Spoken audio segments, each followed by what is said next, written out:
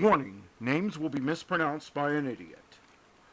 Also, the following programs were originally aired live, long before the advent of high fidelity, and they were duplicated using a variety of means, from direct audio capture onto glass records or wire recorders, to simply placing the microphone of a tape recorder in front of a radio playing the program. I hope, however, that any variance in audio quality will not take away from your pleasure in listening to these, some of the all-time favorite shows. The following program is brought to you in living color on NBC.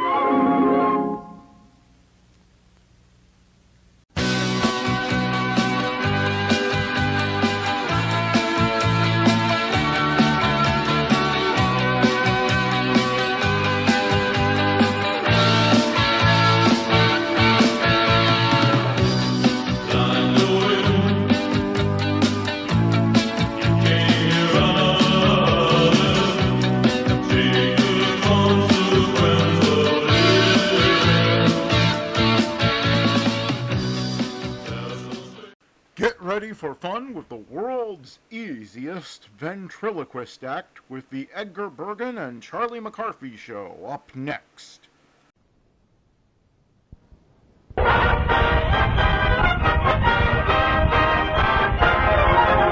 Edgar, Bergen, and Charlie McCarthy. Mortimer's nerd, Ray Noble, his orchestra and chorus, 14-year-old Jane Powell, Ernie Newton, yours truly, Bill Goodwin, and Charlie's very special guest, Orson Welles.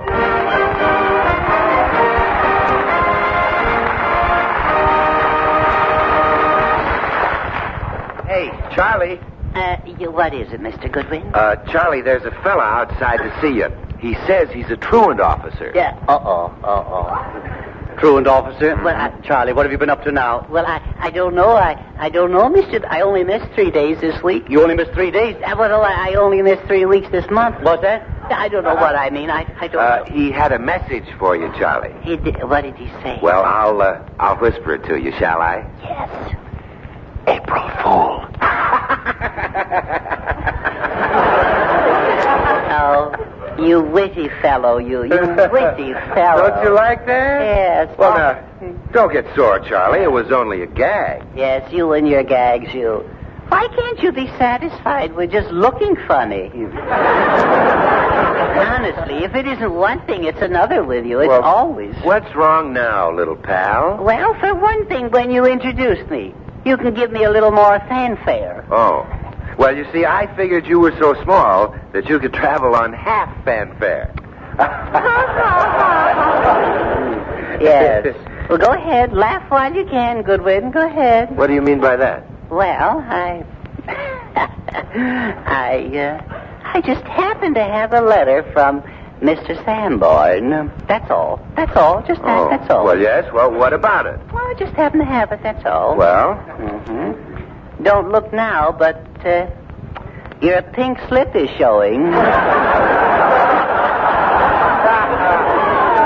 You're on your way out, brother. Oh, yeah. How delightfully ridiculous. I have a great future ahead of me. Have you? Why, I'll be perfect for television. No. Get a load of this profile. Oh, I've seen better profiles on a jellyfish. Well, that may be your opinion, Charlie. My friends tell me I'm too cute for words. Not for the words I know. Now, to get back to Mr. Sanborn's letter. I have some news for you, Charlie. Yes? Sanborn doesn't worry me. It so happens that Mr. Chase and I are just like that. Oh, you and Chase. That's right. Oh, is that so? Mm-hmm. Well, you're drinking out of the wrong saucer, brother. Sanborn is the head man. Oh, he is? Yes, he is. Well, what does he have to say? I suppose they want to make this the Bill Goodwin program. I rather like that, too. I can see it now. Yes. Bill Goodwin presents. Yeah, that's right. Just keep talking, brother. Just keep talking. You're really asking for it now. Charlie, if you have a letter from Mr. Sanborn, I think you ought to read it. Very well, I will. I quote. Mr. Goodwin, I quote. Yes, well, quote. Quote all you like. Yes, it says here, Dear Charlie. See, you notice he calls me Charlie. Yes, yes. friendly, you know. Oh, yes. As I was sitting here waiting for my coffee roaster to warm up, I thought I would dash off a few lines to you. Here I am, always roasting. Sometimes I regret having made such a fine blend. Notice he even gets a plug in there. Yeah. Oh, yes, he knows how to use his bean. Yeah. Oh. Coffee bean, you see. Yeah, no, please, no, enough is enough. I read on. Charles, I sincerely regret not having taken your advice about one Bill Goodmeyer or Goodrich or whatever his name might be. That's you, see, or whatever your name is. I thought his last lecture on coffee was enough to put anyone on a milk diet, see that? And as for his acting, I take this slower. As for his acting, I have only two things to say. P.U. Well, I'm sorry, but I think he's wrong about that, and my fan mail will prove it. Ooh. Only the other day I got a very nice letter from a girl. And what did your sister have to say? Oh, now, I don't see what Sanborn is squawking about. Statistics prove he's wrong. Statistics? Statistics. Yes. Can you say coffee? I can. Yes. The coffee sales are going up, and that must mean something. It does mean something. It means the coffee's so good, nothing you can say will hurt it. Gee, fellas, that doesn't seem like fair treatment. No. I've always tried to be square. And you have been square. You have been square. A square peg in a round hole. Well, gee, when I took this job, I was fired with enthusiasm. Yes, and it looks like you're going to leave the same way. Oh, Charlie. Oh, I love this. my little pal. Yes. You wouldn't call me lazy, would you? After all, I am a go-getter. You are a go-getter? Yes, I'm a go-getter. A go-getter. That's nice. Well, go get another job, that's all. Do you mean that this is it, that I'm fired? Oh, come. Let us say, rather, that you're being transferred out of the organization, sir. But remember, Bill, no matter what happens, I'm with you. I'm going to do what I can for you. Oh, well, thanks, Charlie, and I'll do something for you sometime. Oh, no. I couldn't think of accepting money. I didn't mention money. Well, don't you think you better? Well, I wish you'd help me out a little. Just what is it about me that Mr. Sanborn doesn't like? I shall be very happy to read further. Dear Charlie, you see he calls me Charlie. Yes, we know that. He calls you Charlie. Yes. I covered this. Furthermore, I despise fellows who play practical jokes, especially April Fool jokes, especially a day late. Especially when their name is Goodmeyer or... Just a minute. Just a moment. That's what he said. How could Mr. Sanborn have that in his letter? Well, it's right I here. just pulled the joke a minute ago. Yeah. Well, there's the airmail, you know, it's fast, you know. It is so fast, airmail. It's just, and there you are. That's the way it is. Let me see that letter, Charlie. Oh, no, you don't, Bergen. No. The ink isn't dry yet. Well, now, let me have it. Take your hands off that letter, Bergen. You couldn't read my writing anyway. Oh, you little barker.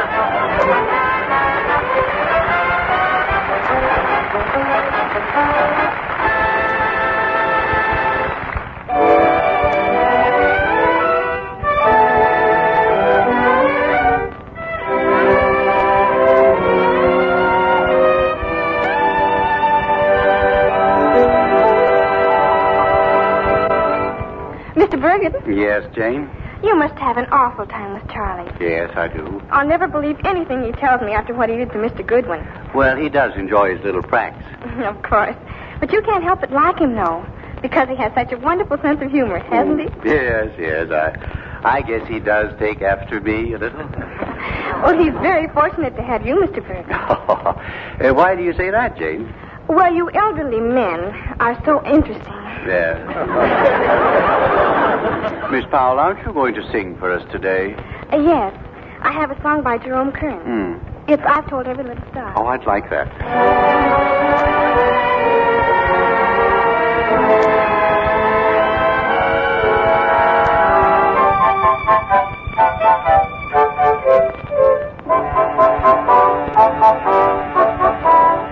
I've told every little star just how sweet I think you are. Why haven't I told you? I've told ripples in the brook, made my heart an open book. Why haven't I told you? Friends ask me, am I in love? Always answer yes. Might as well confess. If I don't say yes, maybe you may know it too. Oh, my darling, if you do, why haven't you told me?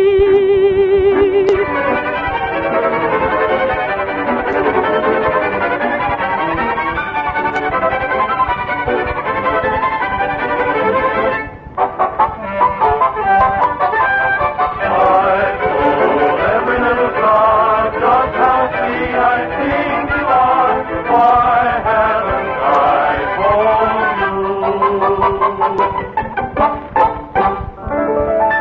Friends ask me, am I in love? I always answer yes. Might as well confess. If I don't say yes, maybe you may know it too. Oh, my darling, if you do, why haven't you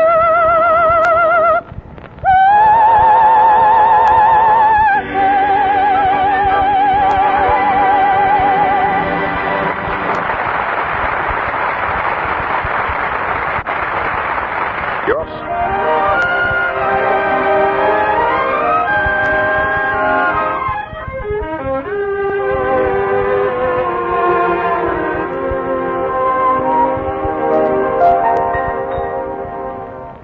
Ladies and gentlemen, this is your obedient servant, Orson Welles.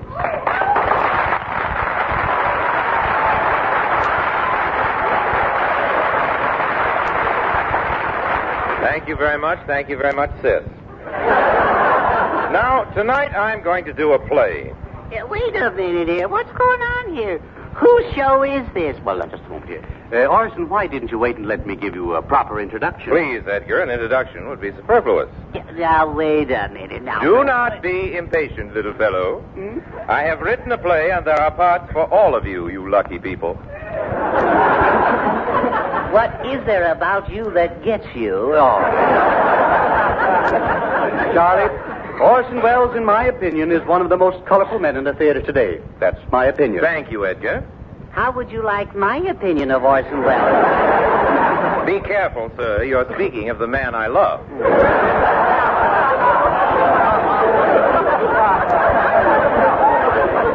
Well, you don't have to laugh all day at it.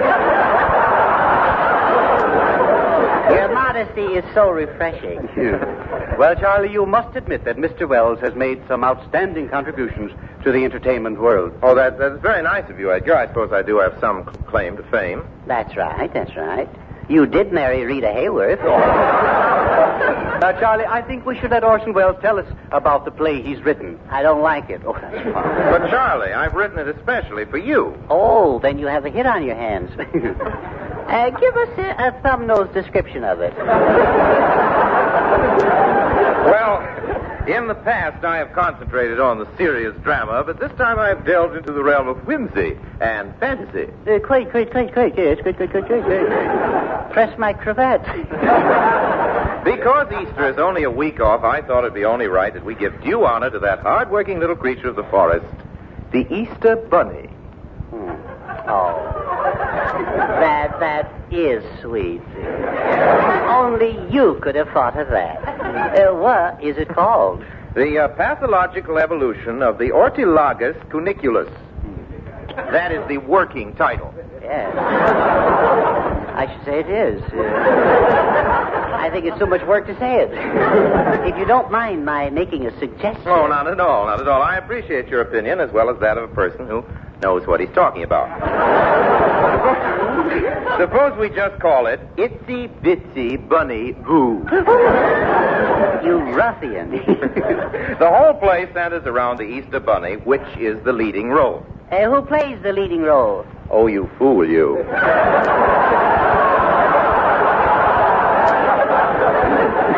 This is not my day. Well, what do I play, if I may ask? You play the part of a very wise old owl to whom all the animals come with their problems. Oh, I get it. Sort of a Mr. Anthony with feathers, huh? Are we ready? Places, everybody. Music. Curtain.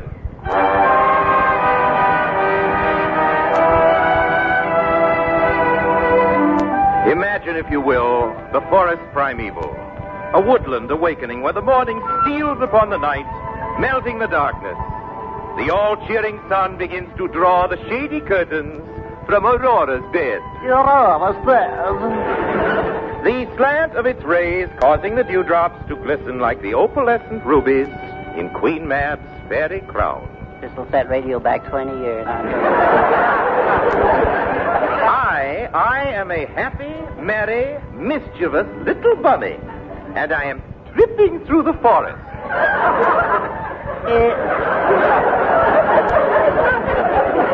What's your name? Hopalong Castor? Quiet, quiet. Here I come. Lippity-lip, lippity-lip, lippity-lip. Ouch. It's a heck of a place to leave a bear trap. Well, it's always this way on opening night. Please go on. Ah, yes. At last I approach the aged oak tree wherein dwells the wise old owl. Who is there? It is I, Orson Bunny. Would you help a poor rabbit in trouble? Certainly. What kind of trouble would you like to get into? Oh, great wise one, have pity on me. You see before you a creature bowed in spirit and saddled with the weight of an unending sorrow. Well, what's eating you, kid? They tell me, old owl, that you are the wise one. You know all. Oh, that is true.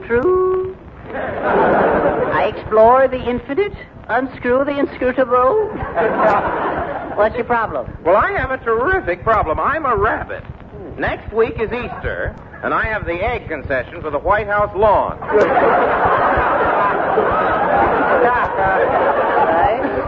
You are very fortunate. But I can't get dyes for my eggs. What are you going to do? Well, I think I'll write a letter to the dyes committee. It says here. I did not write this. It says I wrote the play. I did not write this, though. Bergen cast me the role of the playwright. I knew what he was doing it for. He wanted to blame me for the material. Well, you had it coming, though. Mr. Wells, did you have any help on this play, or did you louse it up yourself? I've been trying to explain to our listeners that if they just tune in on Wednesday nights, they'd hear me in an entirely different kind of material, you know, on Wednesday night. Yes, or any other night for Jason Sanborn coffee. It's always refreshing. Thank you for mentioning that. I'd like to explain that right along here, the play is supposed to get better. Well, why doesn't it? Now, what were we talking about? Oh, yes, that's right. Well, you know, you were an Easter bunny, and you just laid an egg, remember? Yes, I'm back to producing again. Yes. Thank you. What do you say we get back to the play for a change now? Now, I'm a wise old owl, you know? Yeah, frankly, I've seen better owls in drugstores. Oh. I'm sorry, people. Wednesday Friday night's an entirely different line of business. We changed it to Liggett. Frankly, I'll give it to you again. Yes. Frankly, I've seen better owls in drugstores. Well, now, just a moment. I'll have you know that I'm listed among the who's hoot. That could have gone out, too. Yes. Now, back to the play. Yes. Mr. Owl, my big problem is... Now, just a minute. Here comes Sherman the stork.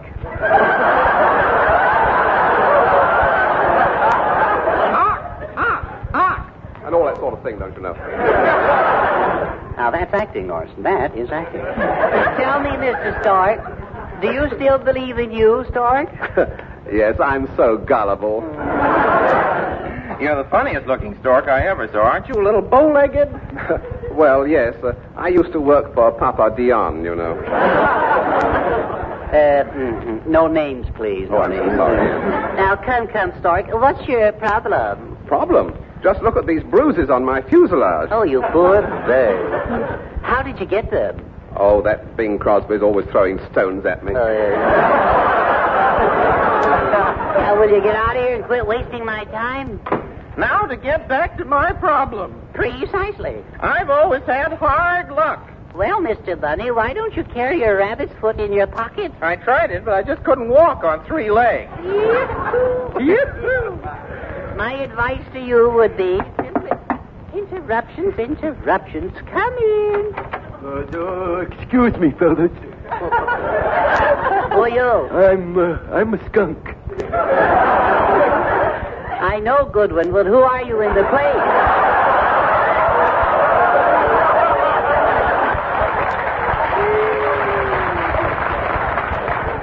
Now, let me play my part, will you, Charlie? No, really, fellas, I'm a skunk. My name is Eureka. You certainly do. What's your trouble? Well, I'll tell you, I don't feel so good. Last night I got stinko. Well, you've got a nasty hangover today. You know, I don't have a friend in the world. Well, if I might suggest, your perfume is a little too obvious. Either that or your brakes are burning. Gee whiz, nobody hardly ever talks to me, and worse than that, I got to move out of my house. Pourquoi? Well, a family of goats moved in next door. What's wrong with that? My goodness, do you think I'd associate with those smelly things? Please, Mr. Owl, Mr. Owl. Popular, isn't he? I see no reason for applause No, there. I don't either, Charlie. We agree for the first time. The this man only afternoon. played a part of a skunk, That's all. right. But he did it well. As you were saying... Yes. Please, Mr. Owl, back in character. You haven't heard my biggest problem. All right, Bunny, what is it? I'm a rabbit, and my landlord hates children. Oh. What is wrong with the patter of little feet? Nothing. But at my house, it's a thundering herd. Oh.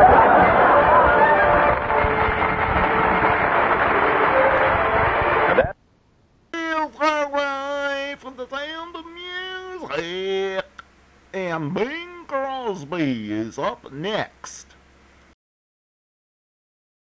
When the blue of the night meets the gold of the day, someone waits for me.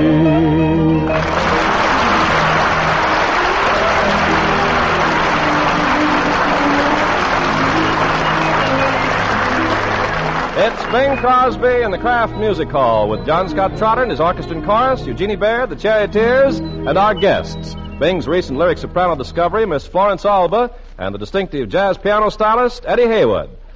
Say, Bing, you got a minute? Yes. Look, now that the tracks are open, you wouldn't happen to, that is, being an equine enthusiast and all that, you wouldn't happen to have a good tip, wouldn't you? You've come to the right boy, Kenneth. Oh, fine. Not too loud now. I have a real good thing for you. This one can't miss, and you can even pass it around. Well, thanks, pal. What is it? War bonds in the 7th, and play it to win. Right on the nose, it'll pay a nice price, too. 4 for 3, and the knowledge that you've helped to make a reality of our dream for a final, solid, and eternal V-Day. Get aboard.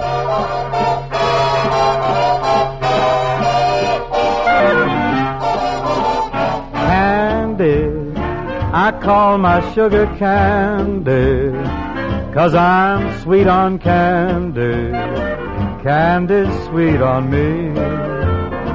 She understands me, my understanding Candy, and Candy's always handy when I need sympathy. I wish that there were 4 of her, so I could love much more of her. She has taken my complete heart, got a sweet tooth for my sweetheart Candy. It's gonna be just dandy the day I take my Candy and make her mine, all mine.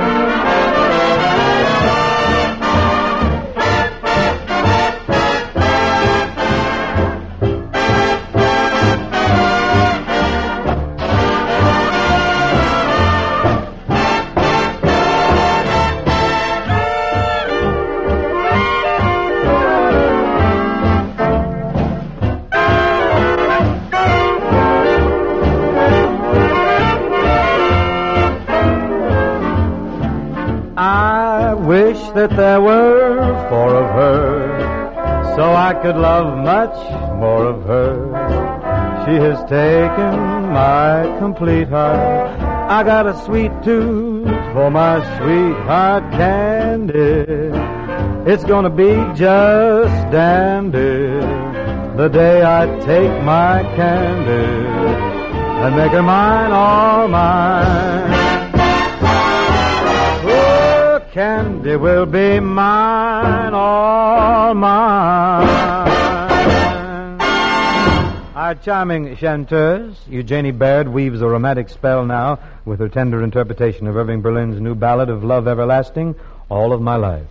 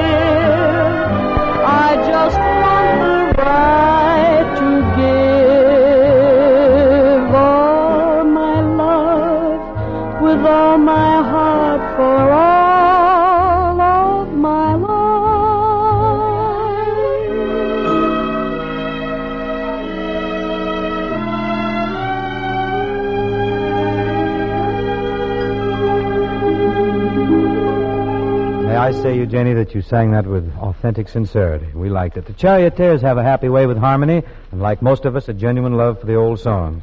I'd like to get with them right about here on one of yesterday's ditties of rare vintage, aged in the moonlight, good old Moonlight Bay.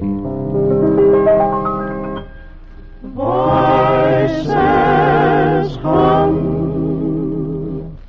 crooning over Moonlight Bay. Banjo strum, tuning while the moonbeams play. All alone, unknown, they find me.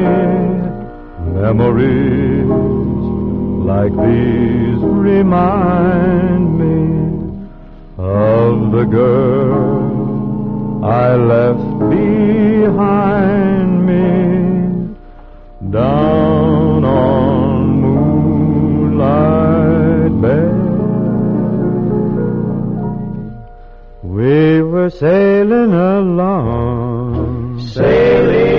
along. On moonlight bay. On moonlight bay. Sailing, we're swinging. You could hear the voices singing.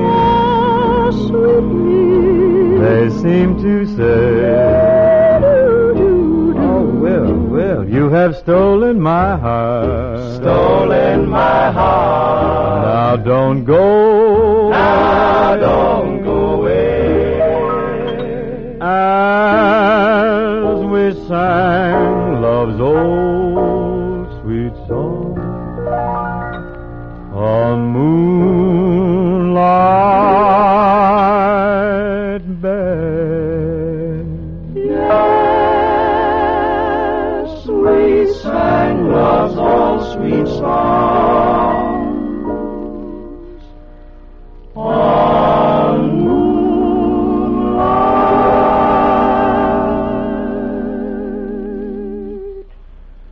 bay.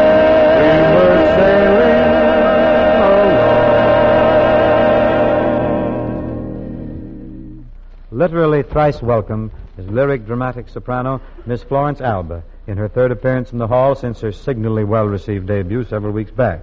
Yea, and verily, welcome, Florence. You're very sweet, Bing, but I'm the one who should be saying how wonderful it is to be appearing in such distinguished company. Looks like this gal will be back again and again, yeah. I'd love it, Bing. You You know will? my tastes range far afield from opera. Is that so? I appreciate really good, romantic, popular songs. Oh, you do? For example? Well, honestly, I find it romantic to listen to my album of Crosby recordings. How young you are. Your popular songs are swell, Bing, but why don't you try to add some operatic aria to your repertoire? Well, like what? Say something from Tristan and Isolde? I think I'd better stick to Mercer and Carmichael there, my boy. Burke and Van Heusen. If you'll sing it, however, I could listen with great relish to Bizet's Ouvre ton cœur.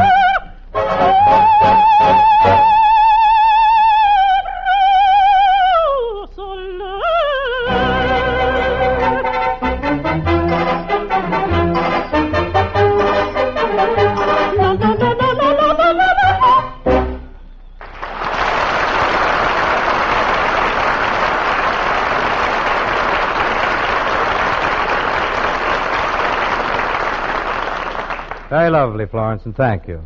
Many thanks. I wonder, Kenneth, if a certain party has come rapping on your lattice lately. If you mean the Raven from the finance company, Bing, I'll have you know it's been a long time since we finished paying for that icebox. I was not referring to your early struggles, Ken. Oh, you weren't? No, Well, I they're meant... very interesting. I'd love to hear about yes, them some. I will. I meant, have you had the pleasure of welcoming a victory volunteer? Oh, you mean one of those men and women who make it so convenient to buy a war bond without even leaving your own fireside? The very. They've done a great job in all previous war loan drives. Certainly have. I expect I'll see one soon. When the time comes, Ken, there's only one way to greet those volunteer salesmen. Well, show me, Pop. I'll be a victory volunteer, and you'll be a freedom-loving bond buyer. Oh, whatever happened to Red? We're off. How do you do, sir? I live just across the street here, and I have some very choice war bonds Well, here. come right in. Sit right down. Have a chair. Have 2 chairs. Have a cigarette. What am I saying? Don't move till I sign on the ever-loving dotted. War bonds are the item none of us can afford to pass Well, up. exactly. Say, you're what I call a real neighbor. Thanks. And the next time you come back to sell me those victory bonds, how's for returning that pre-Pearl Harbor lawnmower of mine? Well, all kidding aside, Bing, those volunteers should be more welcome than a man with a load of nylons. Check. And between now and June 1st, they'll try to get around to every home in America. Let's make it easy for them, and let's make the 7th War Loan Drive another determined march toward the final day of final victory.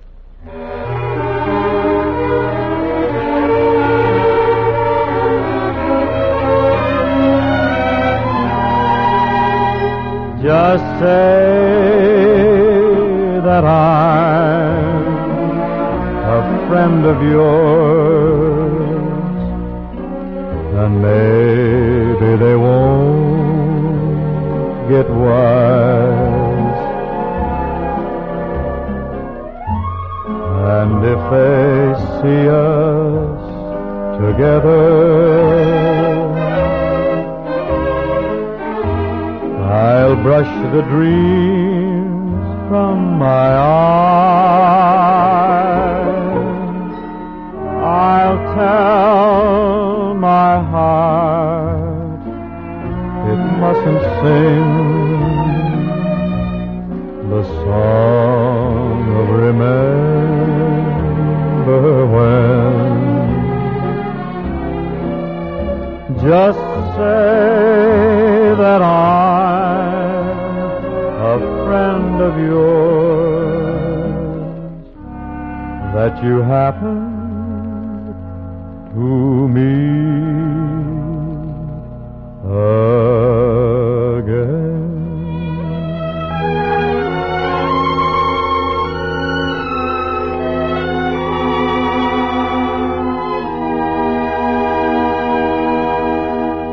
"23-year-old Eddie Haywood's artistry at the 88 swiftly and understandably made his name something to conjure with in the realm of le jazz-op.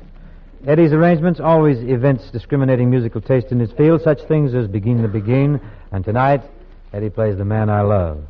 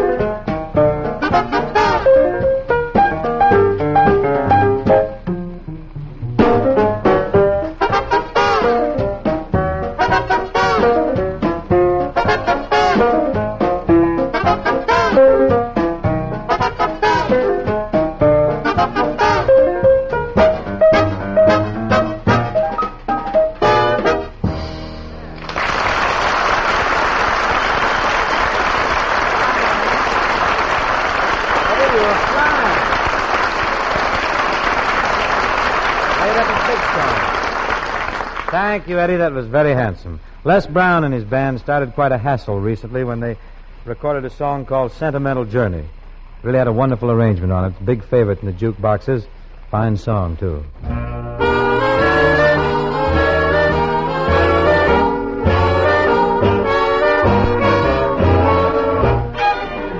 Gonna take this sentimental journey. Gonna set my heart at ease. Gonna make a sentimental journey to renew old memories. Got my bag, got my reservation. Spent each dime I could afford. Like a child in wild anticipation, I long to hear that all aboard. 7, that's the time we leave at 7. I'll be waiting up for heaven, counting every mile of railroad track that's taking me back. I never thought my heart could be so yearning. Why did I decide to roam? Gonna take this sentimental journey home.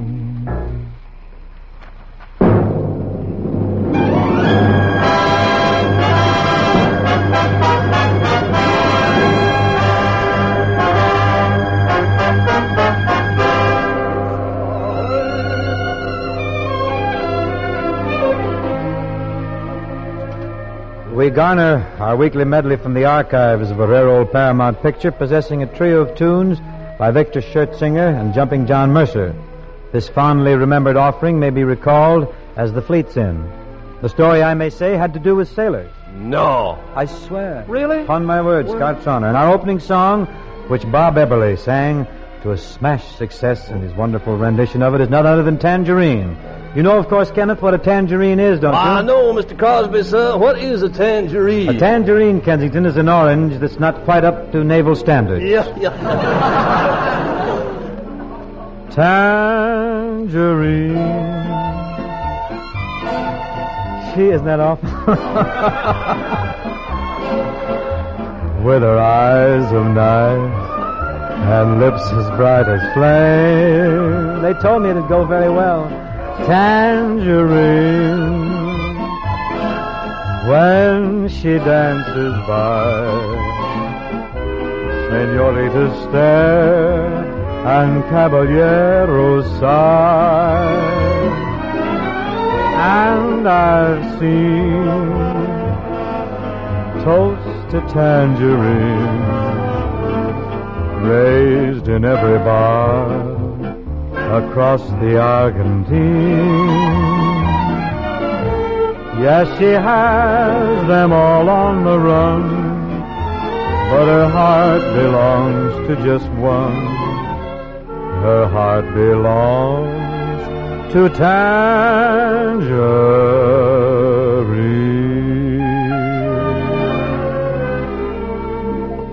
Not up to naval standards.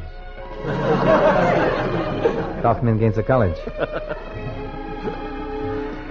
Among the many charms of the Fleet's Inn, Ken, not the least was Dottie L'Amour, who portrayed a hostess in one of those dime-a-dance places. Oh, you mean one of those places where you grab the gal and the band goes da-da-da-da-da-da-da, boom, ticket. Oh, that was one of the longer dances. Oh, yeah. Arthur Murray taught me dancing in a hurry. I had a week to spare. He showed me the groundwork, the walk around work, and told me to take it from there. Arthur Murray then advised me not to worry. I had a natural bent. He wasn't mistaken. The falls that I've taken have bent me to quite an extent. The people around me can all sing a 1 and a 2 and a 3. But any resemblance to waltzing is Just coincidental with me, Arthur Murray taught me dancing in a hurry.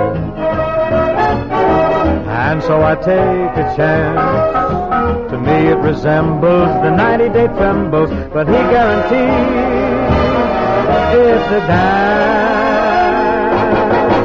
Hope Helen O'Connell will forgive me.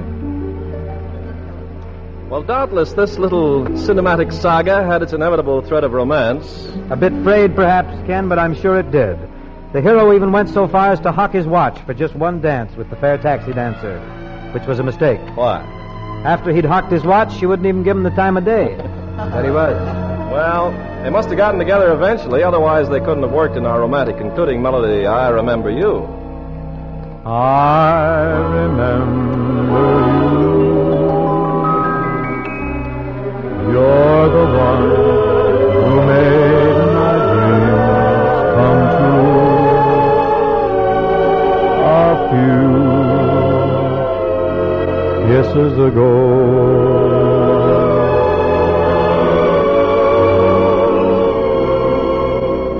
I remember you. You're the one who said I love you too. I do. Didn't you know?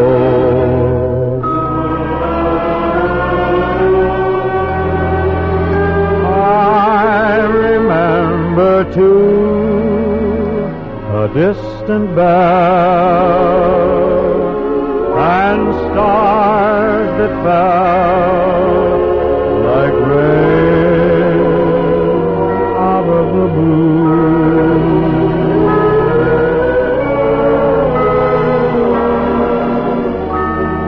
When my life is through and the angels ask me to recall the thrill of them all, then I shall tell them I remember.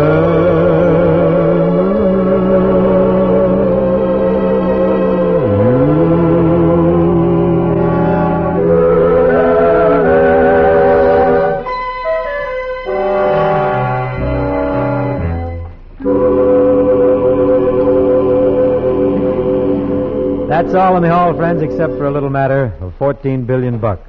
That's quite a bundle, but it's the amount we've got to amass to touch home on the 7th War Loan. Us individual bond buyers alone are going to be expected to absorb 7 of those $14 billion. $7 billion from you, me, and the guy next door. Sounds like a lot of heavy hay, but victory, complete victory, comes pretty steep. And since January 1st of this year, Americans have stashed away $14 billion in new savings. The highest cost of the war will always be in the lives being given right now on Okinawa and on other fighting fronts. Yet we at home are not even asked to give our money. We lend it for bonds at a mighty good interest, too. Seems impossible to think how we can conceivably buy enough bonds when the dollars we lend today save the lives of America's fighting sons tomorrow. We're building new ships vital in moving our forces from Europe to the Pacific Theater. We're building bombers to dwarf the B-29s. We've got to keep giving our troops the indispensable tools of triumph. More jeeps, more trucks, more rockets, mortars, bazookas, all the incredibly costly equipment to match their priceless courage, and the invaluable medical equipment to save their priceless lives. Every cent we've got over our rock-bottom expenses can and should go toward winning the war. That's the real way to safeguard the post-war world of peace we all dream of sharing. So let's keep giving now and bring into being the day of ultimate thanksgiving. Not just VJ Day, but V-Day, universally and forever. Good night for now.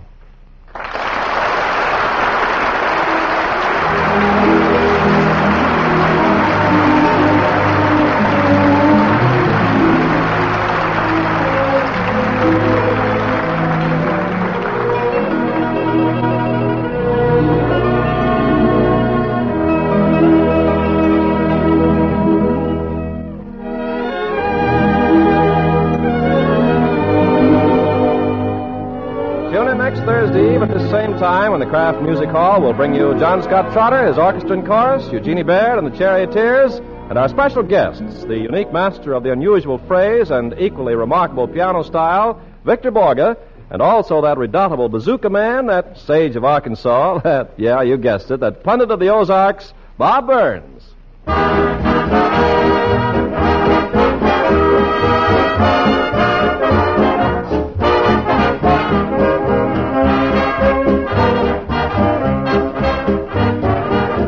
Have you tried Pabst-ett?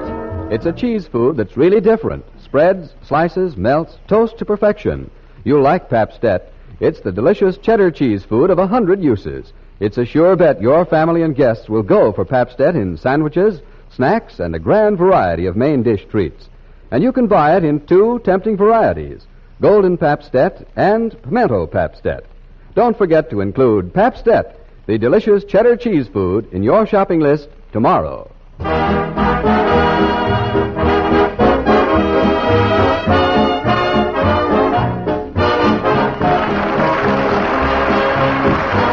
This is the National Broadcasting Company.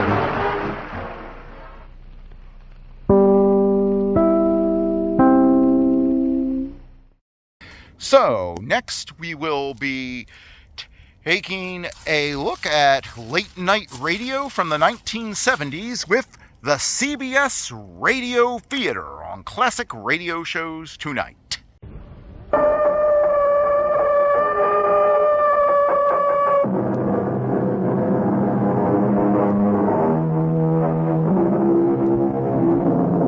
Come in. Welcome. I'm E.G. Marshall. A triptych is defined in Webster's Unabridged Dictionary as a picture or carving in 3 parts, side by side, especially an altarpiece consisting of a central panel and 2 flanking panels that fold over it. Thus, by definition, it represents a sacred figure, and usually 3 aspects of that figure.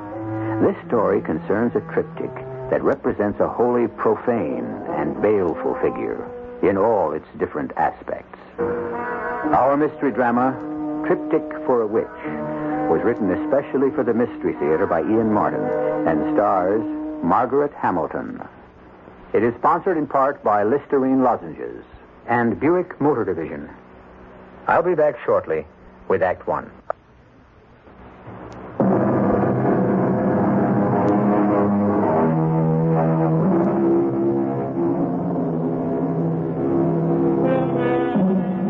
In many cultures, the aged had a function and were treated with reverence and respect. Less and less this is true of the Occidental cultures. I enter no discussion of whether this is right or wrong. Frequently, the elderly would prefer to be left alone to pursue their own destinies.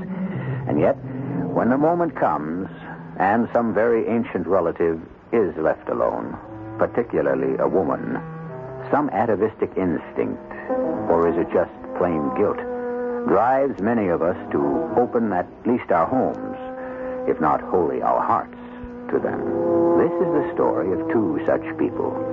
But may heaven protect you from the strange and awful experience they unwittingly laid themselves open to.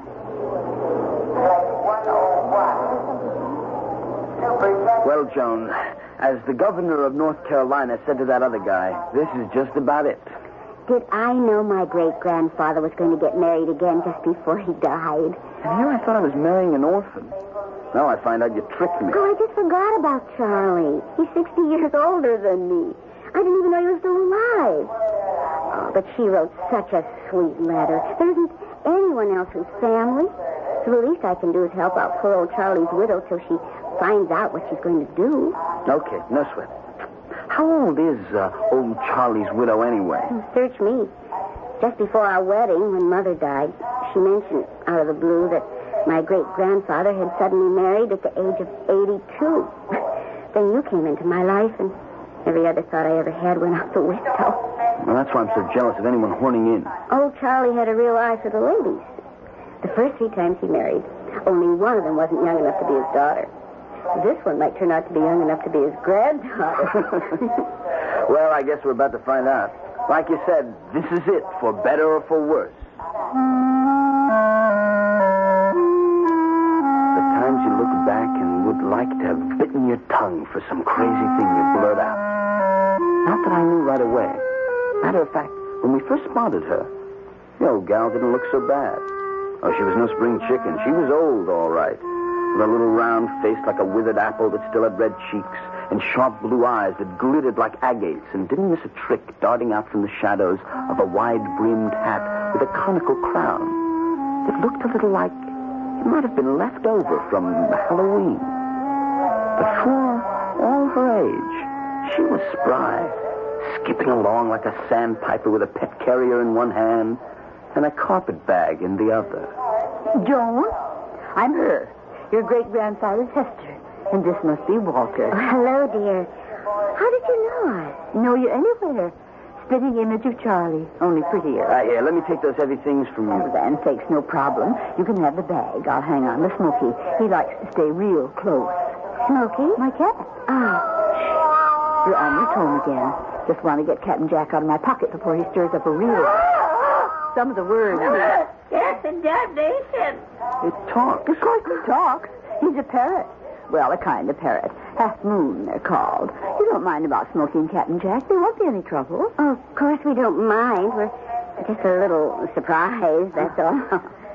Doesn't that bird need a cage? Can't abide them. He sits on my shoulder. Or a perch I have for him in the carpet bag. He won't fly away. Can't. Flight feathers are clipped. Not that he would anyways. You mean you brought that bird all the way from Minnesota in your coat pocket? Of course. He sleeps there. Oh, I take him out when we change planes. He was complaining. He doesn't really like to fly. Oh, that's a switch. Well, shall we get this show on the road? It's all kind of comical to begin with. I mean, here I was, 23, a rookie cop, just off probation after a hitch in the Navy, and already I was married, had a kid. And now I just inherited an aged great-grandmother, plus a cat and a talking parrot. Who needs it? I started off easy, play it cool, just like Joan and me agreed. No ties, except for getting married. But outside of that, just hang loose, enjoy being young, keep all the options open. And before you know it, we're trapped. Where are we? Will you climb off the ceiling, honey? What do you want of me? It's crazy. The whole thing is crazy. Oh, wow. Aunt Hester, a cat that bites, and I'm not giving you any line, but I think that half-baked parrot is on something. You know, that's funny. You know, you really object to her being here, don't you? Oh, what about our vacation on the Cape? Oh, we're going to have to lug her there? Not on a bet. It's just us alone. Thanks to your sister Rosie, who's going to take our child and heir off our hands for 2 weeks. You see? Relatives can be of some use. In time of dire distress. Well, if anything happened to Rosie, Aunt Hester could probably... Well, we decided that was the best name for her. Everything else was sort of clumsy. Anyway, as I was saying, Aunt Hester could always fill in as babysitter. Now, I wouldn't leave Kip alone here in the apartment with an old witch like that. Don't call her a witch. She's a sweet old lady. Oh, you have something special against Aunt Hester? Oh, no, baby. Oh, what could I have against... Well, like you said, a nice, sweet old lady. But for once, and I guess the first time, I wasn't telling the wife I loved the truth. On the surface, everything was nice about Aunt Hester, even that spiteful cat and the cockamamie bird. But the vibes were wrong somewhere. Maybe it's the reason I became a cop. I got this special thing about people.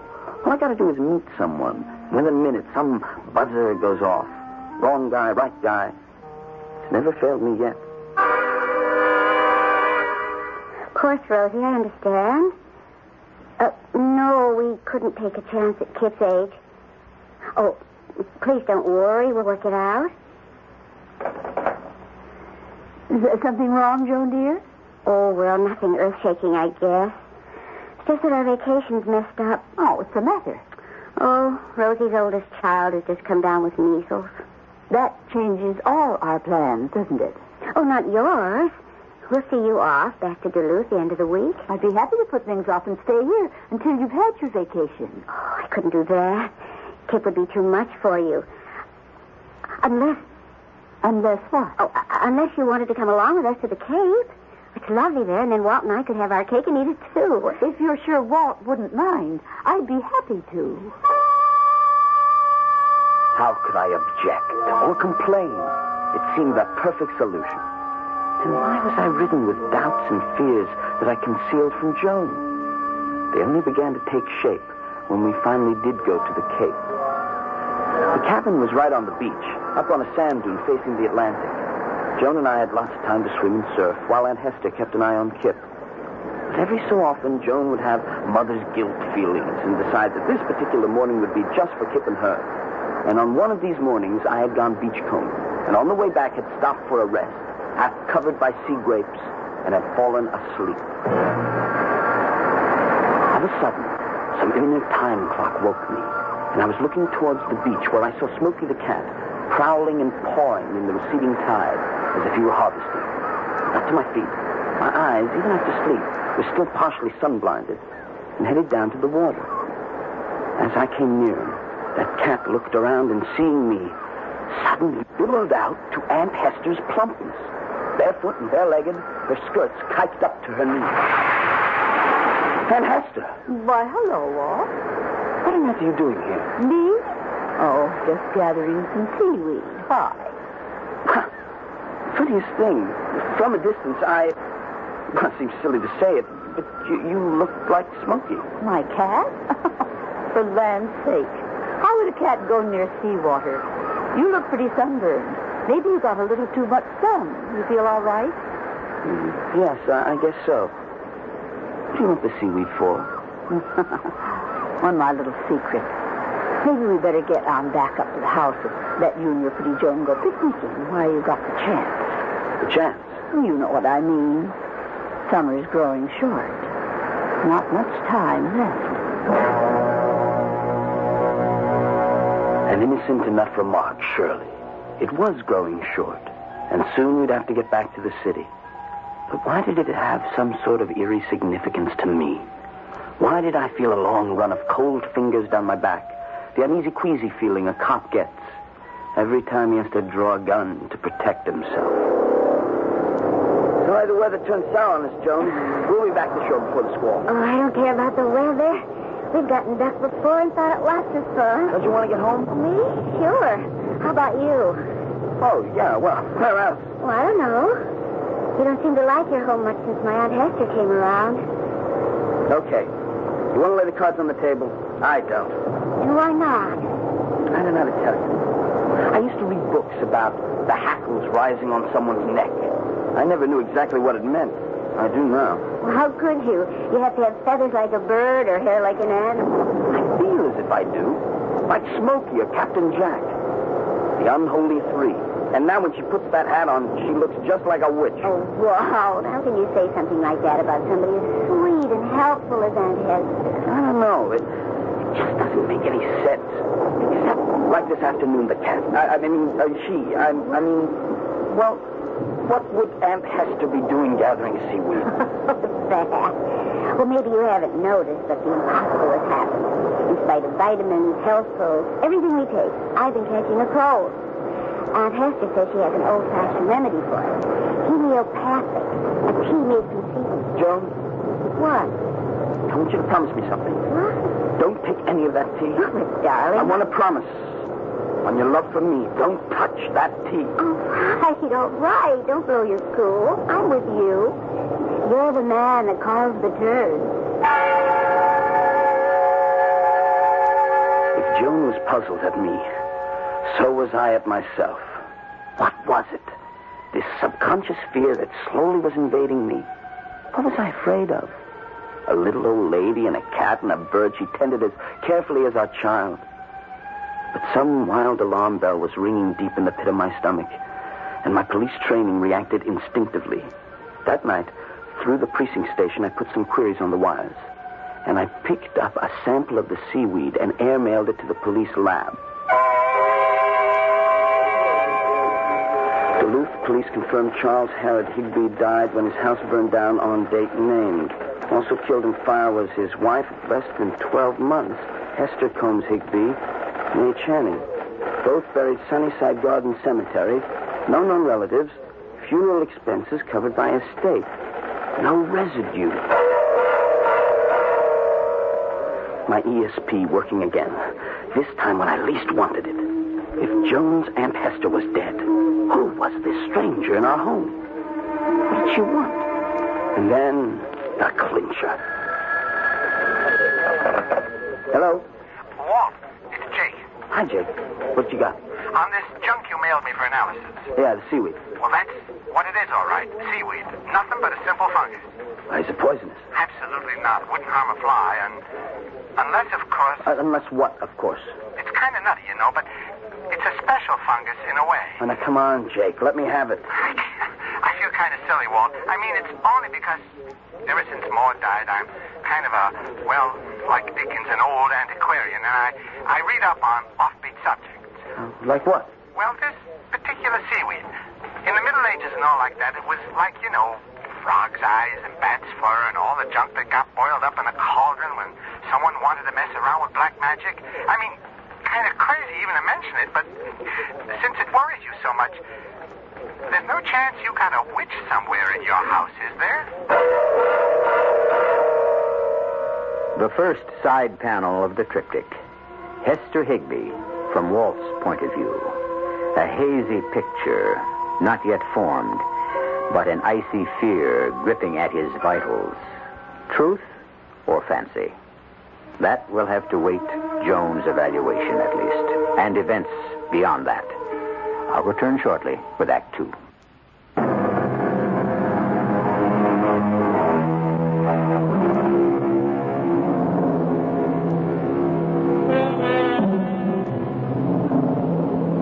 Of course, nobody believes in witches anymore. And yet, it's a little like superstitions. Nobody believes in them. And yet, do many of us like to have a black cat cross our path? If you're like most people, do you try to avoid walking under a ladder, except for sheer bravado? On the other hand, there are people who are so healthy in mind and body, so open-hearted and so generous, and who, without being Pollyanna, do look by habit on the best side of everything. People like Joan Madden. I should have known not to give in to my old-fashioned sentimentality. Ever since I could walk, I've been a sucker for every stray dog and lost kitten. It wasn't fair to Walt. I knew he didn't want to take on any extra burdens. And it was stupid not to remember that he was just really only getting his nerves back in shape after that freaked-out war he got stuck in. But Great-Grandpa's letter was so sweet and so sad, I just didn't have the heart to refuse his dying request. So I had to tell Aunt Hester to come and stay with us. I just never figured that Walt would get hurt. Just give me a straight answer, Joan. Have you laid off that seaweed gunk she's been trying to feed you? Of course I have. Yeah. Well, anyway, I don't eat anything without researching it first. You know, you talk as though she might try to poison me. I don't know what she's up to. Well, why should she be up to anything? Because she isn't who she's supposed to be. We don't know that. Joan, Bill Cox got on the telex to the Duluth Police Department and sent me a copy of the teletype he got in reply. Your great-grandfather's wife got incinerated with him when his house burned down. No, she didn't. Joan, let's not kid around. I got this through police channels. Well, so even the police can make a mistake, just like you. What's that supposed to mean? Well, I mean you haven't given Aunt Hester a chance to tell her side of the story. Okay. Let's do that little thing right now.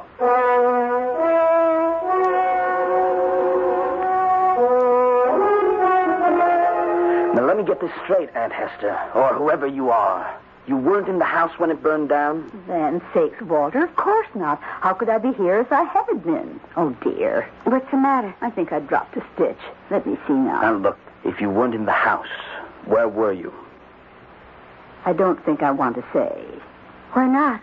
It's sort of important. I suppose it could be made to be. Dear me. He was such a good man and kind, but weak and terribly careless.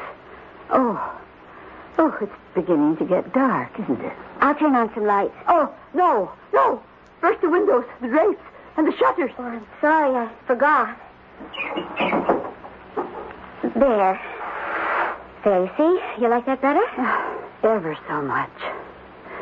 The night must always be shut out, especially here. You can put the lights on now if you want. I'm still waiting for an answer. From me? Oh, yes. About the house burning down. Oh, dear. I hoped I wouldn't have to go into this, but now, Walter, don't look so grim.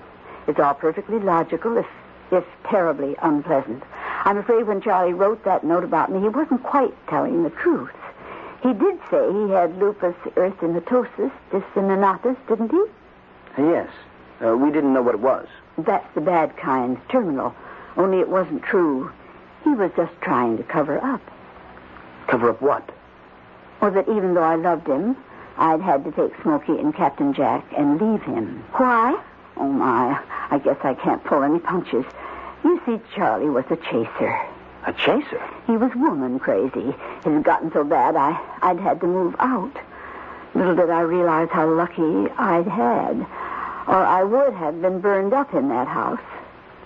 Are you trying to tell me that a man of 82 was still, was still messing around with other women? You better believe it, son. And he had another woman with him when the house burned down? I'm sorry to blacken his name for you, Joni, but that's about the size of it. Oh, the times I used to warn him about smoking those cigars in bed. Wait a minute. You don't actually expect me to believe all this stuff. Why not, when it's the truth? Because it doesn't hold water. I mean, what about this other woman? She must have friends or relatives or something. You can't just leave them wondering what's happened to her. Well, what good would it do them to know that she'd been burned to a crisp? Besides, Darlene was a drifter and a deadbeat. She was also a professional. Nobody will miss her. Well, but Aunt Hester, what about the estate and Well, there wasn't any estate. What money we had was mine. Yes, but the house, the insurance... I didn't own it. Charlie had no insurance. Yes, but you've thrown away your identity. You can't even get Social Security or I anything. won't be needing any of it. You see, I'm the one who hasn't much longer to live. The pains have begun already. I'll be all right, though. The doctor said it would be quick. If you'll just keep a roof over my head till the dark angel comes to fold me in his wings. Poor. His face was a study. I felt almost as sorry for him as I did for poor Aunt Hester. But I managed to get him out of the room and out of the house for a long walk on the beach. Just as well. Because we had what amounted to our first quarrel. And the way he carried on really scared me. And I'm telling you, she's a fake. Oh. She's lying through her teeth, and I want her out of this house. Darling, please calm down. I can't just throw my poor old aunt who's sick. Don't you listen to what I'm trying to tell you. She's not your poor old aunt. All right, dear, all right. Don't get yourself so upset. And even if she isn't, she's a sweet old lady with nowhere to go. I know where she can go as far as I'm concerned. And as far as I'm concerned, it's right where she belongs, the old witch. What a silly. There's no such thing as a witch. Yes, there is. I'm going to tell you something about that sweet old lady of yours. I think she burned the house down. Wrong. And by me, the only reason she took a plane here was to make things look good. She could just as easily have made it on a broomstick. Darling, please. Now, look, I want you to try and relax. It's just like it was after you came back from overseas. Maybe we ought to call Dr. Paul Damon. I don't need Dr. Damon. All I need is the evidence of mine own eyes and ears and my police instincts. What do you mean, evidence of your eyes and ears? I told you. Right down about there, on those rocks, that's where I saw the cat pawing about in the water. And then all of a sudden, the cat changed into Aunt Hester. Walt, you've been asleep. That was just a hallucination. I don't hallucinate. Well, not anymore, anyways. And it isn't only that, but she talks to that bird, Captain Jack, all the time. And sometimes there's a third voice, like the cat. And he talks back. I hear them. Don't you? No. So now you think I'm hearing things, too? Oh, darling, Captain Jack says a few little words. But how could a cat talk? Because they're not just a cat and a bird. Any more than she's your Aunt Hester or even human. I tell you, she's a witch. And the other two are her familiars. Her what? I went to the library and read up on it. There were two kinds of minor spirits that witches had, or have, called familiars. One was a divining familiar, and the other was a domestic one. Well, honey, look at me. Now, you can't honestly believe all this bilge. Suppose I do. Then I think you're sick, and you ought to see a doctor. Listen, I just want that woman out of the house and out of our lives. Don't ask me to do that to the poor old thing. Look, what could she want from me? How could she hurt me? I don't know. You can see from the way she treats Kip how harmless and well-meaning she is. Kip? Oh, good Lord. Maybe that's what she's after. The baby, and we left her alone with him. Oh, you lights are scared me to death. The two of you, running like that and bursting into the house. I thought you'd wake up poor little Kip. Look at him, having a little afternoon nap with Smokey in his arms and Captain Jack perched on the edge of the crib, keeping... 4 bells and all's clear. Oh, dear. When the sun goes down, my old bones have an ache. And I look at you, Joan, darling, and think to myself, what a wonderful thing it is to have a young, healthy body at one's command. How much you make me long to be just as you are now.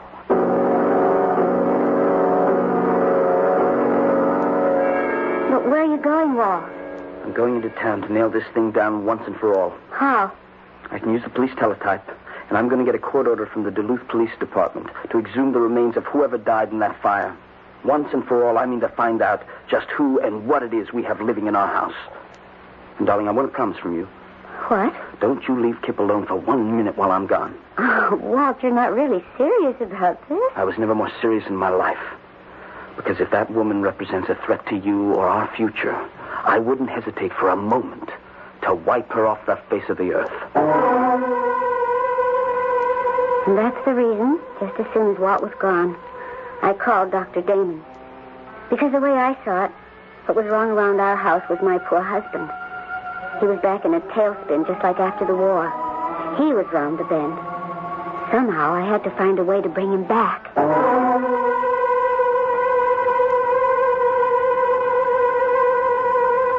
The second panel of the triptych. Is Joan right? Has she reason to be worried about Walt? Or is she perhaps worrying about the wrong person, shutting her eyes to the real danger? Is Aunt Hester what she seems to Joan, or what Walt is convinced she is? And if, wild as it seems, she were a witch, what is it she's after? I'll return shortly with Act 3.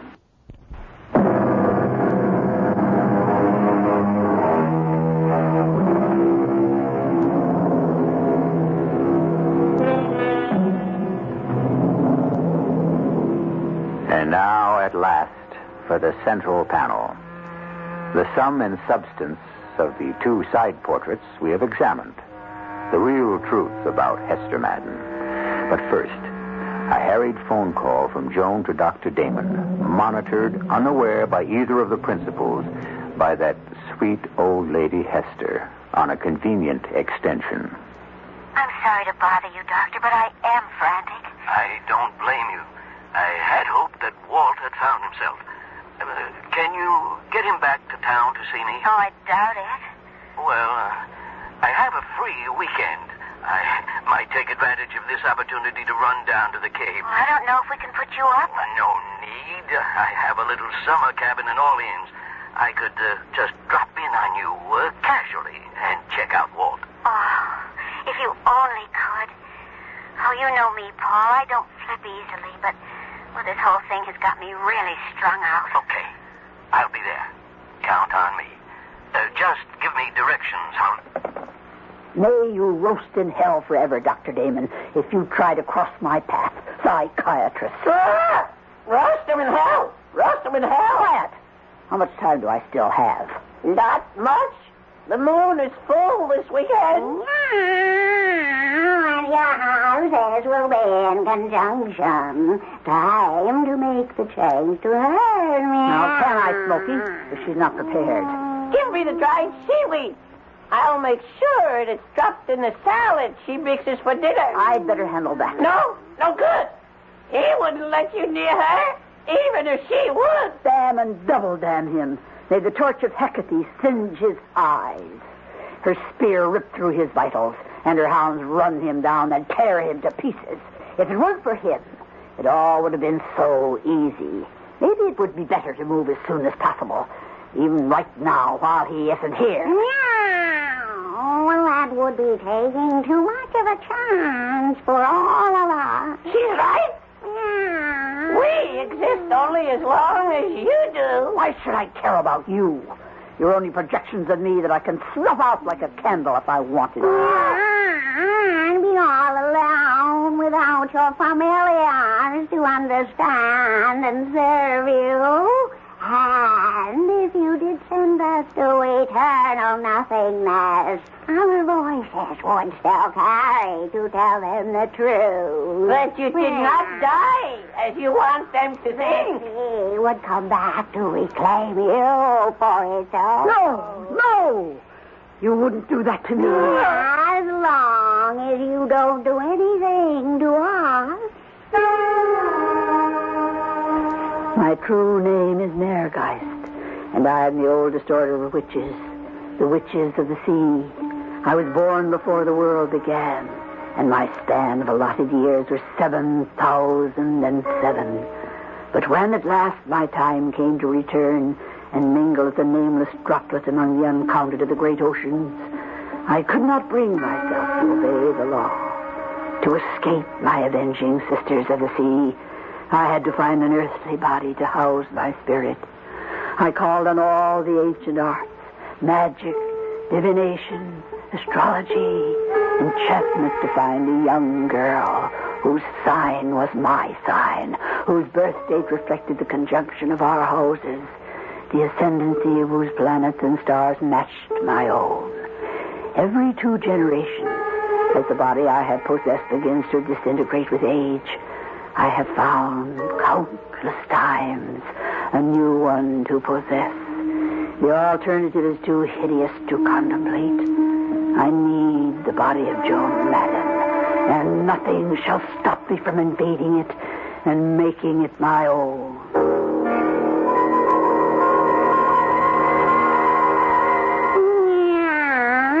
And nothing shall stop you, mere guy. Don't call me by that name. Forgive me, Esther. How can I afford to wait? Divine me now, Alebka. What is the man Walter Madden doing? He is arranging for an order to exhume the bodies, to examine the one of the woman who died in the fire. You don't want me to see any further? As far as you can. The skull was not destroyed. They will find where you struck her and killed her. And by the teeth, they will know her as someone other than you. They will look further and find the fire was set by someone, and they will start to look for you. I knew it. Margaret, what is the girl doing now? I'm guarding her child because her husband told her to. He is most afraid you mean the boy harm him. Does she still trust me? She is not even thinking of you. She worries about her husband, that he is losing control of his mind as he did once before. She does not think that I am a witch. She doesn't believe such things exist. So much the better. Let us do everything to make her think he has gone mad.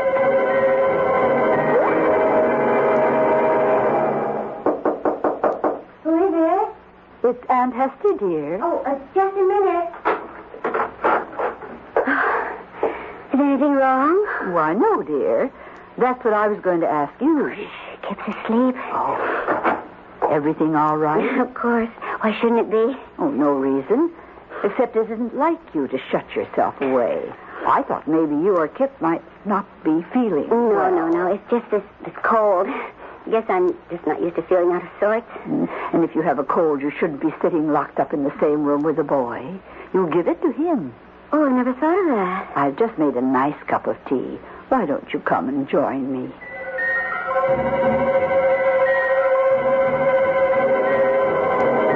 Following her downstairs, I could feel the saliva thicken in my mouth with envy. I was never more conscious of arthritic joints. the sagging flesh, the muscles that barely had vitality enough to respond to the message of the brain. There in front of me was that shining hair with a natural curl, the lithe muscles rippling just under the skin, the easy, jaunty step that had no fear of the treachery of steps to the old and feeble. Just as we reached the bottom of the stairs, the front door was thrown open hurriedly, and Walt came in. Joan, you all right? Of course. Aunt Hester and I are just about to have a cup of tea. Will you join us? Where's Kip? I left him upstairs. He's asleep. Maybe since it won't be too long till dinner, you'd rather have a drink, huh? No, I want to talk to you. Why don't you let me attend to dinner, dear? Why don't you just go in the back, Aunt Hester, and stay in your room? Walt. Just let me handle things. Of course. I'll go right now. I wouldn't want to be in the way. All right, Smokey, you'll get your dinner. But we're all going to have to wait. Walter just isn't feeling himself tonight. Put him in Section 8. Put him in Section 8. What was he saying? What's Section 8? Service lingo for the nut house, the loony bin. You still think I'm a candidate? Walt, don't talk like that. Now, just leave me alone. By this weekend, we should know the truth about who that woman is. If she is your sweet old great-grandmother, I'll apologize. But if she's what I think she is, if she means any harm to you or Kip, so help me, I'll murder her.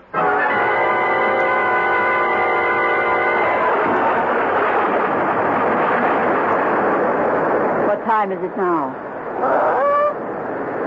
8 bells, midnight, and high tide. Then we must act before then. How to get Joan alone. How to subdue her so I can have the power to take possession. Someone's at the door. Wait. Walter is answering, and Joan is in the kitchen alone. This may be our chance. Shh. I want to hear what they're saying. Walt Damon, what are you doing? Well, come in. Come out of that terrible weather. Come in the living room. Joan's in the kitchen. She'll be right out. What brings you here? Did Joan send for you? Never mind that now, huh? All right, come on. Don't try to sidestep. I suppose she thinks I'm blacking out again. If you'd shut up for a moment. No matter what brought me here, the weather is all that matters now. I've been listening to the radio driving up. Blackwater Dunes here is headed for the highest tide in history. There's more danger to you and your family from the elements outside than any foreign element you fear may be loose inside. Shh, watch it. Let me close the door before we talk any further. They're in the living room. And your place in the kitchen. It's now or never. Come. Yes, Aunt Hester. What is it? Why are you looking at me like that? In the name of the bornless one that discreate the night and the day. In the name of Iabash. In the name of Ptah and Kem, I abjure thee not to move. Oh, my God, protect me. What was right? Edgar!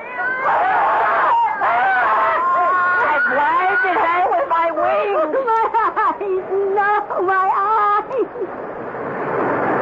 I cut her feet away until she fell, mere guys. Now, while she is stunned and helpless, make her yours. Children, the sea is coming for me! What's going on here? Aunt Hester, what are you doing? Grab her, quickly. Don't let her lips touch Joan's. Leave her alone. Don't touch my wife. Lord, what is it? Aunt Hester just came up out of my hand. Look. That fella. 6 of her. Let's skip and run before the sea swamps us all.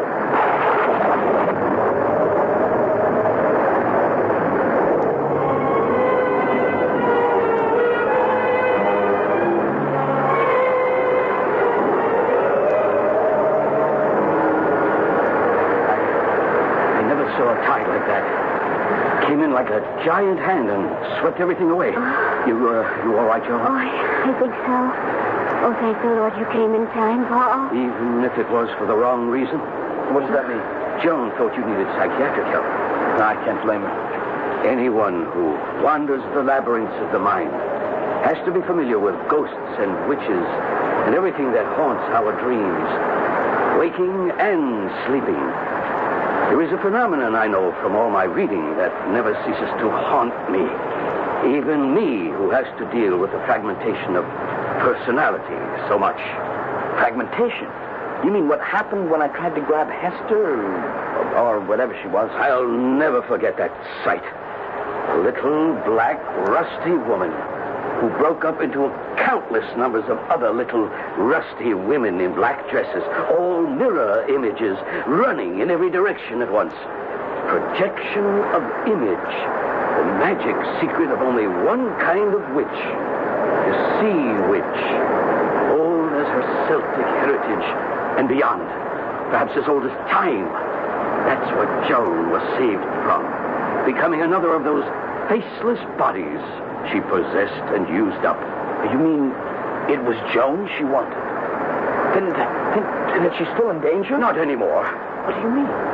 Look at where your house used to stand. Wiped out by a cataclysmic tide that reached from the sea like a monstrous god hand. You and Joan are safe now. The sea has reclaimed its own. It was the great German poet Goethe who wrote of a mystic goddess who came from the sea, Meergeist, which means simply sea ghost. The sea ebbs and surges, timeless and inexorable. But what it sucks away in the undertow does not always return with a succeeding wave. Eventually, it swallows up what it wills. And no hand, natural or supernatural, can stay it. In the end, the sea always wins. I'll be back shortly.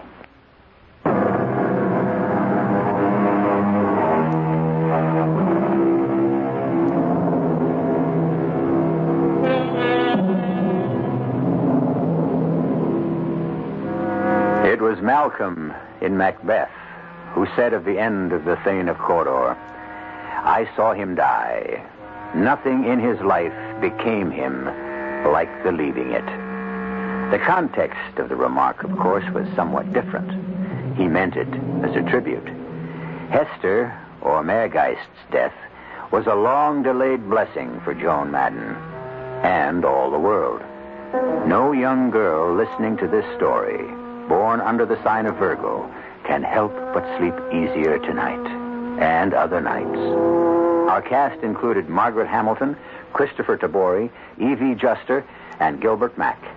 The entire production was under the direction of Hyman Brown. Watch your steps carefully as you are about to step into the Twilight Zone on classic radio shows tonight.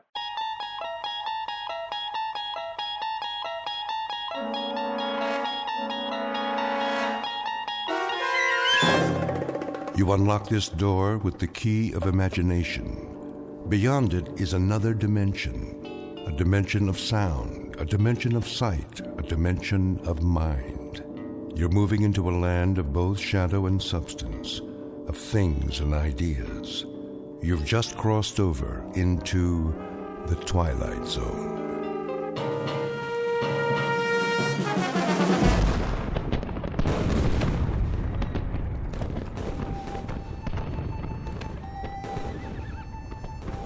The date is Tuesday, September 11th, 1864. We are encamped outside Atlanta, and the destruction goes on. I know not what history will make of this conflagration, but I have witnessed it at close range. I feel it my duty to set down these observations before the prism of time colors them in a different light. As to the present battle, then my words may seem harsh, but I assure you, this is how it was. We charged the enemy's works and carried them with the bayonet. The earth ran red. The air was filled with the screams of the wounded and dying. But we were many, and they were few. And so we triumphed. Nonetheless, and despite urgings to the contrary, the battle raged on. The city was ours. There was no need to destroy save that which could be of use in the fight against us, but Sherman was drunk with victory. He himself started the fires, the flames which annihilated that great citadel of grace and beauty. one of us should have sent a ball into Sherman's brain. It would have been so easy. But somehow we couldn't, and that devil knew it. He knew it, and he mocked us for our cowardice. The good die young, I've heard him remark. If you're evil enough, you'll live forever. And with that, the entry from Major Skelton's diary ends. So it was that the Union soldiers burned Atlanta. Questions? Professor Jameson? Yes. The books I've read don't describe the Battle of Atlanta that way. Oh, I know. Confusing, isn't it? But as someone once said, history is bunk. Who was it now? I should know that. Henry Ford. Yes, of course. That's it. Mr. Ford. Thank you, Professor Kittredge. Helps when a Nobel Prize winner sits in on your class. You should drop by more often, Sam. You seem to do quite well without me. I could always use a good teaching assistant. So, to sum up today's lecture, the Union soldiers did indeed burn Atlanta for no good reason after the battle was won. You may have seen a more pictorial version in the motion picture Gone with the Wind, but I assure you, the conquering troops took no pleasure in their work. They were forced to it by a man they hated more than they could ever hate the rebels. An ugly, sullen, appallingly brutal general named William Tecumseh Sherman. The history books have glorified this monster, attributing to him qualities of courage and integrity. Trust me, he had no such qualities. He was just a small, evil man with tiny red eyes and a dirty beard and a way of talking that made you quietly want to slit his throat. What a great lecture. I really like this class. Professor Jameson makes it so real. I forgot to take notes. Oh, you can borrow mine. When's the test? I don't know. I think it's next Tuesday.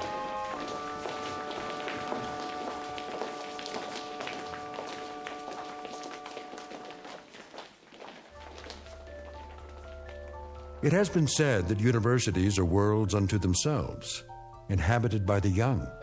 These are the inhabitants of Collins University, a very small world indeed, young people hungering for knowledge, which can be imparted only by age. You have just met Walter Jameson, for 12 years the college's most popular and respected history professor. Students crowd his lecture hall and listen in fascination as he brings the dead past to life for them. It doesn't seem to matter what period of history he's discussing. He makes that period as real as this morning's headlines. Some explain this ability simply as the mark of a consummate actor. However, there are those who don't agree, like Professor Samuel Kittredge, Nobel Prize winner in chemistry, who has another, more disturbing theory about Walter Jameson, and that theory is about to be put to the test. Very soon we will find out whether our star professor received his degree from a major university or from the Twilight Zone.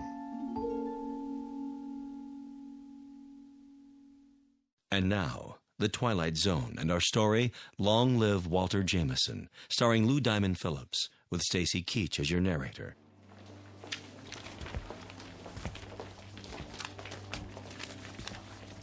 Very vivid, Walter.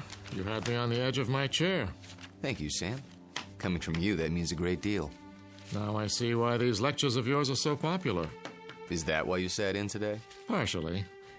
Tell me something, if you have a moment. Certainly. Who was this Major Skelton? Oh, no one important. Just a lawyer who happened to enlist. And you acquired his diary? Yeah, lucky break. As I recall, an auction of Civil War memorabilia a few years back. What regiment? 123rd Illinois Infantry. Remarkable. American history is a hobby of mine, but I must say I've never heard of him. His diary's never been published. A fascinating document. May I see it? Surely.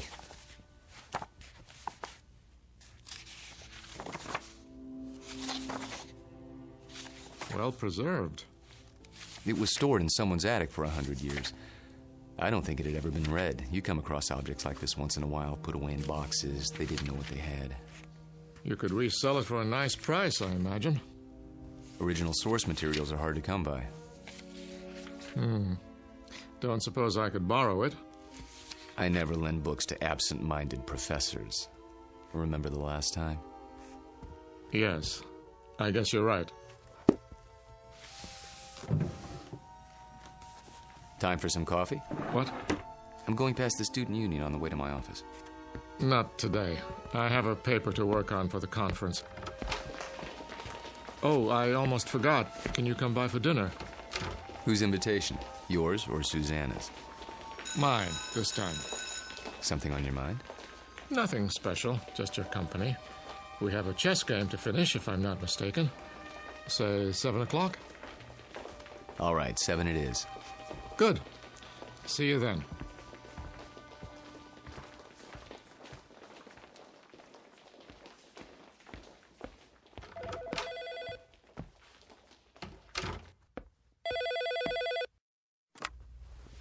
Hello?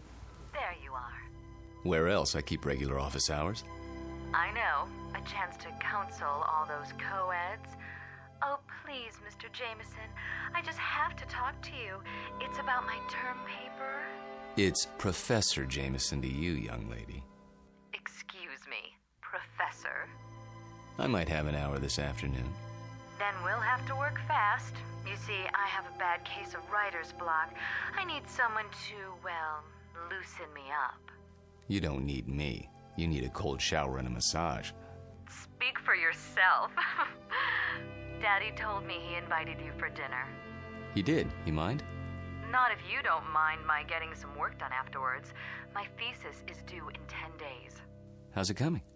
Oh, it's coming. I'm just not sure I've said enough. Want me to look at it? Absolutely not. I have to know that I can do it on my own without help from you or Daddy. You will. Don't worry about it. I miss you. Me too. Only a few more days. Then we can spend more time together. We'll paint the town red. Oh, there's my 2 o'clock. I gotta go. Let me guess. Female, age 19, about 5'2", with eyes for her handsome professor. Be right there. Actually, this one's a little old lady. Wants to finish her degree before she kicks the bucket. I'll bet. See you in a few hours, darling. It's a date.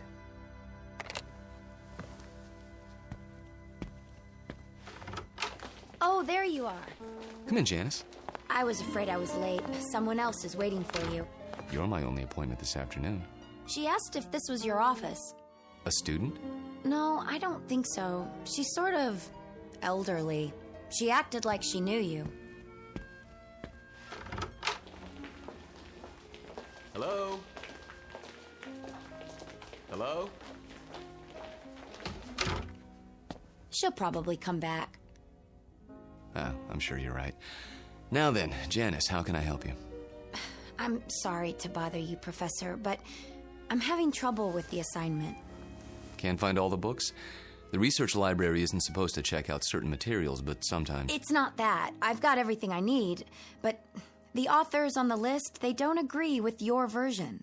So my question is, which version should I use, yours or theirs? Remember what Ford said. What? Never mind. Start with the basic events. Everyone's in agreement there. As to interpretation, that's up to you. Just tell me what you think happened and why, based on all the accounts. Original thought is what counts. But how can I be sure if I wasn't there? That's always the problem, isn't it? There's an old adage.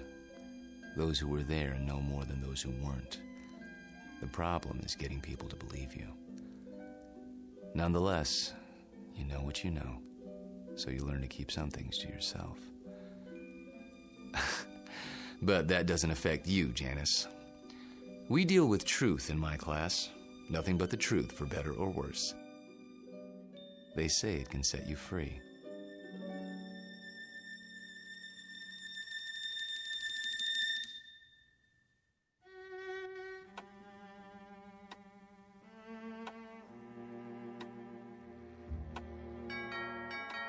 I'll get it, Father.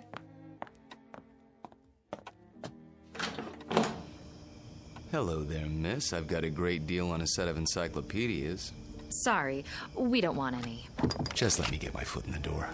Oh, really? You know what's wrong with you, Professor? What? You're always on time. Sort of takes the mystery out of things. Oh, so I'm not mysterious enough for you. That's just it. You're too mysterious. Except when it comes to keeping dates. Get in here. Mwah. What's that for? Because. Like my new dress? Awful. Get rid of it right away. You mean here and now? Watch it. You're a PhD, not some sorority girl. And not yet, I'm not. There's a little matter of a thesis, remember? A mere technicality. Anyway, it doesn't matter. You're about to give it all up and become a housewife. The devil she is. Hello, Sam. I didn't see you there. I'm giving you my daughter's hand, not her brain. Which I inherited from you. She'll get that PhD if I have to... Spank her. I know. Well, I like that. Spare the rod and spoil the child. Pour yourself a drink, Walter. Dinner's almost ready. Don't tell me you're the cook again tonight. Indeed. And why not? Don't you think it's about time Susanna learned for herself? He won't let me. Force of habit, after her mother died. Let's go into the dining room, shall we? I'll serve. You sure there's not something on your mind, Sam? Nothing that a good meal won't cure.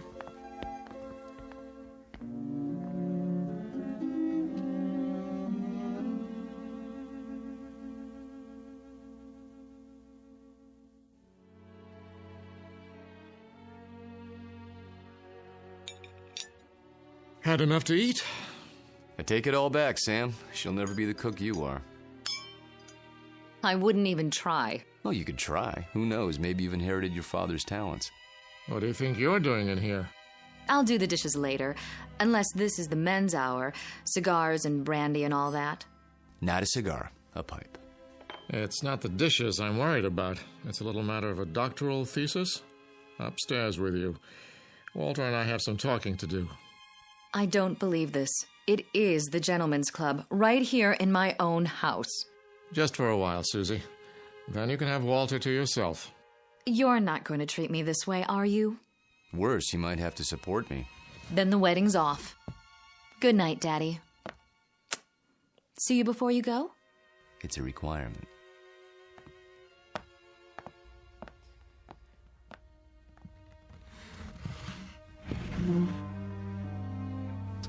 Brandy? By all means. You know, you don't have to worry about her. She'll accomplish anything she sets her mind to, with or without us. Oh, I know that. But she's wasted a lot of time. She's almost 30, and I'm almost 70. You're talking about chronological age. You're both still very young. I don't feel young lately. Aches and pains. Let's sit down. The chessboard is exactly as we left it.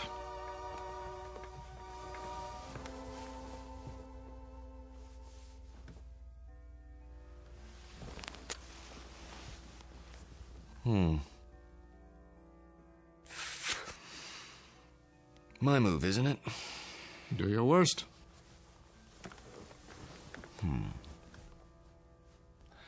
How about pawn to king's bishop 4? Look at that. You don't like it?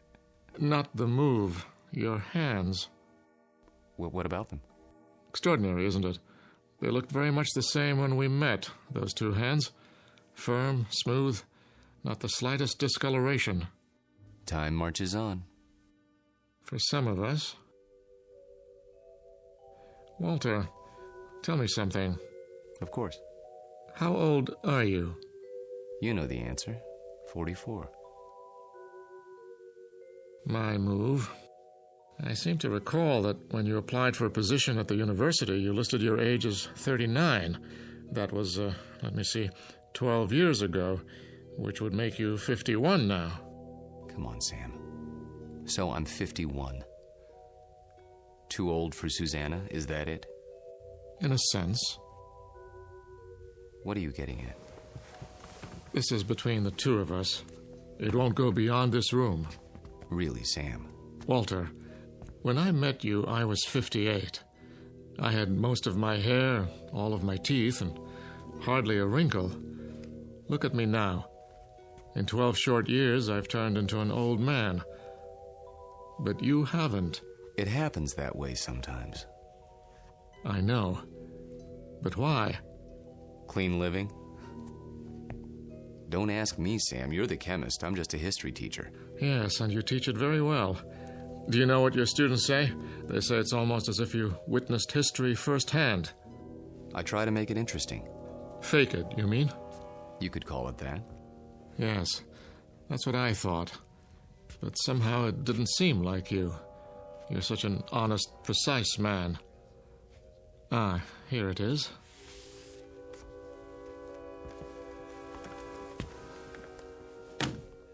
What have you got there? A book, a first edition. Photographs, mostly. Taken by a fellow named Matthew Brady during the time of the Civil War. Well, what is it? You look as if you'd seen a ghost. Perhaps I have. Hand me that magnifying glass, will you? I don't see. Was your grandfather in the war by any chance? No. In that case, I'd say we have something of a mystery on our hands. How so? You got me interested in your Major Skelton today. Oh, that. I was curious to see what he looked like. So I went through the Brady pictures, not really expecting to find anything. Here, this is a shot of Sherman and 3 staff officers. Yes, typical of Brady's work. Moody, grim, not a smile between them. Look closely. The one with the pistol in his belt is identified as Major Hugh Skelton. This photograph was taken in the 19th century, and yet it looks exactly like you. I'd know those eyes anywhere. In fact, Walter, I'd have to say, it is you.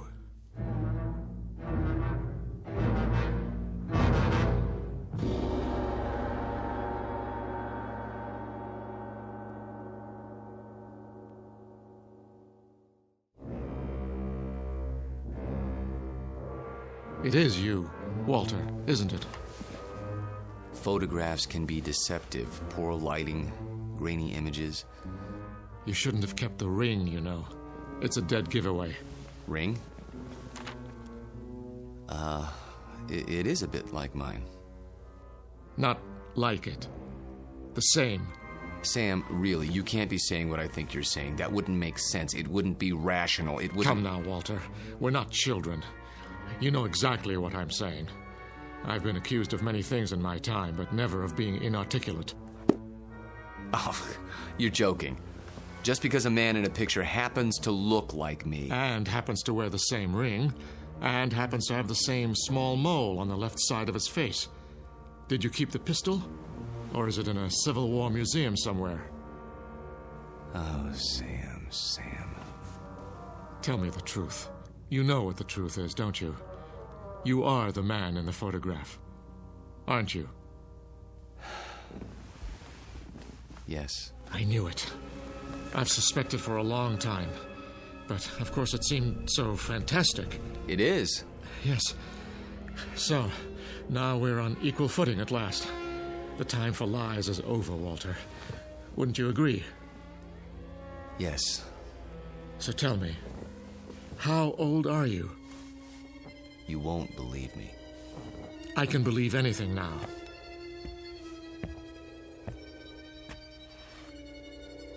This bust on your mantelpiece?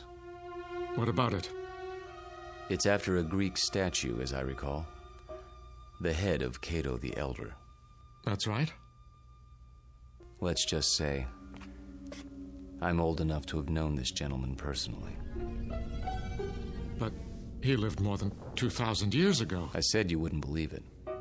No, it isn't that, but 2,000 years? How, Walter, how? You don't know what you're asking. In heaven's name, this is what mankind has been dreaming of. Sam. To live forever. To go on learning and understanding eternally, without end, without death. Sam. Tell me the secret. I can't. You must. You owe it to the world. I owe the world nothing. but contempt and pity. Then tell me, any part of it. I'm almost 70 years old. I have a heart condition. I'm going to die, but I don't want to until I finish my life's work.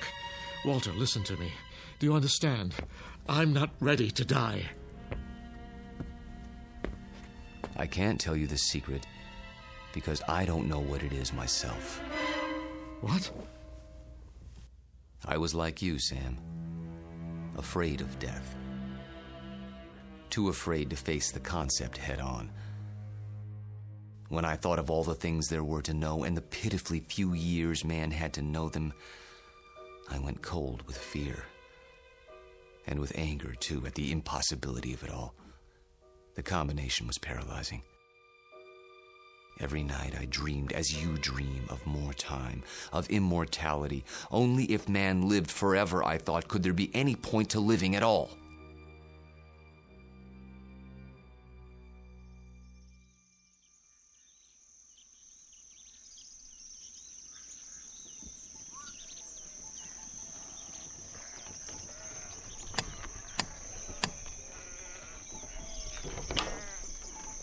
I'm thirsty. You have water? Come in, traveler. Thank you. You're very kind.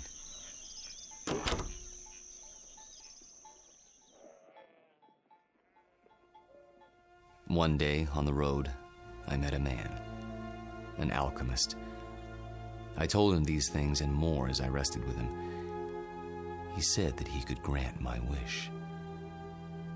Only it would cost money. A great deal of money. So I sold everything I had and paid him his money and submitted to his experiments. Drink this, young man. You may remain here until you recover.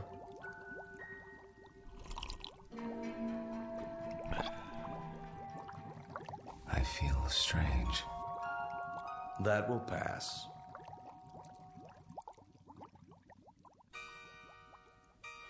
I remember very little of what followed, except that I was in a coma for many weeks. When I revived, I learned that the alchemist had been burned for blasphemy. You're not serious? An alchemist? The only legitimate one that I've ever known. You're asking me to believe something that goes against everything I know. Not without proof. But an alchemist? I'm a man of science. They knew nothing of chemistry. Lead into gold. Just as I thought. You won't believe it. Smoke and mirrors. Their methods were based on superstition, magic. What did he use? Bat's blood and eye of toad? And once upon a time, germs were unknown, and blood cells, and pasteurization, and human growth hormone, and... Sam, all those things and more would have been called magic once. It's a matter of knowing what to measure and how. Do you realize that most of today's medicines come from plants? Witch doctors discovered a long time ago that they worked, even if they couldn't explain the reason. Don't lecture me. All right. But you'll grant that certain phenomena exist before we know why. Science is like history in that respect. A detective story, working backwards from known facts until we understand the cause. And I'm the most undeniable of facts. Unless you can come up with another explanation. Go on. There isn't much more to tell, really. I thought the experiment had failed, of course, because I didn't feel any different. But then, when I saw my wife and my children and my friends aging and growing old, this was a problem I hadn't considered, you see. But surely there's a way to get around that paradox. Such as? There must be. Is there? Think about it. If I tell you that somehow I can stop you from aging, where do you want to be stopped? At 30? Then you watch everyone around you turning old. At 70? Would you want to live forever the way you are now? Sick and weak? It's better than dying. No, Sam. You're wrong. I was wrong. It's death that gives this world its point. We love a rose because we know it will soon be gone. Who ever loved a stone? I'm not a rose, and I'm not a stone. I'm a man. Very old, very frightened. Of what? Death? Yes, of death. You're a fool. I want to die. Then why don't you? Because I'm a coward. Like all men. Because I'm tired of living and scared of dying. That's why. There's a revolver in my desk at home, Sam. The same one you saw in the Civil War photograph. Every night, I hold it in my hand and pray for the courage to pull the trigger. But I can't. You mean to say you've survived all these years without an accident, without being injured or wounded? Some people are lucky that way. They go through life without ever breaking a bone or seeing the inside of a hospital. Oh, I've come close to death plenty of times. But never close enough. Thank you. For what? For reassuring me. I thought that if a man lived forever, he would grow wiser. But that isn't true, is it? You grow tired. That's all. It must be lonely. That's a word that comes to mind. You say it as if you think it's a word I don't know anything about. I suppose you married more than once? Yes. How long with each woman, Walter? 10 years? 15? I take your point. Now you know why I attended your lecture. Why I asked you here tonight. It wasn't idle curiosity. I suspected as much. Sam, this isn't a situation of my choosing, not any longer. I tried to resign 6 months ago, but you talked me out of it. Do you remember? Yes. Do you know why? I knew that Susanna was falling in love with me. And I knew what would happen, because it had happened before. A few years of happiness, and then I warned her. I did everything I could to discourage her. Except tell her the truth. How could I do that? She'd have thought I was mad. Then why didn't you leave?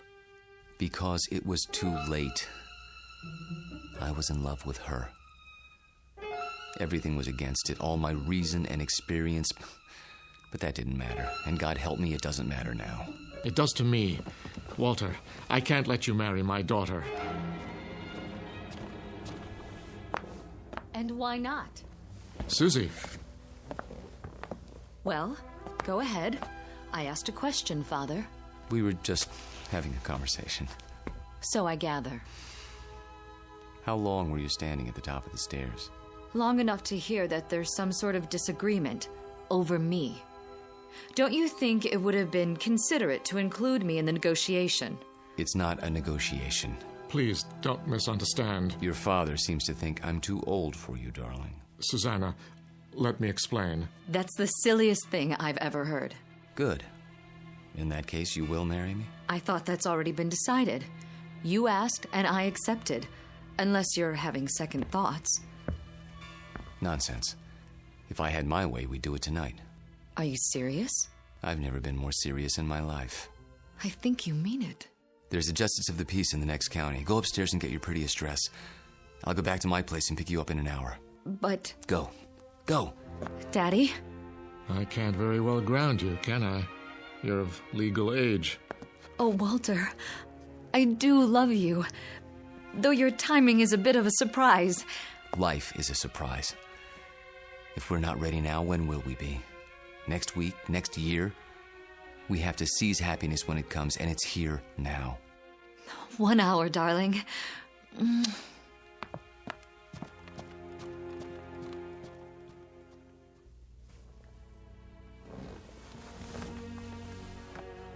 I'll tell her. She won't believe you, Sam. No one would. In fact, by tomorrow, you won't believe it yourself. We'll see. Yes, we will.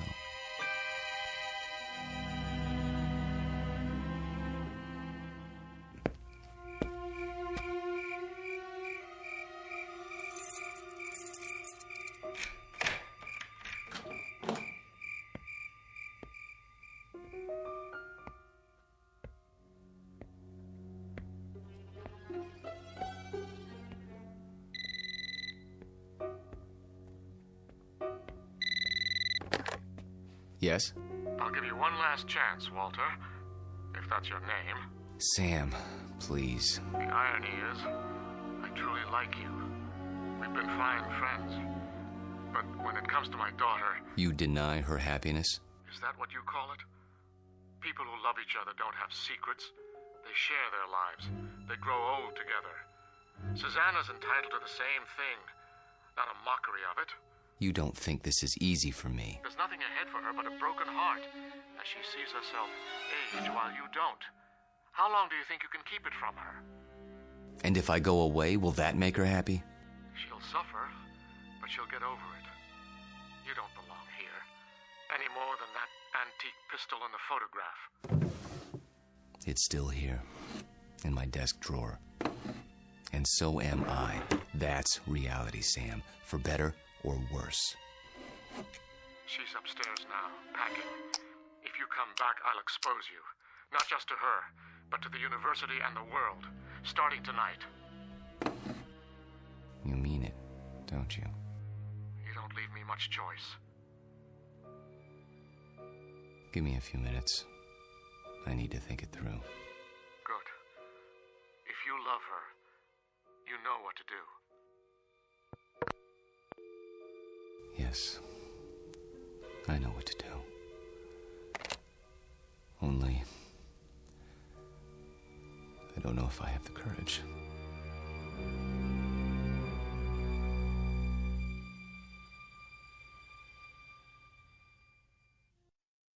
Hello, Tommy. Who are... You needn't stand up. How did you get in? You left the front door open. Who are you? Don't you recognize me, Tommy? No, I don't think I... Look hard into my eyes. You called them the most beautiful you'd ever seen once. A long time ago. I think you've made a mistake. No. It's you, Tommy. My name is Jameson. Professor Jameson. And if you don't leave my house at once, I'll be forced to call campus security. Don't pretend with me. I know who you are. And who is that? Tom Bowen. Tom? My husband. That's impossible. I've never been married. You mean you don't remember? How convenient for you. We married right after the Great Depression. We lost our farm to the drought. Crops died and blew away like dust. And you, still a strong, vital man. So we packed up the car and moved west. The living would be better now, you said. And it was. For a while. We had a little girl. Did you know she passed away last year, Tommy? A grown woman herself, getting on in years. It's not right to outlive your children. But me, I had to keep going. It was like I'd been waiting all these years, waiting to know where you went when you ran off. And now, I found you. My dear lady, perhaps if you told me who you're looking for, I could... Oh, stop. Please, stop. I saw your picture in the paper. I knew it was you by those eyes. And the ring. You always wore it. So I had to see if it was true. It is. No, Lord, look at that. I can't explain it. I only know what I see. I've grown old, and you haven't. Don't. Please. And now you're going to marry someone else and leave her. The way you left me. Lorette, for God's sake. I can't let you marry her, Tommy. You're mine. Don't touch me. What's this? Put the pistol down. Oh, I remember that gun. You used to keep it locked away. Said it belonged to your great-grandfather. Take it out and oil it like you knew you were going to use it someday. Is it still loaded? I said put it down. Tommy, what you're doing, it's wrong. You can't go on hurting people the way you hurt me. I won't let you. Lorette, for the love of... What was that? I didn't hear anything. Are you sure? I thought... Thought what? I don't know. Susanna, dear, please wait. Don't try to stop me. I've made up my mind. I know. It's not like I'm going away. Walter and I will be married, and then we'll come back and I'll move my things into his house. It's only down the block. I'll still see you every day and... Shh. I did have some things to say to you. Very important things. But now, I don't know where to start. Please don't. I'm nervous enough as it is. Can't you be happy for me? I know it's a change, a big change, but surely you're not surprised. You must have seen it coming. I know we haven't talked much about it, but... Do one thing for me, sweetheart. What? Bring me my reading glasses. I shan't be able to sleep while you're off eloping. At least I can get some reading done. Oh, Daddy, thank you. Where did you leave them? Upstairs in my bedroom, as I recall. Would you mind getting them for me? Of course I will. If Walter comes to the door, tell him... I know what to tell him. Don't expect him just yet. There's still time. Wait right here. I'll find them.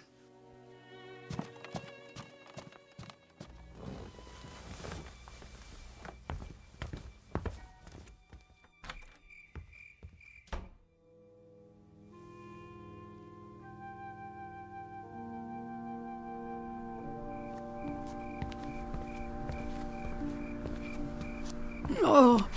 Excuse me, I didn't see you there. I saw my Tommy. He's resting now. Good evening to you, madam.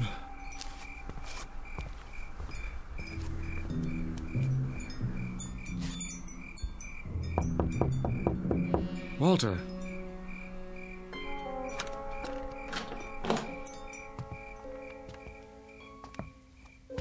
Walter? Where the devil are you? Hello, Sam. Why are all the lights off? I was just, thinking. The window's open. I know.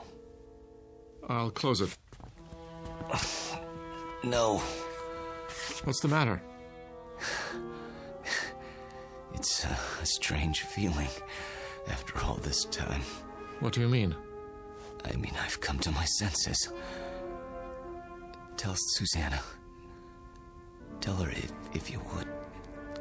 You're hurt. Turn on the light. Stay away. I'll call a doctor. No. But your hand, there's blood on it. Hard to avoid that when you've been shot. It's dripping all over everything. I'm leaking, Sam. Everything that's been held inside for so long, it's running out. I feel light as a feather. Take my arm. Sit down. Quickly. A little late for that. I'm sinking, Sam. Right into the rug. It'll be quite a mess to clean up. What's happening to you? It's happening. At last. Your hair. Your skin. Sorry to fall apart on you. Oh. lasts forever. Thank God, Sam. Thank God in his wisdom. Oh, Walter. Tell her. I'll try to think of something. Don't let her see me like her.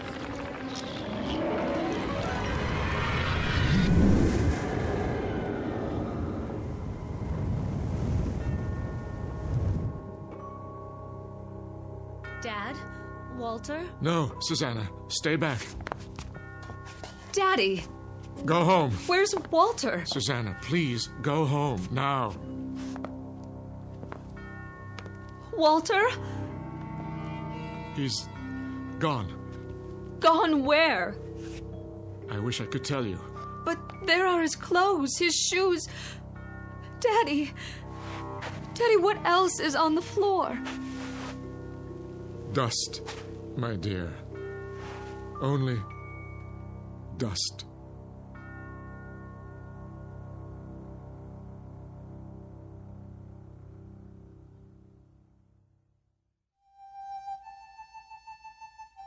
Professor Walter Jameson, an expert in the subject of times long past, and above all, a consummate actor, since before this university was founded.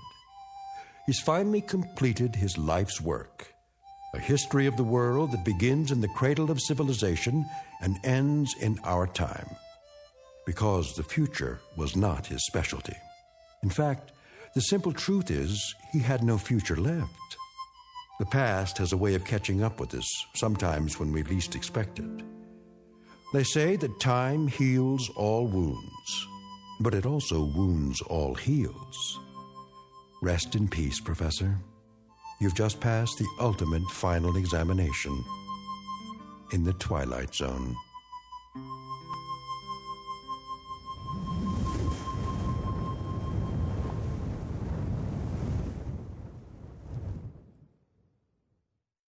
More from the Twilight Zone after this. You are about to enter another dimension, a dimension not only of sight and sound, but of mind, a journey into a wondrous land of imagination. Next stop, the Twilight Zone. Hi, this is Stacy Keach. I'd like to take a moment to tell you about our Twilight Zone website at twilightzoneradio.com. At twilightzoneradio.com, you'll find the latest information on these Twilight Zone radio dramas, including behind-the-scenes photographs, plus the newest product releases, trivia contests, ways to contact us, other Twilight Zone-related info and merchandise, plus links to other fascinating websites. So make your next stop twilightzoneradio.com. Visit twilightzoneradio.com to purchase these Twilight Zone radio dramas on cassette and CD, or call toll-free 1-866-989-ZONE. That's 1-866-989-9663.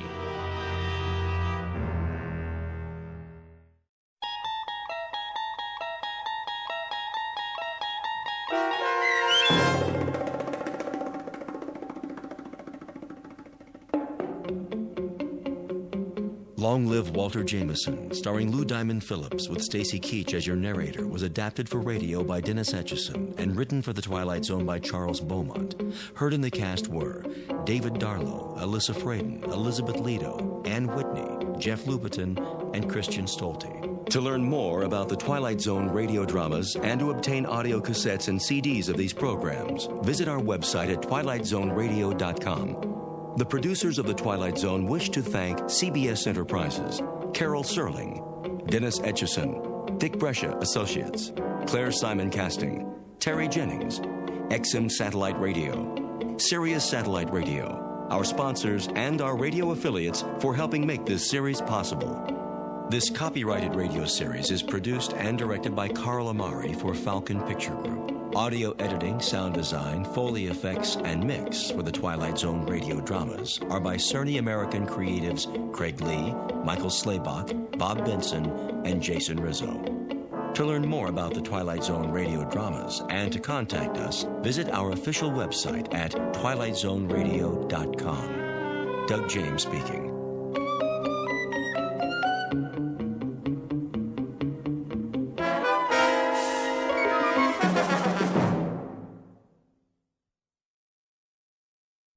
chapter 33. And this is the blessing wherewith Moses the man of God blessed the children of Israel before his death. And he said, The Lord came from Sinai, and rose up from Seir unto them. He shined forth from Mount Paran, and he came with 10,000s of saints. From his right hand went a fiery law for them. Yea, he loved the people. All his saints are in thy hand, and they sat down at thy feet. Every one shall receive of thy words. Moses commanded us a law, even the inheritance of the congregation of Jacob. And he was king in Jeshurun, when the heads of the people and the tribes of Israel were gathered together. Let Reuben live and not die, and let not his men be few. And this is the blessing of Judah. And he said, Hear, Lord, the voice of Judah, and bring him unto his people. Let his hands be sufficient for him, and be thou an help to him from his enemies. And of Levi he said, Let thy Thummim and thy Urim be with thy Holy One, whom thou didst prove at Massa, and with whom thou didst strive at the waters of Meribah, who said unto his father and to his mother, I have not seen him. Neither did he acknowledge his brethren, nor knew his own children, for they have observed thy word, and kept thy covenant. They shall teach Jacob thy judgments, and Israel thy law. They shall put incense before thee, and hold burnt sacrifice upon thine altar. Bless, Lord, his substance, and accept the work of his hands. Smite through the loins of them that rise against him, and of them that hate him, that they rise not again. And of Benjamin he said, The beloved of the Lord shall dwell in safety by him, and the Lord shall cover him all the day long, and he shall dwell between his shoulders. And of Joseph he said, Blessed of the Lord be his land, for the precious things of heaven, for the dew, and for the deep that coucheth beneath, and for the precious fruits brought forth by the sun, and for the precious things put forth by the moon, and for the chief things of the ancient mountains, and for the precious things of the lasting hills, and for the precious things of the earth and fullness thereof, and for the goodwill of him that dwelt in the bush. Let the blessing come upon the head of Joseph, and upon the top of the head of him that was separated from his brethren. His glory is like the firstling of his bullock, and his horns are like the horns of unicorns. With them he shall push the people together to the ends of the earth. And they are the 10,000s of Ephraim, and they are the thousands of Manasseh. And of Zebulun he said, Rejoice, Zebulun, in thy going out, and Issachar in thy tents. They shall call the people unto the mountain. There they shall offer sacrifices of righteousness, for they shall suck of the abundance of the seas, and of treasures hid in the sand. And of Gad he said, Blessed be he that enlargeth Gad. He dwelleth as a lion, and teareth the arm with the crown of the head. And he provided the first part for himself, because there in a portion of the lawgiver was he seated. And he came with the heads of the people, he executed the justice of the Lord, and his judgments with Israel. And of Dan he said, Dan is a lion's whelp, he shall leap from Bashan. And of Naphtali he said, O Naphtali, satisfied with favor, and full with the blessing of the Lord, possess thou the west and the south. And of Asher he said, Let Asher be blessed with children, let him be acceptable to his brethren, and let him dip his foot in oil. Thy shoes shall be iron and brass, and as thy days, so shall thy strength be. There is none like unto the God of Jeshurun, who rideth upon the heaven in thy help, and in his excellency on the sky. The eternal God is thy refuge, and underneath are the everlasting arms. And he shall thrust out the enemy from before thee, and shall say, Destroy them. Israel then shall dwell in safety alone. The fountain of Jacob shall be upon the land of corn and wine. Also his heavens shall drop down dew. Happy art thou, O Israel! Who is like unto thee, O people saved by the Lord, the shield of thy help, and who is the sword of thy excellency? And thine enemies shall be found liars unto thee, and thou shalt tread upon their high places. Roy Rogers, Dale Evans, and Gabby Hayes bring both justice and music to the West in The Roy Rogers Show. Up next. The Roy Rogers Radio Show. Yes, folks, it's the Roy Rogers Radio Show for the whole family. Adventure, suspense, mystery, and music. Starring Roy Rogers, King of the Cowboys, and Dale Evans, Queen of the West, with Pat Brady, the Mellow Men, and an all-star cast. And now, here to greet you with a song and a story are Roy and Dale. Mexicali Rose, stop crying. I'll come back to you some sunny day. Well, good evening, folks. Greetings again to the whole family. That song, Mexicali Rose, reminds me of a trip Dale and Pat and I made a while back. We'd been looking around for a real isolated guest list where we could take it easy for a few days, and the Rancho El Dobe looked just right. It's down in a desert country about 20 miles this side of the Mexican border and the town of Mexicali. Before we got there, Dale made me promise that I'd do nothing but rest and relax. And when we checked in, Mr. Wilson, the owner of the rancho, guaranteed that we'd have a nice, quiet vacation. Well, the next morning we got up early and decided to give the horses a little exercise before breakfast. Boy, did you ever see so much sand in all your life? It ain't nothing but miles and miles of... miles and miles. Well, we wanted peace and quiet and isolation. We couldn't have picked a better spot. Hey, Roy. Yeah? How about turning back to the ranch? My stomach's yelling for breakfast. Okay, Pat, let's go.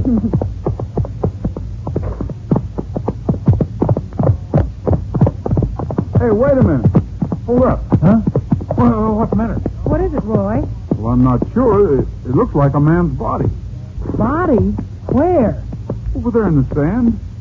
Oh, no. Let it be a mirage. Please let it be a mirage. It's no mirage.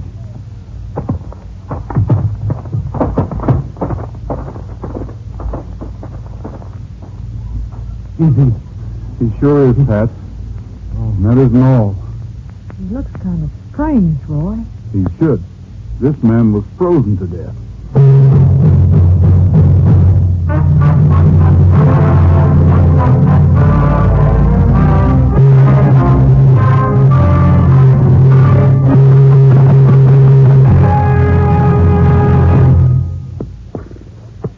How do you suppose a man could freeze to death out here in the middle of the desert?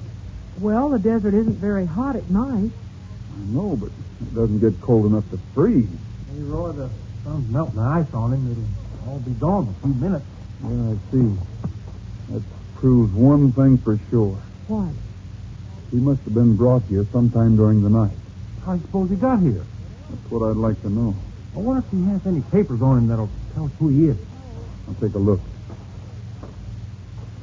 Now, Roy, remember, we're on a vacation. Let the sheriff find out what happened. Okay, Dale.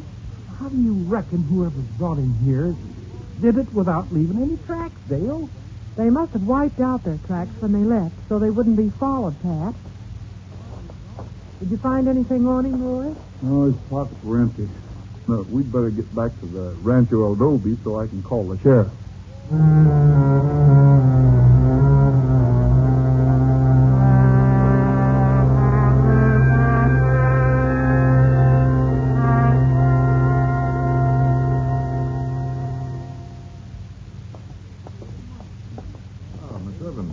Brady. Morning. I do. How do you do, sir? I hope your ride this morning gave you an appetite. Yeah, it sure did. I could eat a raw bear. Fine. How's this table here? This will be fine, Mr. Wilson. Huh?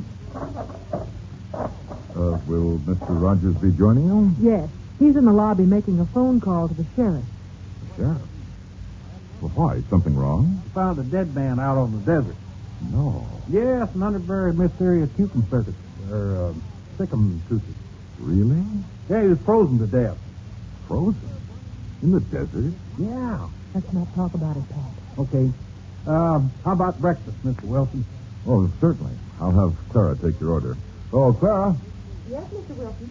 the Rogers table as soon as you can. Be right there. Good morning, Mr. Wilson. Good morning. Miss Evans just told me about the mystery you uncovered this morning. Well, it wouldn't be a mystery very long if Roy wasn't on a vacation. What'd the sheriff say, Roy? He thought I was joking at first, but I guess he finally believed me. I told him we left a trail and marked the place where we found the man. He's gone out to investigate. Well, the sheriff's a good man. Oh, excuse me. Someone's in the lobby. Morning, folks. How do you do? Good morning. What's good today? Oh, we have a special treat for breakfast, Mr. Brady. Oh? What's that? Cantaloupe. Cantaloupe? I don't see them advertised on the bill of fare. Well, Mr. Wilson brought several back from the market this morning. Well, I'll start with one of them. Then some cereal, ham and eggs, maybe an order of French toast, and an order of grits and hominy, coffee.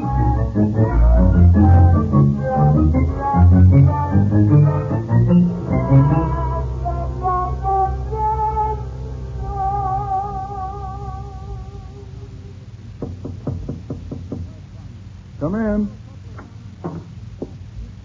Rogers? Yes, sir. Rogers, my name is Bradley. I'm a special investigator with the Border Patrol. I wonder if I can have a few minutes of your time. Sure, come in. The sheriff told me you found the body of Emmanuel Lopez this morning. Is that who he was? Yes, he was one of our best men.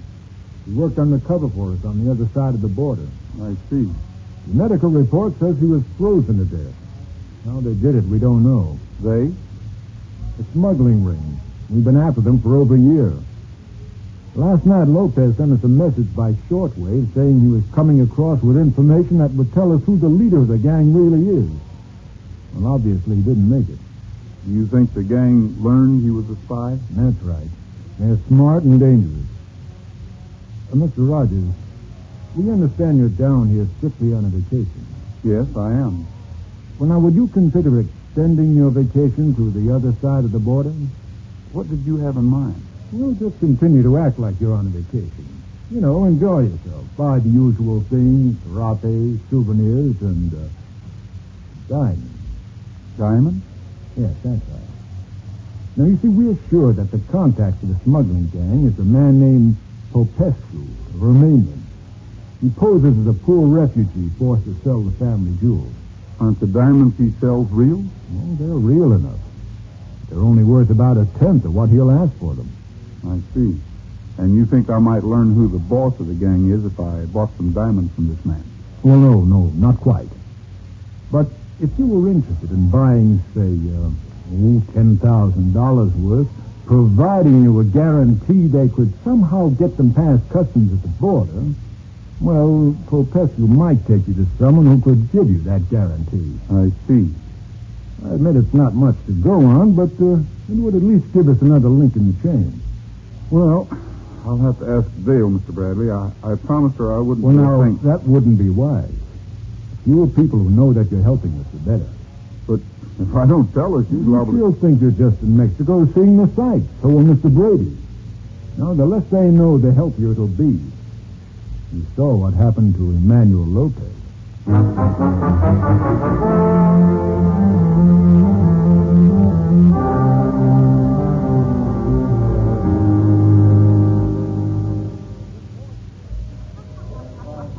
Well, Dale, aren't you glad we decided to take in Mexicali? I certainly am. Those costumes the natives wear are the most colorful I've ever seen. They're just... Hi, folks. Hi, Pat. Hi. Oh, Pat, you look like you bought out the stores. Oh, I didn't buy so much. Just a Zavapi and a pair of hurricanes, hurrah arches, Mexican shoes. We know, Pat. Have a seat. Thanks. Fotógrafo, películas, señor, señorita, fotógrafo for souvenir. Hey, Roy, let's have our picture taken. Okay. Oh, gracias, señor Rogers. You know my name? Oh, sí, señor. It is because of my little brother, Pedro. He's a great, how you say, great fan of yours. Oh? Please, you all come closer together, see? Like this? Ah, bueno. Ahora, smile. Hold it. Ah, bueno. Your picture will be ready in a moment. Okay, miss. Maybe you can do me a favor. Sí, señor. Do you happen to know a good jeweler in this town? I'd like to see about buying some diamonds. Diamonds? Yes, senor, I do not know such a one. Perhaps if I inquire, I will see. Roy, what do you want to buy diamonds for? Oh, I've heard you can get some real bargains down here. Pardon me, Mr. Rogers. Yes? Permit me to introduce myself. My name is Popescu.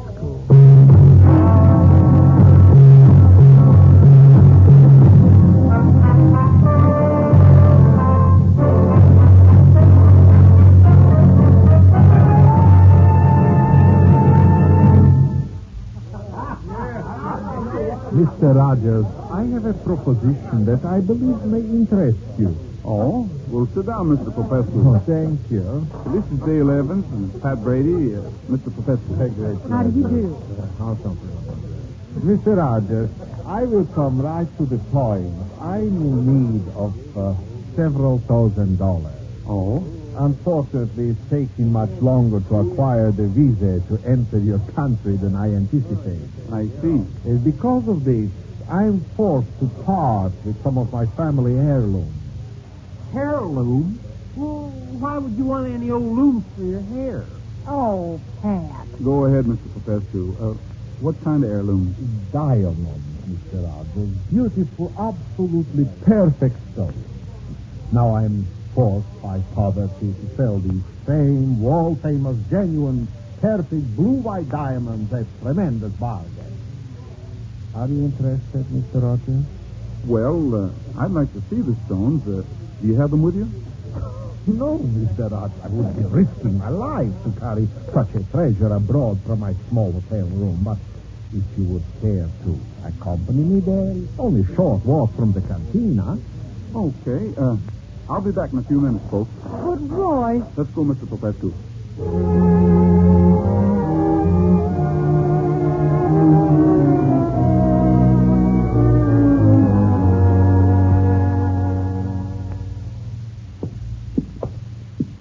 Here you are, Mr. Rogers. Now, do you not agree with me that these stones have a truly magnificent luster? They sure sparkle. What do you think they're worth?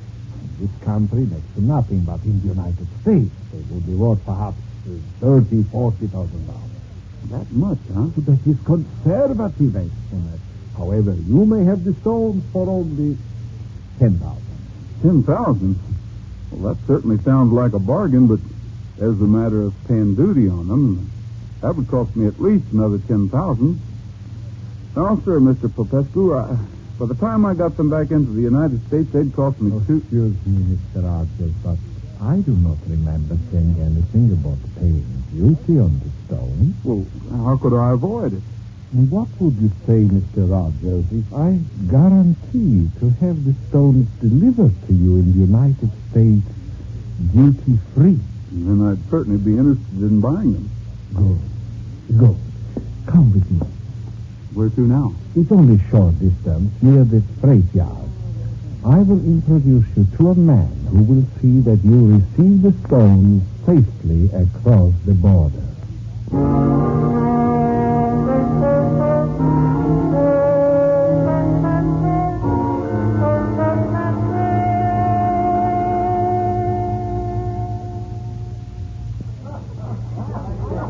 Pat, I'm worried.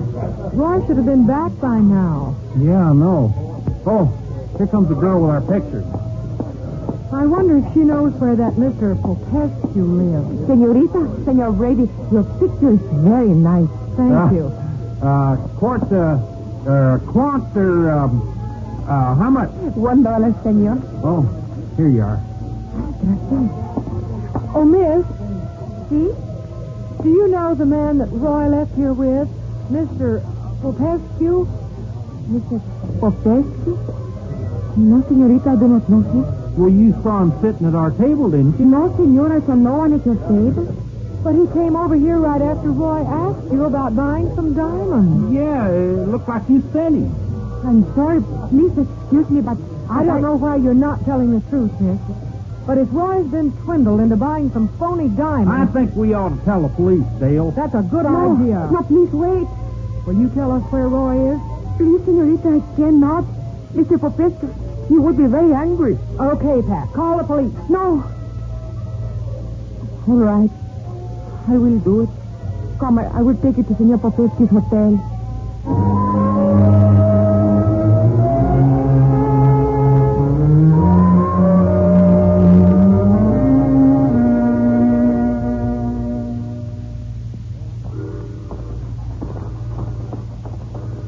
Senor Morales is here, Mr. Rogers. See? Hello, baby. It's me, Popescu.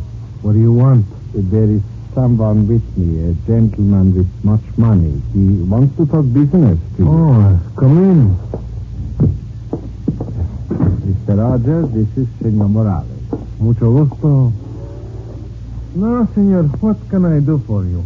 Well, I might buy some diamonds from Mr. Popescu, providing we can get together. Oh, excuse me.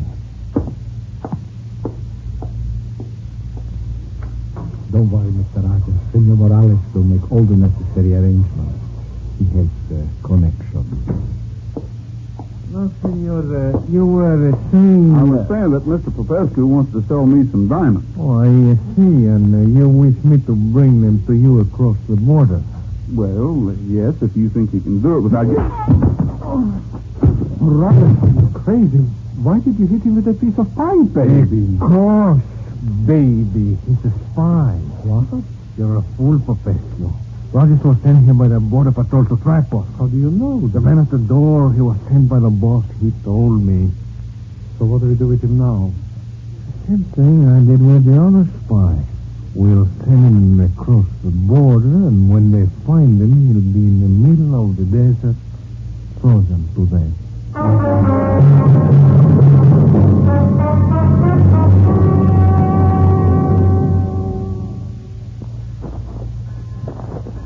This train goes across the border, baby? Hey, it leaves in a few minutes. Here, this is the car we're using to make trip. Refrigerated car. How cold it gets in there, baby? Cold enough to freeze him. I'll open the door. Get in, Popescu. I'll lift Rogers up to you. Hurry, baby. It's cold in here. Okay. Here he comes. Got him. Drag him back inside the car. Okay, baby. He's far enough? See, that's fine. So long, baby. Sorry, but you know too much. No, Morales, please, no!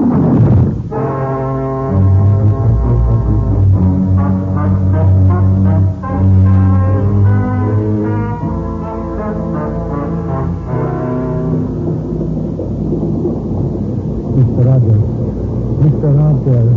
Yes, Professor. I hear you. I did not know. Believe me. I believe you. We're going to freeze to death. We won't be able to stand this cold much longer. How far is it to the border? For us, too far. There'll be ice before them. I'm getting so sleepy. Well, don't give in to it. Get close to me. No, you're behaving like a child. Don't give up, Professor.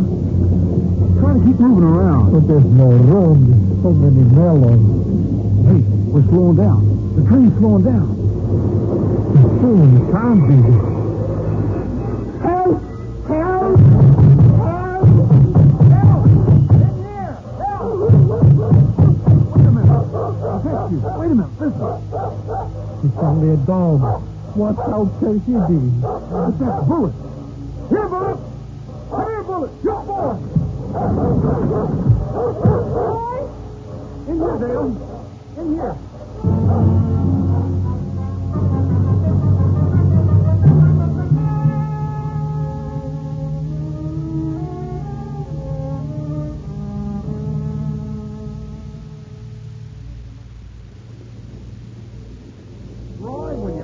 Tell me why we're riding in this here fruit car dressed up like a bunch of Eskimos? Sure. In a few minutes, this train's going to stop at the water tower.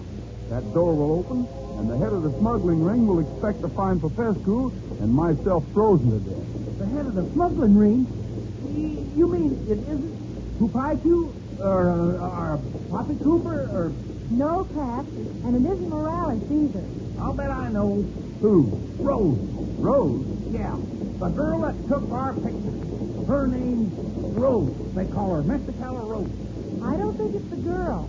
After all, she took us to Popescu's hotel and from there to Senor Morales. Now, if it hadn't been for Rose, Roy would still be locked up in this car, freezing to death. No, it isn't Rose. Oh, now, Roy, stop playing games and tell us. Well, I'm not absolutely sure, but I think it's... Quiet now. The train's slowing down. Okay, get ready.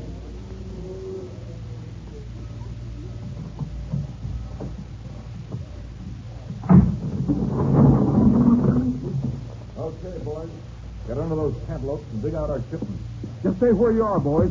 Roger. Don't reach, Wilson.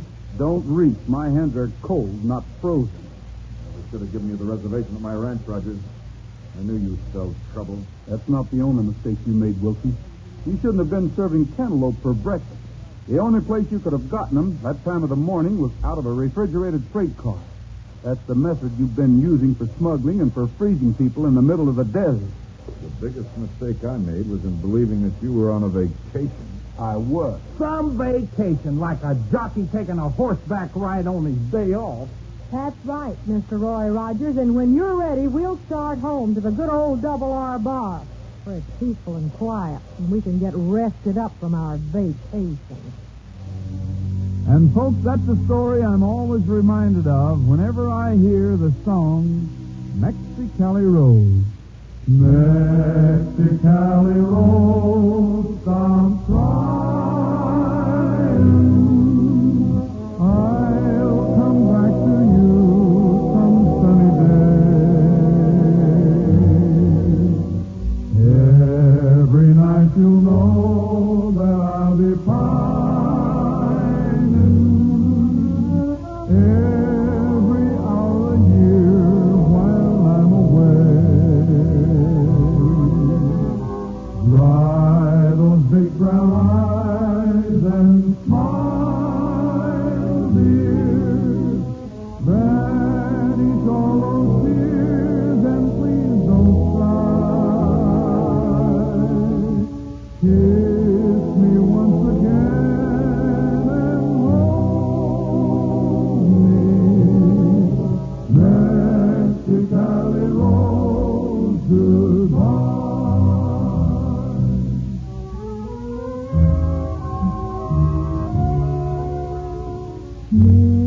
Mexicali Rosa, no llores. Piénsate, muy pronto volveré. Y que siempre triste y sin consuelo, cada noche diario pasaré. Deja tus hermosos ojos, déjate llorar y suspirar. Bésame, trofasa y préstame, Mexicali Rosa, adiós.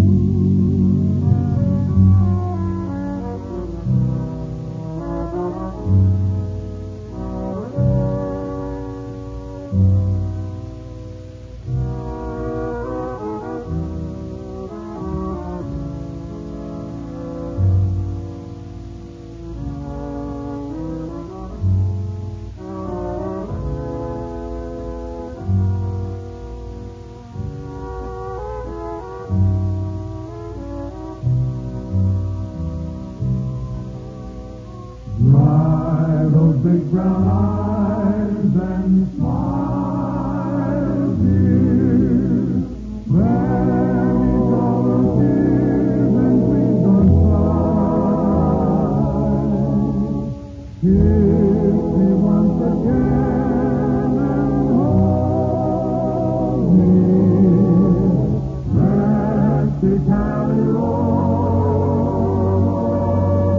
goodbye.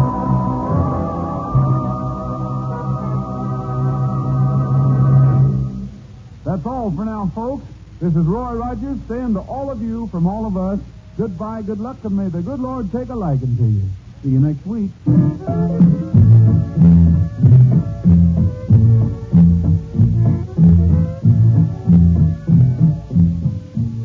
You've been listening to The Roy Rogers Show, starring Roy Rogers, King of the Cowboys, and Dale Evans, Queen of the West, with Pat Brady, the Mellowmen, and an all-star cast. Be sure to be with us again next week at the same time. This is the United States Armed Forces Radio and Television Service.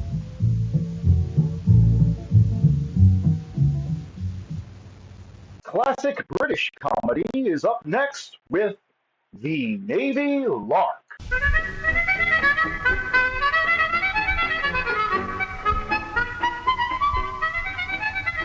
Ladies and gentlemen, we present The Navy Lark with our 3 stars, John Pertwee, Leslie Phillips, and Stephen Murray.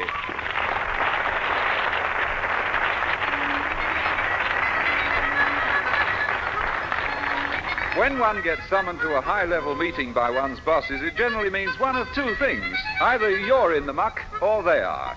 Well, today, Captain Povey's been sent for by Admiralty to attend a top-level meeting. At present, he still doesn't know whether to apologize for whatever it was he did, or to offer to do all he can to assist.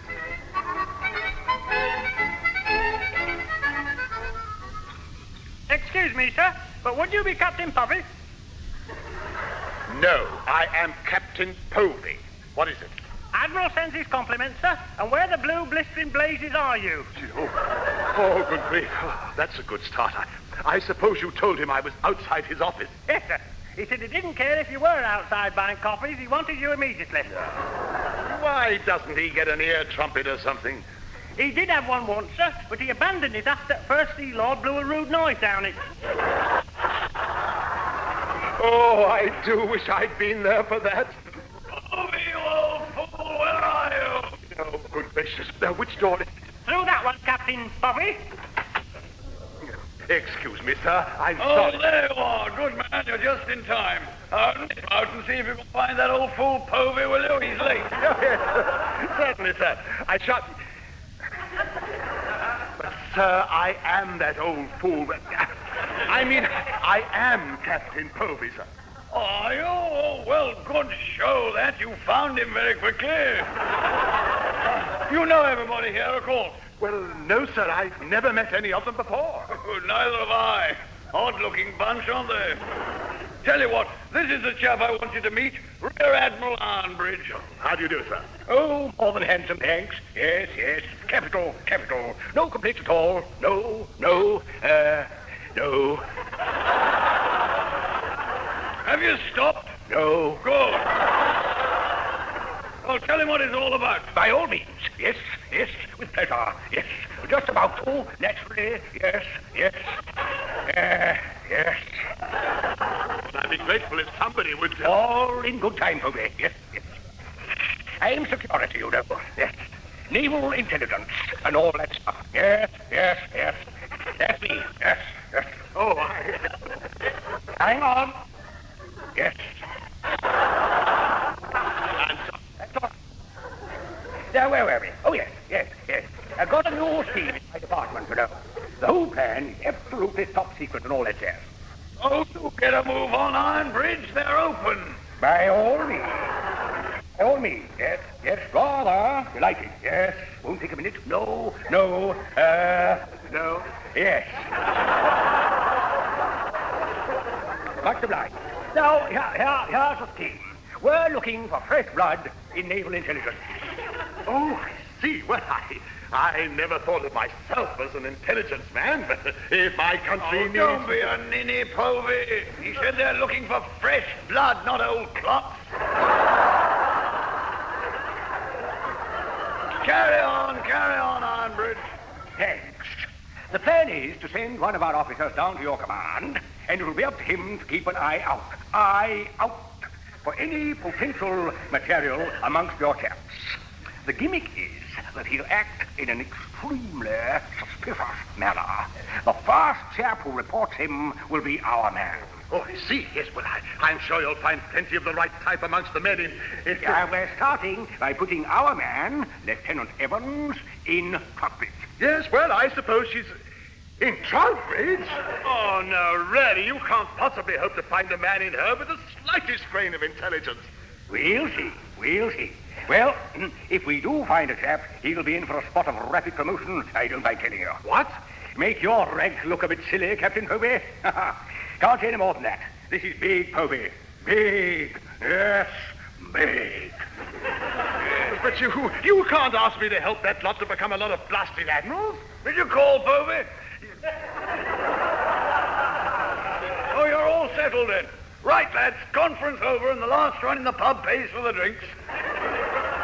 Hang on here, Povey, will you? Oh, yes, certainly, sir. How long for? Oh, about 5 minutes ought to do it, then join us in the pub. Got to make sure somebody takes longer to get there than I do. See you there, then, Povey, and bring your checkbook for Pete's sake. It's all doubles with this lot.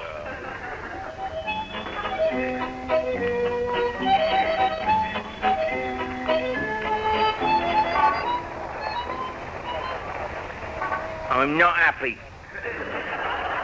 I'm not, you know, I'm not happy. Your turn. You ask anyone round here, they'll tell you I'm not happy.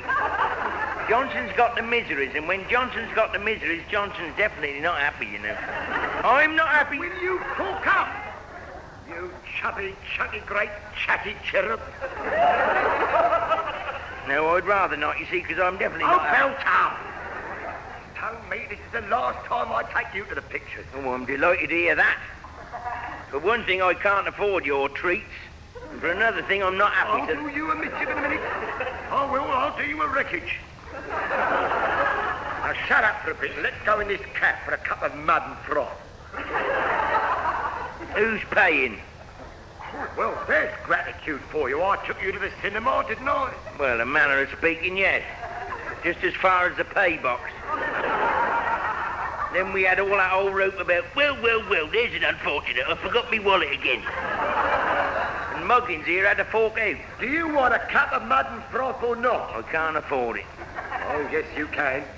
Look, you started with 10 bob, right? Yeah.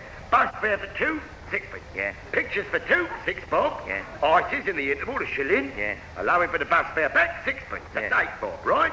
Yeah. Right, 2 coffees at 1 and 6, so you're in the clear. Come on, Rothschild. Here, hang on. There's something wrong somewhere. Where? Oh, still have 6p left.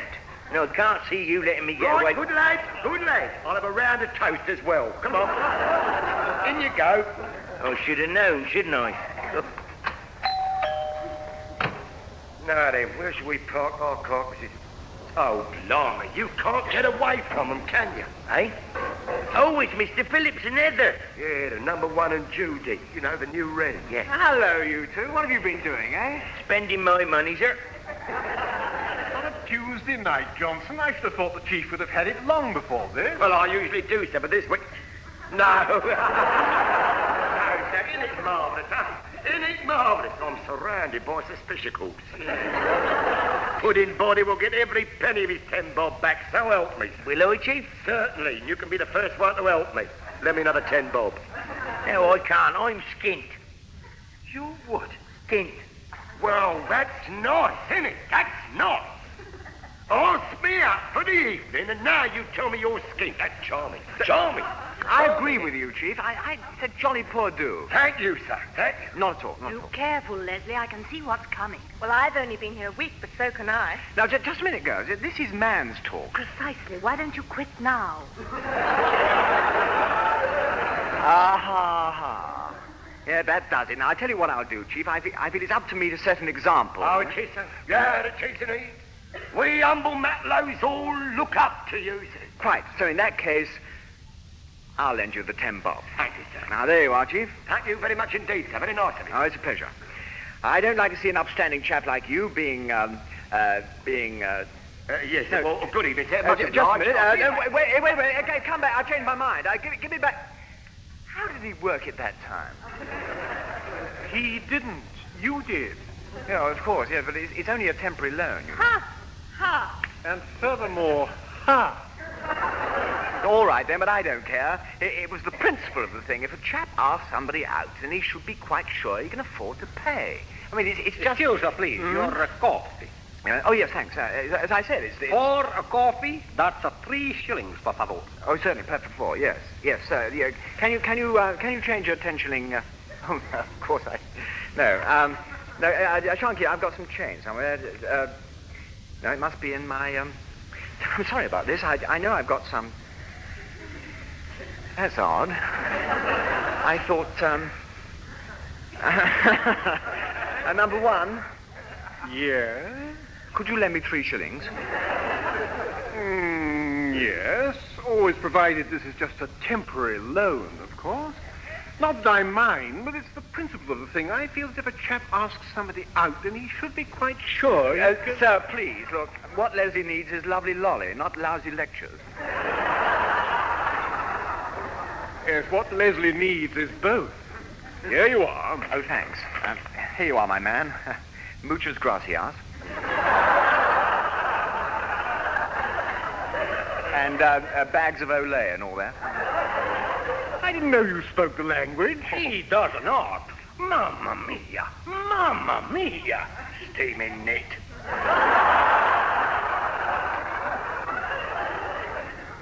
Incidentally, girls, while we're all together, do either of you know anything about this new officer we've got on board? No, I was going to ask you about it. Well, all I know is that he and Captain Povey seem to be pretty pally. I knew there was something jolly odd about him. Most peculiar. Nobody's told us what he's supposed to be doing, and if you ask him, all he says is, "Walls have ears, old man." Winks at you and disappears round the corner and makes notes. He keeps asking such funny questions, too. I mean, this morning he asked me if a ship was in dry dock with a couple of plates off, how long would it take to sink her by opening the valves and flooding the dock? What did you say? Well, I said I didn't know. But I went below to the bathroom and I tried it out with a toy boat. And what was the result? I got soaked. Yes, you would.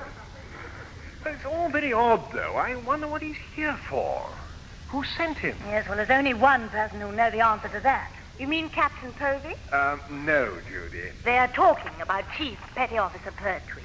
Oh, him. He asks funny questions, too. Does he? What sort of questions? Never mind, but the answer was no. Oh. Chief? Yes, sir. Will you spare a minute? Yeah, with pleasure, sir. I'll have a cup of white with no froth, if you don't mind, and, perhaps a donut or two with a dollop of gatooks for afters. Then if you insist... You'll do nothing of the sort, Chief. Chief. Sir? What's the buzz about this new officer? Oh, him, sir. Well, sir, we Pertwees have our suspiciousals. But up to now, he's a bit of a mystification, sir. Well, far be it from us to say it, but, well, sir, it don't look good. No, it don't look good. No, it don't look nice at all, sir. In what way don't it look nice?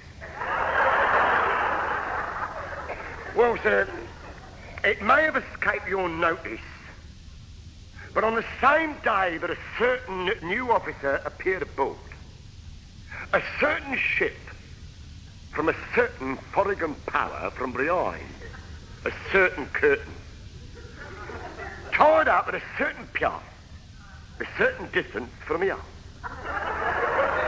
Sir, I say, are you certain? I'm positive, sir.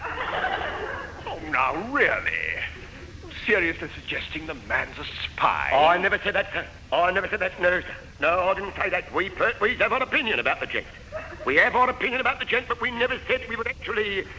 We never said we would actually... Well, how should I put it? Certain? Certain, that's the word. The very word, thank you very much indeed, sir. Well, this is absolute nonsense. Just as you say, sir. Personally, I wouldn't take lightly the idea of our gallant Matlows being surrounded by teeming hordes of saboteurs with atomic bombs in every pocket and field orders to blow us all to pieces and then permission to buy myself out of the service. No. For one thing, Johnson couldn't afford it. And don't start spreading any rumors either. We must be all right, Chief. For one thing, he seems to be a friend of Captain Povey's. No comment. All the same, it's funny the way he keeps asking all those strange questions. Well, I wouldn't say so, no. No, I wouldn't say that at all, no. Not if he's been sneaked ashore under cover of darkness from a certain ship belonging to a certain foreign power from behind a certain iron curtain with pocketfuls of bombs ready to blow us all up with a dirty grate. Stop doing that! I never said he was. I never said he was actually doing it. Yes, well, either do say or stop Fatima? Permission to buy myself out of the service. I'd like to resign my commission. No! Mr. Phillips. Yes. Mr. Phillips. Yes, Chief. If you're serious about deserting, there's a coach leaving with the rest of us in an hour. Pertwee! I'm sorry, sir. Pull right up, but there's another one right behind if you care to join it. No, I would not care to. I'm going to put a stop to all this nonsense first thing tomorrow. May we ask how? Yes, I'm going to tackle Captain Povey about him in the morning. Ready, everyone? I am fine. As soon as you like, sir. Coming. Just for a change, Heather, I thought I'd walk back with Judy, so if you don't mind... I beg your pardon. You can't invite me out and then play swap always. I wouldn't dream of walking. Yeah, but all I said was... Now, 6-4, it's fisticuffs. Come along now. Who wants to see a lovely fight? Come on. Excuse me, please. You have had enough yet, huh? No, not yet, no. I'll have another load of that boiled string stuff. Boiled the string? That's Mario's famous spaghetti. Is it? Well, I'll have another bowl of it. Very good, sir.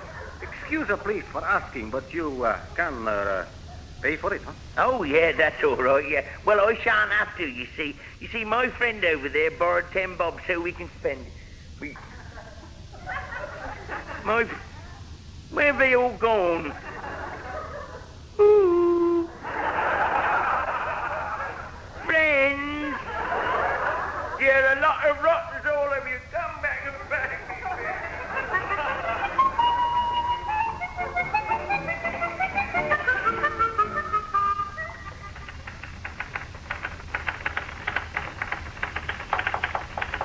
Come in. Morning, Heather. Captain Povey in? Ray Jason, where the blazes of those fools from Southbridge? They should have been here an hour ago. Yes, he is in, and I think he's expecting you.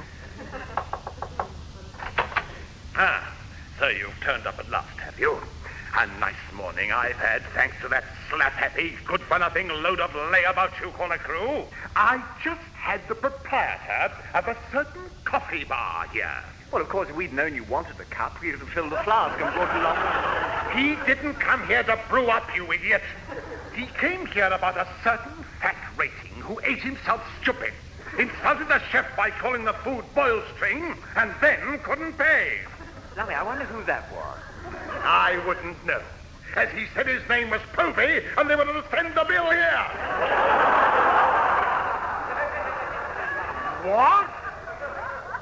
As a result, I've just had to pay 7 and 6 for a meal I've never had. If it's the coffee bar I think it is, you're jolly lucky. I had ravioli there once. Every bit was a retread. Yes, well, perhaps we can look into this later, sir. We wanted to see you about another matter. It's new officer. Lieutenant Evans. Well, I'm afraid I'm not prepared to discuss Lieutenant Evans' movements just at present. But he keeps asking funny questions. Then answer them. We do, sir. Whenever possible, we give him funny answers. So I've heard. In future, you'll give him full cooperation, no matter what he wants to do or where he wants to go. Well, I was coming to that. The other day, he wanted to open the captain's safe. Well, naturally, I put a stop to that, and I wondered if we should inform Admiralty. Yes, perhaps. No, you mustn't. Don't breathe a word. But if he did happen to be a spy, it might mean a bit of promotion all round. Exactly, that's what I'm afraid of. I mean, no, certainly not. No, now get this straight. Evans is to be given access to all papers and everything aboard. His work is of a secret nature. Now, that's jolly interesting, isn't it? Pertwee has a theory last night, and he reckons... Never mind, Chatterbox. We'll discuss this later. We mustn't take up any more of Captain Povey's time. For once, number one, we agree. Yeah, perhaps you're right.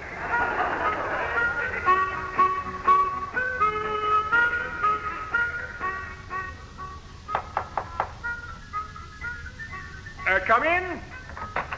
Oh, hello, Chief. Did you want to see me or number one? Well, either of you, sir. Well, sir, it's about this new officer again, sir. Oh, yes. We were just talking about him.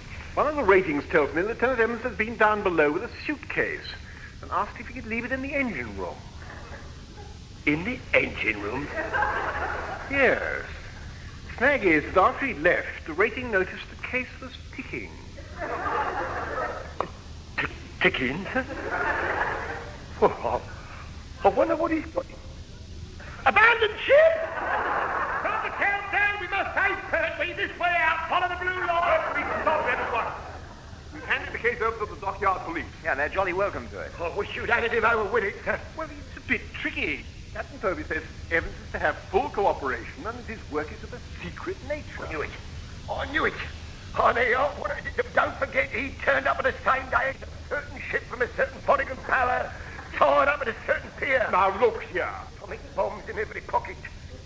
Sealed orders to blow up the lot of us with nasty little ticking suitcases. Tick-tock. Tick-tock. Time, gentlemen, please. Bag all gone. No flowers. For the quest. Stop panicking. We can sort Evans out soon enough. It's Captain Povey we're worried about. How do you mean? Well, it's the way old Thundergut seems to back this chap up. He won't hear a word said against him. Blackmail, sir. That's what it is. They've got him in their clutches, sir. One wrong word from him, they'll have Mrs. Povey smuggled out of the country. Next week, she'll be dishwashing in the Kremlin. Oh, don't be ridiculous, Chief. No, if that was so, Evans couldn't have blackmailed Purvey. Old Thunderguts would have paid half her fare. Who could blame him? Well, if nobody else is going to do anything about this traitor in our midst, I reckon we should. Well, such as what? Send him back to do a bit of dishwashing in the Kremlin. That certain Podigan ship tied up at a certain pier sails to a certain Podigan port tonight, sir. And I reckon a certain officer ought to be on it. With our help. Well, what do you mean? Kidnap him and smuggle him aboard just before she sails? Exactly, sir. I mean, I know we haven't exactly seen eye to eye with old Thunderguts in the past, but we can't have the old superior officer caught up in the weathered intrigue, can we? No. Incidentally, Judy phoned just now. She'd heard that Evans is dining at Povey's house this evening. That's it. That'll be the payoff, sir. After he's signed a receipt, they'll make him give away more and more secrets, and before you know it, old Thunderguts will be trotting about without them bombs in his pocket and being rung up by a bloke with a scar on his face from a tube station booth. Yes. All right, I get the idea. I sometimes watch commercial television myself. Well, what do you think about the Chief's idea, Mr. Phillips? Oh, sorry, I wasn't listening. I was trying to work out why it is they've got so many dirty dishes they want washing in the Kremlin. I mean, with a place like that, you'd think they'd be able to get staff without all this fuss, wouldn't you? Right, Chief. Where were we? Right, well, it couldn't be better, sir. All right, now, all we've got to do is wait outside old Thunderguts' house tonight, and as soon as Evans comes out, we bung a sack over his box, nip down to the docks with him, and chuck him aboard the Podigan ship. Yes, with a packet of washing powder to help them out. Mr. Phillips, do us a favor and keep out of this. All right, then, Chief, we'll do it. I don't like the idea much, but we've got to get old Thunderguts out of the muck somehow. We'll meet outside his house tonight, then. Aye, sir. Oh, Mr. Phillips, sir. You better bring a tea cloth with you, just in case of accidents. And you happen to go by mistake.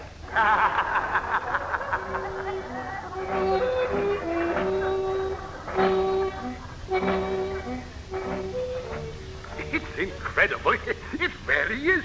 You go around Trowbridge acting like a cross between Dr. Crippen and Master Harry, and they take no notice at all. I warned Admiralty you'll be wasting your time with that char. Oh, fair's fair. They didn't like my suitcase.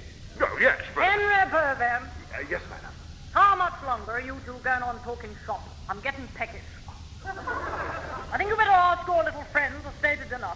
Oh, can I really, my love? Yes, but just this once. I'm not having you and your comrades in arms turning my house into a soup kitchen. Are we having soup? Certainly not. We're having cocoa and crisps as usual. Cocoa and... well, I don't think I'll bother. That is time's getting on. Nonsense. Henry will soon get it for us. But my love, we've run out of crisps. Oh, very well, then. Permission to pop out and get another packet. Well, hurry now, and no undoing it at the wrong end and sneaking a couple of big ones out on the way back. Oh. Oh, no, my love, I'll be back as soon as I can. Right. Well, I don't know what you're going to do whilst Henry's gone, but I'm watching the telly. Good gracious. I say, what's that? Sounds like a fight. No, it's probably Henry falling over my bike. He usually does. Take no notice unless you hear the ambulance coming. And that ends our transmission for tonight.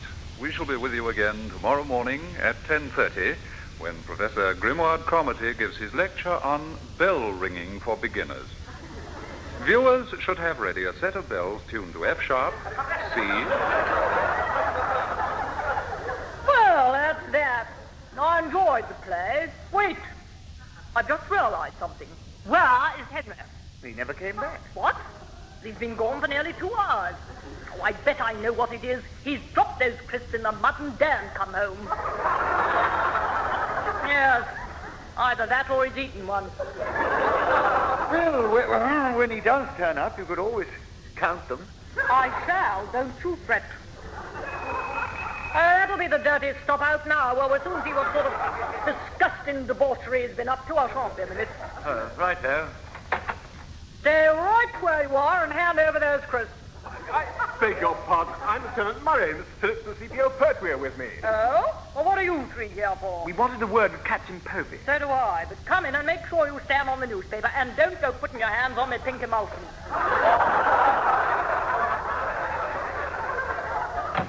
Well, now, what's all this about? Oh, it concerns a guest you had here earlier. Oh, in that case, can I help at all? I doubt it. I mean, how could you, when we just smuggled you on board, sir? Lummy.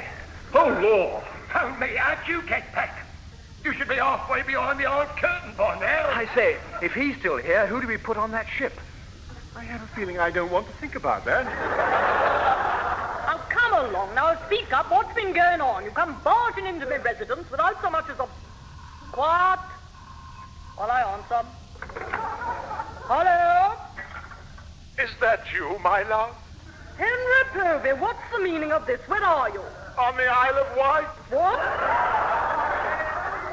Suffering sink tidies. What are you doing over there? You needn't have gone that far just for a packet of crisps.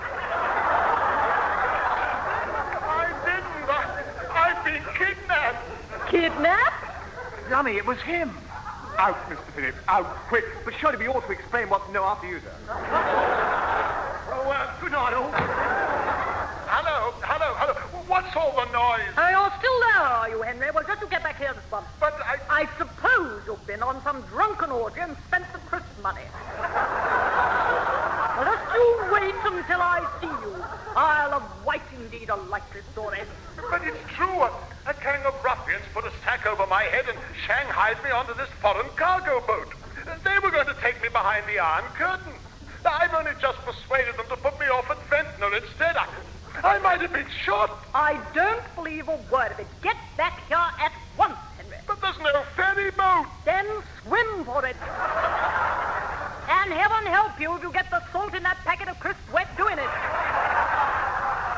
I've never heard of such a lot of old nonsense in all my napkins. But, my love, You've had your pocket money and your Sunday crumpet for 1 month now. I'm not standing for any more shenanigans.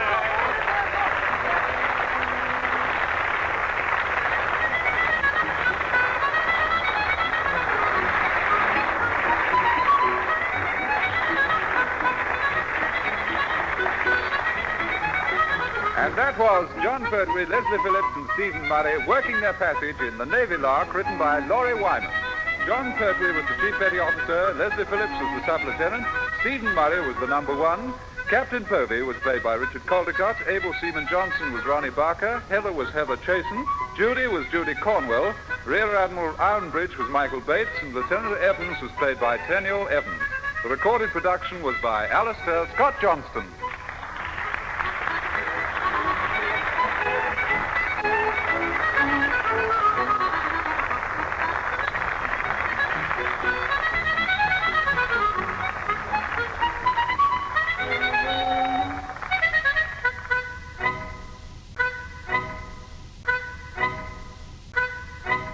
Hey, man, how about we check in with Fibber McGee and Molly next? That sounds good to me.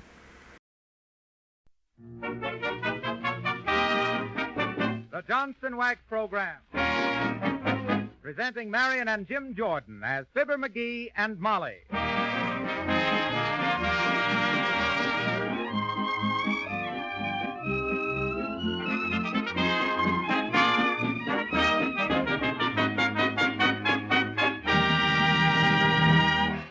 Jimmy Greer and his orchestra open the show with They All Laugh.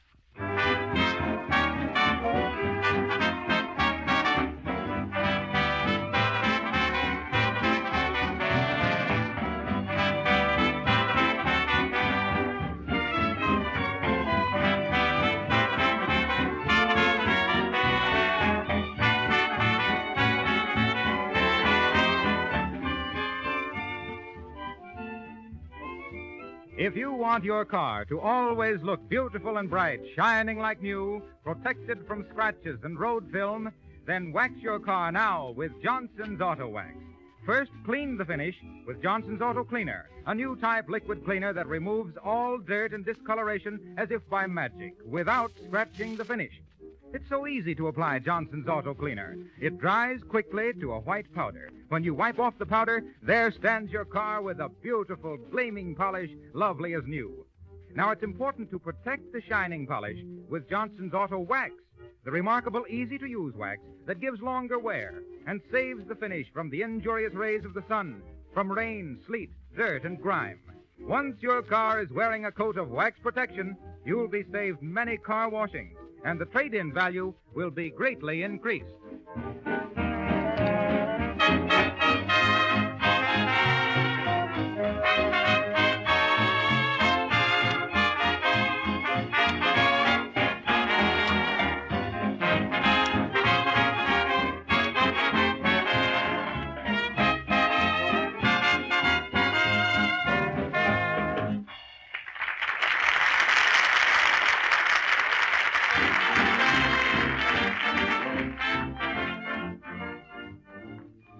Well, Fibber and Molly have arrived in Hollywood and are settled down. They're staying at the Clean Rooms Hotel, electric light in every room. And here, looking forward to hearing from the studio about their moving picture, we find Fibber, Magee, and Molly.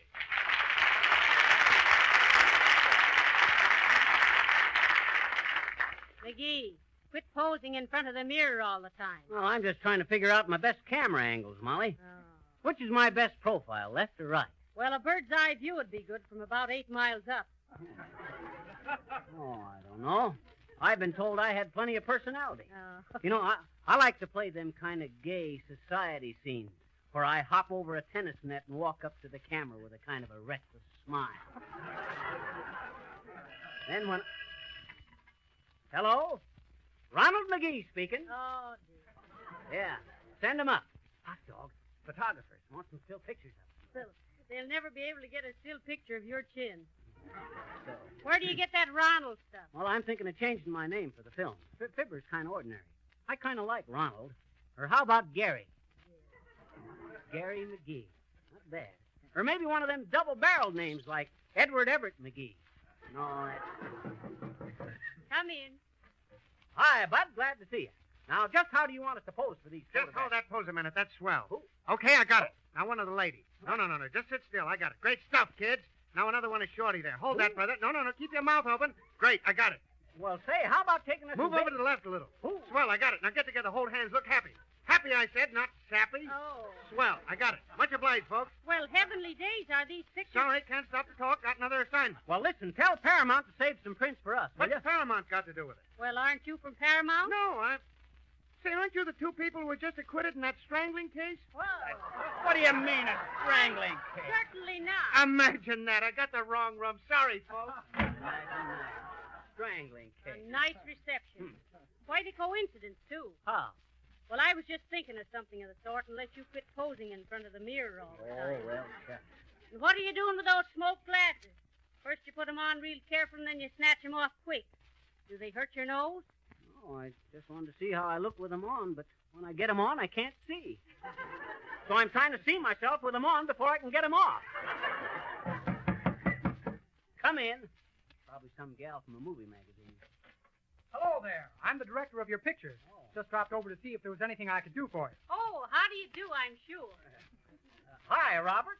No, I don't think If there's anything you want, just speak up. Oh, fine. I was just going to suggest... Anything at all, remember.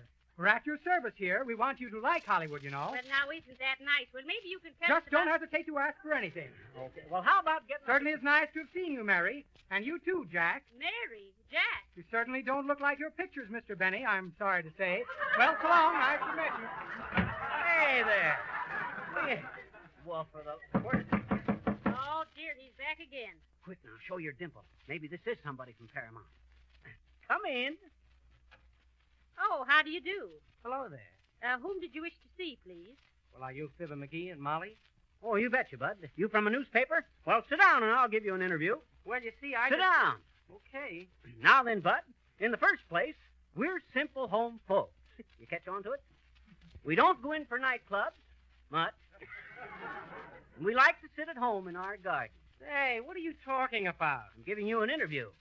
Well, sir, after every broadcast, we walk hand in hand up the starlit street, contented in the knowledge that our love for each other Say, is... listen.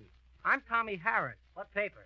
McGee, he isn't from a paper. He's singing on our program. Tommy Harris, remember? Oh, is that so? Well, why did you bust in here with a story about being on a paper? I didn't. You said Let that me tell you, Harris, it's men like you that give newspapers a bad name.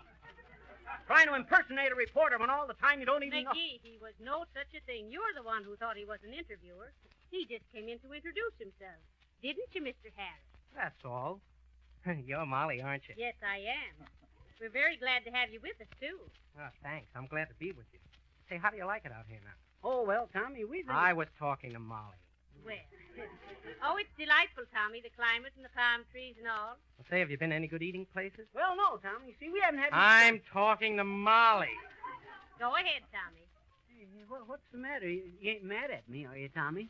Just because I mistook you for a newsboy. Well, I'm not a newsboy. I'm just like Jimmy Greer, you know, one of those playboys. One of those what? Playboys.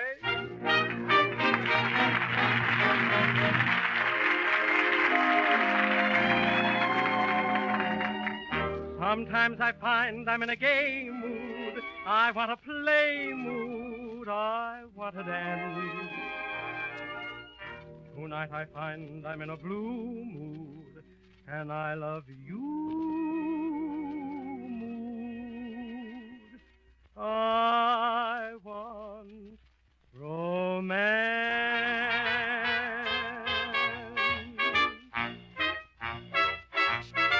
Never dared to have your arms around me, not that I considered it a sin. But tonight I want your arms around me. Oh, it's the mood that I'm in. Can it be the music that they're playing, or the magic of the violin that intrigues my heart into obeying? It's the mood that I'm in. Maybe it's the cocktail that I'm sipping that helps to put me in this frame of mind. Maybe it's because of you I'm slipping. Tonight I'm so romantically inclined. Speak to me of love with words so tender. Let the rhapsody of life begin. I could give my heart in sweet surrender. It's the mood that I'm in. Maybe it's the cocktail that I'm sipping that helps to put me in this frame of mind. Maybe it's because of you I'm slipping. Tonight I'm so romantically inclined, I don't know what to do. Speak to me of love with words so tender. Let the rhapsody of life begin. I could give my heart in sweet surrender. It's the mood that I'm in.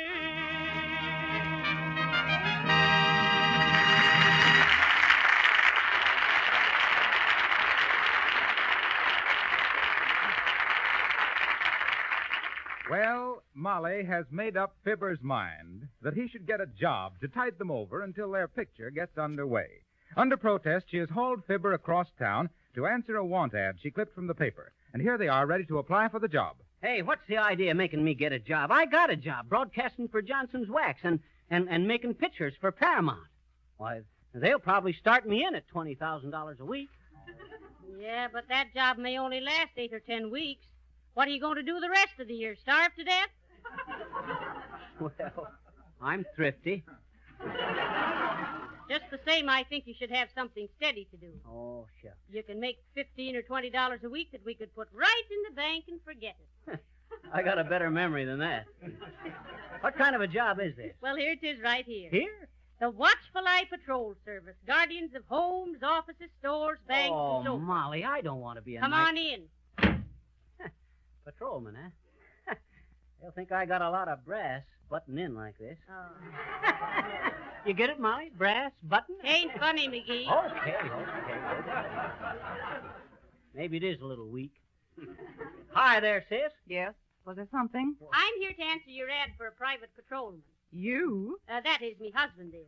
Just a moment. I'll send you to Mr. Bell. He's the manager, and he does all the Oh, here he Miss is. Smith, please see Yeah. that the Watchful Eye Company sends flowers to the family of Patrolman Finnerty with the usual note of sympathy, Yeah. lost on the field of action and so forth. What happened to Patrolman Finnerty, Chief? He got beat up and shot by some hoodlums last night. Oh, who are you? Why, don't he's mind me. Fibber McGee, sir. We came to answer your ad for a patrolman. Listen, Chief, I know you're a busy man, and there's no use wasting your time. Sit down. What's your name again? Fibber McGee, Chief. I'm Molly McGee. We're here to make a movie, and we thought that just to be on the safe side, McGee might get a job. Oh, Fibber McGee and Molly. Say, great stuff, too. Oh, thanks, Chief. You listen in to us often? I certainly do. Well, that's wonderful. Yes, indeed. Which one of you plays Brother Crawford?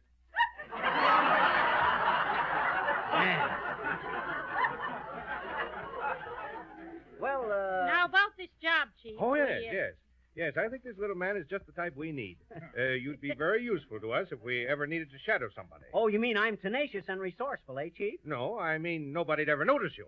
Oh, that's so. Yes, I think we can use you, my boy, on Finnerty's beat. On Finnerty? The guy that got shot by the... Oh, well, I don't know, Chief. I ain't very strong. No, but you're smart. Oh, I wouldn't say that, Molly. I do some awful dumb things sometimes. Remember the time I pushed myself... You know, off- my boy, I like your modesty. Modesty and courage go hand in hand. We need brave men in this work Ganga. who will pay no attention to a deadly hail of bullets, who'll face death 100 times a night without flinching. My, it sounds real exciting. 100 times a night. See, I give my agent 10%, so that's only 90 times a night, but even then... Now, let me have a few facts about yourself. Your height? Oh, I'm only a little good fella. I mean, I'm only 5'6.5", Chief. That's hardly tall enough. Weight? Yes, I think we better till sometime when Weight, about 135. Now, how's your eyesight? Oh, his eyes are marvelous. Oh, now, Molly, you know I got a bad astigmatism of the upper cornea and a slight conjunctivitis in the left reflex. Oh, How could you forget that? Well, that's fine. You'll see better in the dark. Well, you've got eyes that would make a cat happy. Why should I make a cat happy? well, it's really healthy work, McGee. Oh, Yes, yeah? it is. And not only that, but you'll have the tremendous satisfaction, McGee, of knowing that you're making this a safer, happier city. Oh, sure. That when sooner or later you fall in the line of duty, Oh, dear. you leave a memory of steadfastness and courage with this brave little woman you've left behind. Oh, yeah. McGee, come back here. Well, I didn't think I'd be left behind so soon.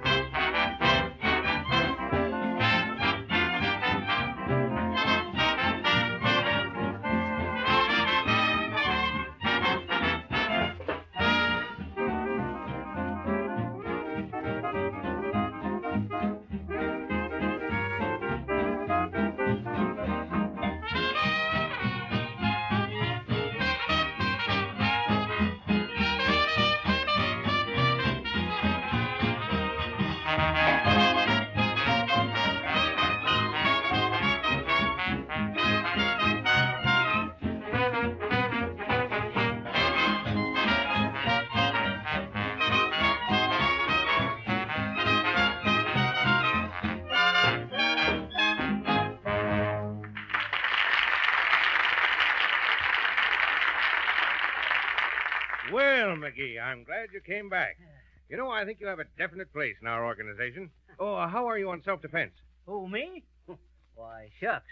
When I was a special police agent in Java, Chief, I was expert in jiu-jitsu. Jiu-jitsu McGee, I was known as in them days. Oh, my. Jiu-jitsu McGee, the jumping, jabbing genius, jeering the jealous Javanese Johnnies, and jointly jolting the jugglers of jittery jailbirds from Java to Japan.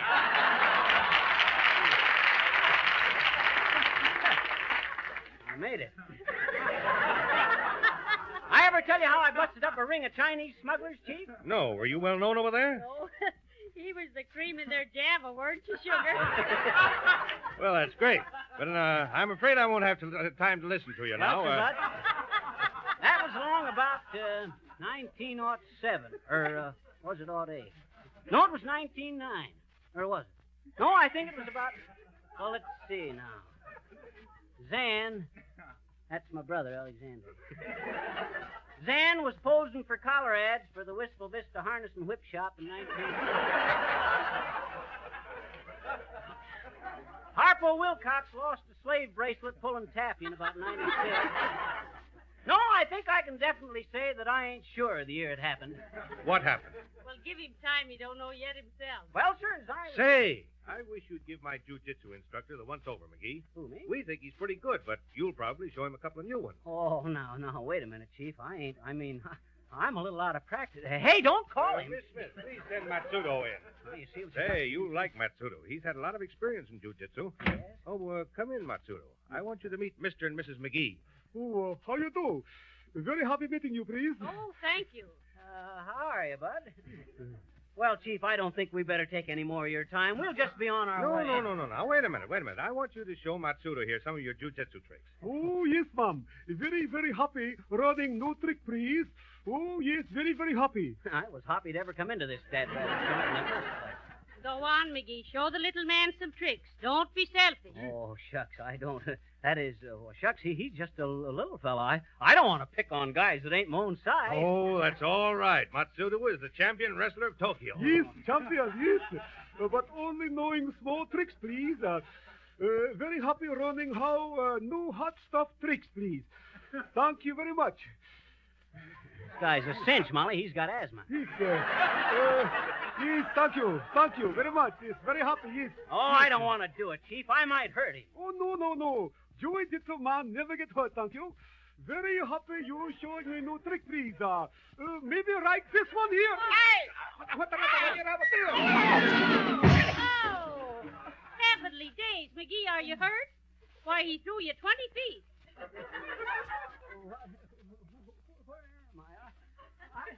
What do you mean he threw me? I jumped over his head. That's a little trick I picked up in Siam. Well, that's all, Matsuda. I'll give you another lesson tomorrow. Oh, yes. Very, very happy. Very happy. Glad fighting people who can take it. Yes, very happy, ma'am. Oh, my elbow. Well, don't tell me you're hurt. Oh, dear, no, not McGee. Well, I should hope not. You run into that stuff every night. Well, my boy, you're hired. 15 a week. Now, here's your badge, here's a revolver, and you'll find a bicycle equipped with radio standing outside. Good luck. Oh, shucks, Molly. I don't want to be a private patrolman, Molly. Now, McGee, think of the security. Heavenly days, 15 a week. Why, in a year or so, you might get a raise to 20. Get on the bicycle, and I'll walk along beside you. Oh, you better get on the handlebars, Molly. Well, okay. Can you make it? Oh, yeah. There you are. All right, go ahead. Squidge over to the left a little. You'll muffle the siren.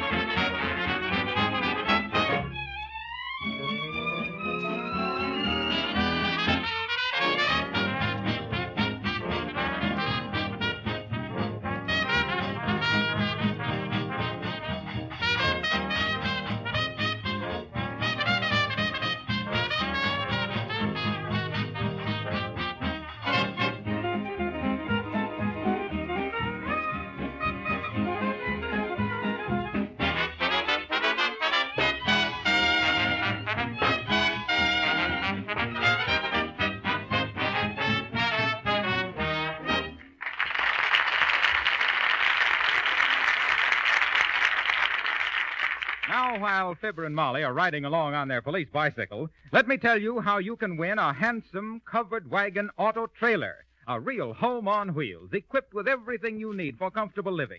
Icebox, stove, closets, water tank, and 2 double beds with special springs. The makers of Johnson's Auto Wax and Cleaner are giving away 12 magnificent deluxe covered wagon trailers. 1 trailer each week for 12 weeks, valued at approximately $1,000 delivered to your door. You can enter this great Johnson's Auto Wax contest today. All you have to do is complete this simple sentence. I like Johnson's Auto Wax and Cleaner because. Now just finish this sentence in 50 words or less and mail it with the top of the package in which you get your Johnson's Auto Wax and Cleaner. Please note carefully, no entry can be considered unless the top of the Auto Wax combination package is enclosed. The easy contest rules are printed in the package. It's very important that you read the rules carefully. Now don't delay. Get a package of Johnson's Auto Wax and Cleaner from your regular Johnson's Wax dealer, auto supply store, garage, or gasoline filling station.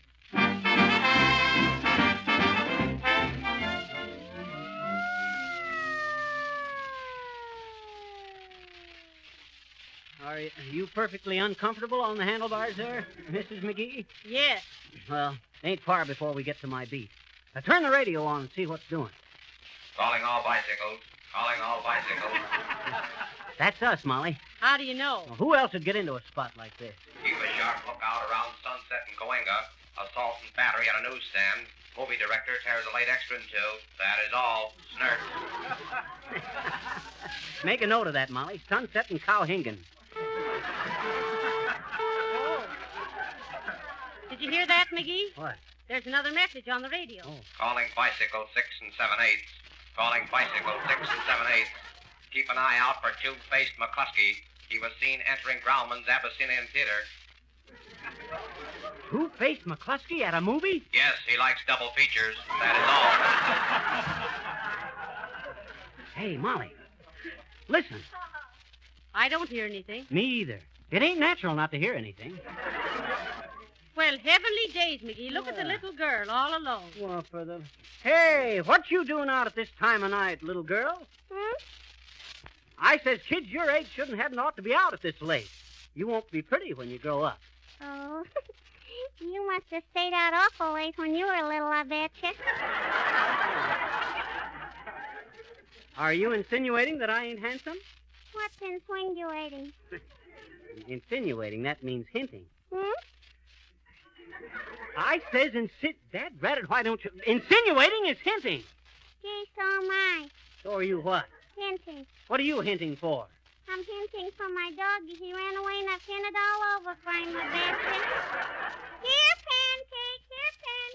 Pancake. Well, for the love of Mike. Imagine that, kid.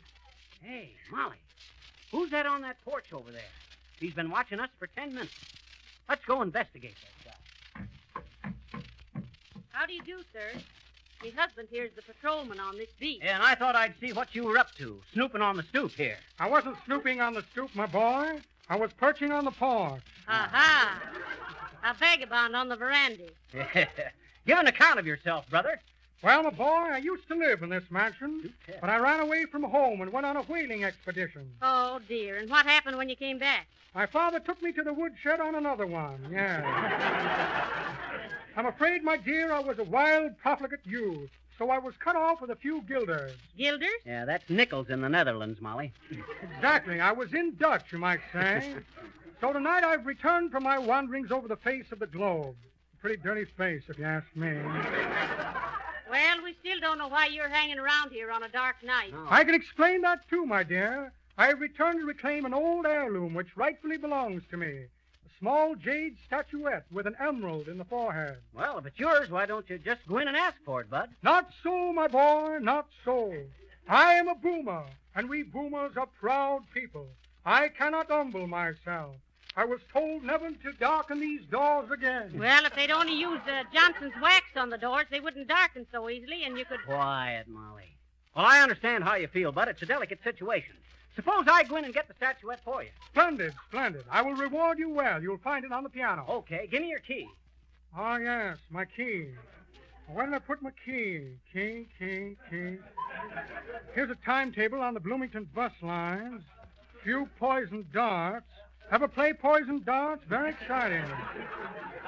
Let's see, a burglar's jimmy. Heavenly days, a burglar's jimmy. Oh, yes. Always carry one to open cellophane-wrapped cigarettes with. Only thing that'll work sometimes. Ah, yes. Here's a check for a short beer. Well, let me take that jiffy. I'll be in a jimmy. I mean, you wait right here for me, Bud. No, I'll wait down the street a little ways. I guess I'm just sensitive. Good luck, my boy. McGee, I don't like the looks of this. Now, what... Quiet, Molly. This is just a case of simple justice. And you're just as simple as you could... There we are.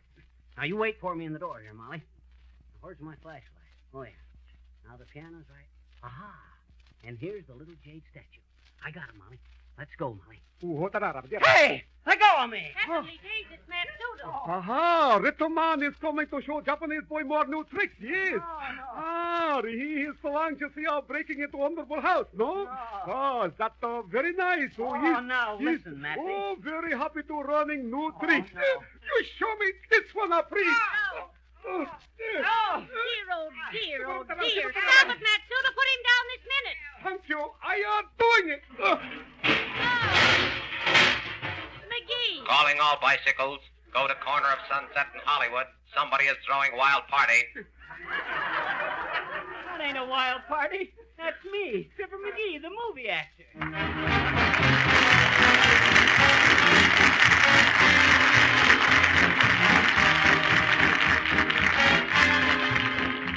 Now, to compete in this week's contest for a deluxe covered wagon trailer as well as cash prizes, your entry must be received by S.C. Johnson & Son, Racine, Wisconsin, by midnight next Saturday, May 15th. Every Saturday night thereafter, another week's contest closes. Winners' names will be announced each Monday night on this program.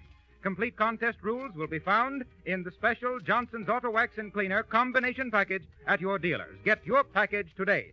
Be sure to read the rules carefully. And remember, you must enclose a package top with each entry. Now, you have as good a chance as anyone to win a luxurious covered wagon trailer. And now, a reminder to all Johnson Wax dealers, auto supply stores, garage, or gasoline retailers. You can best tie up with this great trailer contest by displaying prominently the special combination Johnson's Auto Wax and Cleaner package. You charge your customer for the cleaner only. The 30-cent can of auto wax is given free. Ask your jobber for details.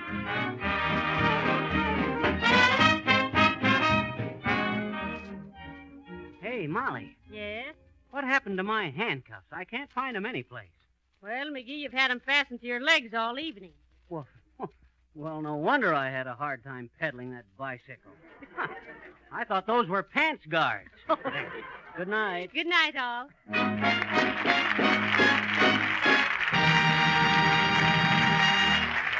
This is Harlow Wilcox speaking for the makers of Johnson's Wax and Glow Coat, Racine, Wisconsin, bidding you good night and inviting you all to join us again next week at this same time. This is the Red Network of the National Broadcasting Company.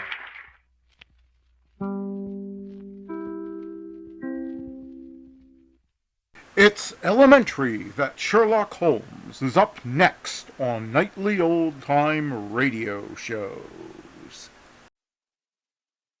Present The Copper Beeches, another Sherlock Holmes story adapted for radio by Michael Hardwick.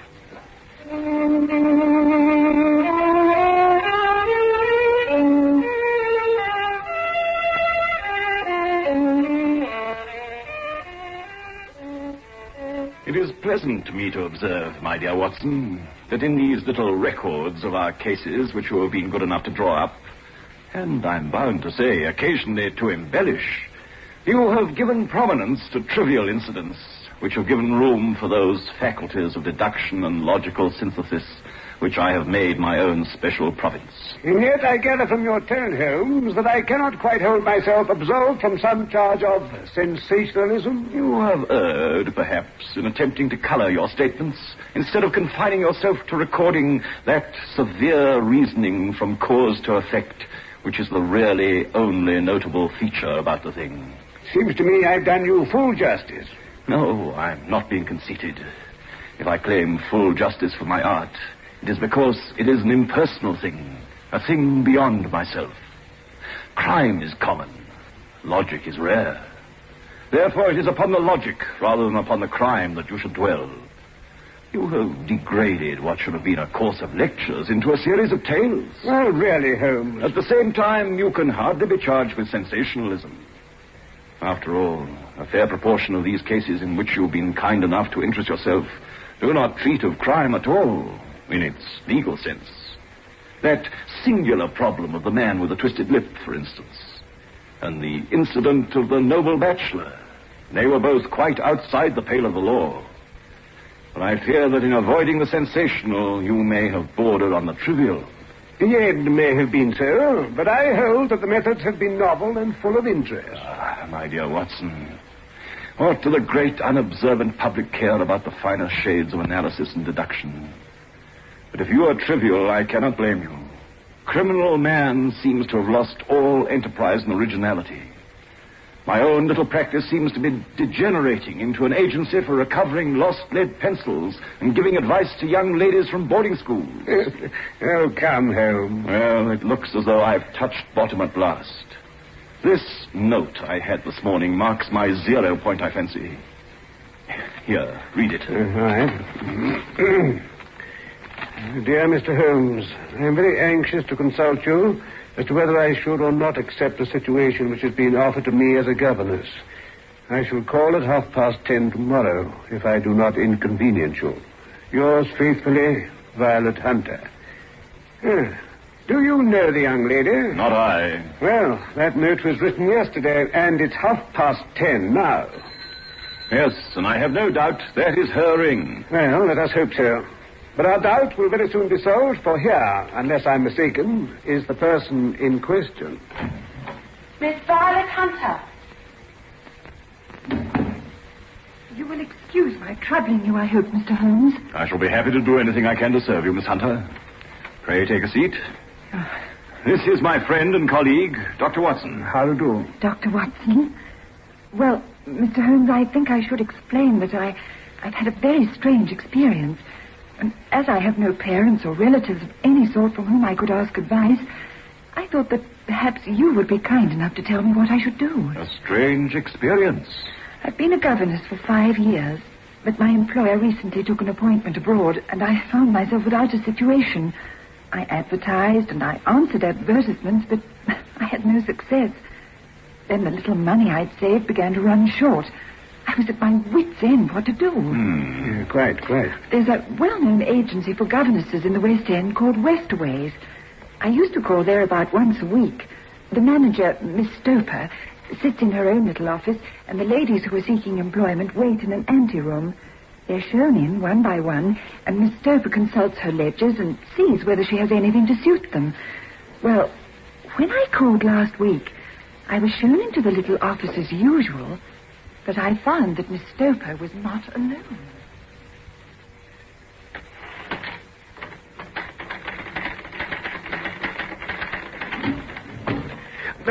This one will do. I couldn't ask for anything better, Miss Stoper. Capital. Sit down, Miss Hunter, please. This is Mr. Rucastle. Thank you. You're looking for a situation, miss? Yes, sir. As governess? Yes, sir. And what salary, do you ask? In my last place with Colonel Spence Monroe, I had £4 a month. Oh, come, sweating, rank sweating. How could anyone offer so pitiful a sum to a lady with such attractions and accomplishments? Oh, my accomplishments, sir, may be less than you imagine. A little French, a little German, music and drawing. No, this is all beside the question. The point is, have you the bearing and deportment of a lady? There it is in a nutshell. If you have not, you are not fitted for rearing of a child who may someday play a considerable part in the history of the country. But if you have, why, then how could any gentleman ask you to condescend to accept anything under 3 figures? Your salary with me, madam, would commence at £100 a year. Oh! It is also my custom to advance to my young ladies half their salary beforehand, so they may meet any little expenses of the journey and their wardrobe. May I ask where you live, sir? Hampshire, charming rural place. The Copper Beeches, 5 miles on the far side of Winchester. It is the dearest old country house. And my duty, sir? One child, one dear little romper, just 6 years old. My sole duties, then, are to take charge of a single child? No, not the sole. Not the sole, my dear young lady. Your duty would be, as I am sure your good sense would suggest, to obey any little commands, provided always that they were such as a lady might with propriety obey, which I or my wife might give. Oh, your wife? Oh, I should be happy to make myself useful, of course. Quite so. We are faddy people, you know. Faddy, but kind-hearted. In dress now, for example, if you were asked to wear any dress which we might give you, you would not object to our little whim? Oh, I know, sir. Or to sit here, or sit there. That would not be offensive to you? Oh, no. Or to cut your long hair quite short before you came to us? My hair? Oh, no, sir. Not my hair. I'm afraid that's quite impossible. Well, I'm afraid it's quite essential. It is a little fancy of my wife's. And ladies' fancies, you know, madam, ladies' fancies must be consulted. So you won't cut your hair? No, sir. I really could not. Oh, very well. Then that quite settles the matter. It's a pity, because in other respects you would really have done very nicely. In that case, Miss Stoper, I'd best inspect a few more of your young ladies. Very well, Mr. Rucastle. Miss Hunter, do you desire your name to be kept upon our books? If you please. Oh, really, it seems rather useless, since you refuse the most excellent offers in this fashion. You can hardly expect us to exert ourselves to find another opening for you. Good day, Miss Hunter. Next. Come along now. Well, Mr. Holmes, when I got back to my lodgings and found little enough in the cupboard and 2 or 3 bills on the table, I began to ask myself whether I had not done a foolish thing. After all, if these people had strange fads, they were at least ready to pay for their eccentricity. Very few governesses in England are getting 100 a year. Besides, what use was my hair to me?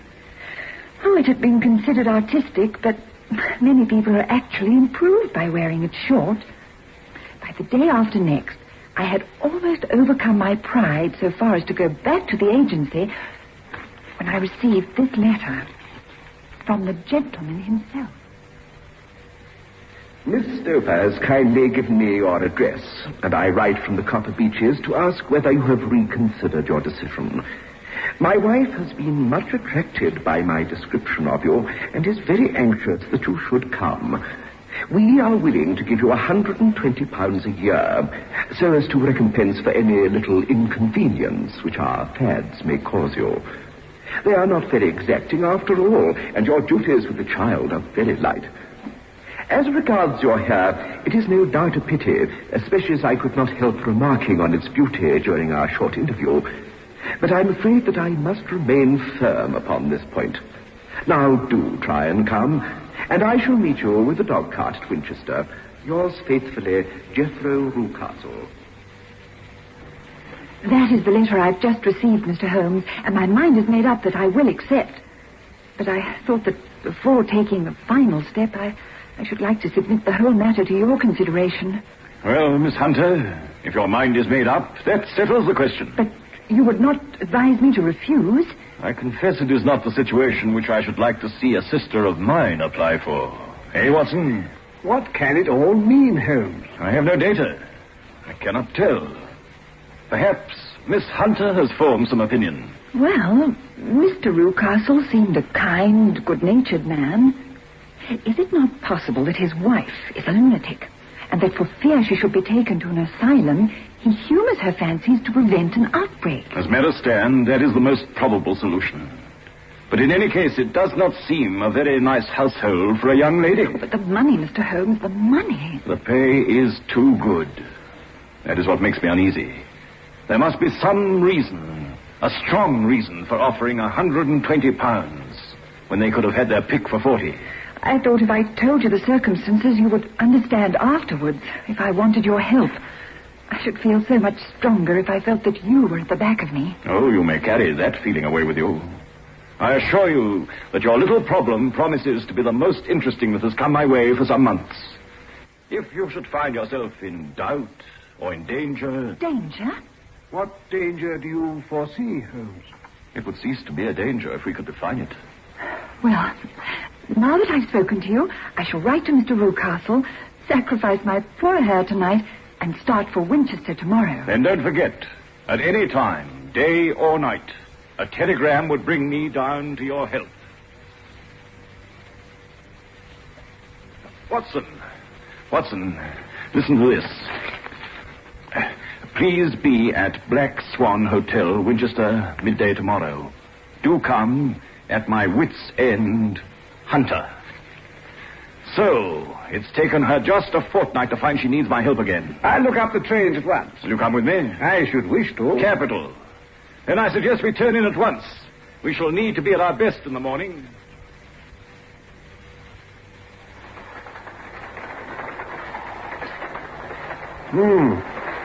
11 o'clock. Not much further to go. Good. What a change from Baker Street, eh, Holmes? Don't you find the sight of these farmsteads something fresh and beautiful? You know, Watson, it is one of the curses of a mind with a turn like mine that I must look at everything with reference to my own special subject. You look at these scattered houses and you're impressed by their beauty. I look at them, and the only thought that comes to me is a feeling of their isolation, of the impunity with which crime may be committed there. Oh, good heavens. Who would ever associate crime with these dear old homesteads? They always fill me with a certain horror. It's my belief, Watson, founded upon experience, I may add, that the lowest and vilest alleys in London do not present a more dreadful record of sin than does the smiling and beautiful countryside. You horrify me, Holmes. Oh, but the reason is very obvious. The pressure of public opinion can do in the town what the law cannot accomplish. There is no lane so vile that the scream of a tortured child doesn't beget some sympathy and indignation among the neighbors. And one word of complaint can set the whole machinery of justice going. Yes, quite true. But look at those lonely houses, each in its own fields. They're filled, for the most part, with poor, ignorant folk who know little of the law. Think of the deeds of hellish cruelty, the hidden wickedness which may go on year in, year out in such places, and none the wiser. Had this lady who appeals to us for help gone to live in Winchester, I should never have had a fear for her. It is the 5 miles of country between that makes the difference. Still, if she can come to Winchester to meet us, she has her freedom. Quite so. What can be the matter, then? Can you suggest no explanation? I have devised 7 separate explanations. Each of them would cover the facts as far as we know them. But which of them is correct can only be determined by the fresh information that we shall no doubt find waiting for us at the Black Swan. Ah, and there is the tower of the cathedral. I have promised Mr. Rucastle to be back by 3. I got his leave to come into town this morning, though he little knew for what purpose. Pray let us have everything in its due order, Miss Hunter. Well, in the first place, I must say that I have met, on the whole, no actual ill treatment from Mr. and Mrs. Rucastle. But I'm not easy in my mind about them. I can't understand them. What can you not understand? Their reasons for their conduct. Oh, but you shall have it just as it occurred. John, Mr. Rucastle met me here and drove me in his dog cart to Copper Beeches. I was introduced that evening to his wife and child. I gather that Mr. and Mrs. Rucastle have been married about 7 years. He was a widower, and his only child by his first wife was a daughter who is now in Philadelphia. As she couldn't have been less than 20, I can quite imagine that her position must have been uncomfortable with her father's new young wife. As for Mrs. Rucastle, I now know that there was no truth in our conjecture in your rooms at Baker Street. She is not mad. I found her to be more an entity, as colorless in mind as she is in features. Her husband's kind to her in his boisterous way, but she seems to have some secret sorrow. The one unpleasant thing about the house which struck me at once was the appearance and manner of the 2 servants, a man and his wife. Toller, as he's called, is a rough, uncouth man with a perpetual smell of drink. His wife is tall and strong and very sour. But fortunately, I spend most of my time in the nursery or in my own room. And that is the entire household? Yes. Oh, except for Carlo. Carlo? Mr. Rucastle introduced me to him on my first evening there.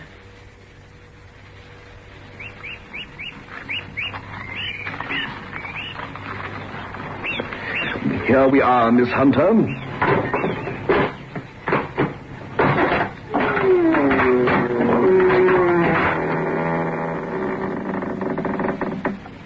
Can you see him? Oh. Don't be frightened. It's only Carlo, my mastiff. I call him mine, but really old Toller is the only one who can do anything with him. Down, Carlo! Down, you brute! Get down!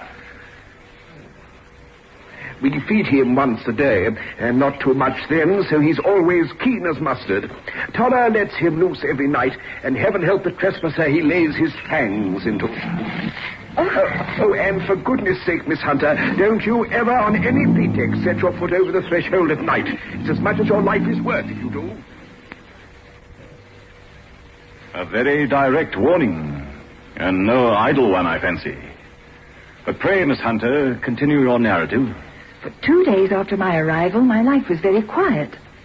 On the third, Mrs. Rucastle came down just after breakfast and whispered in her husband's ear. Yes, to be sure. Miss Hunter, my wife reminds me to say how much we are obliged to you for falling in with our whims so far as to cut your hair. And the effect is charming, my dear. It is nice of you to say so. I assure you it has not detracted in the tiniest iota from your appearance. And now we shall see how a change of dress will become you. If you will kindly go up to your room, you will find one laid out ready on your bed. It belongs to my dear daughter Alice, who's now in Philadelphia. It should fit you very well. Charming.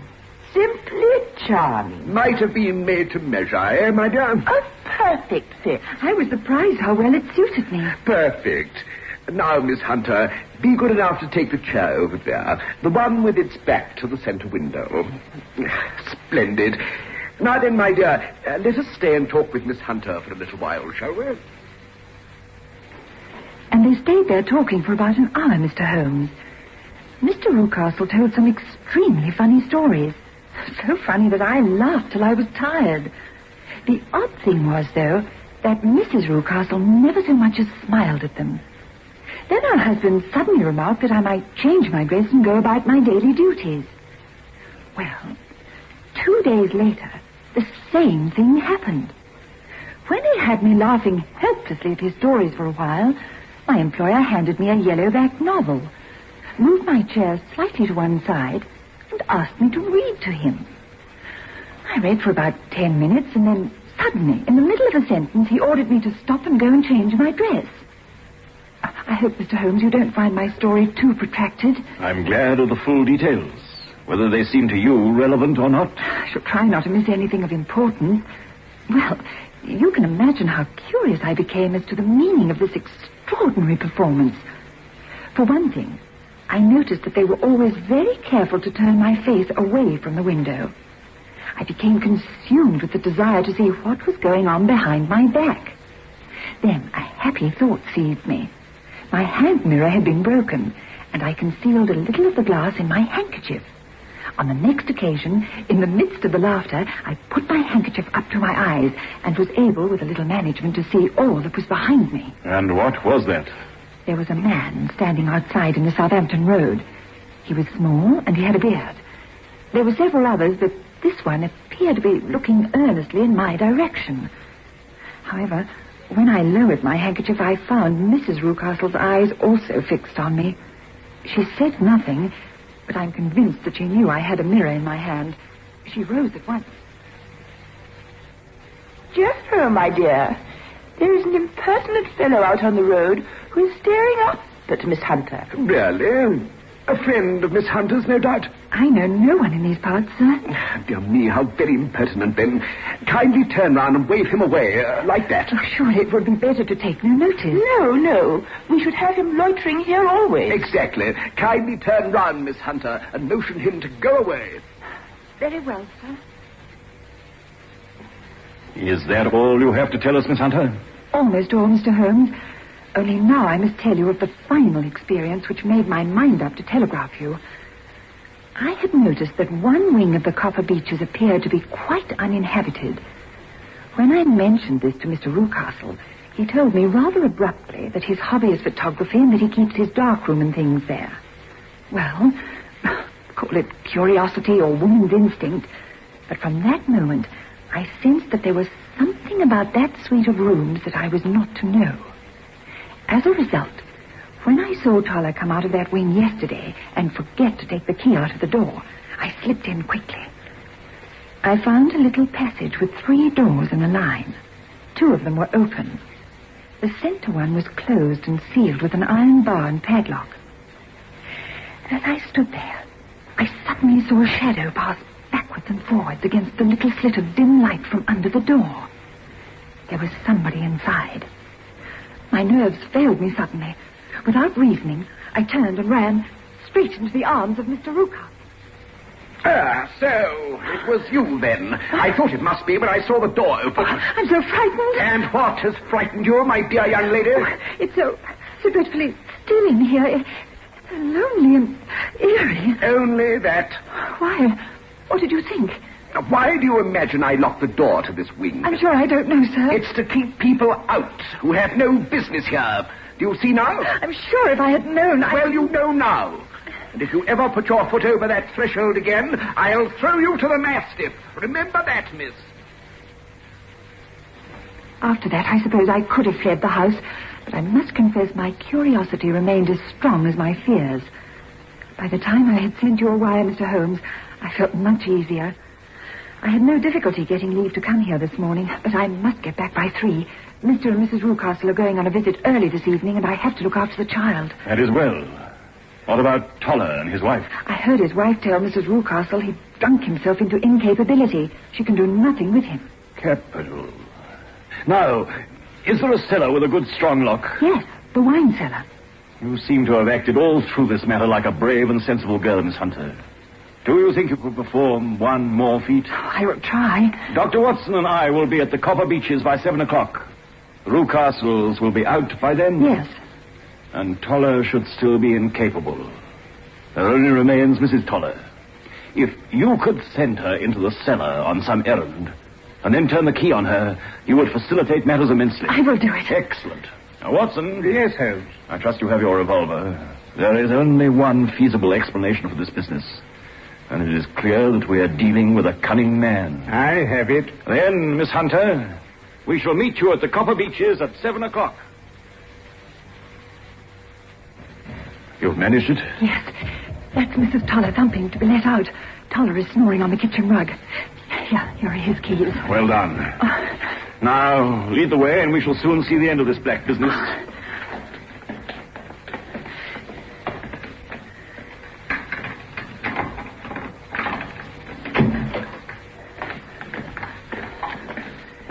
This is the locked room. None of these keys seem to fit the lock. There's no sound from inside. I trust we're not too late. Now, Watson, let's have the aid of your shoulder, and we shall see.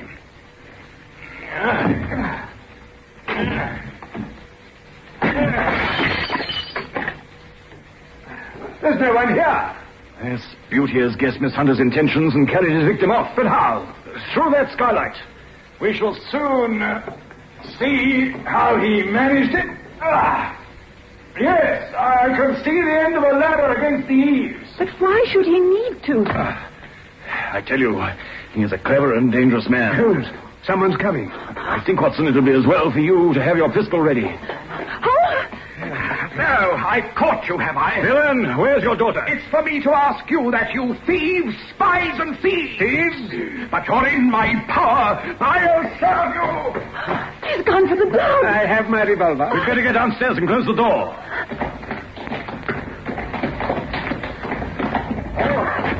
Wait a minute. Listen.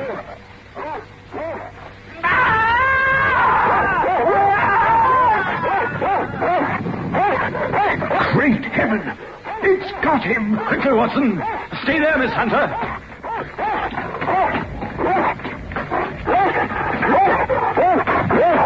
They're in there. Right. Let me pass.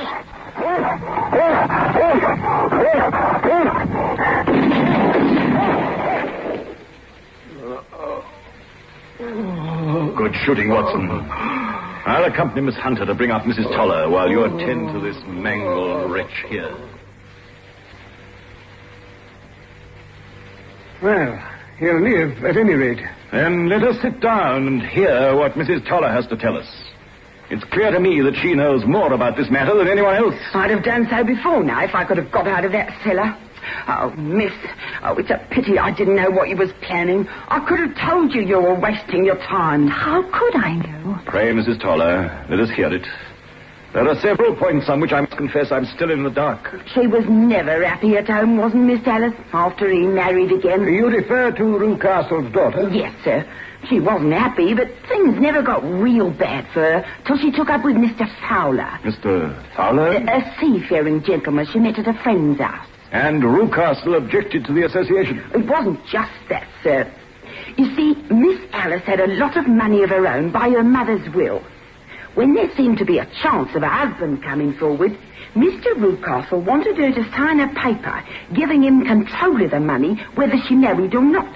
When she wouldn't, he kept at her so much that she talked about running away. Ah. Then I think I can deduce all that remains. Now, Rucastle, I presume, took to this system of imprisonment. Yes, sir. Do you mean that Alice never went to Philadelphia? That Mr. Rucastle kept her locked in that room? And had the ingenious idea of bringing you down from London to impersonate her. To give the watching Mr. Fowler the impression that she no longer wished to encourage him. The laughter on these occasions was to convey the appearance that she remained in good spirits and was under no compulsion of restraint. That's just it, sir. Incredible. So now you see, Miss Hunter, what manner of role you have been playing. Oh, I can scarcely believe it. But then, where is Alice now? No doubt Mrs. Toller can enlighten us again. I presume, however, that Mr. Fowler, being as persevering as a good seaman should be, succeeded by certain arguments, metallic or otherwise, in convincing that lady that her interests were the same as his. Mr. Fowler was a very kind-spoken, free-handed gentleman. Precisely. And in this way he managed that your good man should have no want of drink, and that a ladder should be ready at the moment when your master had gone out. That's just as it happened, sir. But, unfortunately for himself, as it transpired, Rucastle suspected something and came back. Like us, he was too late for his daughter. As for what happened instead... Hierdie briewe word Pretoria toegestuur. Dus... Here comes a lady I presume to be Mrs. Rucastle, with what I take to be the country surgeon. Ah, locus standi now is rather a questionable one. I think we had better make our way to Winchester and say goodbye to the copper beaches forever.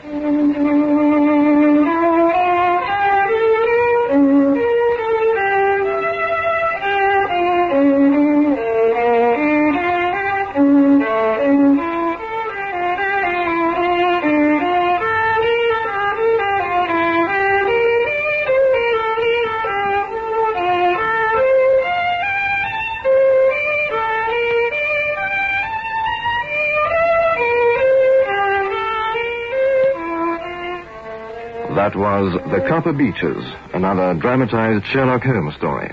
As Sherlock Holmes and Dr. Watson, you heard Robert Langford and Kenneth Baker. Others in the cast were Sheila Holliday, Fiona Fraser, John Hayter, and Elaine Lee, with production by Adrian Steed. I swear, it's not the type of show you think it is. The Goon Show is up next. Mr. Snag. Tell the British Empire and East Acton what we have decided is good for them. Let the joy bells ring. Mazel tov. Ladies and gentlemen, we have been and got a lot of geezers and spielers, and we... Oh!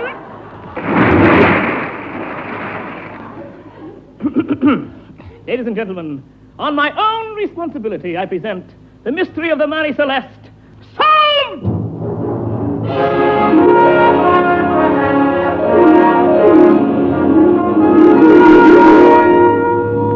Unsolved. untold in the nautical annals of sea mysteries is that of the brigantine Marie Celeste. But more of that later. Let us trace the thread of a rather unique experiment. One spring afternoon in December, Ned Seagoon, a handsome young buck about town, decided to dine out. Yes, as I sat in my usual place, I opened the Financial Times and carefully noted the number of chips I had left. I turned to the gossip page and helped myself to some fish. It was then a small notice caught my eye. It read, Author of Sea Stories will pay £5,000 to any person furnishing conclusive proof as to the fate of those who manned the Marie Celeste. I read no further. But you don't know my address.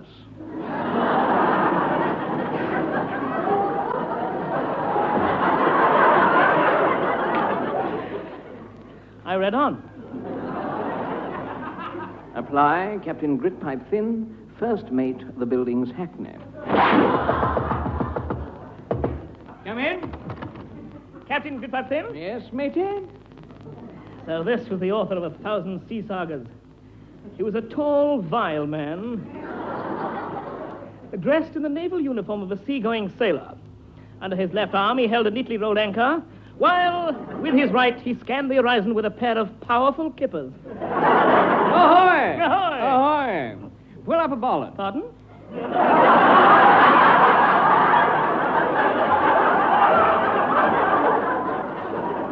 That thing there is a bollard.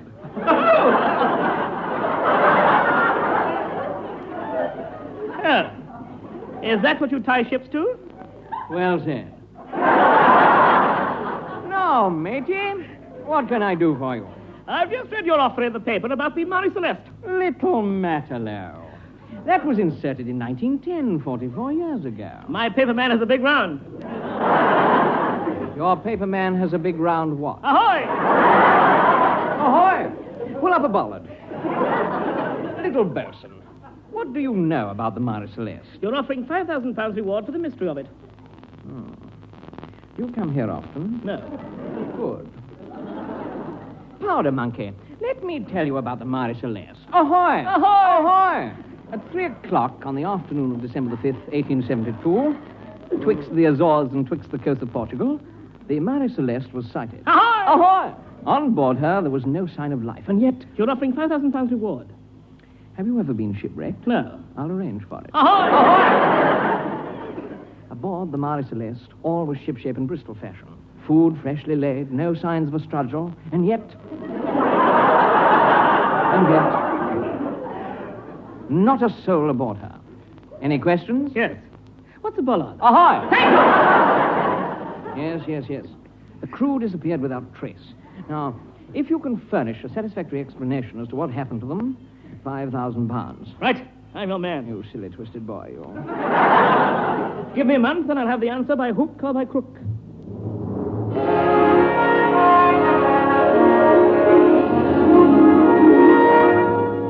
And now, on the first stage of investigations, Ned Seagoon hurried round to the office of a large shipping magnate. Come in. Come in. It's you that's knocking. Then I'll come in. My name is Ned Seagoon. I find no joy. Are you leading Admiral Dennis Budlock, chief of the International Shipping Line? I have that privilege. I never knew there were shipping offices on the Serpentine. Oh, yes. I do all my business from here. What's the time? 5:45. Good heavens. Come in, number 49. Now then. Well, now, what can I do for you? Admiral Budlock, I wish Just you... a moment. I shan't tell you again, 49.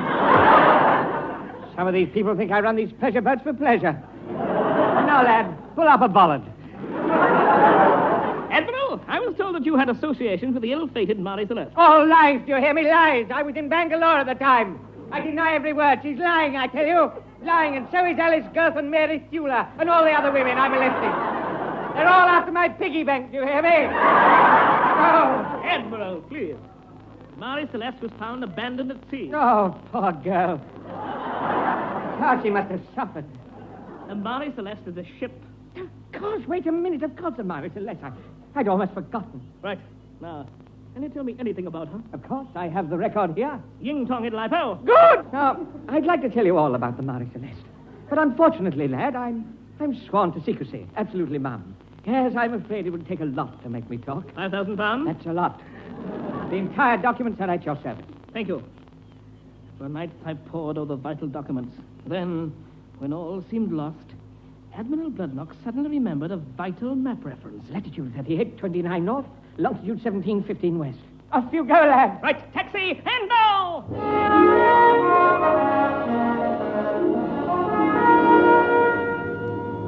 I waited for Seagoon's return, and then, at dawn...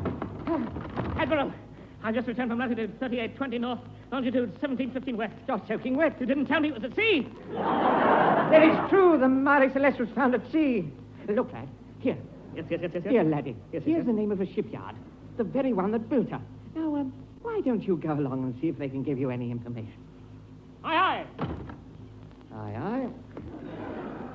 Sharing your gladness, my life's desire. Sharing your... Hello? Bloodlock here. Listen, Mr. Crun. What we planned for has happened. Yes, Ned Seagoon's the name. Yes, I've sent him to you, and he's offering for any information. All right, goodbye, Mr. Crun. Seaman Geldray, bring 49 in and play us a horn mouth on your pipe organ in the Sea of Key Shanty.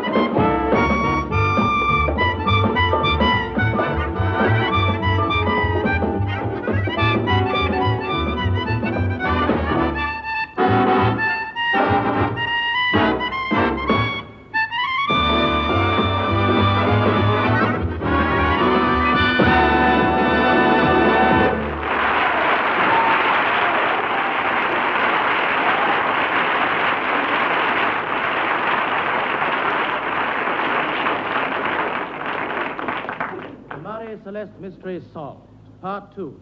And now...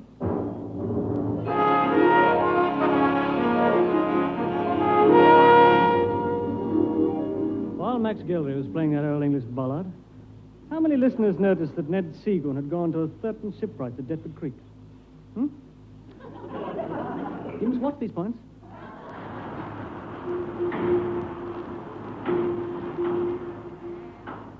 Put him in the barrel until he's sober. Put him in the barrel until he's sober.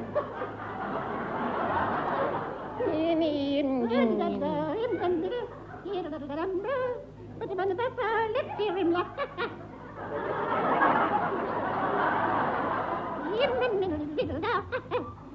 Minnie, Stop that mad, crazy, mud and rhythm style singing.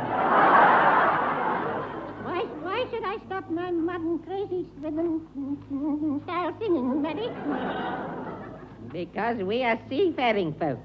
If you must sing, sing a shanty. Only a shanty.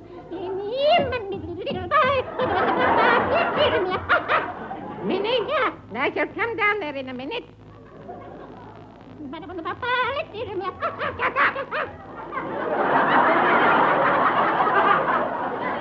Roll, Britannia, roll the way.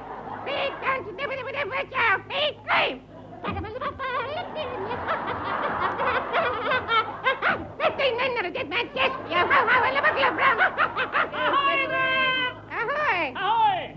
My name is Ned Seagoon. Oh, Minnie, it's him, Ned Seagoon. Roll, Britannia, roll the way. Thank you, Ann Ziegler. I'm Webster Booth. Is this the shipyard of Crun, Bannister, and Crun? Yes, and yes. Then, this firm built the Marie Celeste? Yes, I did. You did?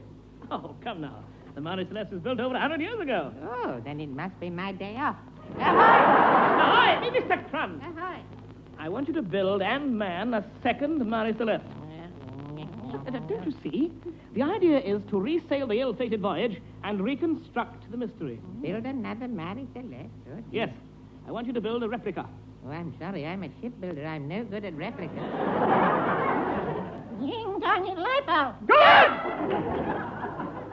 Now, how long to build it?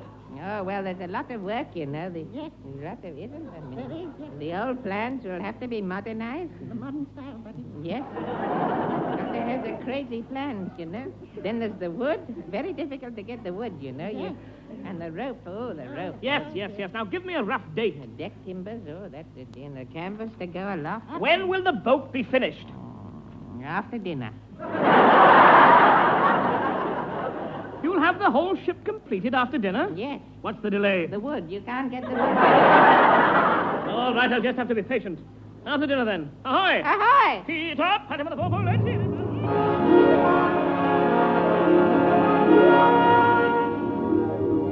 And now, no sooner had young Ned Seagoon left the shipyard than Mr. Crun hurriedly spoke to a seafaring man.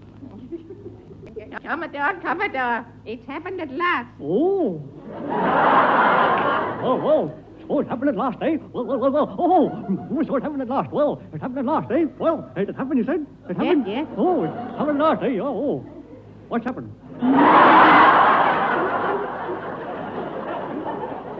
Admiral Bloodknock sent him to us, and he's here. Oh, here. You mean he's really here? Oh, it's him? Yes, he's here. He's here. He's here.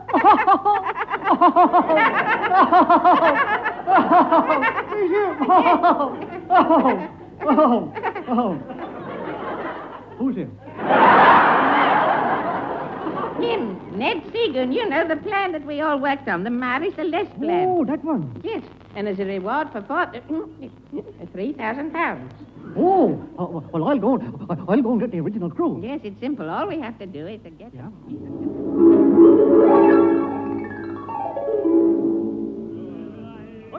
Yeah. Listen, fellas, it's happened, fellas. It's happened.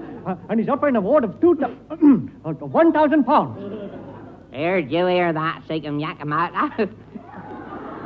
He's offering a reward of £500. What's he say? Honorable man is offering £250.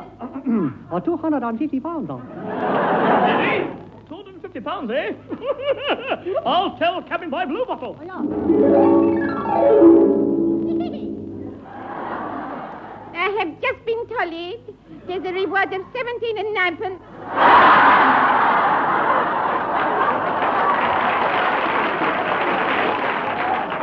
and an extra bob a week, if we live. Listeners, have you noticed a slight drop in the reward? You must watch it, little points.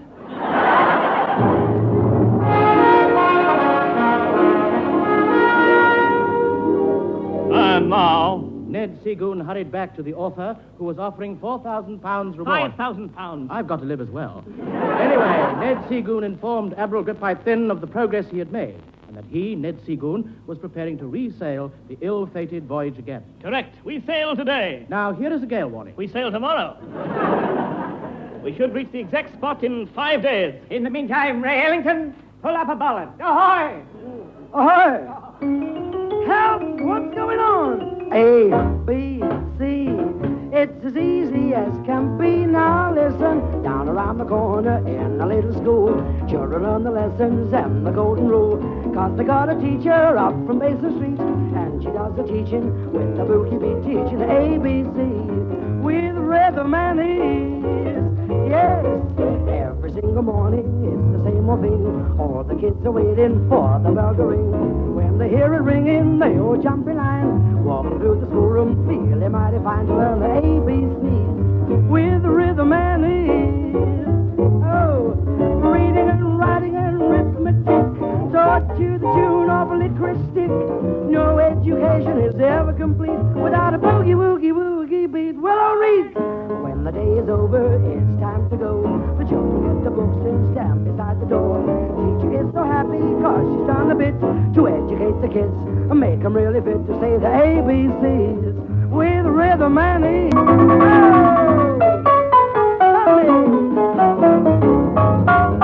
Dickie, take your football boots off the piano. Now take your boxing gloves off. Now what are you playing with? A, B, B, C, C, D, D, E, E, F, F, H, H, H, H. H, H? What am I going to say next? Reading and writing and arithmetic, talking to the tune of a hickory stick. No education is ever complete without a boogie woogie woogie beat. Well, I'll read. When the day's over and it's time to go, the children get in line and stand beside the door. Teacher is so happy 'cause she's done a bit to educate the kids and make them really fit to say the ABC. It's the ABC. It's the A, B, C, boogie woogie.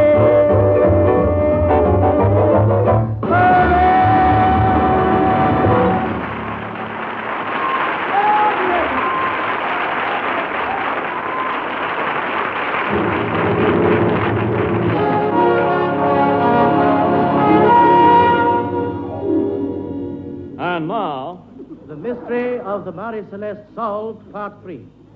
Exactly as in 1872, the brigantine Marie Celeste II slid gracefully out of harbor,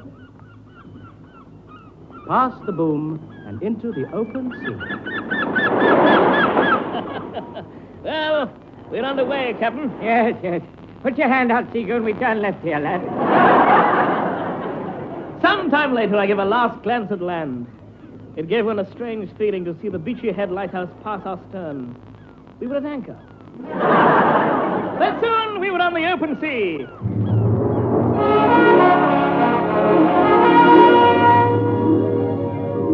After 5 days at sea, I was having dinner in the crow's nest when suddenly... Ahoy! You up there, Mr. Seagoon? Yes? Admiral Bloodlock's compliment.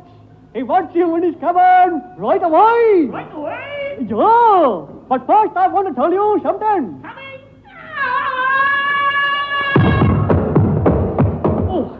Oh, there.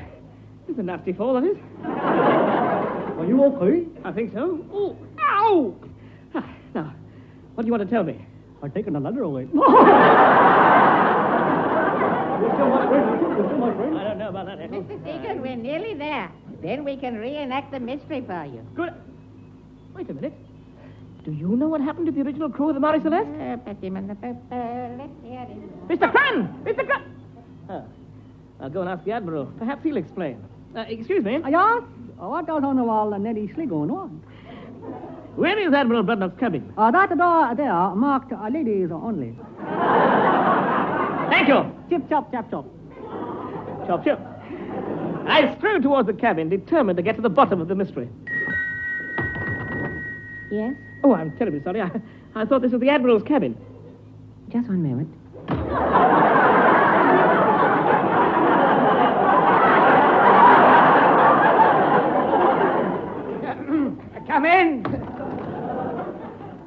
Bloodlock, you said you wanted to see me. Oh, yes. Young Nettie, yes. You haven't met my sister, have you? You told me you were an only child. In that case, meet my mother. How do you do? I'll see you later, Mother, dear. Oh, Dennis. All right, then. Yes. Admiral, you look 20 years older than she does. Oh, yes, lad, but then I've had a lot of worry, you know. Now, Ned, to business. What about the, money? When we arrive at the rendezvous tomorrow, a naval vessel will be present with the author aboard. Author? I don't wish to know any authors. He's the man with the money. Introduce me at once. He will not furnish the money until he receives a satisfactory explanation as to what happened to the crew. Not me marlin spikes. I know what happened. This is the true story. On the... I didn't mean my little hairy Captain. Ain't a blue bottle in rough seaman city jersey. And with a patch over one eye and a dirty big stocking on the head. Hooray! Not the sausage. Just as I was about to find the answer. What's going on here, little ragged pants? We have sighted a British man of war, H.M.H. Gladys. Points with finger out to sea. We are getting ready to act the mystery. Stands by canyon to fire salute. What is the mystery of the Marie Celeste? Nay. There's a 17 and 9pence reward. And until I get it, not a word shall pass my lips. Ties himself to mast and waits for 50 lashes. Here's your 17 shillings and 9pence. Now, out with it. Thank ye. Takes out 17 and 9penny piece, which is no bigger than a tenner. Puts it in rough seaman's purse. Prepares to tell mystery. When we were... Sees Admiral at a corner of eye. Good job I have got square eyes.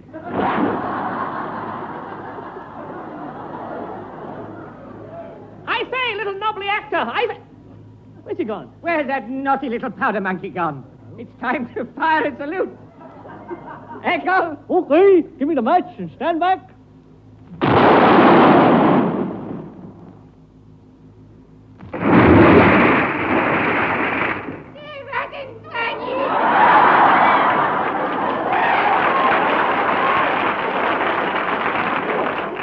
I was hiding in the canyon.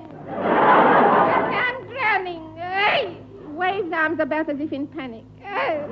Goes down for third time, then remembers 17 and 9pence in purse. Climbs back on ship to spend same, exit left to Naffy. Perhaps someone will tell me what's going on here. I'll tell you. We are the original crew of the Marie Celeste. Good heavens, ghosts. We ain't ghosts, but you can't be human. Well, that's different. I'll tell you what happened. When we sailed the original Marie Celeste, we made rafts. Yes. Please, don't do that. Then we set the table, left everything as it was. Then we quietly slipped over the side. And thud me, Goodkins, that's really what happened. Isn't that right, me hearties? Aye! But why did you do it? Because we knew that one day someone would offer a reward for the solution of the mystery. And by thunder, it's happened. Hasn't it, me hearties? Aye! But why couldn't you have just told me? Why come all this way? They'd never believe us, lad. How some people can doubt me. Me, the very soul of honesty. Isn't that right, me hearties? HMS Gladys on the port bow, sir. Splendid! On board is Captain Gritpipe Finn with the £5,000. Right. Stand by to reenact the mystery, lads. Okay. Ahoy there, HMS Gladys! Captain Gritpipe Finn, are you ready with the money? Money? Oh. Ahoy there! HMS Gladys! HMS Gladys! Stand back, Eccles. Let me try. I used to be in the choir. Ahoy there, Captain Gritpipe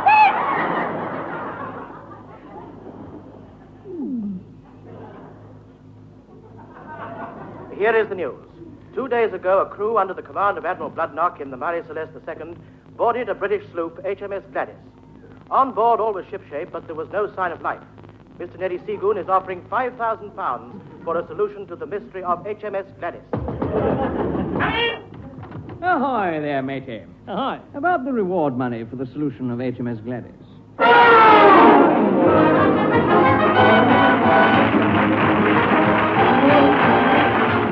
That was the Goon Show, the recording program featuring Peter Sellers, Harry Seacombe, and Spike Milligan, with the Bergen Quartet and Max Gilray. The orchestra was conducted by Wally Stott, script by Eric Sykes and Spike Milligan, Announcer Wallace Beeches, the program produced by Peter Eaton.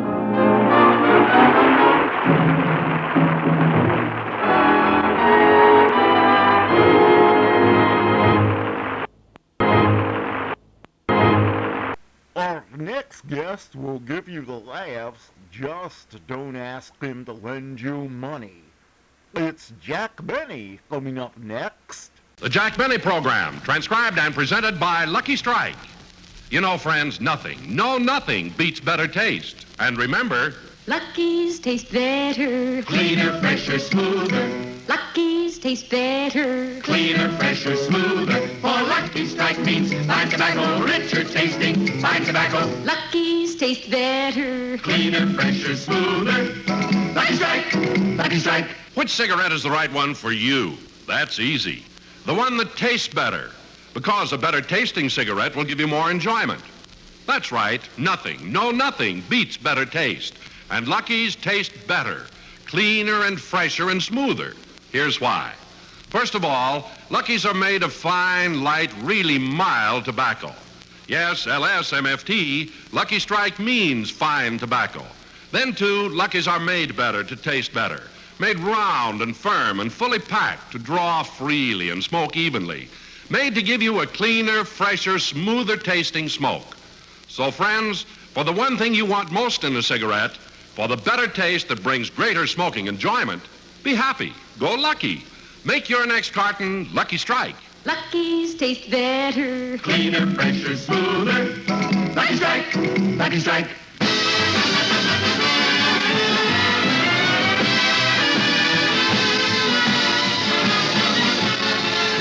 Broadcasting from the American Legion Hall in Palm Springs, California, the Lucky Strike program starring Jack Benny, with Mary Livingston, Rochester, Dennis Day, Bob Crosby, and yours truly, Don Wilson.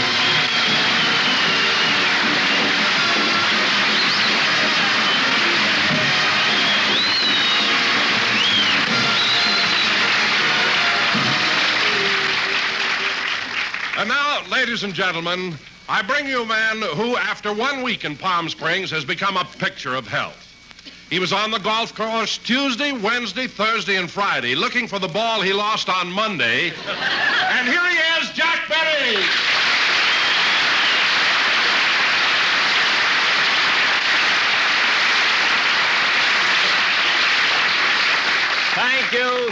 Thank you. Hello again. This is Jack Benny talking.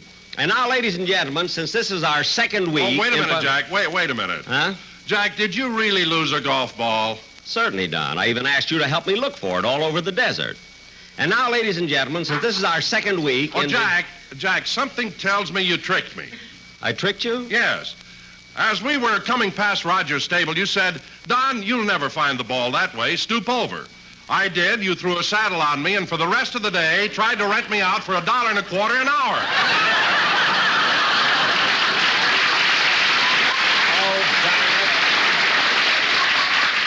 He found out. I thought I was being subtle, too. You know, I can't... Oh, hello, Mary. Hello, Jack. Hello, everybody.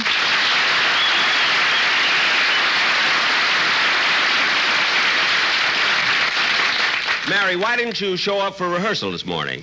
Well, if you must know, for one thing, I was busy moving out of that hotel where you're living. But, Mary, I've stayed in that hotel for the last 2 weeks. It may be small and crowded, but it's a lovely place. Some lovely place. This morning, a guest bawled me off for using the roller towel. Why? He was sleeping in it. Well, Mary, it's the height of the season. People have to sleep where they can. As a matter of fact, I happen to know that last night, some people had to sleep in the police station. Jack, that was the orchestra, and the height of the season had nothing to do with it. Oh. Say, Mary, you're kidding about the orchestra being arrested, aren't you? No, I'm not, Don. Well, for heaven's sakes, what'd they do? I don't know about the others, but the police found Remley lying against the curb, and he hadn't put a penny in the parking meter. Mary, stop making up jokes. Now, you know the boys in the band. Oh, hello, Bob. Hiya, Jack. Hello, Mary. Hello, Bob.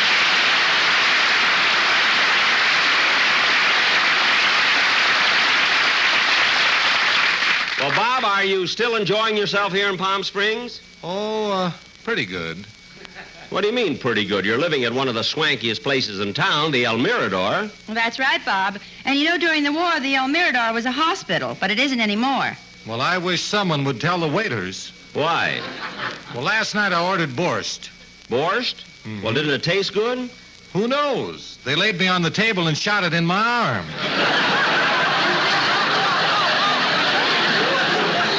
You're kidding. Kidding. Look at this muscle. It's a potato. Well, how do you like that? Then for dessert, they gave me an anesthetic. Well, Bob, that had nothing to do with the dinner. Everybody who lives at the El Mirador gets an anesthetic. Yeah, but why? That way they can give you the bill and you won't come to till you go through banning.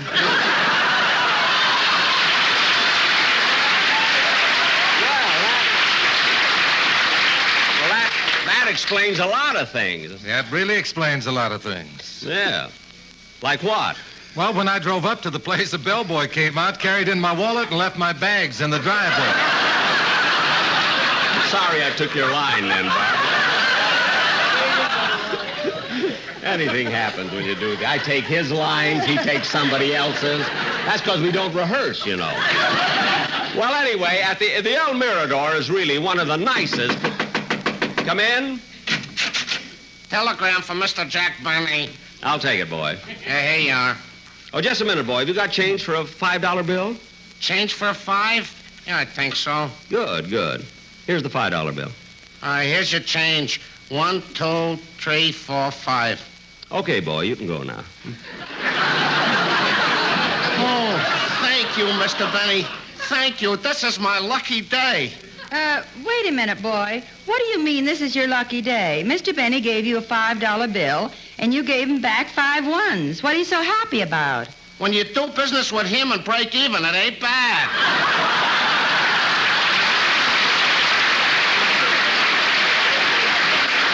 Of course not. Go already. Jack, who's the telegram from? Just a minute, I'll see. It's from Dennis Day. Says, sorry, I can't be on the program today, so I'm sending a substitute singer to take my place. The reason I'm missing the program is because I'm eloping with Marilyn Monroe. However, I'm silly enough to be back with you next week. That crazy kid making up jokes for a telegram. It's 6 cents a word. It's ridiculous. Say, Jack, why did he say he's sending over a substitute? I can sing. Why, certainly, Bob. That's exactly what you're going to do. Any substitute that Dennis would send over would probably be some silly jerk who doesn't even know how to... Now, who can that be? Come in. Jack, look who it is! Bing Crosby!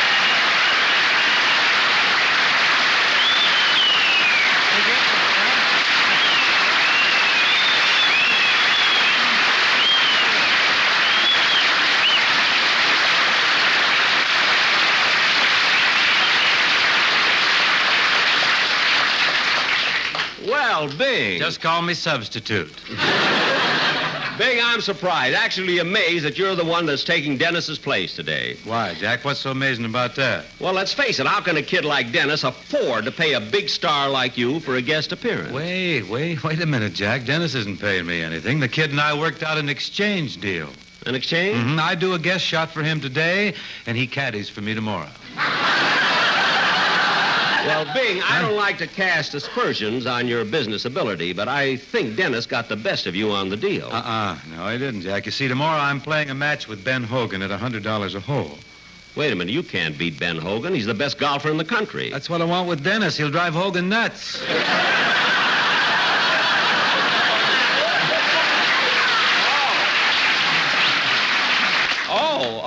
Oh, there's some writing. I got 3 O's in there. Say, redundant, what? You know, I'm here. You know my whole gang, don't you? Oh, yes. Hi, fellas, and hello, Mary. Hello, Bing. Well, I guess I know everybody except, who's the fellow standing over there? I'm your brother. I didn't recognize you. How are you, Robert? I'm fine, Bing. Gosh, I haven't seen you for months. In fact, not since I started working on Jack's program. Gee, no wonder I didn't recognize you, kid. You got a lot thinner.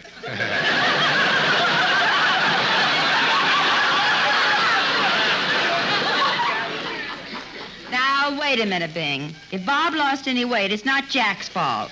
Certainly not. Bob's working for peanuts, and peanuts are fattening. Well, thank you, Mary. You know, Bing, it's quite a coincidence having you on the program. Only 3 weeks ago, we had your sidekick, Bob Hope, as a guest star. Oh, really? How was old Sickle Snoot? Sickle Snoot? Why do you call Hope that? Well, his nose looks like a bagel with one bite out of it. I think. You think that's pretty It does. It does. You know, it does at that. Say, Bing, you and Bob Hope have made an awful lot of pictures together, haven't you? Yes, and don't hit that word awful so hard, will you? Just kind of gloss that. Anyway, Beagle is a little mad about it now because, you know, in every picture we make, I get the girl. Oh, is that what makes him mad? No, I get the money, too. Oh, for heaven's sakes, Bing, with everything else you have, why are you so interested in money? Believe me, you can't take it with you. They finally convinced you, huh?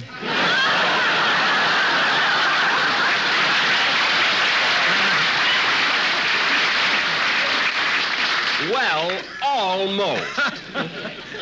Say, Bing, what are you doing down here in Palm Springs? Well, I've been doing some broadcasts, Marion. I've been writing my autobiography. No kidding. Yeah, finally finished all the writing. I've titled it Call Me Lucky. Say, Bing, the story of your life must be very interesting. Tell me about it. Well, I was born in Tacoma, Washington, and... I tell you about it, Jack. You can read it in the Saturday Evening Post. Oh, yes, the Saturday Evening Post, sure. That's only 15 cents. Comes in 8 installments. Oh, well, tell me about it. Well, Jack, this thing starts in the February 14th edition of the Saturday Evening Post, and you can read it there. I know, but I want to hear the whole story at once. I don't want to wait 8 weeks. Well, all right. You see, my life story starts off with my birth in the year 1914. 1914. See, this is 1953. 14 from 53. That would make you 39. Bing, you can't be 39. What's the matter? You got it patented or something? No, it's just that. That finder's keeper. It is not. Look, Bing, do you have a copy of your autobiography with you? Yeah, got it all right here, just as it appears in the Post. Well, look, I'll tell you what. Suppose I read the story while you sing your song. Well, what makes you think he'll sing a song? What makes you think I won't? Let's go.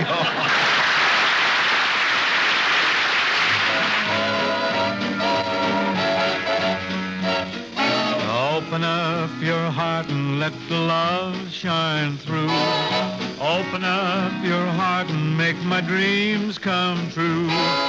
Why do you just hide behind it? Loosen up the chains that bind it. Open up your heart and let me in. Baby, I've been mighty lonesome. Baby, I've been mighty blue.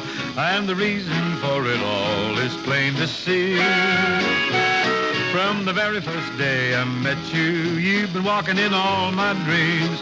It's time you gave a little thought to me.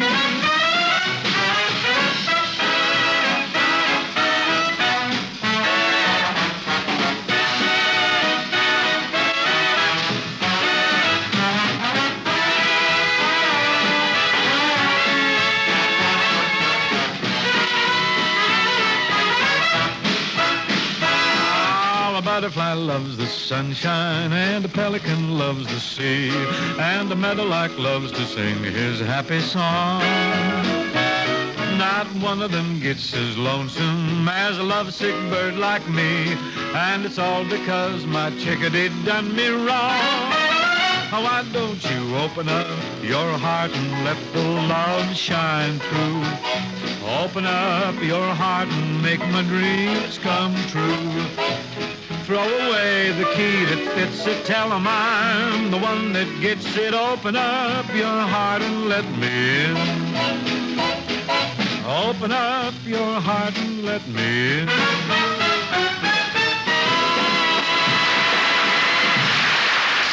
Bingo, that was wonderful. And I just read your autobiography, and it's really interesting. Say, Jack, I've got an idea. What, Mary? Well, since we've got Bing with us, why don't we dramatize his life story? Say, that is a good idea. Look, Bing, suppose I do your life story on my show, then you can do the story of my life on your show. Your life on a half-hour program? Don't worry, we'll work it out. 8 installments. And now, ladies and gentlemen, a special preview of the life of Bing Crosby as it appears in the Saturday Evening Post. Oh, excuse me a minute. Hello? I have a long-distance call from Mr. Jack Benny. This is Jack Benny speaking. I'll take the call. It's collect. Collect? Look, operator, I'm not taking any collect calls. Just a moment. I'm sorry, Mr. Paley, but Mr. Benny said he isn't Mr. taking... Paley? Oh, my goodness, operator, certainly I'll take the call. Very well, Mr. Benny. Go ahead. Hello? Hello, Mr. Benny. This is Rochester. What?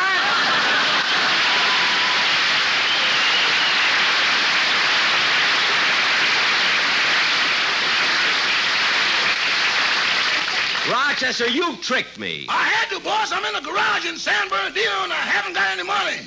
The garage? Something wrong with my car again? Rochester, answer me. Is there something wrong with my car? Just a minute, boss. This is such a long story, I wrote it down. Never mind that. Just tell me what happened. Well, I was on my way down to Palm Springs to pick you up. Uh-huh. And as I was coming through Cucamonga, I was driving along the railroad tracks when suddenly I noticed the super chief was trying to pass me. Trying to pass you?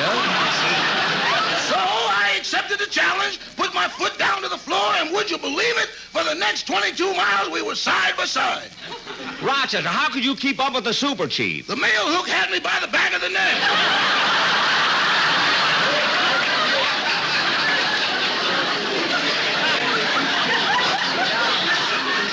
Well, that's one way of keeping up with it. Yeah, we were coming along at 90 miles an hour, and then it happened. What? We came to a tunnel. A tunnel? Oh, my goodness. Was the car wrecked? Boss, if you see 4 flying saucers with hubcaps, they're yours. That's terrible. Rochester, are you hurt? No, I was protected by the ironing board. Rochester, you had the ironing board in the car? Why? If you found out I was just sitting there driving, you'd be awful mad.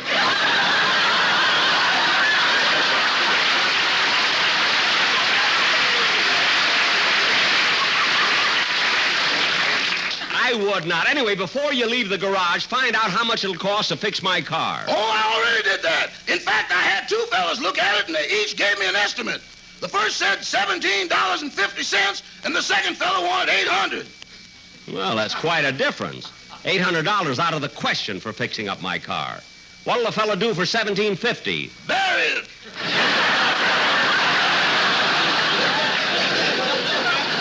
Bury it? Rochester, you didn't really have a wreck, did you? Well, no, I didn't, boss. Then why did you make up such a story? Well, I knew I'd be late getting down to Palm Springs, so I started to make up an excuse, and it got away from me. Well, that's ridiculous. No, it isn't. I sold it to the Saturday Evening Post in 8 installments.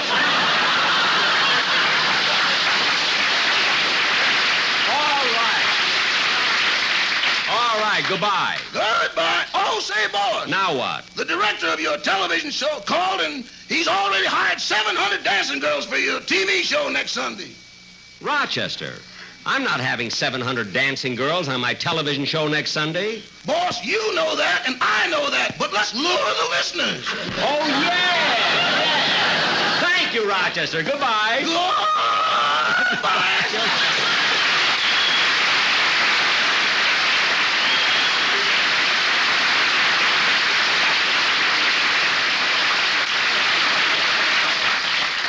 And now, ladies and gentlemen, we present our dramatization of the Saturday Evening Post autobiography of Bing Crosby, Call Me Lucky. Curtain music. In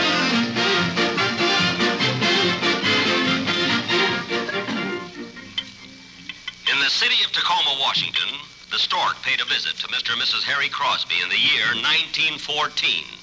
It says here. The newborn baby was called Harry Lillis Crosby. Harry Lillis was a precocious baby and learned to speak quite young. At the age of 3 months, he said, Da.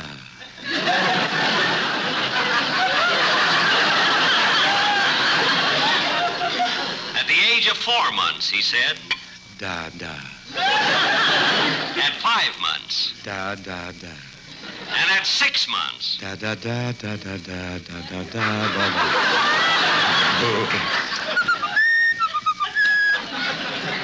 the baby grew into a child of school age, and he was a good pupil, and a clever one, too. While other kids brought the teacher apples, he brought her Minute Maid orange juice.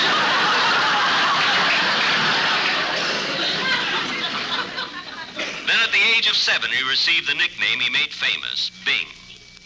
It happened because his family lived next to a cherry orchard, and he was very fond of Bing cherries. Fortunately, he didn't live next to an orange grove, or today he might be known as Naval Crosby.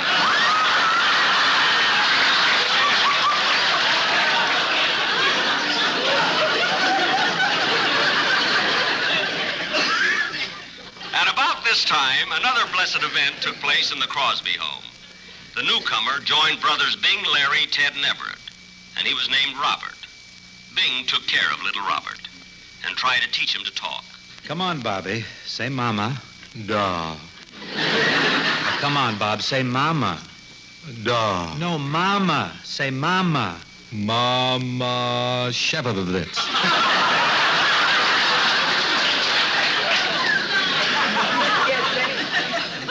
That's how it started, folks. The boys grew up and began going to high school, and Mother Crosby thought Bing was old enough to have responsibilities, so she decided to give him an allowance of $1 a week. When it came time for him to receive his first dollar, Bing said, Mother, may I have my allowance? Why, certainly, son. Here it is. Oh, but Mother, I'm supposed to get $1 allowance. How come you only gave me 90 cents? Brother Everett gets 10%. That's how that started. By now, Bing was attending high school, and one day on his way to class, he ran into his best friend, Robert Leslie Hope. Hope suggested they play hooky, which they did. They went down to the corner fruit store and swiped apples. And they went around tipping over ash cans and breaking windows. This was the start of their first picture, The Road to Reform School. When Bing went on to college, he and his brother Bob shared the same room at Gonzaga University. They shared everything. They even took their Saturday night baths together. And they enjoyed it because it gave them a chance to harmonize. The roads are the dustiest, the winds are the gustiest, the gates are the rustiest, the pie's the crustiest, the song's the lustiest, the folks the trustiest, way back home. The trees are the sappiest, the days are the nappiest, the dogs are the yappiest, the kids the scrappiest, the jokes the snappiest, the folks the happiest, way back home. I don't know why I left the homestead. We Crosbys had such fun. Yeah, but Bing, we drove the neighbors crazy. They had to move. Yes, one by one. Bob was the littlest, Sister Kay the prettiest, Larry was the dumpiest, Mary Rose the plumpiest, Bing's clothes the dingiest, Everett the stingiest. All right. Way back home. Soloista. Let's light a lucky strike. That's sure a smoke I like. My folks are tearing them, and they're comparing them. Yes, it's a favorite smoke of all the smartest folk. Way back home. A lucky is round and firm. That's more than just a term. It's made of fine tobacco. There's 20 in a pack. No puff is ever rough. It's Lucky's we all puff. Way back home. Lucky strikes are better tasting. What feeling? And there are no loose ends. That's my boy, Grease the This sponsor. is my butter and eggs. Grease Lay off. it. A Yes. greener, fresher, smoother Make smoke. it sound sincere. You'll be proud to give your friend. We folks are the happiest. My brothers are the snappiest. Everett the daffiest. Bob is the pappiest. You said it. We're happy it is true. They're All going right, back with you. Way back home.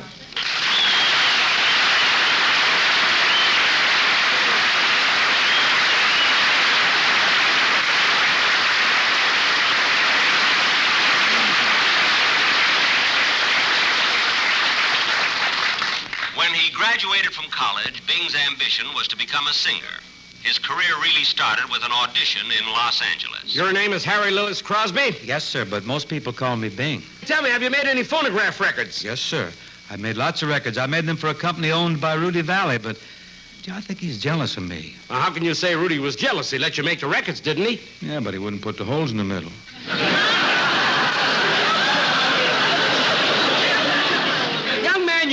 like you, I'm going to give you a chance. Here, learn this song, and tomorrow night you'll sing on a coast-to-coast radio network. And the following night, for the first time in history, the rich baritone voice of Bing Crosby was heard as he sang... Crunchy munchies hit the spot. From a cannon they are shot. They will become your favorite dish. They are better than Cavilda fish.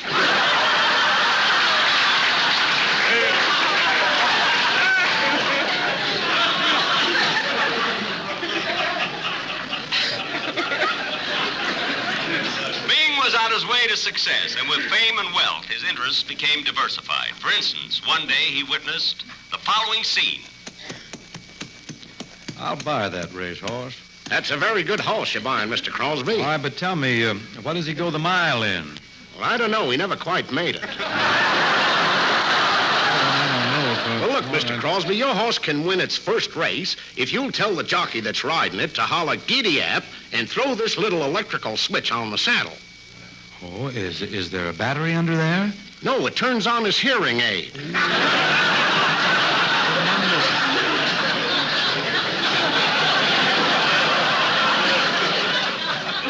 But Bing could afford a stable of slow horses. He had gone into pictures. His movie career was always successful, but it became more so because of three brilliant decisions.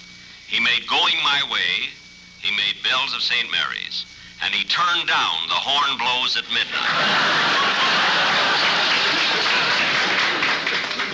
His career really reached its zenith on a night in March in 1945 when he won the Academy Award. His acceptance speech was quite modest, as he said, I want to thank everyone who helped me win this Oscar. Even though I have supposedly reached the top as a singer, I want you to know that it's not been easy. I've had to overcome many hardships, poverty, disease, hunger, Como and Sinatra.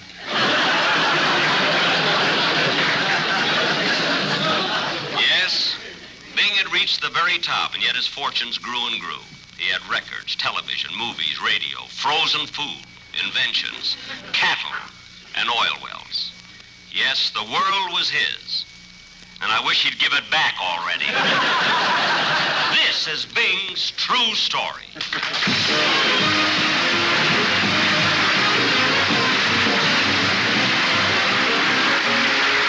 Jack and his guest star, Bing Crosby, will be back in a moment. But first, nothing beats better taste. And remember... Lucky's taste better. Cleaner, fresher, smoother. Lucky's taste better. Cleaner, fresher, smoother. For Lucky Strike means fine tobacco, richer tasting, fine tobacco. Lucky's taste better. Cleaner, fresher, smoother. Lucky Strike, Lucky Strike. Friends, the taste of your cigarette is all important. For in a cigarette, nothing beats better taste. And Lucky's taste better, cleaner and fresher and smoother.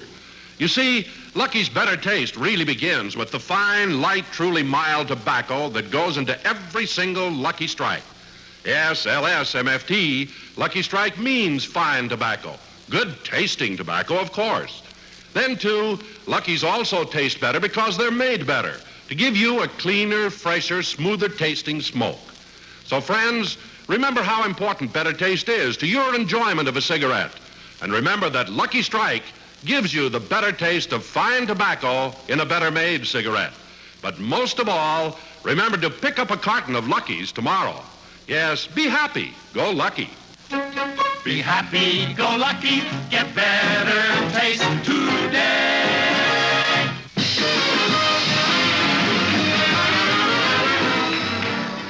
Bing, I want to thank you very much for taking Dennis Day's place on the program. I was glad to do it, Jack. Tell me, Bing, is Dennis really going to caddy for you when you play golf with Ben Hogan tomorrow? That's right.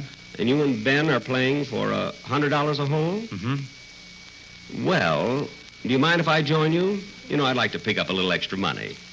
What makes you think you'd win? I can't lose. I'm going to caddy for Hogan. Oh. Good night, Bing. Good night, folks.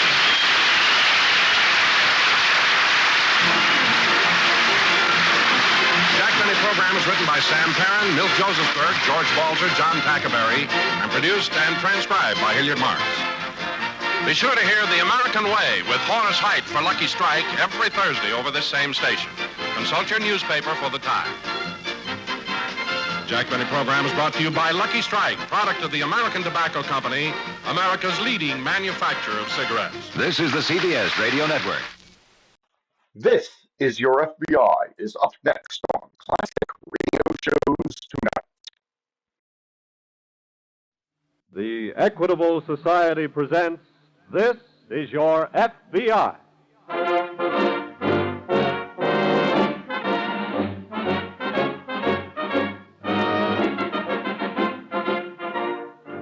This is Your FBI, an official broadcast from the files of the Federal Bureau of Investigation, presented as a public service by the Equitable Life Assurance Society of the United States and the Equitable Society's representative in your community.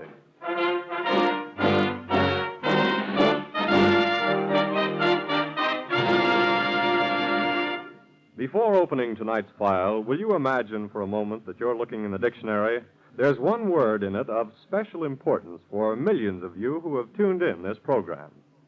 If you look in the dictionary, you'll find that the word society comes from an ancient Latin word, societas, which means literally a group of allies. So don't you agree that the Equitable Life Assurance Society of the United States is well named a society? It is a group of allies.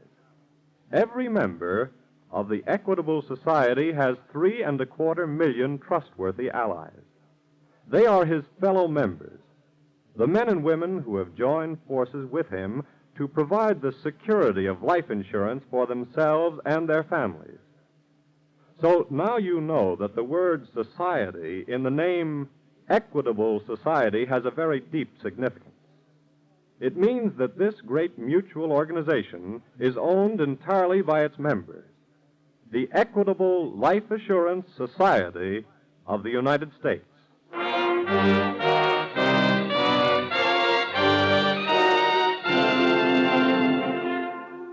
Tonight's file, The Innocent Killer.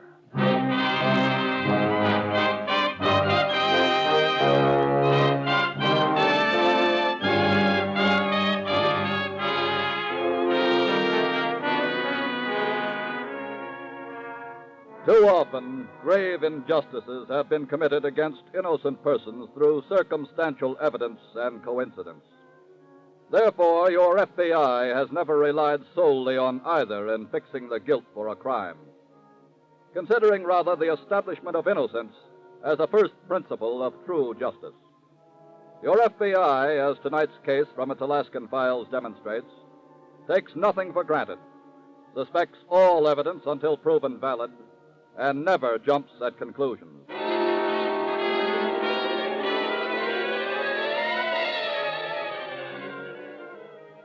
All day long, the blizzard sweeping down from the Arctic has howled across the flat, bleak country surrounding the little Alaskan village of Rockland.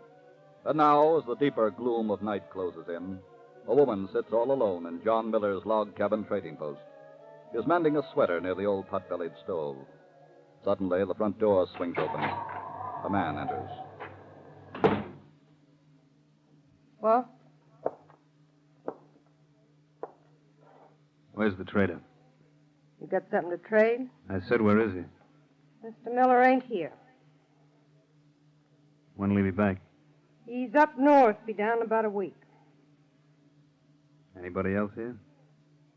Would that be bad? What do you mean? What could I mean? You put up your dogs? I haven't got any. You haven't got any snowshoes either. I rode with an Eskimo sledding this way. That thing on the counter behind you. What does it look like? Shortwave radio. That's right. Works both ways. Where does it reach? Fairbanks? Any news? About what? About anything. Why should you be so interested? Answer my question. Okay. They signaled here about 15 minutes ago. Yeah? There was a report on some trouble in Fairbanks. What kind of trouble? The government assayer was shot and killed in his office earlier today. Huh? They asked me to be on the lookout for the guy that done it. Any description? Yeah. Real good one. They said he was a fella about your size. Mm-hmm. He was wearing a red and black mackinaw. Just like the one you got on. Anything else? That's enough, ain't it? What'd they tell you to do if he showed here? Call him back? That might make trouble for you. I know. Well, what are you going to do, sweetheart? Gets awful lonesome here. How about some tea?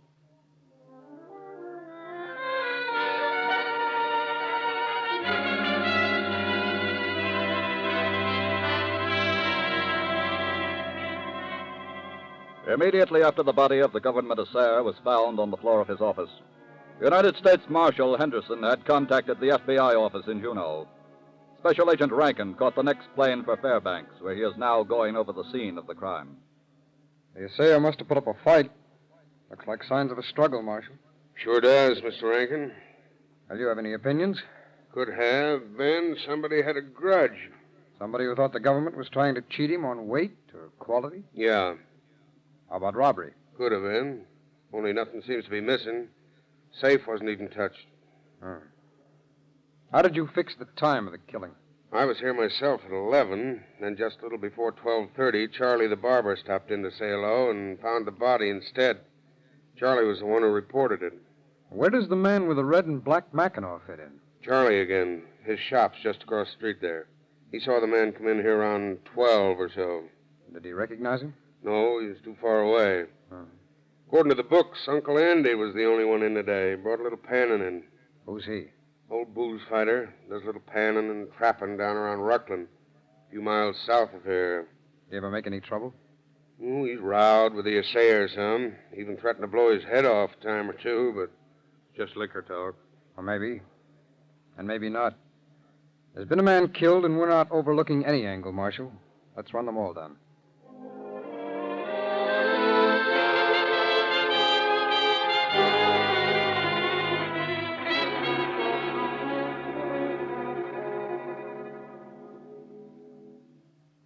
More tea, mister?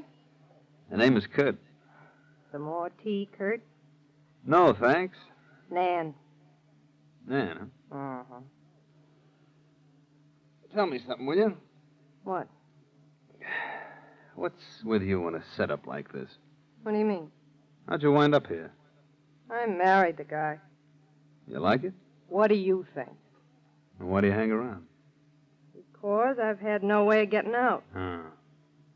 Now, suppose you tell me something. Okay.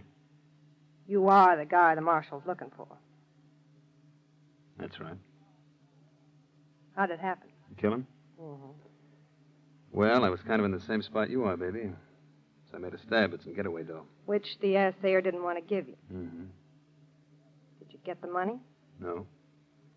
After the killing, I had to get out of there fast. Oh. Why do you want to know all this? If you'd gotten the money, it would have made it easier. Made what easier? You're getting me out of here? Huh? That's what you're going to do, you know.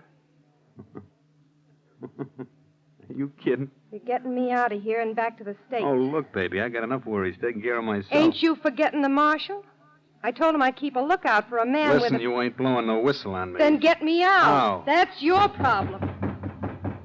Get in the back room, quick. Okay, but if he's wearing a badge, get rid of him or don't stand between us. Okay. Just a minute.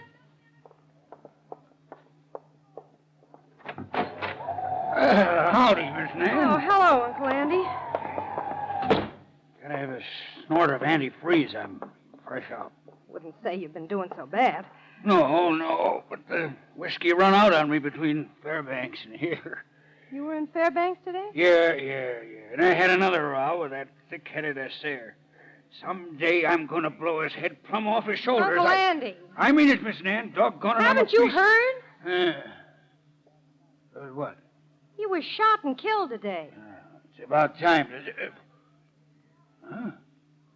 What'd you say? I said the assayer was shot and killed today. You mean that? Where did it happen? I got it over the radio. The marshal said about noon. About noon? What? I was in round with him about that time. Well, it must have happened right after. How come you didn't hear about it? Well, I hit the trail right after I was in his office. I want to take a look at some traps up the way before coming down here. Well, what do you know? Here. Have a drink. That'll kick your pump over a little faster. Yeah. Thank you, Miss Nan. Thank you. Who done it? They don't seem to know. Well, guess that'll get me over to my cabin. Take the bottle with you. Well, thank you, Miss Nan. Thank Just you. a minute, pal. Okay. No need of you rushing off, mister. Who's this, Miss Nan? Oh, he's a friend of mine. Kurt, this is Uncle Andy. Hiya. Hi, son. What'd you want with me? Just your company. Well, no. Well, that's real nice of you. Pull up a chair. Don't mind if I do. Man, you got another bottle of that stuff? I'd like to buy Uncle a little drink. Well, now, Nan, this is a man after my own heart. I'll get some cups, honey. Let's be stylish. What is all this? You told me I had a problem to solve, sweetheart. Maybe now I got the solution.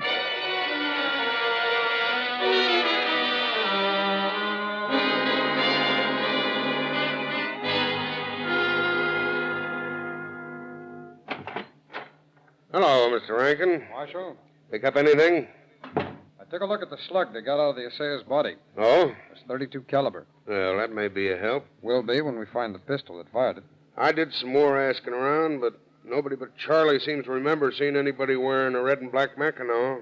Marshal, where did you say this Uncle Andy is located? He's got a cabin down around Ruckland. Why? Well, he was seen hitting the trail in a hurry a little after 12 noon today. Yeah? Maybe we ought to take a run down there. Be kind of rugged going tonight. Yeah, I can get Miller's trading post down there on the radio. You want to do that? Well, what for?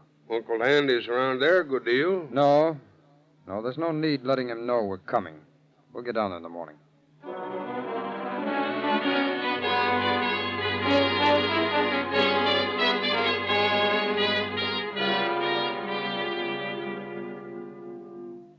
Say, you know, I'm beginning to like this young fellow an awful lot, Miss Nan.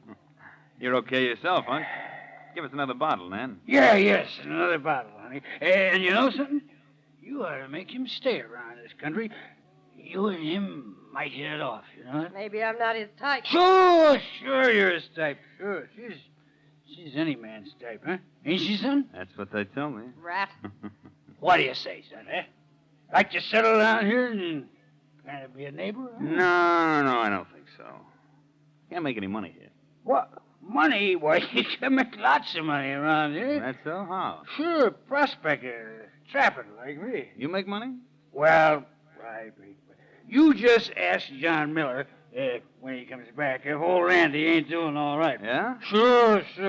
He's keeping a lot for me over in that there safe right now. You hear that, Nan? Huh? Unc's got a couple of bucks put away. Yeah. Couple of bucks.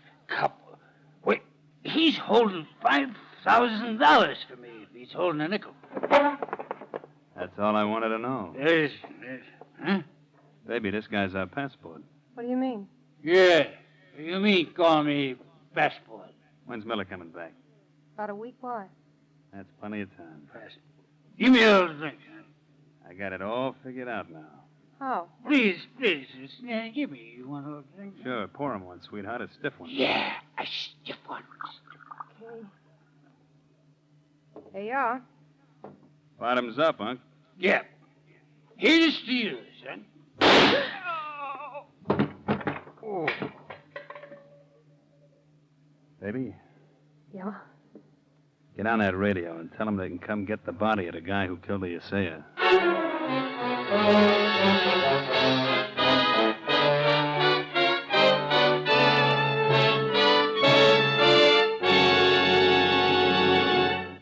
The frozen North, crime, the FBI, these are the ingredients of a thrilling story.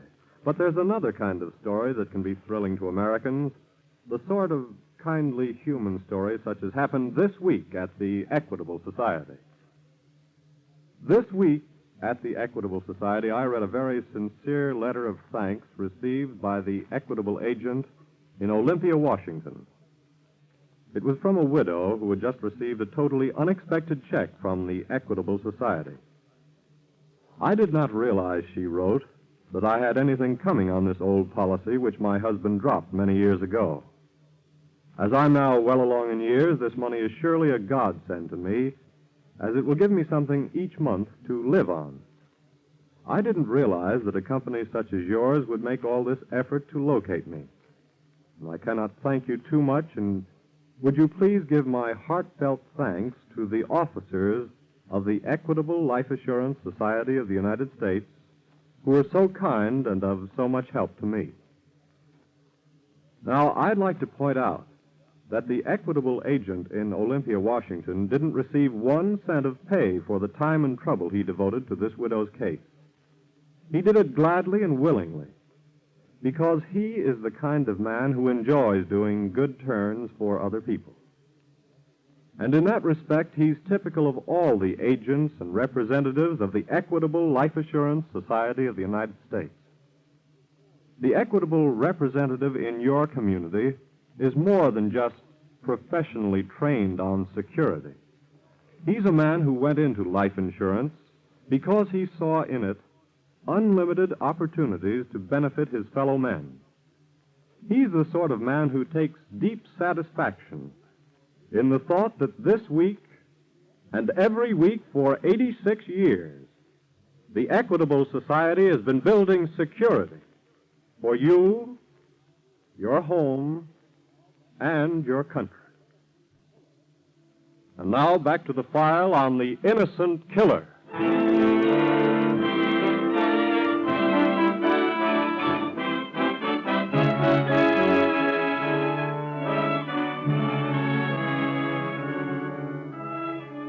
The crime files of this country contain hundreds of cases in which criminals have temporarily escaped justice by manipulating circumstance and coincidence to pin the guilt on an innocent person.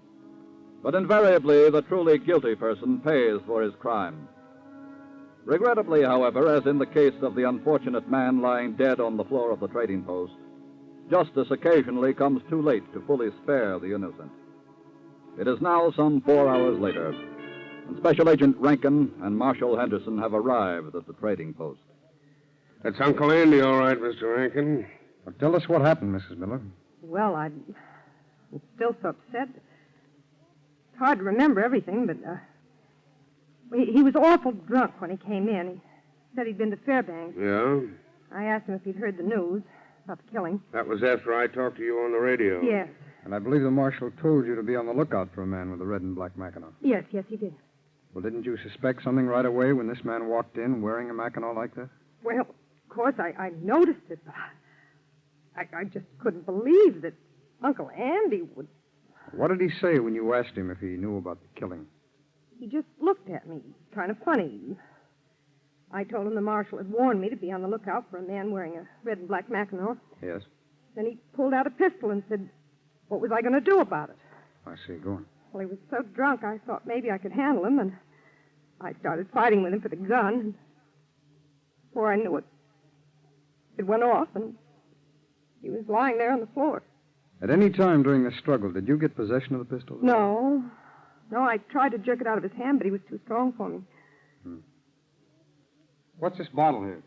Oh, that. He asked for a drink when he first came in. I gave him the bottle. Well, Marshal, I guess we'd better get the body into the sled and head back to Fairbanks. All right, Rankin. Is there anything else you want me to do? Well, we'll let you know, Mrs. Miller, if there is. Marshal, will you give me a hand, please? Sure. I'll open the door for you. Thanks. All right. Good night, Miss Nan. Good night. Good luck on the trail back.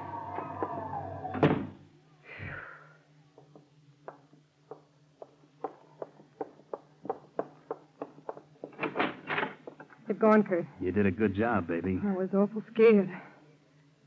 Kurt, Yeah? what are we going to do now? I got that all figured out. Well, would it be asking too much to let me know about Now, it? don't get jumpy, sweetheart. Well, what are we going to do? I pull out of here tonight. I'll take the old guy's sled and head down for Nenana. That's the first stop on the railroad south of Fairbanks. You go alone? That's right. I'll grab a train and go on to Anchorage and wait for you. When do I leave? You got to stick around here for a couple of days in case the law wants to ask any more questions. We get Uncle Andy's dough out of the safe, cut it up, take $2,500 apiece, and you... Wait a minute. What's the matter? You think I'd buy that deal? You're out of your mind. Well, what's wrong with it? Oh, not a thing. It's just peachy. You killed 2 men, get a gift of $2,500, use the dough for a getaway, and leave me holding the bag. Now, look, well, it sweetheart. just ain't going to work out that way. You're leaving here tonight, all right, but I'm going with you. It'll make it look bad for you. I'll take that chance. I'm going with But, you. baby, and I'm- furthermore, I take charge of the dough.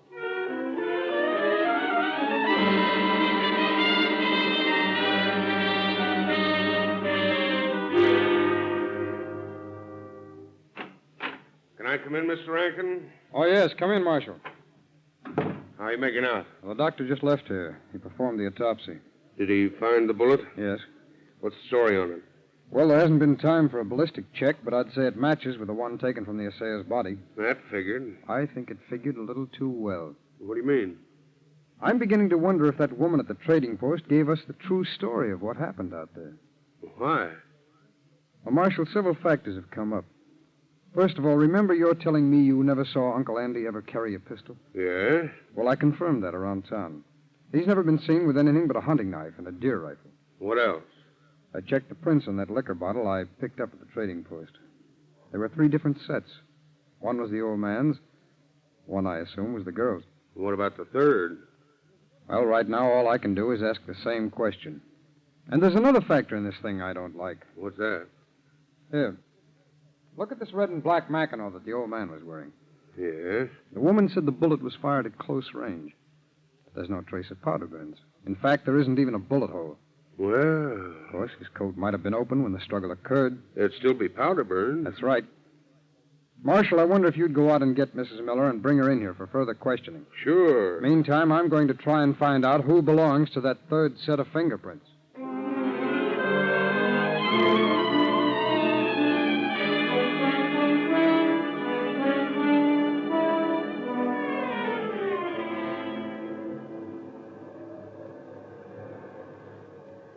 Did you get the ticket? Yep. When's the train due in? Any minute now, I guess. What'll we do with this dog team? Just leave it here. Oh, no, that ain't very smart. Somebody'll find it. So what? They'll know we came here to take this train. By the time that happens, we'll be in the clear. I don't Look, see...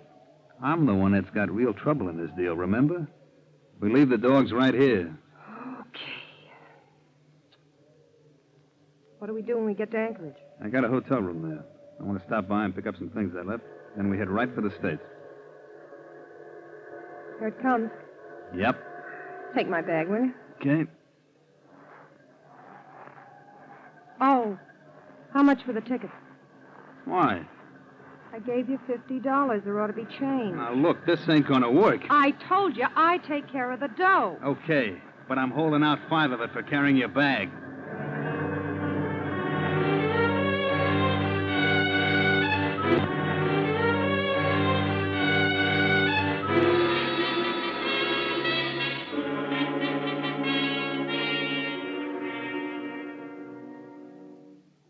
Mr. Rankin. Oh, how did you make out, Marshal? Not so good. What happened? I went out to the trading post. The woman wasn't there. From the looks of things, she's gone for good. What do you mean? Well, I looked around the place. All her clothes were missing. The safe was open and empty. I see. Well, that more or less ties in with the information I picked up around town. What's that? I talked with some friends of Uncle Andy's. They saw him the morning of the killing. He wasn't wearing this red and black Mackinaw. No? No, and I also learned that Uncle Andy let John Miller at the trading post keep money for him in that safe out there. Oh, then she skipped out with Andy's dough. Looks that way. You think she killed him, too? No. No, I have another theory on that killing. What? I believe that the murderer was the real owner of this red and black coat. Oh, then that would be the owner of the third set of fingerprints. That's right. But who is he? His name is Kurt Williams. Well, how'd you find that out? I'll explain that later. You think he's run off with Mrs. Miller? Yes. Well, we'd better get an alarm out on him right away. Yes, send out an alarm. But I have an idea we may be able to pick them up ourselves. How? Well, let's get the airport on the phone. We're taking a little trip.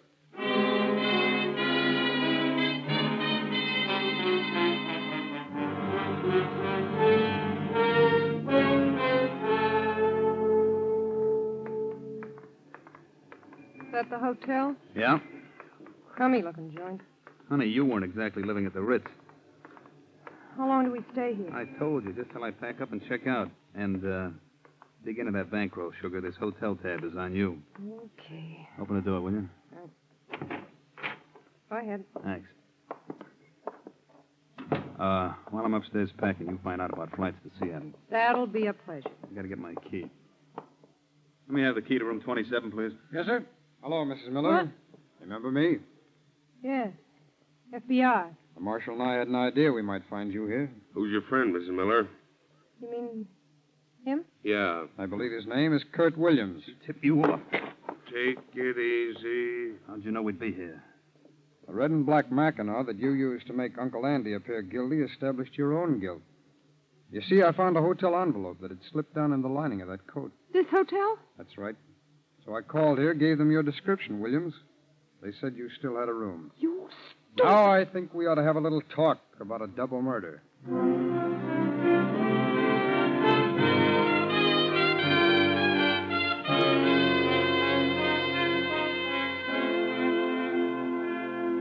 Kurt Williams was tried and convicted in a federal court on the charge of first-degree murder.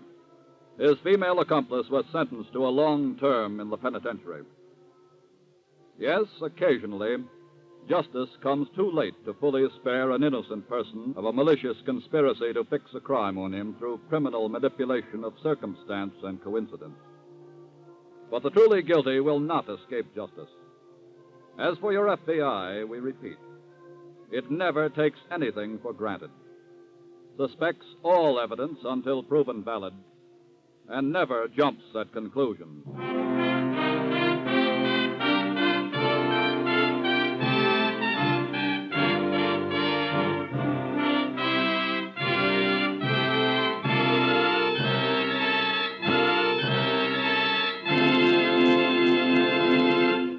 There's another thrilling story from FBI files ready for next week's broadcast. Before we tell you about it, just a few words about a man in your community who is helping to bring this program to you. Just as you look to your FBI for national security, so to the Equitable Society you look for the financial security of life insurance. Yes, like the FBI agent, the Equitable Society representative in your community is a specialist on the subject of security. His job is to preserve homes, to help keep children in school, and to make old age a time of happiness and contentment. It's a good job, and one that has won for him the respect and confidence of his fellow citizens, who recognize his contribution in bringing security to you, your home, and your country.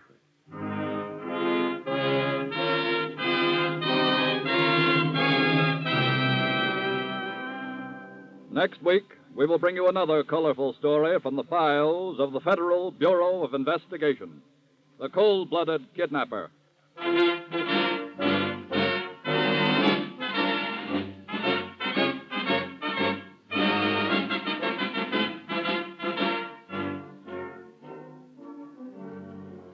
The incidents used in tonight's Equitable Society's broadcast are taken from the files of the Federal Bureau of Investigation. However, all names used are fictitious, and any similarity thereof to the names of persons living or dead is accidental. Tonight, the music was under the direction of Frederick Steiner, the author was Frank Ferries, and your narrator was Dean Carlton. This is Your FBI is a Jerry Devine production. And now this is Carl Frank speaking for the Equitable Life Assurance Society of the United States and the Equitable Society's representative in your community, and inviting you to tune in again next week for This is Your FBI.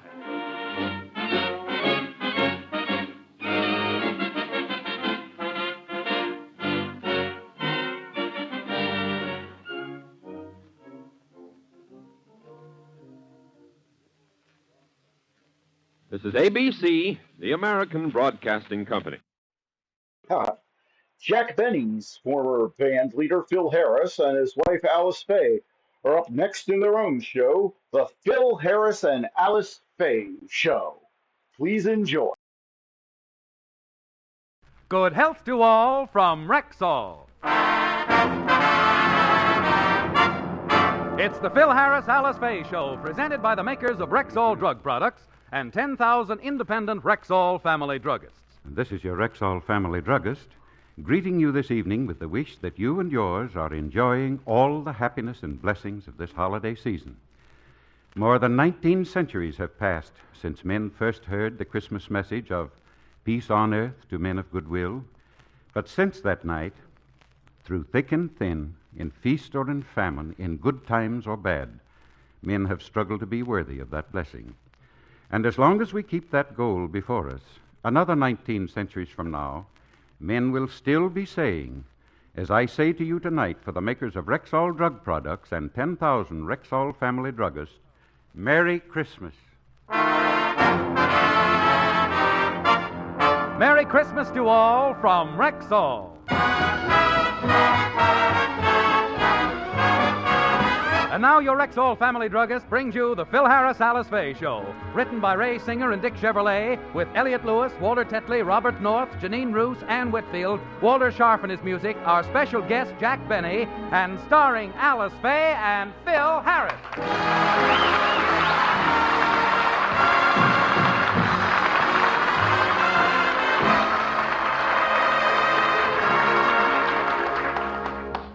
The Harris children, like all others, have been on their best behavior for weeks.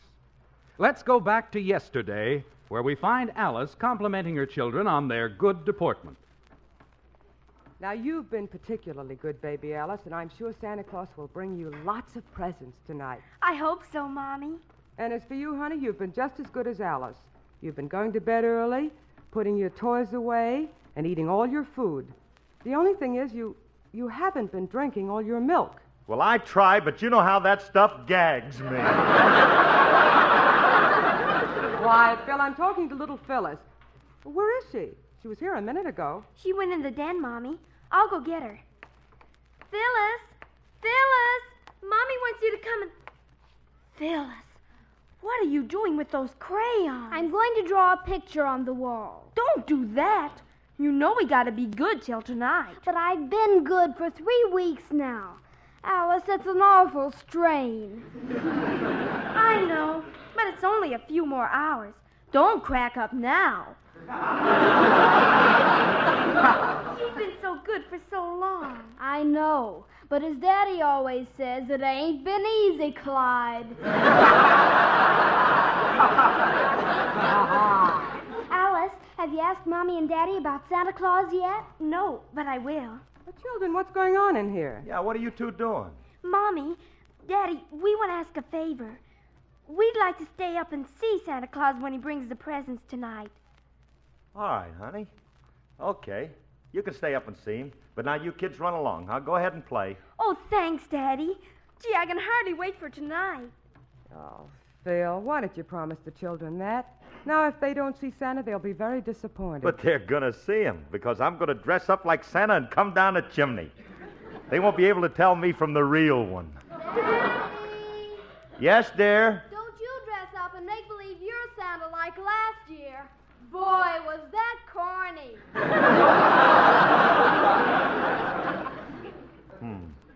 You know something, Alice? I still can't figure out how they knew it was me last year.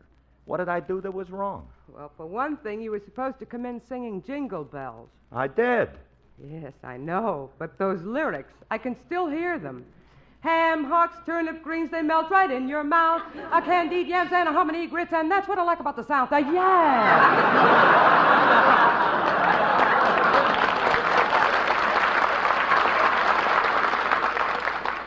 And what's wrong with those lyrics? That isn't the way we sing it up north. Can I help it if you Yankees don't know the right words? Who ever heard of a Brooklyn ham hock? No, we'll have to get somebody else to play Santa. Well, I can't understand why I can't do it. I should be able to fool little Phyllis. Why can't I outsmart a 5-year-old? Maybe it's because you have the brain of a 4-year-old. Well, if it isn't our little feathered friend, Faye.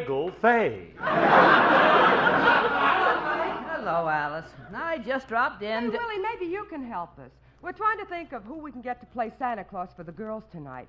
We want to get someone who looks and sounds like the real thing. Well, I know just the man. Who? Me. I shall be glad to portray Christopher Kringle. Christopher? Well, Donner, my Blitzen. Fine Santa Claus you'd make. I'd make an excellent one. I'm quite an actor, you know. Mm-hmm. I can see myself popping out of the chimney, bounding into the living room and saying, ho, ho, ho, and a Merry Christmas to you little kiddies. And what do you wee darlings desire as a Yuletide memento? Thank you, Tallulah Bankhead.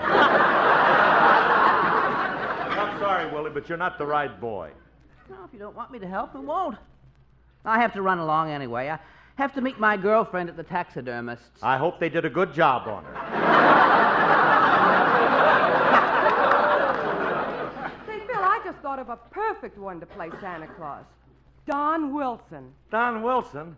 Yeah, old Fatso. Hey, old Fatso. He'd be swell, wouldn't he? Don is our man. I'll call him right now and see if he can come over tonight. Huh? Hey, that's swell, honey.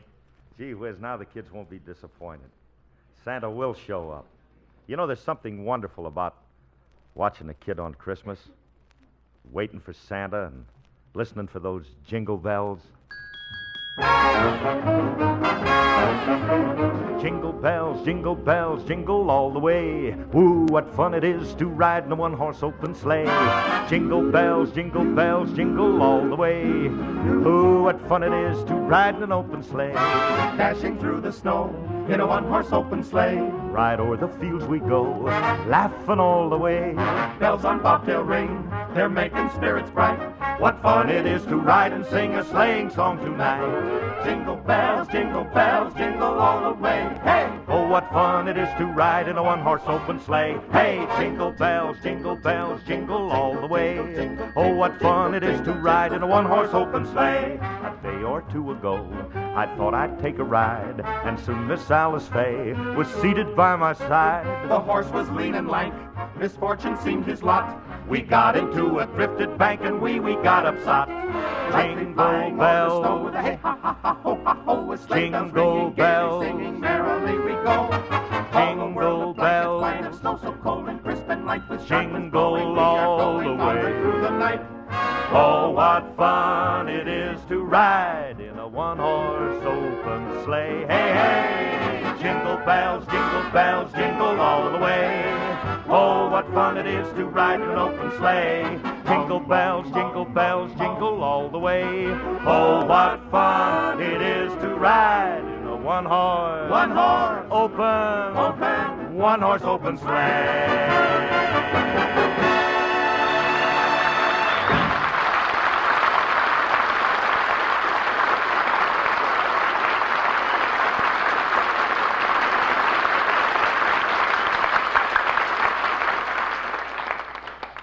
Gee whiz, I hope Don can make it. He's going to be terrific as Santa. Uh-oh, that must be Frankie. Hi, Curly. Well, if it ain't Francis, the red-nosed reindeer. Come on in, Nose. Come on in. Hey, you look pretty good, Clyde. Yeah, you look fine. Hey, what do you got in all those packages? Christmas presents. Got some things for the kids and Alice, and here's something for you, Curly. For me? Oh, you got a present for little old curly-headed me. Yeah, I got you. Oh, gee, Frankie. That's sweet of you. I don't know what to say. It's all right, Curly. But the thought. You don't know how I appreciated it. Well, it touches me deeply. If you're going to get sloppy about it, I'll take it back. Don't stand there. Open it up. See what it is. Gee, Frankie. Just what I wanted. Tissue paper. The present's under the paper. Oh. Here it is. Why, it's a bottle. It's not just a bottle. It's imported champagne. You bought a bottle of champagne for me? And gee whiz, it's almost half full, too.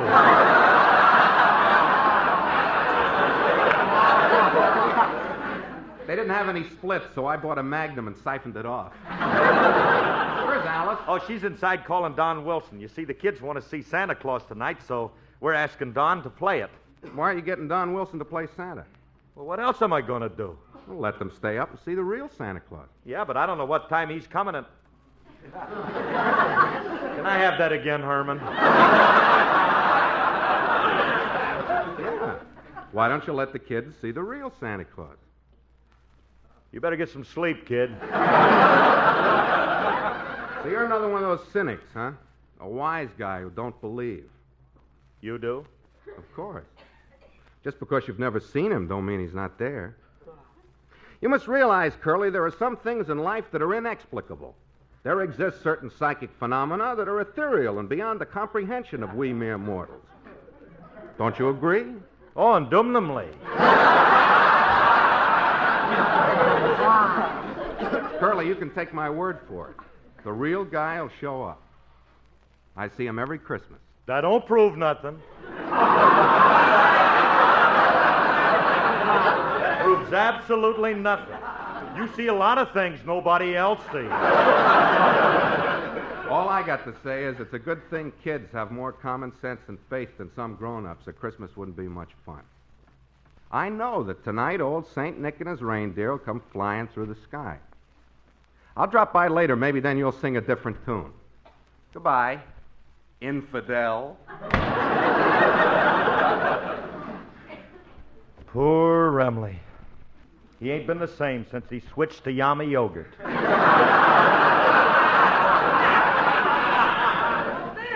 Phil, I called Don, but he can't make it. However, he said he had a lot of actor friends, and he'll send one of them over. He said we'd have to pay the actor $10. So what? It's going to be worth $10 to make the kids happy. Honey, did Don say he could get someone positively? Because this is important now, and I don't want to... Now, look, honey, Don promised, so stop worrying. He'll be here a little later. But,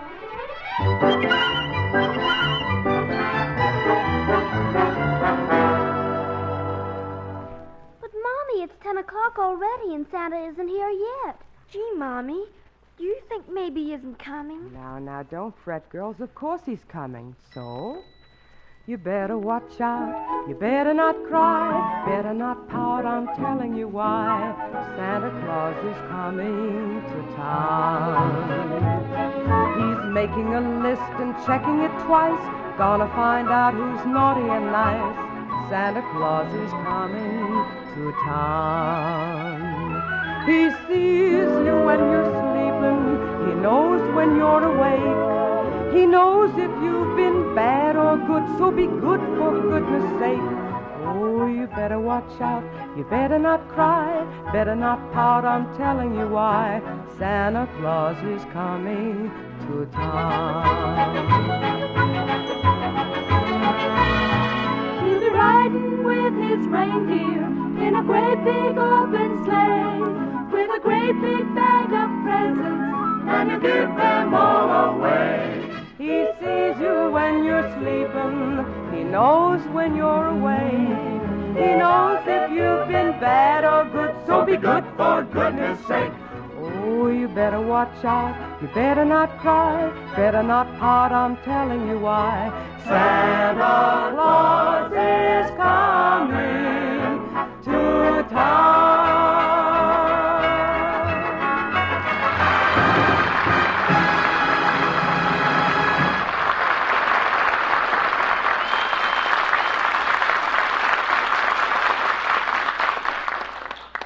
Alice, it's after 10. When is that Santa Claus we hired going to show up? Oh, he'll be here, Phil. Don said he Hello. would. Merry Christmas, everybody. Oh, Merry Christmas, Frankie. Hey, Merry Christmas.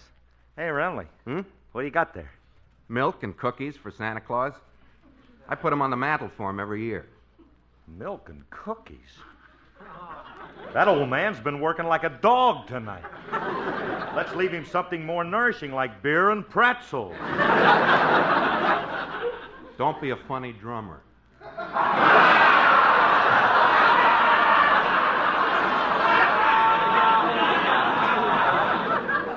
I'll put the milk and cookies over the fireplace. Where are the kids? Oh, they're upstairs waiting for Santa. Yeah, and I'm waiting, too. When is the guy going to show up? It's after 10 already. Be patient, Curly. He's got a long trip from the North Pole. Besides, his reindeer ain't as young as they used to be, and his sleigh keep is- quiet. I'm paying the guy $10. You'd think he'd get here on time. This subterfuge is all so unnecessary. Uh-oh. That must be Santa now. I'll let him in, honey. I'll go with you, honey. Yeah, come on. Well, Merry Christmas, Santa Claus.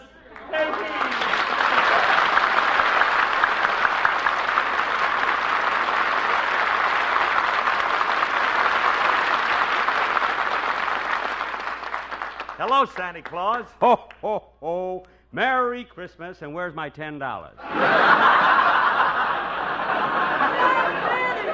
Oh, come on in, Jack.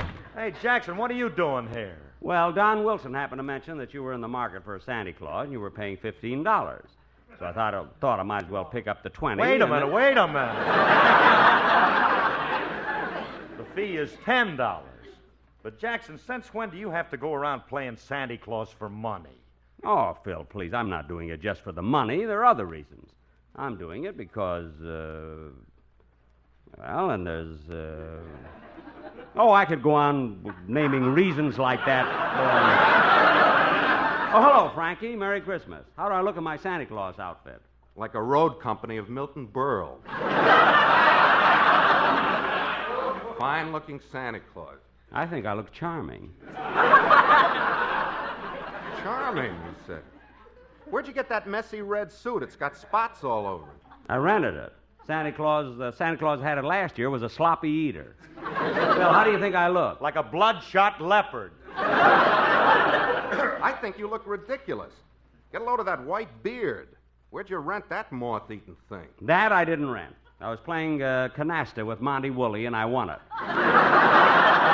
Of course, you people don't like me as Santa Claus. Oh, pay no attention to these two, Jack. I think you make a wonderful Santa Claus, and you're worth what we're paying you. Phil, give Jack the $10. Okay. Here you are, Jackson. Thanks. Oh, gee, little Phyllis will get a kick out of this. I'll go call her, and Jack, try to convince her you're really Santa Claus, won't you? Little Phyllis? Phil, I thought I was doing this for your benefit.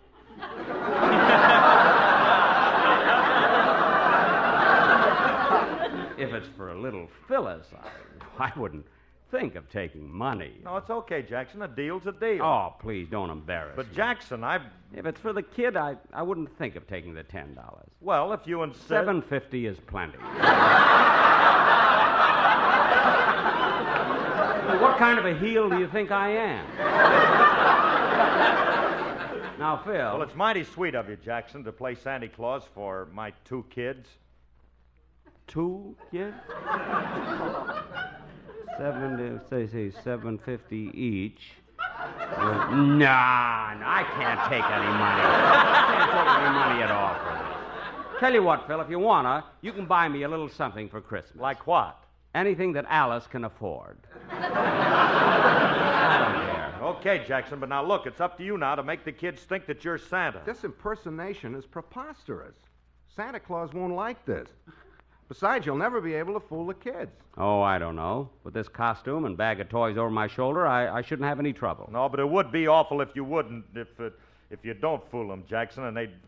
Oh, gee, if there was only some kid we could try you out on just to see if you could fool them and... Faye, where are you? I brought something for you. Julius. Hey, Frankie, that's just the kid we need. Hey, come on in here, Julius. Now, look, Jackson, if you can fool this kid, you can fool anybody. Oh, don't worry, Phil. I'll just sit her in this chair here, and you watch his reaction when he sees me. Okay, Dad, and I certainly What hope do you want, Mr. Harris? I come over to... Hey, Mr. Harris, don't you feel a little chilly? No, why? You left your red flannels lying on a chair.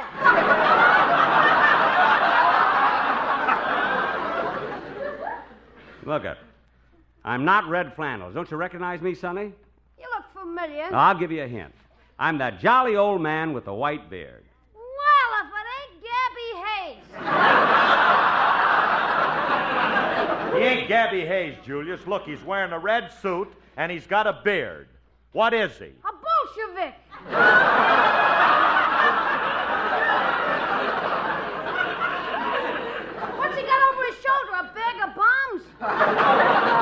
Julius, don't you recognize Santa Claus when you see him?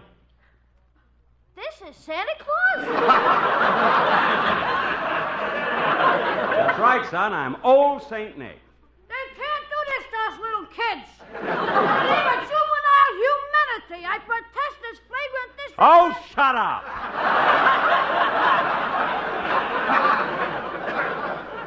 Now sit on my lap and tell me what you want for Christmas, or I'll break every bone in your body. That's the kind of a Santa Claus I am.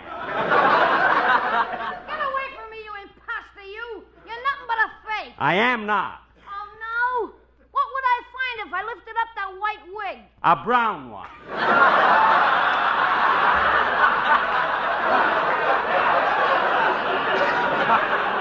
I thought so. Wait till I see the real Santa tonight. He ain't gonna like it when I tell him he's being impersonated by some old bald-headed schnook.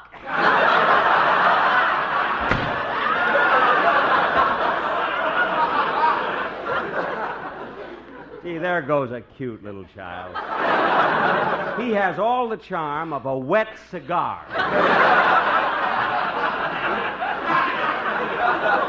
He has the personality of a torn pocket.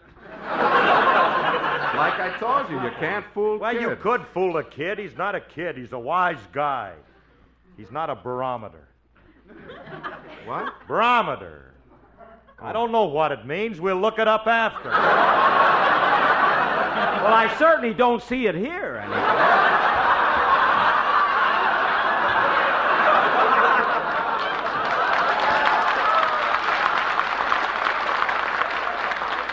You stay out of this. You know very well that Julius is too old anyway. He's a lot older than my kids. Now, when the girls come down, they won't know the difference because Jackson looks old enough to be able Come along, children. Come along. Santa's right in here. Well, there he is. Gee, Santa Claus. Hello, Santa. Ho, ho, ho. Merry Christmas and hello again. This is Santa Claus talking. Come here, children, and tell me how you like old Santa. We like you fine, Santa. You're just like we pictured you. Yes, but, Santa, What is it, my child? you look awfully old. Ho, ho, ho. I am, little girl. After all, I'm Santa Claus, and I've lived for hundreds and hundreds and hundreds of years. How old are you? 39.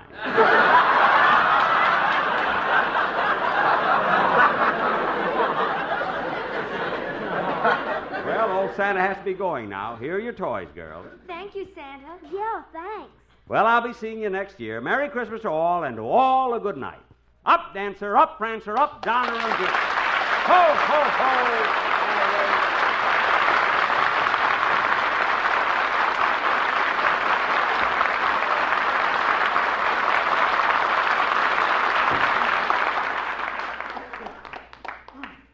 The big ham.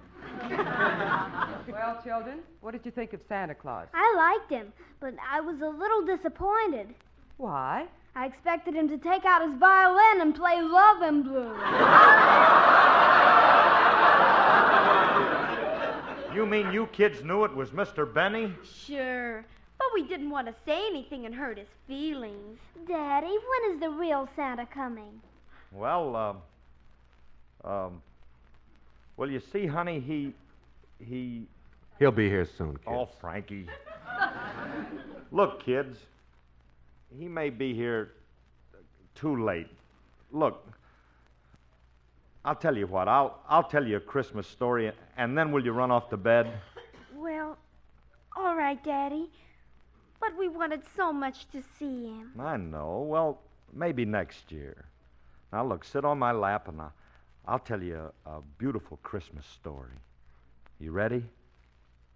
'Twas the night before Christmas, and all through the house, not a creature was stirring, not even a mouse. The stockings were hung by the chimney with care, in hopes that St. Nicholas soon would be there.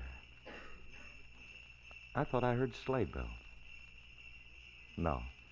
The children were nestled, all snug in their beds, while visions of sugar plums danced through their heads. Alice, what are those bells? What's the... Shh, Quiet, Curly.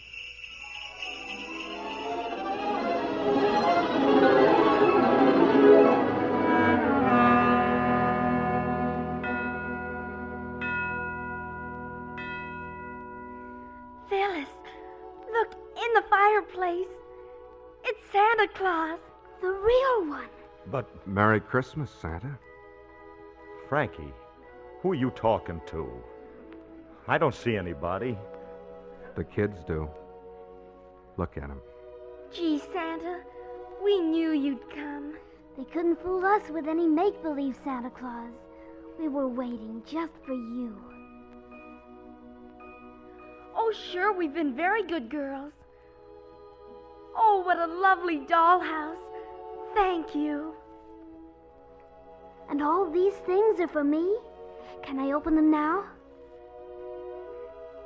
All right, Santa, we'll wait till morning. Thank you very much. And a Merry Christmas to you too, Santa. Of course we'll tell them. Merry Christmas, and goodbye, Santa Claus. Bye.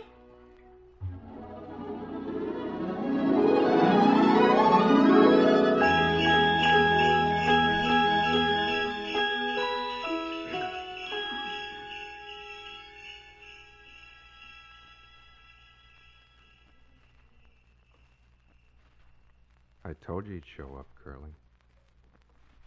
But, Frankie, I don't get it. I heard it, but I didn't see him. Of course you didn't. He sure is a nice-looking old gent. Alice, did you see him?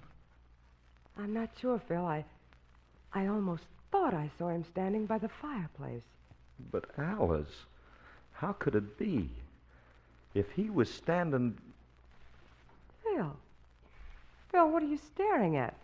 The mantel. Alice. The milk and cookies. They're gone.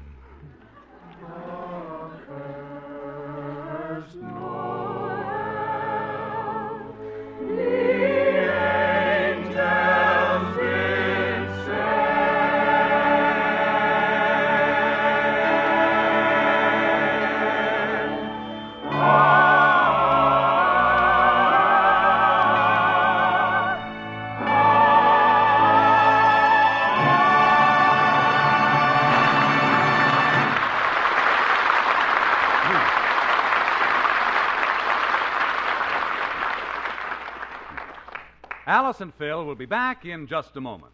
But right now, here's your Rexall family druggist.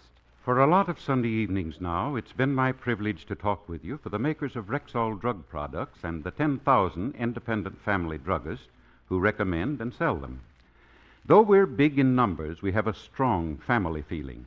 And since Christmas is such a special family occasion, I want to speak directly tonight to all the Rexall druggists listening in. We're proud that you have chosen to make our family name part of your own. We are proud of the way the towns and communities you serve like and respect you, and of the active part you play in civic life. And so tonight, wherever you are, from Maine to California, from the St. Lawrence to the Rio Grande, Merry Christmas to you and to all your customers. Merry Christmas to all from Rexall.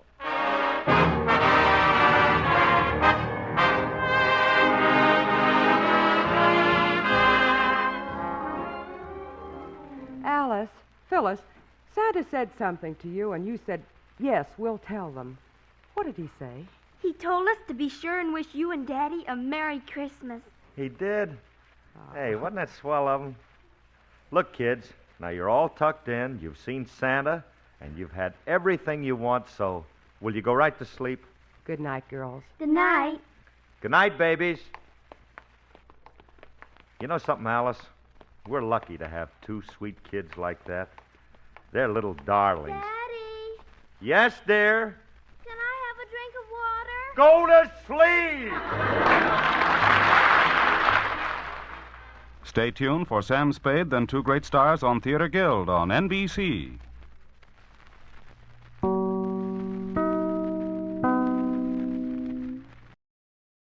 And now, Red Skelton in the not-so-silent spot, since the silent spot would be kind of pointless on radio. Please enjoy the Red Skelton Show up next.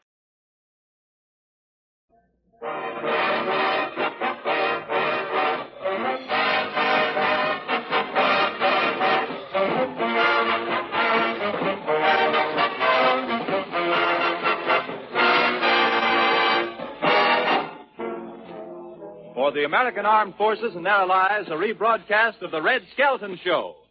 With Shirley Mitchell, Ozzie Nelson, Harriet Hilliard, and starring Red Skelton.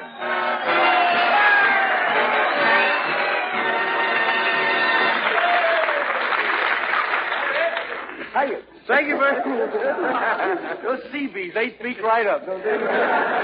Thank you very much, and good evening, ladies and gentlemen. How are you, Pat? Oh, just fine, Red. Say, how'd you enjoy your visit to Washington, D.C.? Oh, I had a fine trip. When I got to Washington, the officials told me I could have anything I wanted, and then they backed out.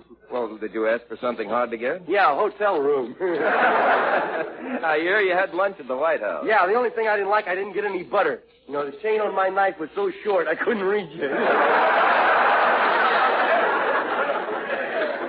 Well, let's talk about us, though. Do we have anyone with us tonight who plays an important part in our American way of living? Yes, Red, and I'd like you to meet Tippy O'Connor, a bellboy from one of the finest hotels in Los Angeles. Well, how are you tonight, O'Connor? I'm fine, Red. Say, Tippy, with all the hotels so full these days, I guess they keep you kind of busy, don't they? Yes, Red. The guests expect us to be everywhere at once. Really? Yeah, each one believes that he's the most important one in the hotel, and that we bellboys should be ready to wait on him at the drop of a hat. Yeah, well, it takes more than a drop of a hat to get a bellboy. Something with a little more jingle to it. What hotel do you hop at, Tippy? Well, I'm the chief bellhop at the No Vacancy Hotel. Oh, you're kidding. What's the real name of the place? Huh? No, that's right. It is? Yeah. It is? Either he's lost his place or he's dead. I don't know. Is that the name of the place, really? Yeah, sure. No, you're supposed to say, no, we haven't got any room, so it don't make any difference anyhow. Say, do the guests ever try to sneak out without paying their bill? Yeah. I remember one time we caught a man trying to disguise himself as a woman. Yeah, I know a fellow who did that once. He tried to run away, see, but the skirt was so tight I tripped and almost broke my neck. I love hotels, though. Well, most show folks consider a hotel their home. Yeah, I used to have fun. One time I saw a fellow sitting on a stepladder looking over a transom, and I pushed him off. A gentleman gesture. No, it was a little crowded for both of us. I used to be a lifesaver in the hotel. I used to look over the transom, you know. I used to look over the transom, and then when the woman yelled for help, I'd run in and save her. Say, tell me, have you ever had any strange experiences in the hotel? Oh, yes. Read what's here, of course.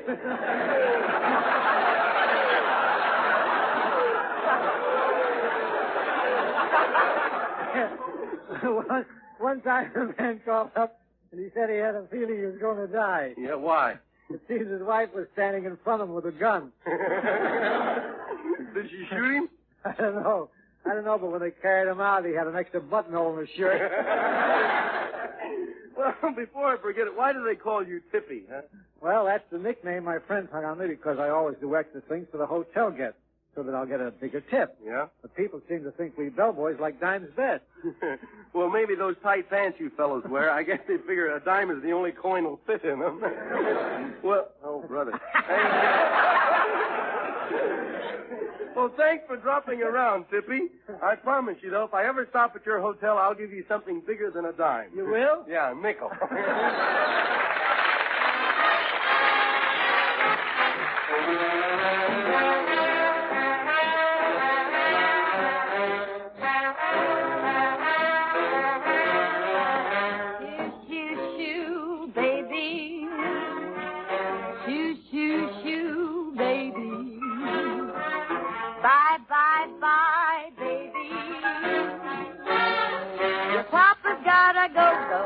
Far away, don't cry, baby.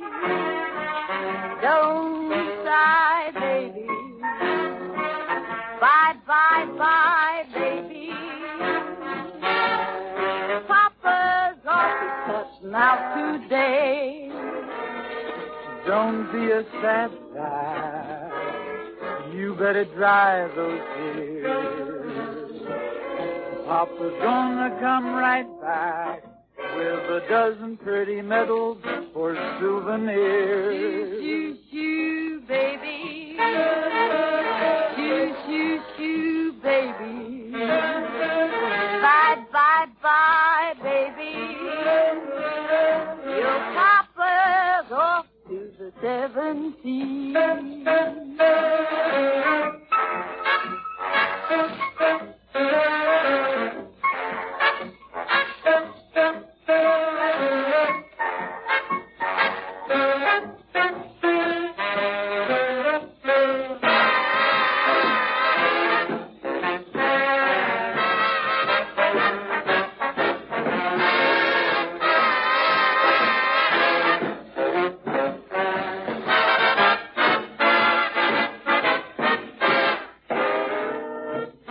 Gotta keep happy, stay on those joyful notes, and welcome home your pappy with a hey nanny nanny and a mare's do.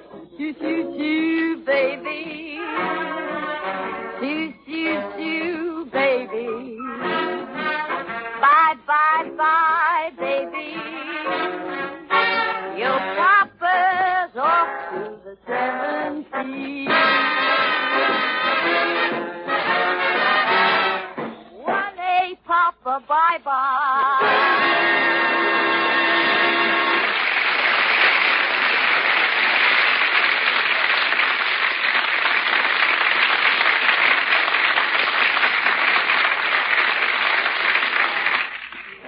Now we come to our satire on our American way of living. And our subject is hotels. One of the most romantic hotels in the United States are at Niagara Falls. Let's look in on Bolivar Shagnasty, who's just been married.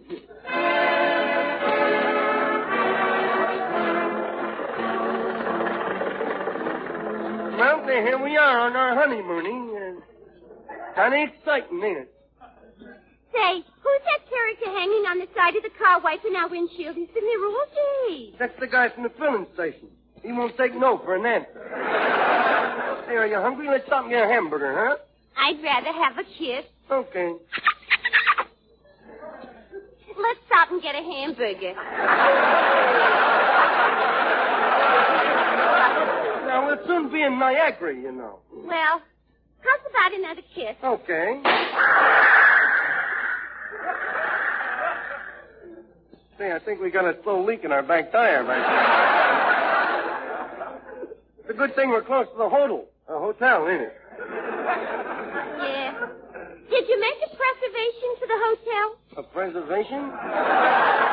Yeah. That means to wire ahead and save us a room. That's what I like. Brilliant women, you know. Yes, I did, but all they had left was a two-room suite. That's the hotel where we're going to stay, huh? Ain't this romantic? Yeah. The Honeymoon Hotel. What does that sign say? The Honeymoon Lodge. That brief pause on your way to Reno. Hey, Bolivar, park up by the door so I won't have so far to carry the trunk. Okay. Don't they have any bellboys in this hotel? Who cares? Come on, let's get in. Come on. Well, when we walk through the lobby of the hotel, don't let anybody know we're just married. Okay, you carry the bag then, will you? Look, so that we won't know we're just married, let's talk about something else. Okay. Tell me, you shot much pool lately?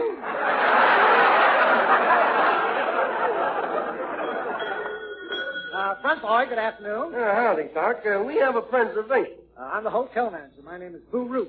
We have your reservation. Well, how do you know? Don't you want my name? No, I have a name. My name is Boo Root. Now, do you want the $10 a day room or the $5 a day room? Well, what's the difference? And don't say $5 either. Well, the $10 room has heat, and the $5 room has heat, but not until summer. But we're all out of the $5 room. Well, I'll tell you, then give us one of the $10 rooms for $5 and open a window, huh? Sorry, you can't open the windows. That's why they're warmer. No fuel. Oh, well, then we'll take one of the $10 rooms. How long will you be here? Oh, about a week. Well, then you'll want a bed, won't you? Right.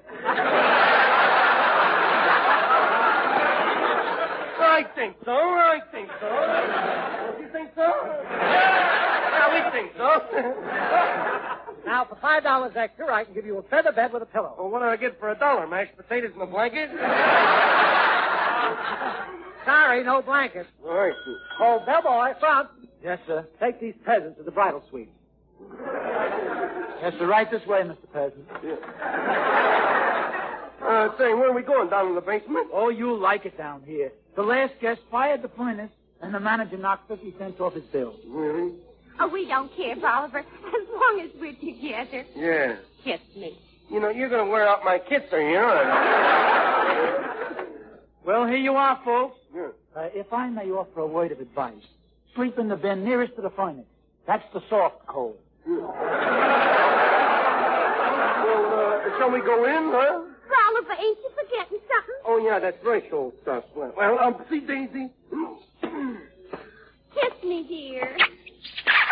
Just think, Oliver, we're married. Yeah, well, we can't stand here all day. You can put me down now. Well, is everything all right? Do you want any ice water? Oh, no, thanks. Wait a minute. I thought they advertised running water in every room. What do you think this is seeping through the wall? Bourbon? Well, I'll be going now. Goodbye. Well, I guess I'll be all in. That's all. Thank you, sir. You're quite sure? Okay, you win. Give him a tip, will you, dear? Here you are. Oh, a new penny. Did you have to give him a new one? Alone at last. No, I'm still here. Well, here we are, all alone. Just you and me. Just you and I. How about a little game of tiddlywinks, huh? Hey, what's the matter? You don't love me no more. You ain't kissed me for an hour. I'm resting.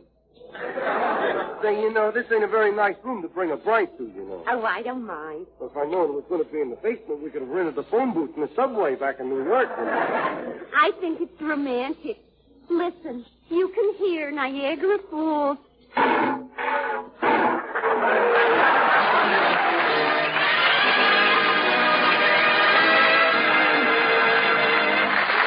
Hotels in Washington, D.C. have a tough time accommodating guests. They turn down congressmen and even men like Willie Lump Lump.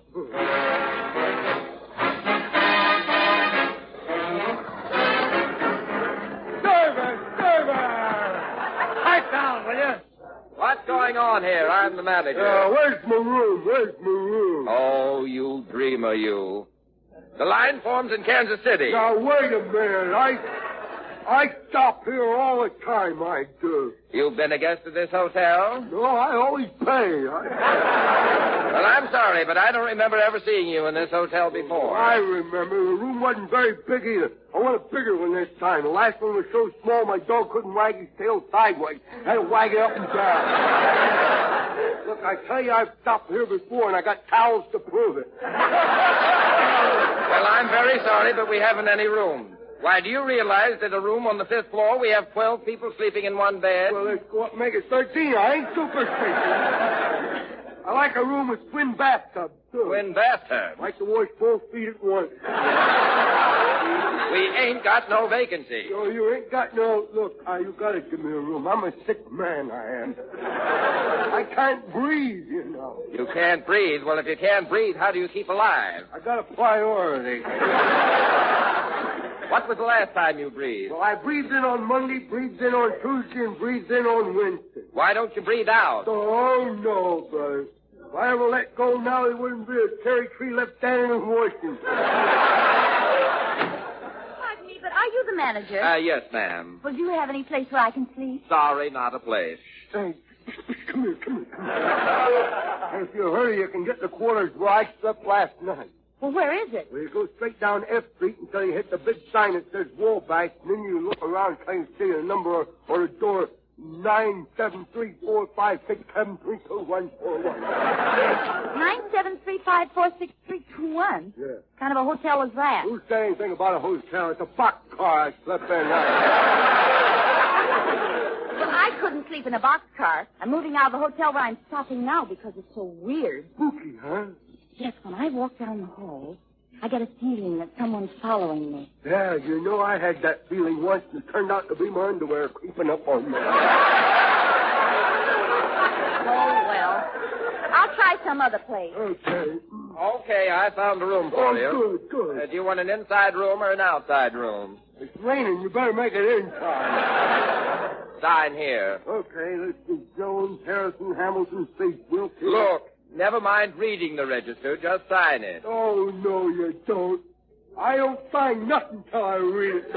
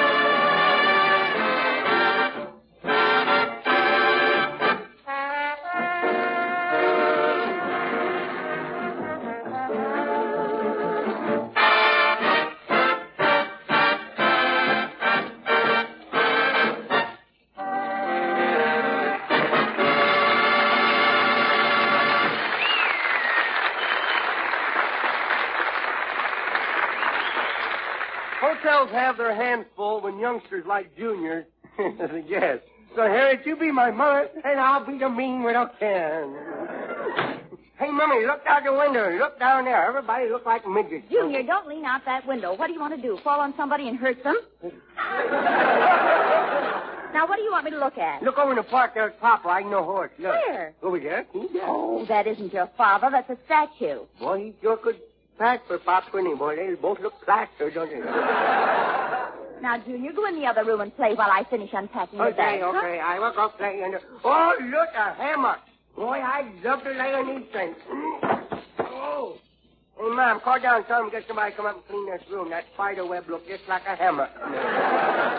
Hey, Mama, can I go down to the lobby and look at the people? No, you can't. You just want to ride that elevator. No, I don't. The elevator's broke.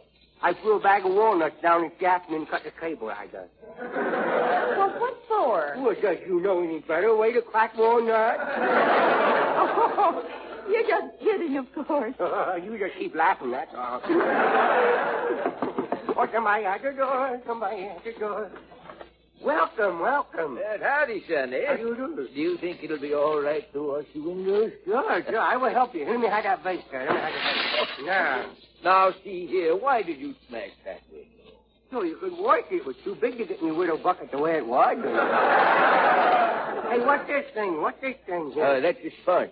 Well, you have to get a new one. This one's all full of holes. Look at it. Hey, let me help you, honey. No. You're too small to be washing windows. No, I'm not.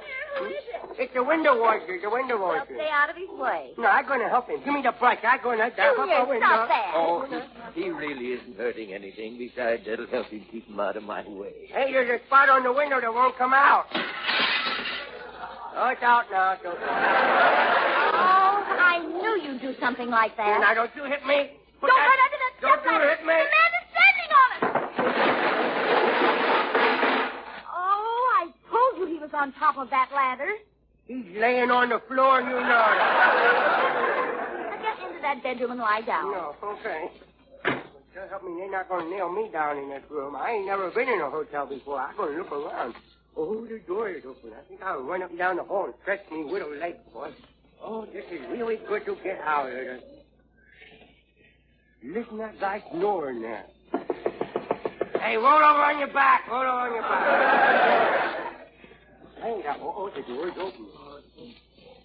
Yeah, he must have the same kind of sickness me Pop has. There's a bottle of the same kind of medicine on it. Maybe it's his time. It looks like it's too tight. I'll take these scissors off the dresses and snip off a little piece of his tie. There. Now, I think if I snip off another piece of his tie. Now, he's doing the edge of me. I'm going to snip off a great big piece now. I wonder if lower lips are really necessary. Here.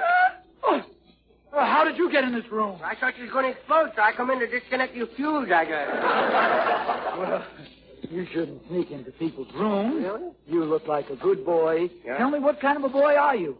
I could answer that, but I gotta wait 10 years before I can use that kind of language, you know. Say, you're smart for a kid, aren't Yes, you? I am. That's very smart, boy. Ask me a question. Let's ask. Well, all right. Make it a good one now. Who discovered America? I said, who discovered America? That's a good one, too, boy. Well, I asked you a question. I know you did. So what? I just said ask me a question. I didn't say I'm going to answer it. Do you know anything about arithmetic? Yes, I do. What is 4 minus 2? That's subtraction. How would you like to make a dime? Not me, boy. Me pop made some money once, and the FBI got pretty mad at him, my dad. No. I mean run an errand for me. Okay, I will go. I'm going to get whipping anyhow for running out of the room. You find the money in that dresser drawer. Okay. I'll take a $50. You must be a new man around here. Hey, don't tear that dollar bill. Well, you told me to take a half a dollar, didn't you? Look, I'll be right back. I'm going to be right back. Oh, there's that room with that little dog in it. I think I'll peek through the keyhole at him. I thought there was someone peeking. How can I keep you from peeking through that keyhole? Leave the door open one way, you know. What do you want to do, grow up to be a peeping Tom? Not me. I let me pop go his way. I go mine. What room do you live in? I'm going to tell your mother. Oh, no, don't do that. I only want to see the widow dog, you know. I love widow dogs. I'd give anything in the world if I had a widow dog. I'd take for long walks, I would. Really? Yeah, that's Well, would you like to take him out for a walk? Yeah, I love it. What's in it? Oh, there's me, Mummy. What are you doing out in this hall now? I told you to... Why, Bee! Harriet, well, imagine seeing you here. Yeah. What are you doing here? I came in to get my eyes examined. Is this your little boy? Yes, he is. My.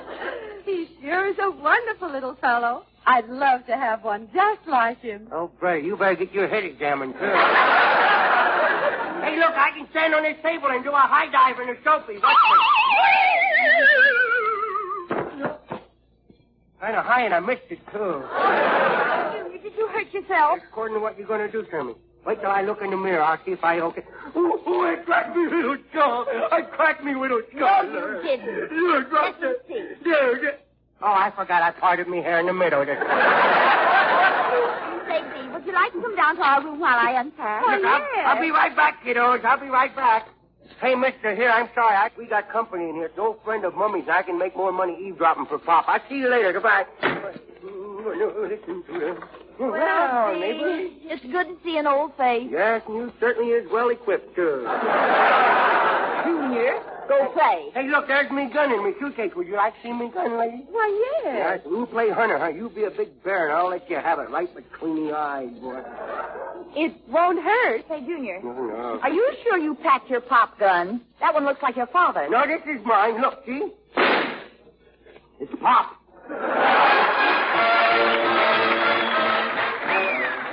The Red Skelton Show is rebroadcast especially for you soldiers, sailors, Marines, and Coast Guardsmen of the United Nations.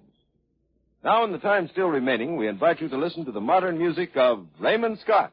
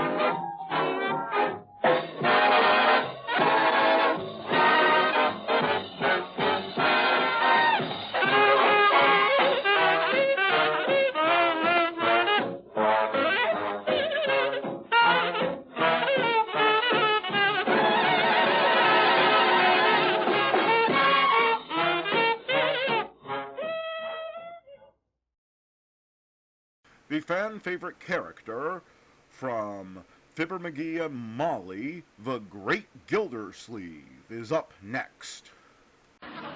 The Kraft Foods Company presents Willard Waterman as the Great Gildersleeve.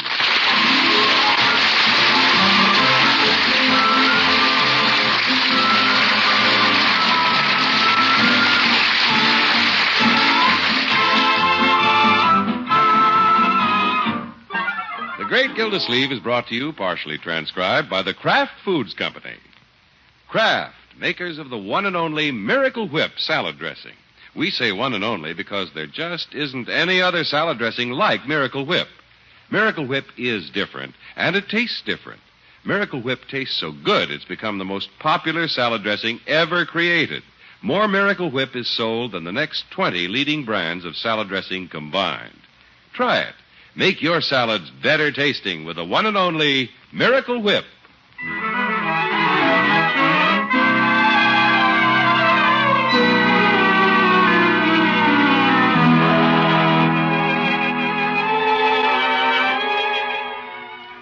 Well, the Great Gildersleeve's cousin Emily has been visiting him for a week now, and she's captivated everybody. Perhaps her most ardent supporter is Leroy, which means that Leroy doesn't spend so much time with the Great Gildersleeve. But does this disturb his doting uncle? You bet. I'm not particularly upset about it, Bertie. No, sir. I'm glad Leroy likes Emily. But I don't see why he has to follow her around like a puppy dog. No, sir. Of course, I can see Leroy enjoys doing things with her.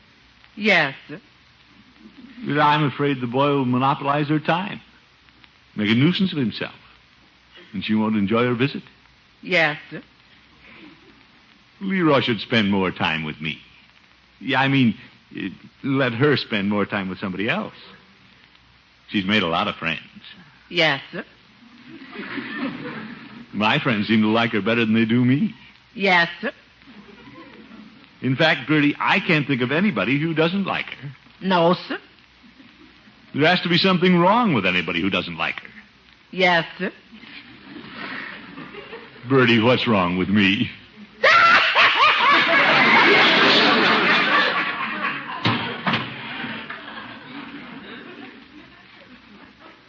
She didn't tell me. Or did she? Oh, well. I don't know why I'm fretting about nothing. Cousin Emily's new in the house, and when the novelty wears off, Leroy and I'll be the same old pals. Just as close as ever. Not that we've ever drifted apart. Hiya. Well, good morning, Leroy. Nice to see you, my boy. It is? You're all spruced up, too. Hair parted in the middle. Looks nice. It's Cousin Emily's idea. Well, I guess I liked it better parted on the side. You'll get to like it. What's for breakfast? Leroy, before breakfast, would you mind running out and getting the morning paper? Gosh, Unc, before I eat? I need food. Haven't eaten since way last night. I'm too weak to make it to the yard. Oh, all right, my boy. Just thought you'd like to do something for your old uncle. Sure, right after breakfast. Hey, here comes Emmy. Leroy, let's not call her Emmy. It's Cousin Emily. Good morning, Throckmorton. Well, good morning, Emily. Hi, Emmy. I mean, Cousin Emily. It's Emmy to you. We're pals, aren't we? Sure, Emmy. Yes, yes. Leroy, after breakfast, would you run down to the corner and mail this letter for me? Heck, I'll do it now. Thank you. Leroy, I thought you were too weak to walk. Well, this is airmail. I'll fly. Oh, my goodness. It's so sweet of Leroy to run down before breakfast. I really should have written Georgie days ago. Georgie? Well, you know, that cute curly-headed boy I met on the train. Oh, him. Well, Emily, let's sit down at the table. And I haven't written Roger. And poor Bobo. I can see him pacing up and down in front of his tent, waiting for a letter. Does Bobo live in a tent? Throckmorton, he's the cutest major in the whole United States Army. Oh, well, good. Let's start the grapefruit. It looks wonderful. Bertie serves the best food. It's a good thing I don't have to watch my waistline. But I'm so energetic and peppy, you know. I guess that's why I get so many compliments on my gorgeous figure. Yes. I'll answer it, Bertie. I'll bet anything it's Harry. Harry. She was out with him just last night. He wouldn't be calling at this hour of the morning. Hello? Oh, hello, Harry. It is Harry. How does she do it? Harry, you naughty boy. You shouldn't call before breakfast. Of course I haven't had breakfast. I need my beauty sleep. Oh, Harry, you say the nicest things. Oh, brother, she's living in another world. Go for a drive this afternoon? You're a real doll to ask me, but I can't possibly go. She can go as far as I'm concerned. I promised to take my little cousin Leroy swimming this afternoon. Now hang up like a good boy. I have to have breakfast. Goodbye, Harry. Call again. He'll call again. Hey, haven't you started eating? I've been on the phone, Leroy. Well, at least he remembered to bring me the paper. Here's the morning paper, Emmy. Oop.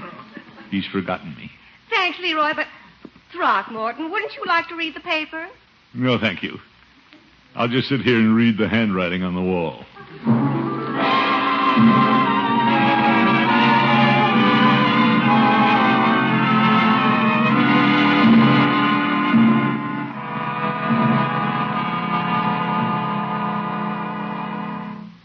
Bertie, did Leroy go out after he had his breakfast? No, sir, he's upstairs cleaning his room. Cleaning his room? Miss Emily got him in the habit of doing that every morning. Oh, busybody.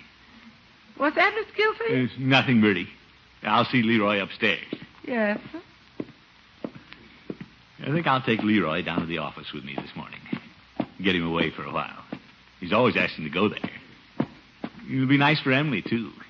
Give her a chance to write to Roger and Major Bobo and talk to Harry on the telephone. Yeah? Leroy, it's me. I. Oh, come on in, Unc. Well, cleaning your room, I see. Yeah. How'd you like to go down to the office with me this morning? Well, gosh, what about Emmy? Well, I know she's taking you swimming this afternoon, but I thought you'd like to fool around the office with me this morning. Gee, Unc, Emmy's going to show me how to tap dance this morning. Tap dance? Yeah, she put taps on my shoes and everything. Look. I picked that up just watching her. Yes, well, I just thought you'd like to go to the office with me. Some other time, Unc. Sure. Some other time. Leroy? Yeah? I don't have to go to the office. Maybe we could do something else. Just you and me. Well, gee, Unc, Well, I happen to know Emily would like to write some letters. While she does that, you and I could go see that new movie at the Strand. Oh, Emmy and I saw it yesterday. Oh. But I think you'd like it, Unc. Well, I don't want to go alone. Hey, I know something we can all do. You do? Great. What is it? You can come along and change the records while Emmy and I tap dance. No, thanks. I have to go to the office.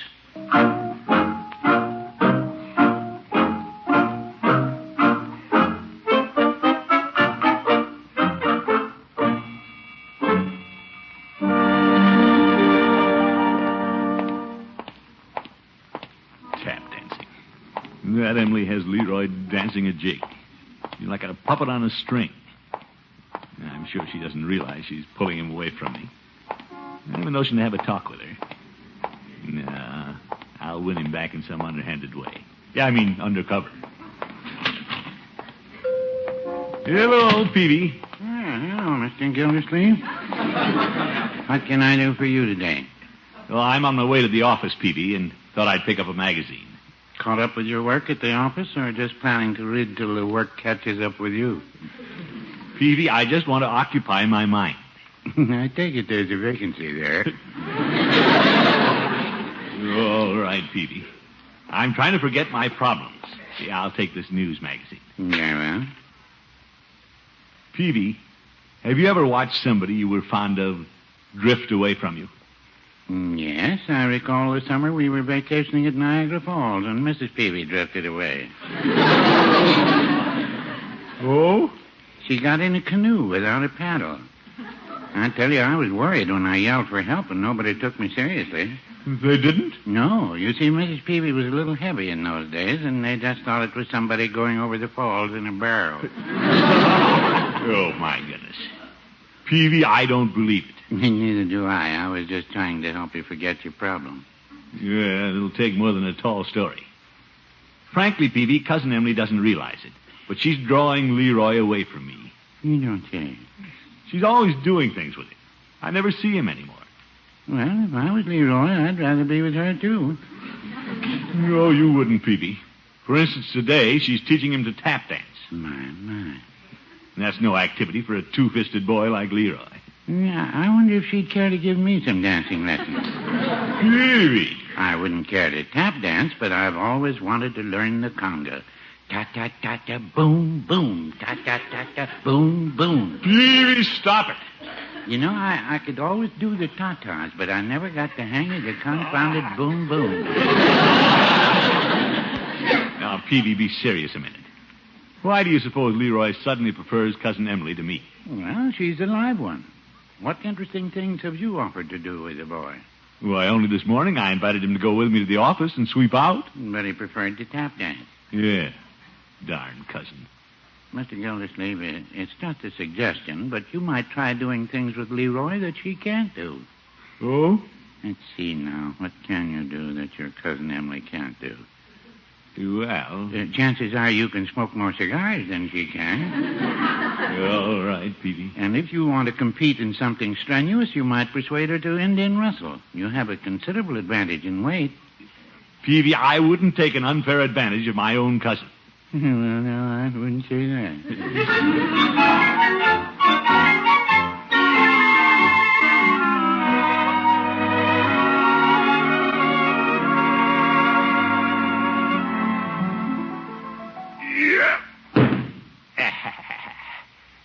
Guess I look a little silly to the neighbors throwing this baseball against the side of the house. Yeah. By George, the thing to do is get Leroy interested in a he-man sport. When Leroy sees me out here, he'll forget all about tap dancing and come a-running. Let me see if I can curve this ball. Look at that. Gildersleeve, you still have your old stuff. In college, I was the best substitute pitcher the Scrubs ever had. Hey, Emmy, come out and see what I'm doing. Hello, Leroy. Hope I can trap Emily into playing ball. Hello, Throckmorton, playing baseball. Yeah. Hey, you got a new bat and glove. Just happened to pick them up on the way home. A good game for men. I'll say. Well, Leroy, care to play a little game? You and me? Oh, sure, but what about Emmy? Oh, I don't think Emily knows much about baseball. She can sit on the porch and watch. Now, wait a minute. I'm not going to sit on the sidelines. I want to play. Well, if you insist. Oh, boy, who's going to bat first? Me. Could I try pitching? You bet. But let's get way out in the street. I'm quite a slugger. Okay. I'll catch an umpire. Fine, Leroy. This far enough, Unc? No, let's go a little farther. I hit a long ball, and I don't want to break one of my windows. Gosh, nobody can break a window from here. No, guess not. Now, Emily, this manhole cover will be home plate. The idea is to throw the ball across the plate. I know. Play ball! All right, pitch it across, Emily. Here it comes. Strike one. Well, I'm used to a man pitching. Throw this one a little harder. I'll try. Strike two. Leroy, I didn't swing. Besides, that one was outside. How do you know? You didn't even see it. Ready, Throckmorton? Real ready. I'll knock the cover off it this time. This one may curve. Yes. Look out! Strike three, you're out. Real out. Well, good pitchers are seldom good hitters, and I was a pitcher. Hey, Emmy, why don't you bat? Unc wants to pitch. All right. Yeah, here's the bat. Give me that ball. Now, look, Unc, she bats left-handed. Good. She'll have to bat both left and right to hit this one. I'm ready. Pitch it over. Play ball! Yeah, I'm not playing. I'm dead serious. Here it comes. Zeke. Look at it go! Hey, it's heading for the window! Oh, Throckmorton, I broke your window. When window. Heck, she broke my heart.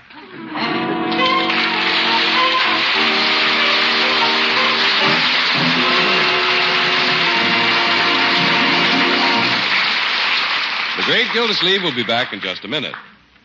There are lots and lots of ways to make a salad special. You can garnish it with fancy radish roses, use slices of fluted cucumbers, or add carrot curls or bits of fresh herbs. You can serve that salad in a handsome salad bowl or on your most elegant platter. But if the salad dressing you use isn't just right, you're bound to be disappointed with the results. So use care in your choice of salad dressing. If you want a dressing with a lively, teasing flavor, a flavor that's not too mild, just sharp enough, a flavor that's really delicious, use Miracle Whip salad dressing. Miracle Whip has a flavor you won't find in any other salad dressing anywhere because it's made from a secret Kraft recipe, a recipe that was created by Kraft to give you the best qualities of good old-fashioned boiled dressing and fine, rich mayonnaise. You'll discover Miracle Whip has a marvelous texture, too, creamy thick and smooth as satin, because this dressing is blended thoroughly with special Kraft beaters. With such wonderful texture and flavor, it's easy to see why Miracle Whip has become America's favorite salad dressing and actually outsells the next 20 leading brands of salad dressing combined. For better-tasting salads with or without fancy touches, make Miracle Whip your salad dressing. Just be sure you see the name Miracle Whip on the jar you buy. Remember, there's only one Miracle Whip, and it's made by Kraft.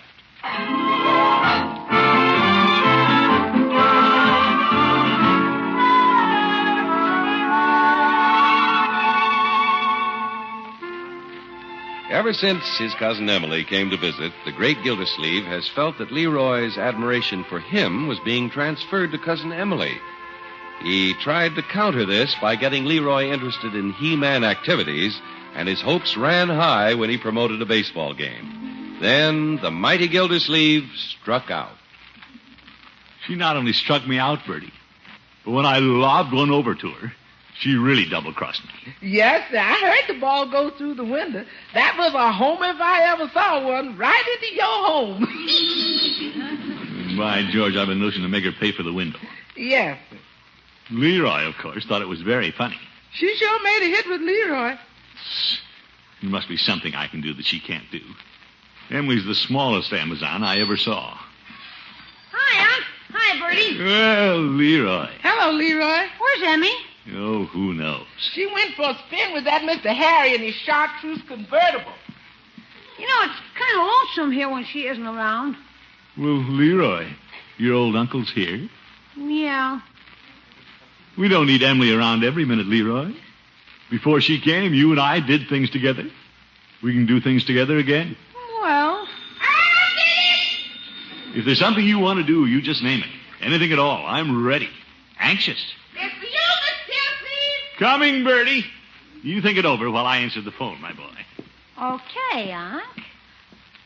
Leroy, you up to something? What do you mean? You got that little smile on your face like the cat that ate the canary. You up to something? Bertie, if you could do practically anything you wanted to do, what would you do? Well, that depends. I think I'll start by getting Unc to take me horseback riding today. Leroy, you know your uncle's afraid of horses. He don't want to go riding. Since Emmy came, he wants to do anything I want to do. Now, Leroy, don't you go playing both ends against the middle. Oh, gosh, Bertie, how often does a guy get a chance like this? Leroy Forster, you listen to me. Well, that was Judge Hooker. He wanted me to drive over to Center City with him. Yeah? But I told him you and I had plans. Now, let's see. What are the plans? Unc, how about taking me horseback riding this afternoon? Have to make something. Horseback riding? On a horse? He ain't talking about no merry-go-round. It's something you and I could do, Unc. Real He-Man stuff. Well, there are other He-Man things we could do. We could take a hike around the reservoir. Gosh, anybody can take a hike, even girls. Even Emmy. Why don't we do something Emmy can't do? Well, that's the idea. Yeah, I mean, we just might go horseback riding. Swell. Emmy won't feel left out if we do, will she? No, she's from the city. She couldn't ride a horse without a steering wheel. Of course, if she does feel left out, I can do something with her later. Leroy. And then I'll do something with you again. Well, let's settle for the horseback ride for now. Come on, Leroy. Okay. If we hurry, Emily needn't know where we are. Oh, hey, here's Emmy. Uh-oh. Goodbye, Harry. Oh, my goodness. Hello, Leroy Throckmorton. Hi. Where are you boys off to? Well... I'm taking me horseback riding. Horseback riding? I'd forgotten that people ride horses. That's a horse on her. But I'm game. I'll go along with you. That's a horse on me.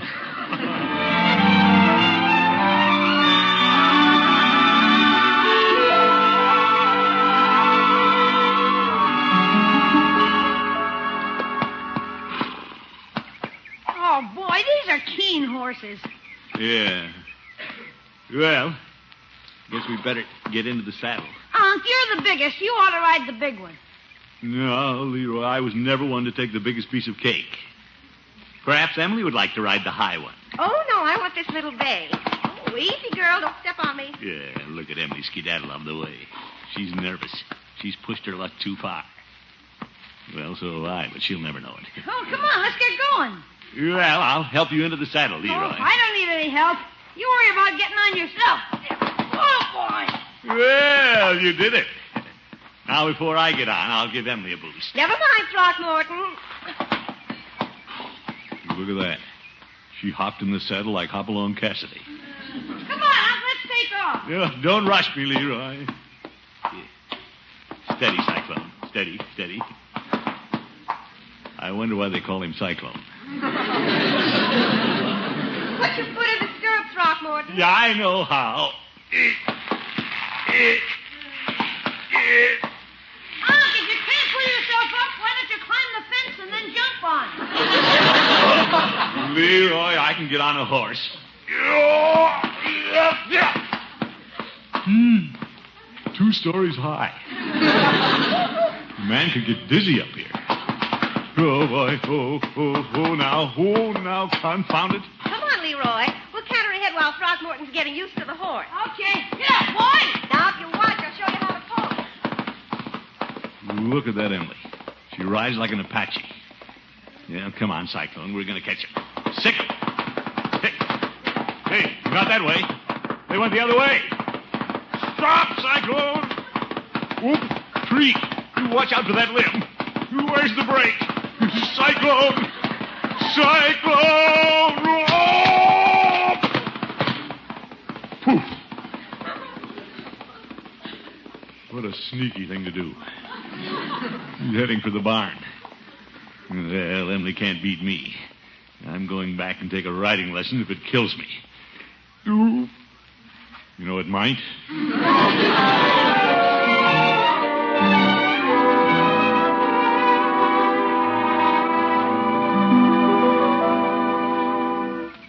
Now, see here, Mr. Gibson. If you're any kind of instructor, you should have me riding by now. Mr. Gildersleeve, I'm afraid you'll never be able to sit a horse. Well, how can I sit on him when he keeps bouncing up and down? Well, let's try going around the corral once again. Get on the horse, Gildersleeve. Well... Gildersleeve. Yeah? You lift yourself up. You don't try to pull the saddle down. How do you lift yourself up? Sorry, Cyclone. I know just how you feel. Yes. Gibson, are you being sarcastic? I didn't pay you $10 to insult me. Oh, yes, $10. What do I do for money? Hiya! Oh, Leroy. Hello, Throckmorton. What a wonderful ride. Yeah! Whoa, boy! Unc, are you taking a riding lesson? Me? No, I was just discussing the finer points of horsemanship with Mr. Gibson here. My, isn't he gorgeous? You mean the horse? Well, the horse is, too. All right, Gildersleeve, let's begin again. Well, This time, why don't we put the saddle on a bale of hay and start from there? Gibson. Mr. Gibson, you're so wonderful with horses. I wonder if you'd teach me to ride. Well, I'd be delighted. Good. How about right now? Emily. But, Miss Emily, I watched you ride, and frankly, I've never seen a more beautiful horsewoman. Well, thank you. But just because I'm pretty doesn't mean I know a thing about horses. Oh, brother. Come Come on, Mr. Gibson. Show me how to get on a horse. Emmy, you don't need Mr. Gibson. Well, I feel a little silly trying to tell you anything about it, Oh, but... come on and lift me into the saddle. Lift you in. Well, here goes. Oh, Mr. Gibson, you're so strong. Gosh. Get your horse and show me the best trail for a beginner. Delighted. Excuse me a minute, Gildersleeve. I'll just take your horse. Come along, Cyclone. Emmy, I thought we were going swimming this afternoon. Tomorrow, Leroy. Shall we go, Miss Emily? Yes, but I'm so afraid of horses. You'd better hold my hand.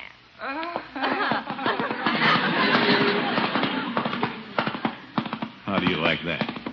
Taking a riding lesson on my $10. Unc, Yes, my boy? how about going home and playing baseball? Just the two of us. Good idea. Just you and me. Right, George, that's the best $10 I ever spent.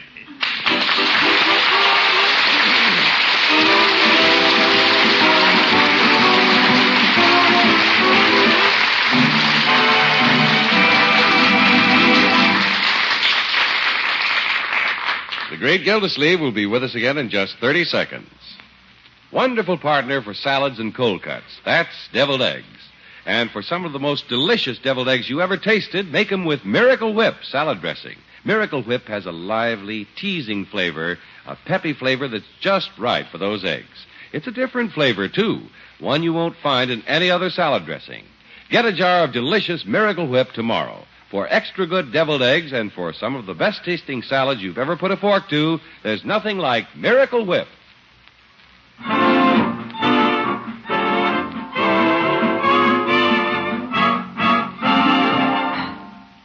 Getting pretty dark, Unc. Can you see the ball? Sure, pitch it over.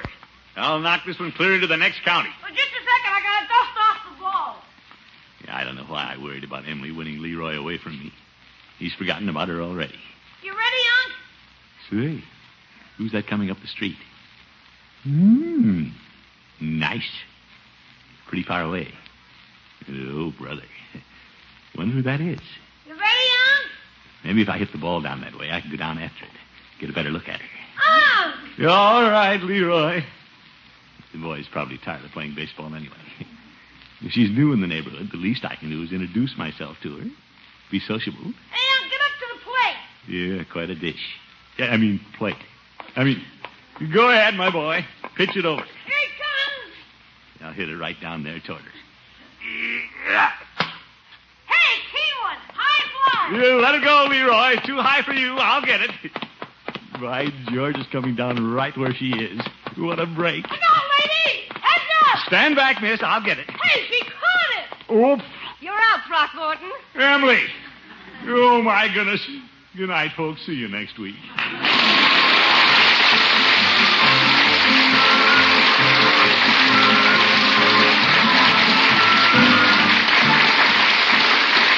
The Great Gildersleeve is played by Willard Waterman. The show is written by John Elliott and Andy White and is partially transcribed. Included in the cast are Walter Tetley, Lillian Randolph, Charlotte Lawrence, George Neese, and Dick LeGrand. Musical compositions by Jack Meakin. This is John Heaston saying goodnight for the Kraft Foods Company, makers of the famous line of Kraft quality food products. Be sure to listen in next Wednesday and every Wednesday for the further adventures of the Great Gildersleeve.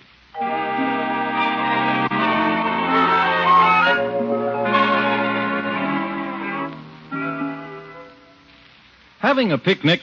Make those picnic sandwiches taste extra good with Miracle Sandwich Spread.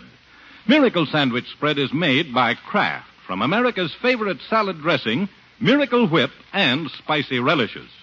See what a wonderfully different flavor, what tang, Miracle Sandwich Spread adds to your meat or cheese sandwiches. Or use it alone between slices of bread for a sandwich that's really thrifty and quick and easy to fix. Stop at your grocer's first thing tomorrow and take home a jar of delicious Miracle Sandwich Spread.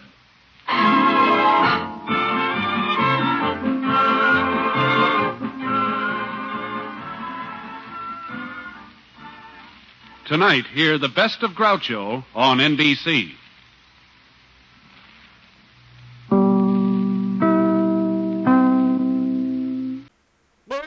Silver. Wait those thrilling days of yesteryear with the Lone Ranger up next.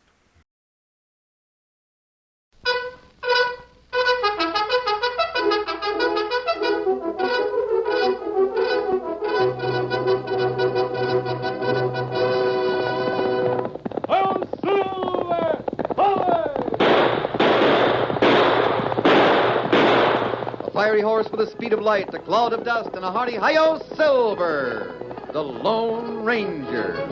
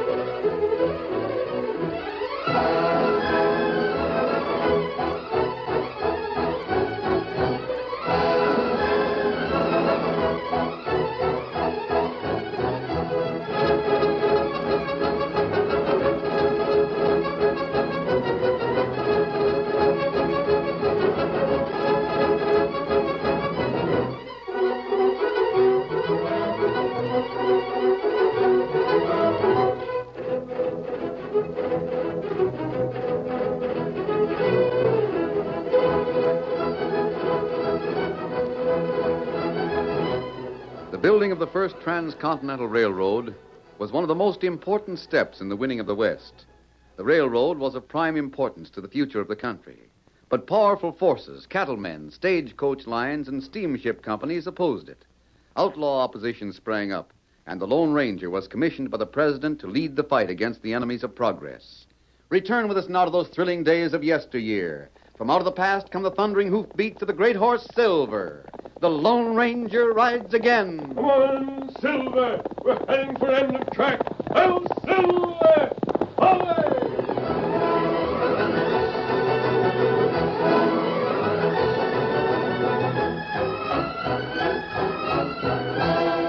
As the construction crew of the Great Central Railroad pushed its tracks further west, they came to a section of the plains that was notched with deep gullies and ravines, as though some prehistoric monster had clawed the earth. It was also the home of the hostile Cheyenne Indians, and as the little steam engine chugged along, pushing loaded flat cars toward end of track, the workmen became increasingly nervous. I tell you, Joe, I don't like it. What's the matter, Sam? This country, it gives me the creeps. Why do they have to lay a road bed through these ravines? Because it's easier than going round, I guess. Yeah, easier for some of them murdering redskins to get up there behind those rocks and pick us off. We ain't seen hide nor hair of an Injun for over a week. Sure, and that's the time when you better start worrying about redskins, when you don't see them. Pete the foreman says there ain't no danger. Why are we packing guns then? I don't know. Well, here we are, end of track. Better start unloading or Pete'll yell his head off. All right, you men up there. Let's get these ties down. Step lively now. What did I tell you? Might as well start pitching. Yeah, but I still don't like it.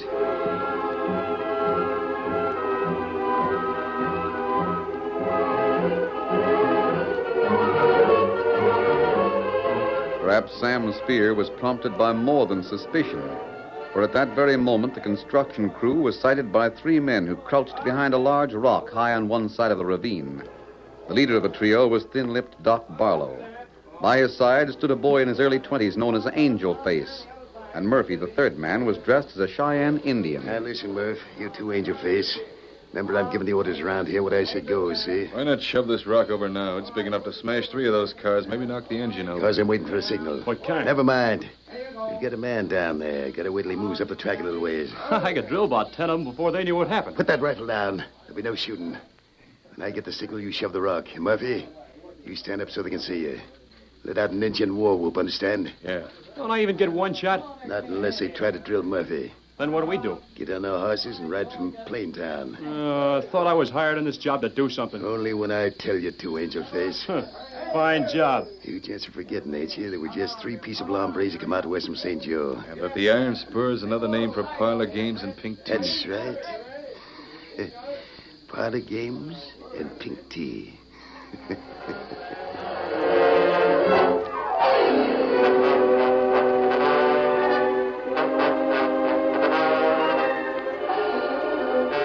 Meanwhile, back at the end of track, the construction gang continued their work of unloading ties from the flat cars. They did not realize that high above them on a bluff overlooking the roadbed, 3 members of a notorious Iron Spur gang were planning death and destruction. Pete shouted to his men. Now, men, all together on these rails. We'll take it one at a time. Grab it. Lift. 1, 2, 3. That's the way, me laddies. Now the next one. Pete, I'm over thirsty. I gotta have a drink of water. Well, go down the track and find the water boy. And send him back here. We all could use a drink. Thanks, Pete. Hey, let me borrow your bandana, will you, Joe? The face is steaming. Sure, Sam. Here it is. Yeah, thanks. Now another one, men. Pick it up. Lift. Pete, look up there. That rock. It's dropping, boys. Don't stay alive. Don't under that car. You'll get killed. Redskins, get your guns, men.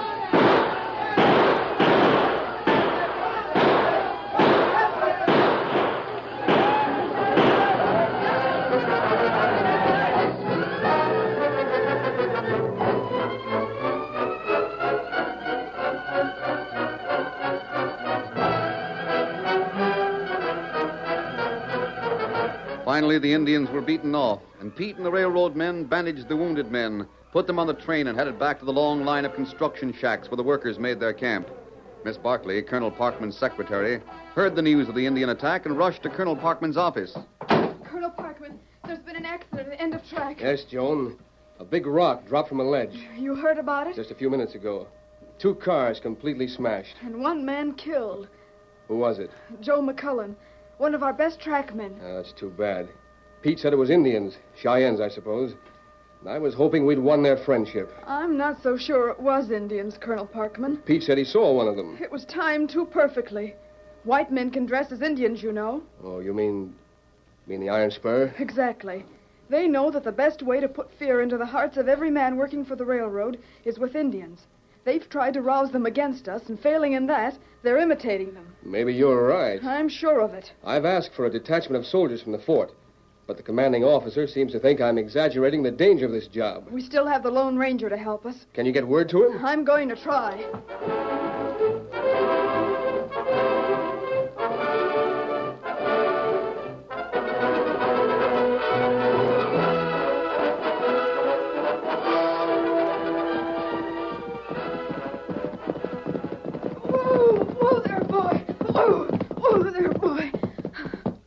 From here, we'll both walk.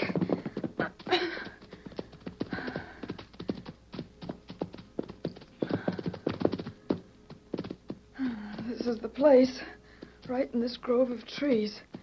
Now, if he only hears me.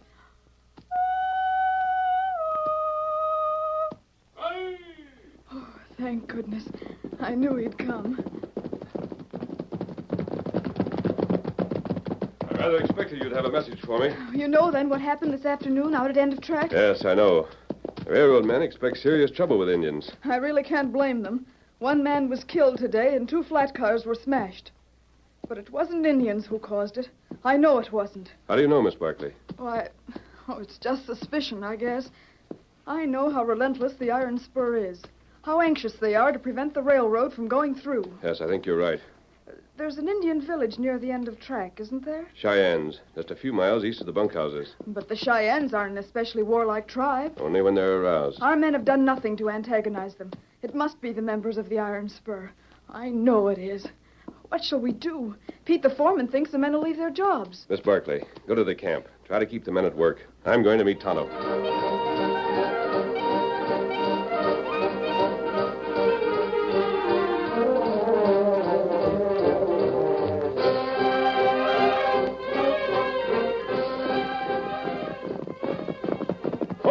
Oh, Silver, whoa.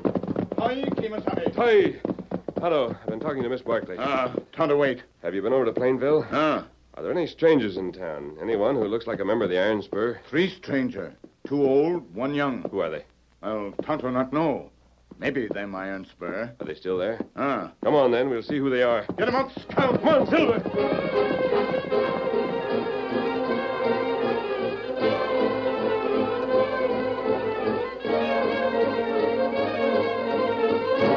Lone Ranger and Tonto rode into Plainville, and it took them but a few minutes to reach the front of the Silver Star Cafe. Inside was the sound of much celebration. The masked man and his Indian partner dismounted, walked up the steps of the cafe, listened for a few moments outside the door, and then entered. They saw 3 men standing at the bar engaged in a noisy conversation. Taking a table in a corner where they would not be noticed, they listened to the heavy-set member of the trio as he laughed about his exploits earlier in the day. You know, the best part of it was when we tied that young Cheyenne Indian to his horse and sent him home, eh? It sure was funny. Anyway, look what he got his hair cut off. I told him that was a regular railroad haircut. Hey, wait till this old man Chief Black Hawk sees that. Yeah, boys, I think we did a real smart. Hey, wait till old Black Hawk Tonto, are those the men? They captured the young Indian and cut his hair off. That'd be plenty bad. Yes, I know. It's the worst disgrace that can happen to a brave. Cheyenne Chief put blame on railroad men. Tonto, you know Chief Blackhawk. Tell him it wasn't railroad men who sent his brave home in disgrace. I'll watch things at the camp. Me do it. Get him up, Scout.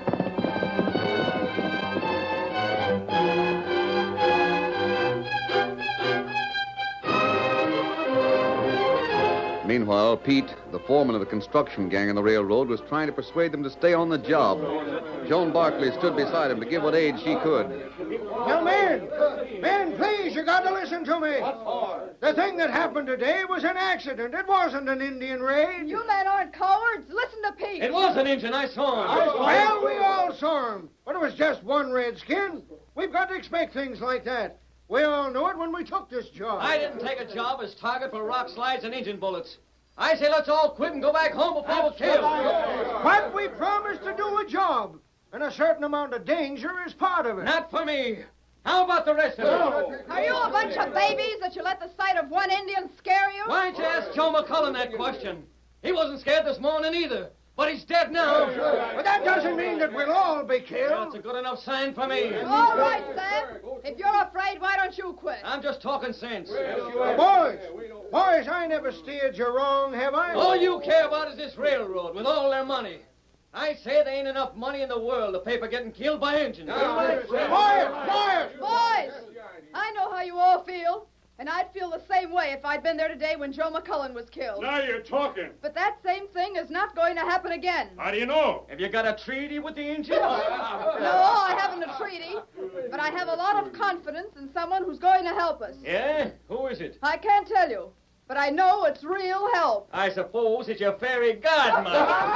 Boys, don't listen to him, please. We've all got a job to do here. We're getting paid for it. So let's do it. How about the engine? There won't be any more trouble with the Indians. I know there won't. I promise you that. Oh, maybe she's right. Why, of course she's right. Now let's all forget about this idea of quitting. Get some sleep and do a good day's work tomorrow. How about it? All right. Hey, you hombres must be crazy. Don't you know all this railroad is after is to get the track built? They don't care how many men get killed building it. That's not true. I guess you're the only one who wants to get out, Sam. The rest of us are going to stay on the job. Thank you, all of you. I knew you'd stick. Listen. All of you listen. Listen to what? I'll open the door and you can get a real earful. Well, I don't hear anything. You don't? Well, just keep your ears open. It's getting louder all the time. You know what that is? I'll tell you. It's Cheyenne war drums. That means Indians on the warpath. The curtain falls on the first act of our Lone Ranger story. Before the next exciting scenes, please permit us to pause for just a few moments.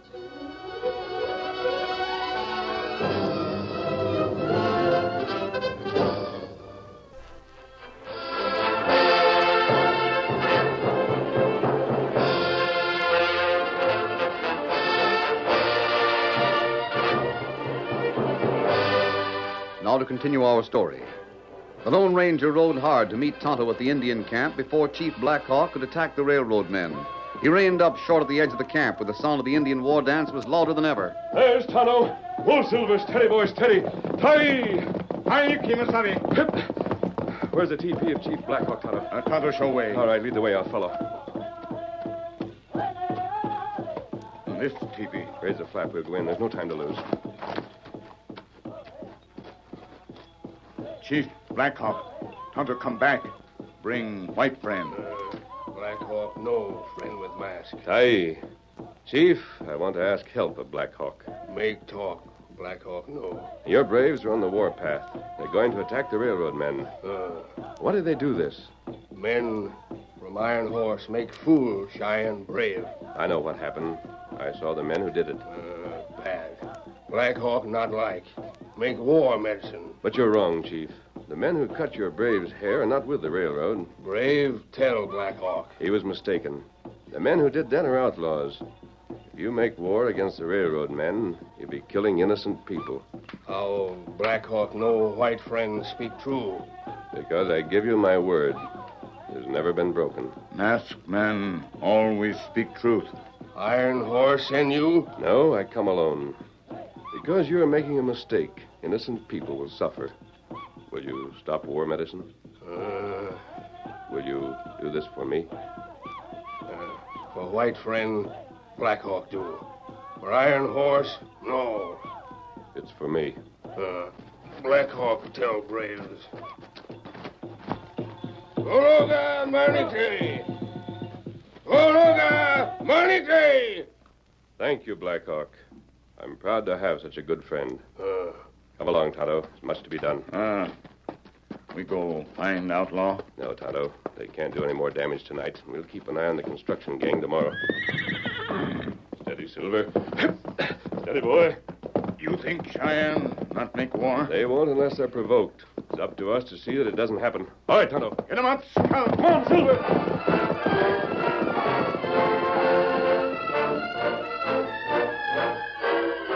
The Lone Ranger and Tonto rode back to the high bluff that overlooked the railroad construction camp.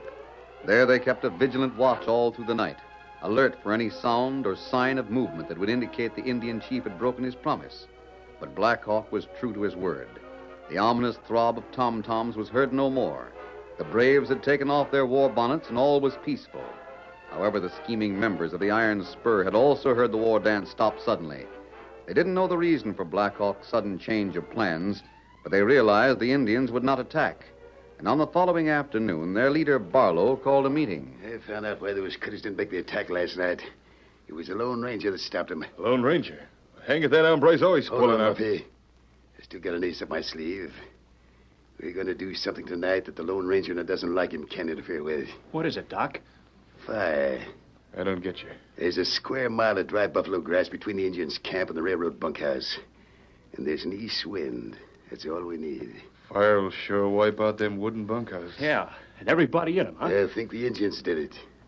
After that, the railroad won't be able to hire a man west of the Mississippi for any kind of wages. Hey, who's behind this iron spur we're working for, Doc? None of your business. I was just thinking. It won't do you any good. Well, what do we do now? Lay low until the night. Then we'll fire up the prairie and vamoose. The job's done. Suppose this Lone He Ranger... couldn't stop it. Even if he knew about it. That's one thing nobody can stop. A prairie fire.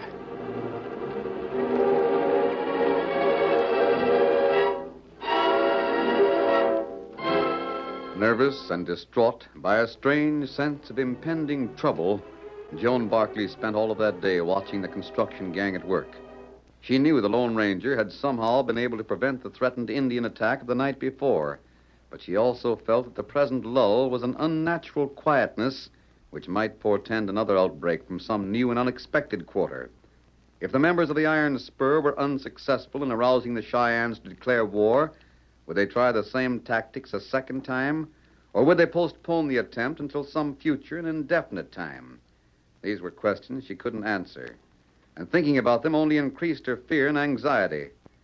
At sundown, when the workmen had finished and gone to their bunkhouse, she returned to Colonel Parkman's office, tired and worried by a fear she could not put into words. I don't know what to expect next, Colonel Parkman. I wish I could feel that there was permanent peace with the Indians.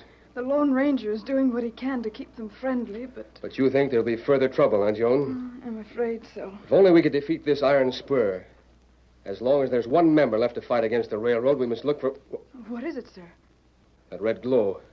Look out the west window. You see it? Oh, yes, it seems... Colonel Parkman. Fire. It's way out by the end of track. Prairie fire. The bunkhouses, the buildings and supplies, everything will burn. Come on, we'll ride out there.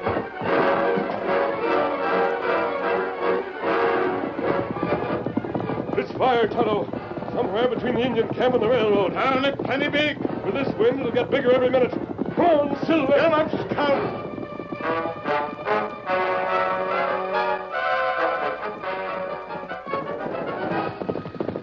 Hold, Silver, steady, hold. This is the work of them redskins. Hold on, Pete. Who? John Barkley told you about me. Listen a minute. Masked. Hey, you. I've heard of you. You're the Lone Ranger. Yes, I am. Don't accuse the Indians of this. You men, get down here with more shovels. Hey. Get boards, sticks, anything. Fight that fire. Beat them down. Now listen to me, Pete. This fire was started between here and the Cheyenne camp. Hey, Pete, get in there and fight it. Don't let it get ahead of you. Fight it. Then we'll fight the Indians. Come on, Indians. Big man, talk big. Too little. Bring up that engine. Get her in place. Why bring Iron Horse? It's no good to fight fire. I guess they want to use the water out of the boiler. Won't help much against this. Guard your feet, men. Stamp it out. Big fire, plenty bad on prairie. They're bad any place, Tonto, especially with wind behind them. Kimasabi, wait. Want to watch sky. What about it? Take a look at moon. The moon? What do you mean? Look close. See clouds over moon? I see them, but clouds not move east to west. Them move west to east. Tonto, you're right. The wind is changing. That means that fire not come closer. It go back. The railroad houses will be saved after all. But it'll be plenty bad for Indian camp. You mean the Cheyennes? Cheyenne have no place to run. Big mountain at back. No way to escape. Fire burn camp. All Cheyenne burn. That's right. They'll be trapped. Any way wind blow, fire bad. Wait a minute. The railroad goes by the south side of the mountain, skirts their camp. If we could use the engine and cars, we could save them. Railroad men not like to save Cheyenne. Indian lives are just as important as any others. Pete! Oh, Pete! I won't. I haven't got time to pull out. You won't have to worry. The wind's changing. The wind's...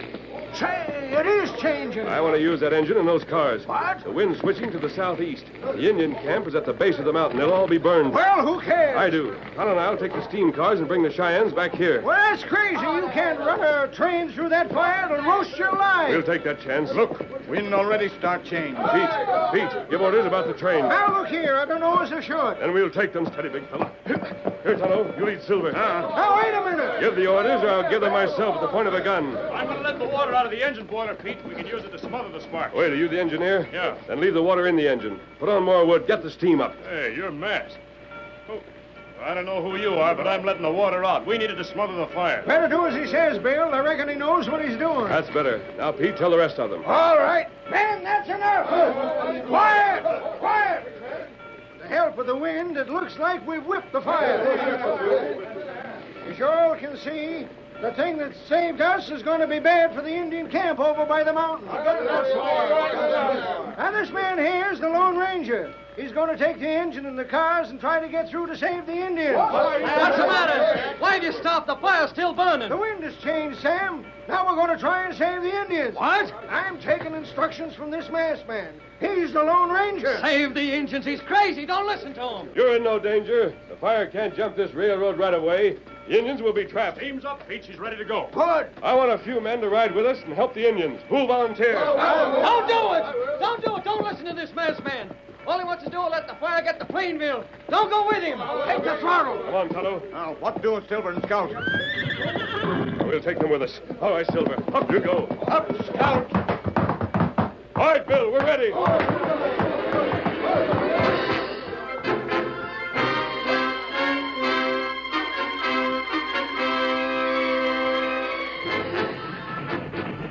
Gradually picking up speed, the engine and three flat cars plunged into the inferno of blazing prairie grass. Tongues of greedy flame licked the iron rails and tried to climb onto the train itself. The air was thick with smoke and wind-borne embers as the Lone Ranger protected Silver from flying sparks. Steady, Silver. Steady, boy. We'll be through it soon.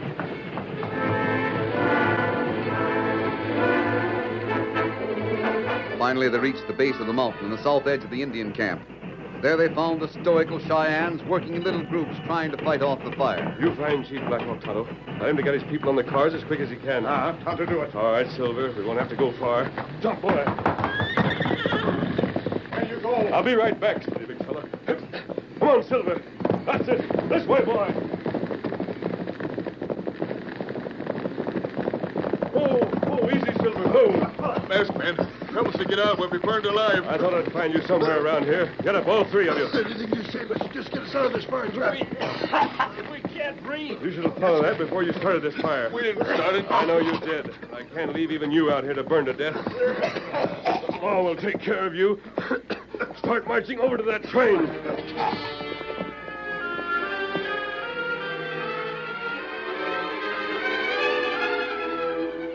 Back through the raging fire, the engine labored with its heavy load. The Indians were silent, but grateful for their deliverance. While under the watchful eye of the Lone Ranger, the three members of the Iron Spur were surly and sullen. As the rescue train backed up to the front of the bunkhouse, a large crowd awaited them. Everybody glad Lone Ranger helped Cheyenne. That's Colonel Parkman and Miss Barkley, Tonto. The most amazing thing I've ever seen. How did you do it? Most of the credit is due the engine, the men who ran it. Colonel, here are three men. You better turn over to the sheriff. Who are they? I don't know, but the sheriff will find out. Down, Silver, down, boy. Here, Scout. Colonel Parkman, you'll find that these three men are working for the Iron Spur. And there's three less of that gang to fight our job. And now the Indians will be on our side. Oh, Colonel Parkman, if only the Lone Ranger can always be with us. To help. Hold on there. Don't leave us now. We need you. We'll not be far away. Come on, Tonto. Head up, Scout. Head up. Down, Silver! Away!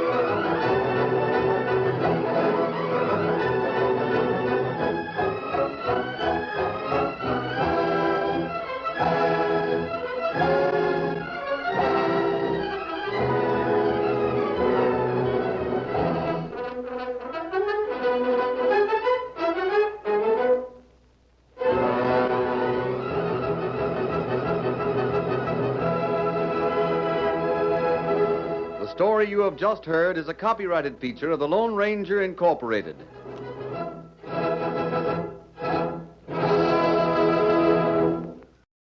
Get ready for Old Time Radio's most judgmental storyteller with The Whistler, coming up next on Classic Radio Shows tonight. And now for the radio program that has rated tops in popularity for a longer period of time than any other West Coast program. The mystery program that is unique among all mystery programs. And I'll tell you why. It's because you know who's guilty. You see his every move. You know his complete plans, even his innermost thoughts. Yet the final curtain always brings a startling surprise. In the Signal Oil program, The Whistler.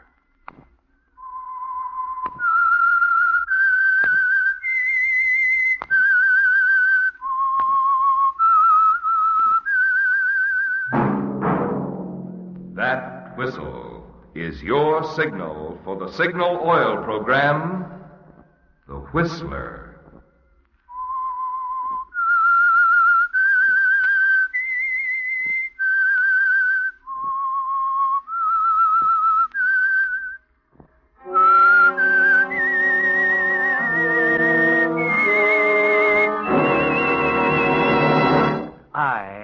the Whistler. And I know many things, for I walk by night. I know many strange tales hidden in the hearts of men and women who have stepped into the shadows. Yes, I know the nameless terrors of which they dare not speak.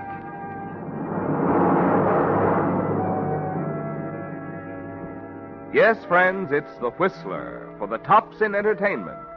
And for the tops in gasoline quality, it's Signal. It takes extra quality, you know, to give you extra mileage. And Signal is the famous Go Farther gasoline. So look for the Signal circle sign in yellow and black that identifies friendly independent signal stations from Canada to Mexico. And now the Whistler's strange story. Farewell Party.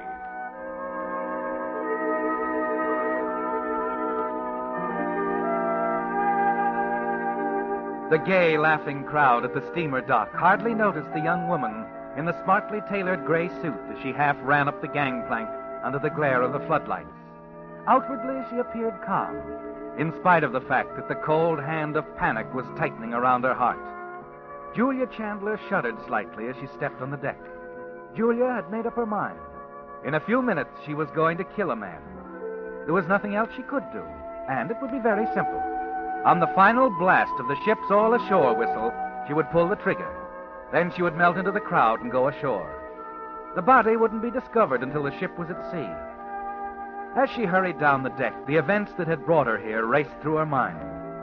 It had all begun that night a week ago at the Club Los Flores, where she was dancing with her husband's business partner, Ralph Ellis. You know, of course, Ralph, that this is our last evening together. Why, Julia, you surprised me. Oh, no, I don't. Why do you think I've avoided seeing you the past few weeks? This sort of thing has to end somewhere. Oh, I suppose. Let's just say that we danced divinely together, made beautiful music and all that, but, my husband is coming home. Oh, you didn't let me know. Oh, inconsiderate. Once in a while, Bruce does put me before business. Yes. And I'm still only a junior partner, huh? Oh, yes. I'll try to do something about that for you. Always good to have an in with a boss. Naturally, you'll bear in mind that the boss wouldn't be at all cooperative if he thought that I'm not a child, Julia. However, I don't think that even you can help me with the firm. I'm not sure I'm cut out for the work. I'm sure you're not cut out for any work. Always the sweet, gentle answer, huh? Handle anything, couldn't you, Julia? Perhaps.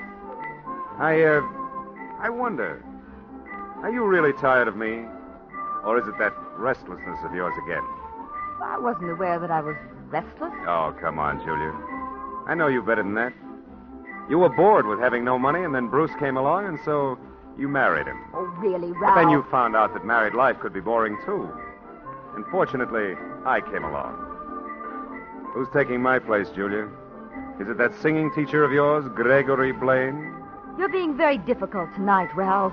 Oh, then it is the singing teacher. What does he have to offer? A career, fame, or a more exciting romance?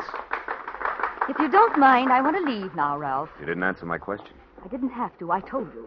My husband is coming home. That's all there is to it. All right, Julia, have it your way.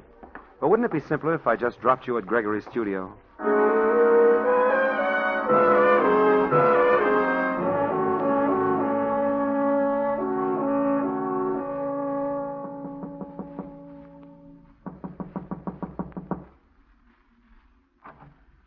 Julia, come in, my dear.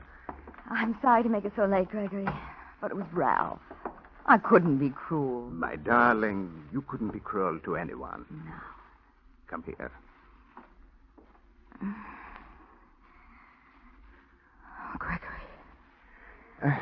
Have you heard from your husband? Yes, he wired me from Chicago. It's coming tomorrow. That's why I wanted to see you.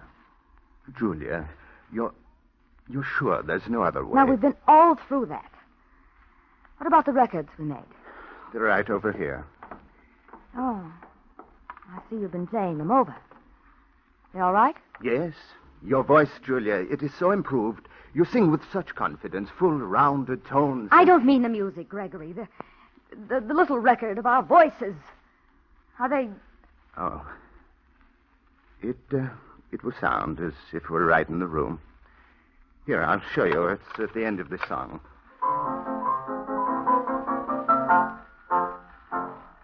Beautiful. Beautiful, my dear. Oh, thank you, Gregory. You've helped me so. Now, we will try it again. It's perfect, Gregory. Perfect. Now turn it off. And you still want to go through with it? There's nothing else to do, Gregory. No. Not unless you felt differently about the money. I know what I'm doing. We'll need that money, you know. Julia, I have enough for our boat fare. To London, at least. I have my reservation already, and once there I could give singing lessons You're going to give all your lessons to me. Help me study in London, Paris, wherever you think necessary. We'll be able to afford it, Gregory. We can even afford to fail. Oh, that couldn't happen. Not with that voice and the proper When training. it's all settled. When it's over, you can go on to London, just as we planned. And I'll meet you there in a month. Perhaps less. Julia, you don't think that anything might... Nothing will go wrong, Gregory. Nothing. You must believe that. We're going to kill him together. To be together. I'll be waiting to hear from you, Julia. You don't have to come back again. Just call. Gregory. Yes? Kiss me goodnight.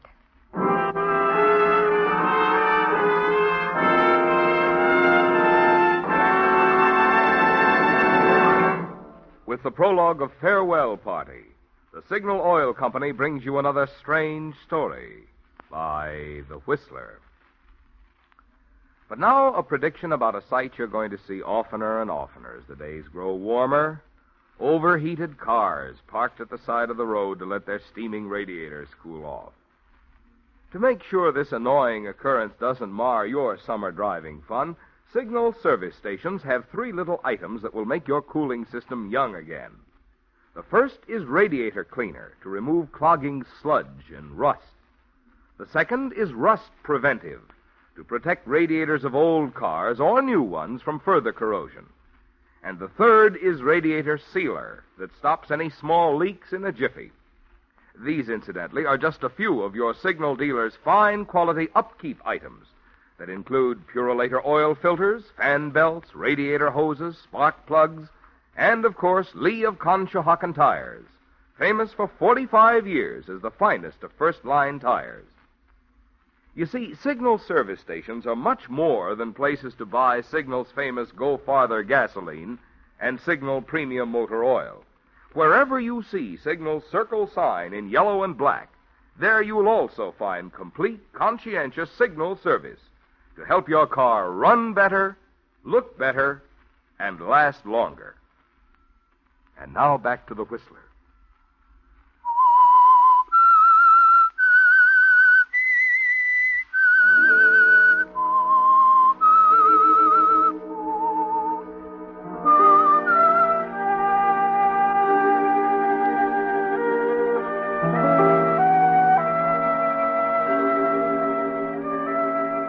It was a long search, wasn't it, Julia? Trying to discover what you really wanted out of life. But at last you've decided, and it's quite simple. A career of singing, your devoted teacher, Gregory, as your husband, and the security of wealth that will automatically be yours with the death of Bruce Chandler, your present husband. It's all running through your mind as you drive home, winding up the steep grade of Canyon Road, maneuvering its sharp turns. You've always hated the big house on the hill, tolerated it just as you've tolerated Bruce. But it's important now, isn't it? Desirable. The hill, the sharp turns over the canyon hundreds of feet below, the entire isolated setting. Yes, it's important, because it's a setting for murder, Julia. Your husband, Bruce's murder.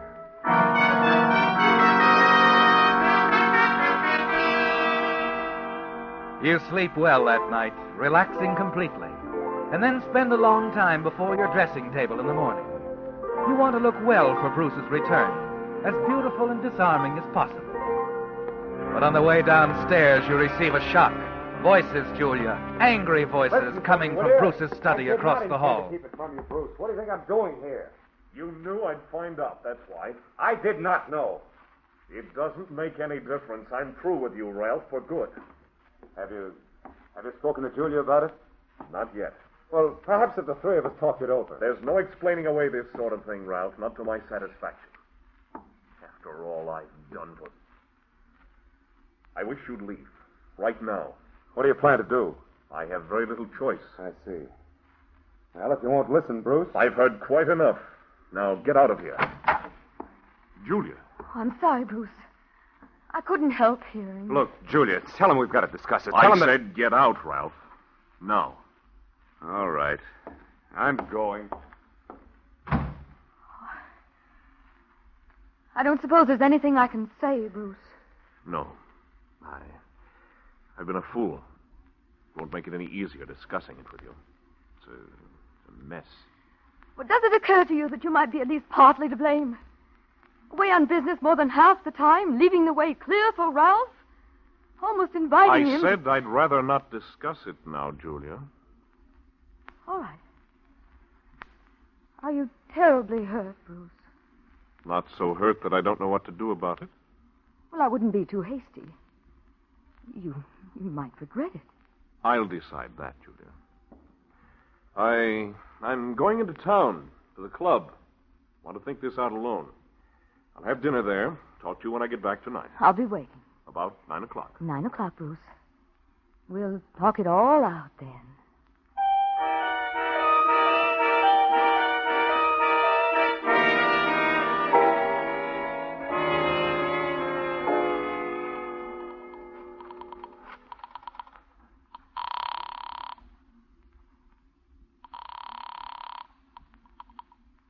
Hello? Gregory. Julia, what is it? I didn't expect to hear from Something you. happened. I can't tell you now. But, my singing lesson? Your sing... Yes? It has to be tonight. Tonight? Yes, it's the only way, Gregory, to keep him from changing things. Will you be here? What time? He's coming home at 9. You better be here by 8:30. But, I'll be there, Julia. And bring the record. Of course. And, Gregory, Yes, Julia? it's going to be all right. You'll see. Everything is going to be all right.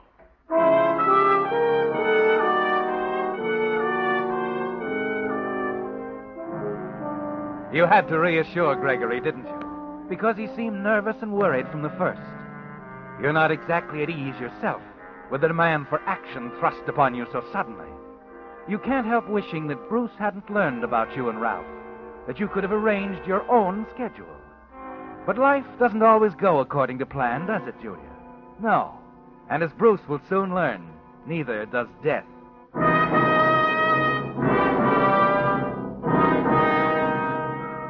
You wait anxiously all afternoon. Promptly at 8:30, Gregory's car swings into the drive. A few moments later, you hear the maid answering the door, admitting him into the front hall. Expecting you, sir. If you'll have a chair. Thank you. I'll tell Mrs. Chandler you're here. Who is it, Edith? Mr. Gregory Blaine, ma'am. Who? Oh, yes. Back here, Gregory. The piano's in the study. Oh, yes, of course. Edith, I really want to try and get something accomplished tonight. Will you see that Mr. Blaine and I aren't disturbed? Certainly, ma'am. Thank you. Hello, Gregory. Hello. So nice to see you again. So nice to see you, Mrs. Chandler.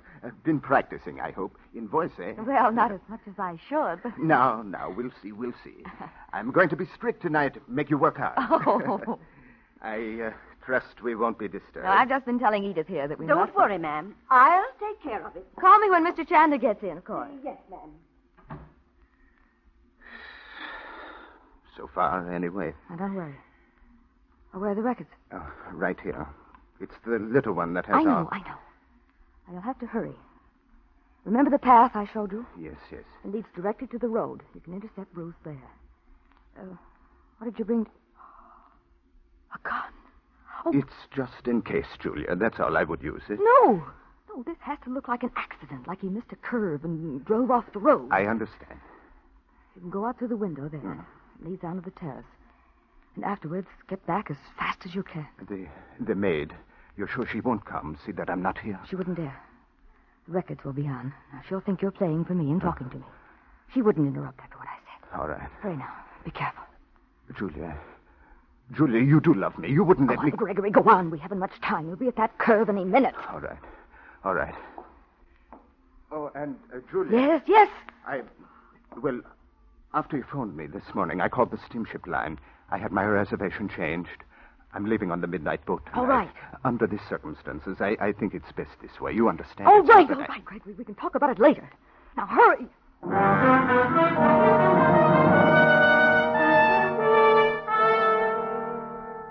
It's underway, Julia. Your plan to eliminate your husband, the answer to everything. You watch Gregory climb out the open window and move off into the darkness.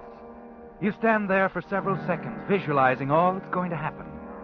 In your mind, you see Bruce's open convertible winding slowly up the treacherous road, stopping as Gregory steps out into the glare of the headlights. You picture the sudden movement as he strikes, and then you see Bruce slump over the steering wheel, Greg starting the car, and then letting it roll over the embankment.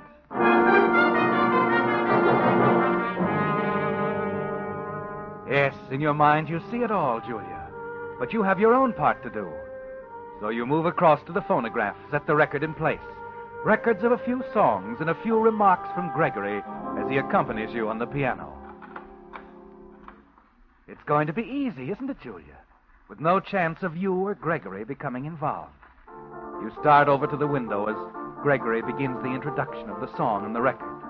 You wonder how things are going for Gregory as you hear his voice on the record prompting you to begin. Now a few bars more, and you will begin.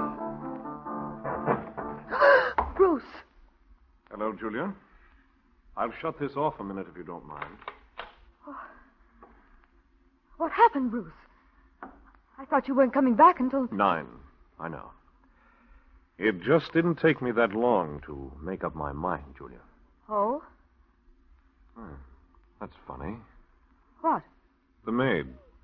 She said there was someone in here with you. Must have been the record that fooled her. Oh, Bruce. Bruce, you... What is it, Julia? What's the matter with you? Was there someone here? What's the big window doing open? Is there someone out there, Julia? Bruce, wait! Stay away from that window! Don't!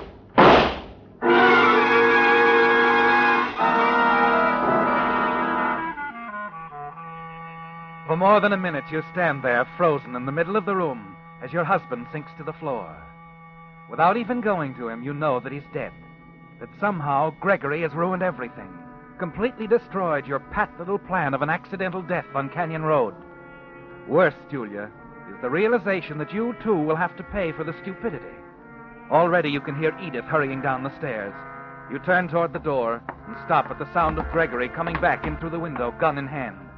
There's still a chance for you, isn't there, Julia? And you're going to take it. Bruce! Bruce, you shot Bruce! You killed my husband! Julia! Mrs. Chandler, what happened? I heard... Oh, it's Mr. Chandler. He shot him! Gregory shot him from the window! Stop it, Julia! Stop it! You don't know what you say. Edith, call the police. He killed him. He killed Bruce. Why, you little double-crossing... Get out of my way! He's getting away. Stop him, Edith! Stop him! I'll call the police.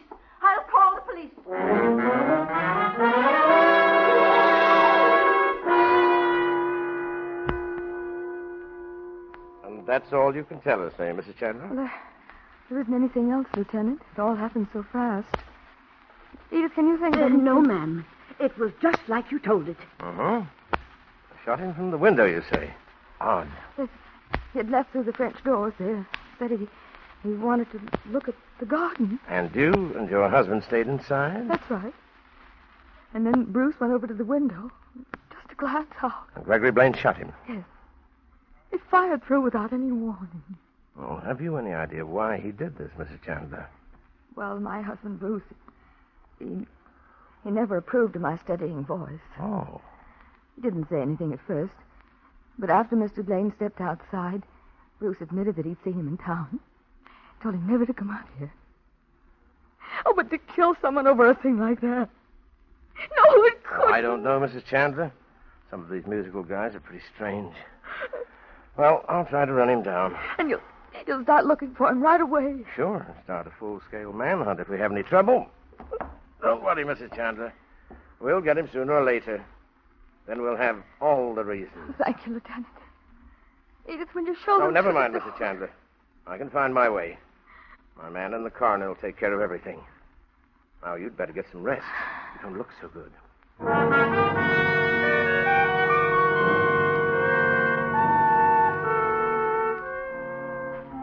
But there's no rest for you, is there, Julia?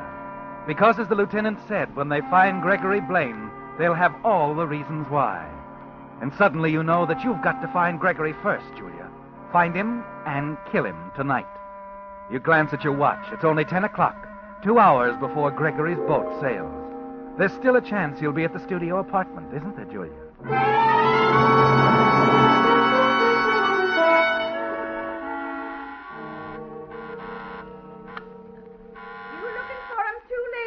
Oh, what? Gregory Blaine. That who you want? Yes. Someone else been looking for him? Mm-hmm. The police. They was looking for him. Oh, fine lot of sleep I'll get tonight. The police might as well move in here. Oh, but they won't get this one, 'cause he won't be back. Did he tell you that? Oh, why, he didn't have to. You see, he moved out, paid his rent, took his trunk and everything. Did he say where he was going? No. That's what the police wanted to know, too. Oh. They don't. They haven't any idea. Say, do you know where he is? What?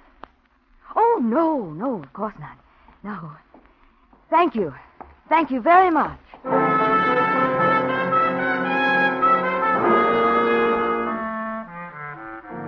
But you do know, don't you, Julia? And there's still time to reach Gregory before the boat sails. At the steamer docks, you check the sailings, drive down to Pier 29. There's a gay crowd of passengers at the gangplank, surrounded by friends who have come to see them off. You move through them unnoticed and go aboard, timing your movements so you can reach Greg and kill him during the last blast of the ship's whistle. Oh! Excuse me. Are you looking for your stateroom too, lady? Oh, no, I came down to see a friend. Excuse me. Me please. too. I've been looking for my friend for the last hour, and I can't find him. Old Charlie Beavis. You wouldn't be looking for old Charlie Beavis too, would you? No. I can't understand it. Charlie promised he'd come down to see me off. Good old Charlie. Got to have a sort of old Charlie before we say anything else. And say, you're a very pretty girl. Oh, please. Oh, Perhaps he's waiting in your cabin. yeah, I thought of that, too. You know something? I can't find my cabin either. Well, the steward, I'm sure he'll help you. Sure, yeah, that's a good idea. I got to find an old Charlie. Say, you would like to have a little drink with us, too, wouldn't you? No, I wouldn't, please. Always nice to have somebody come down and say goodbye. Yes, it is. Well, I hope you find your friend, lady. I will. Oh, I've got to find him.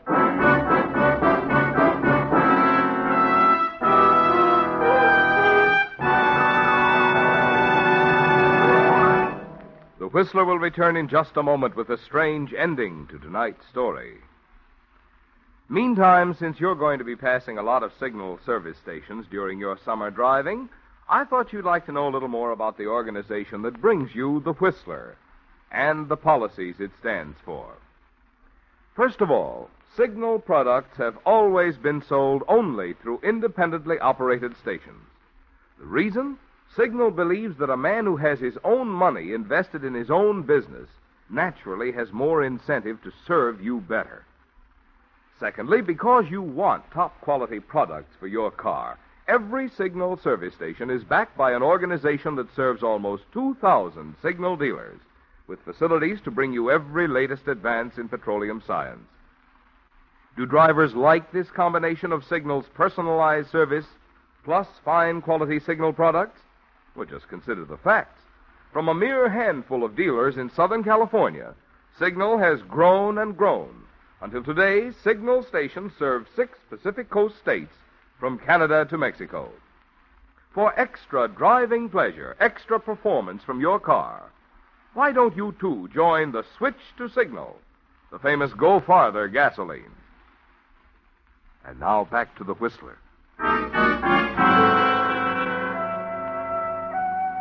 The gay crowd at the steamer dock was shocked at the news of the killing on board.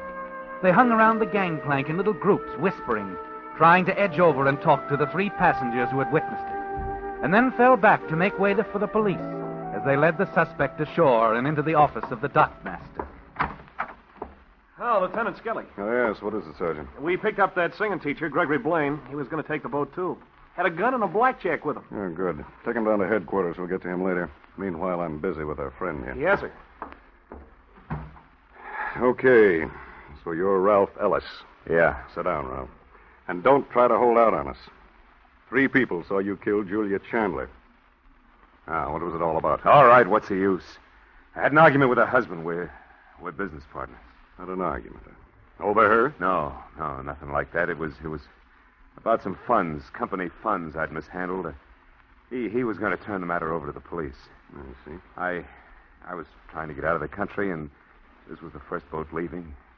When I saw her coming along the deck, well, I figured she was after me, that's all. And why should Mrs. Chandler be after you?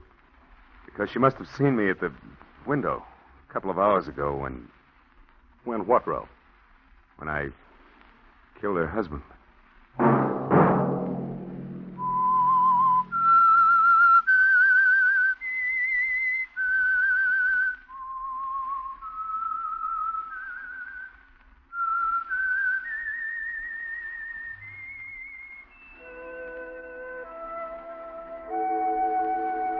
Let that whistle be your signal for the Signal Oil program, The Whistler, each Wednesday night at the same time. Brought to you by the Signal Oil Company, marketers of Signal gasoline and motor oil and fine quality automotive accessories.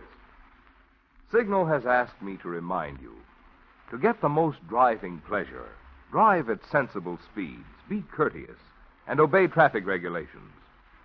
It may save a life. Possibly your own.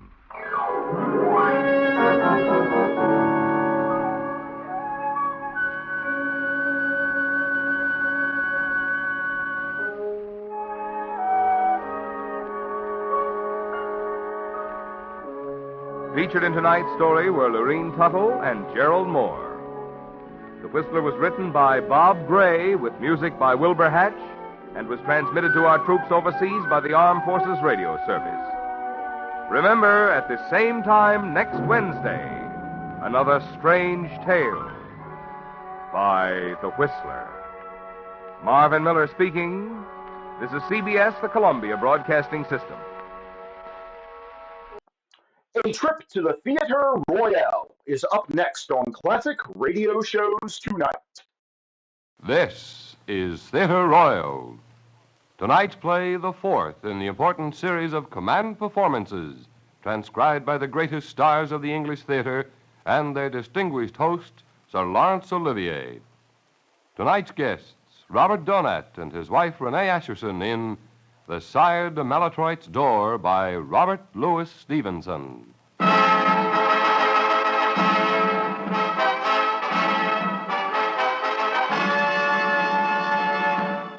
The National Broadcasting Company presents, transcribes Sir Laurence Olivier, your host, in Theatre Royal.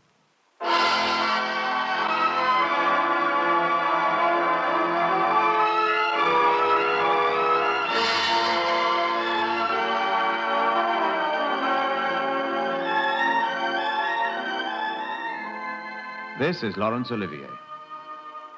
My guest this week is an actor who will be familiar to you through films such as Goodbye, Mr. Chips, The Citadel, The Count of Monte Cristo, The Ghost Goes West, The Winslow Boy, The Magic Box, and many more. His name, needless to say, is Robert Donat. He has chosen a story by Robert Louis Stevenson, and it gives me particular pleasure to tell you that you will hear with him in this play an actress who it was my own good fortune to have with me in the role of Catherine in my film of Shakespeare's Henry V. I should perhaps remind you that while we all know her as Renee Asherson, she is also Mrs. Robert Donat. Here, then, is Robert Donat in the role of Denis de Beaulieu, with Renée Asherson as Blanche de Maltroit, in Robert Louis Stevenson's story, The Sieur de Maltroit's Door.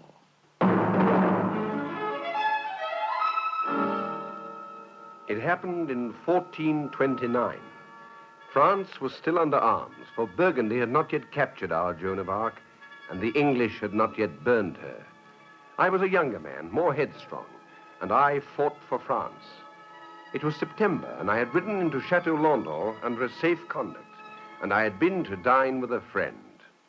It's been like old times seeing you again, Dennis. Well, I couldn't pass so near the town and not look in on an old friend. And you really must go. Oh, it's after midnight, and I have to make an early start in the morning. Well, 2 of my men will take you back to the inn, then. No nonsense. It's only a 5 minutes walk. But the town's full of soldiers, an English garrison, and 3 companies of Burgundians. What of it? I'm frightened of neither of them. The streets are not safe. Suppose you were challenged. No, I have my safe conduct. Even so, I still think it better... No, there's no need.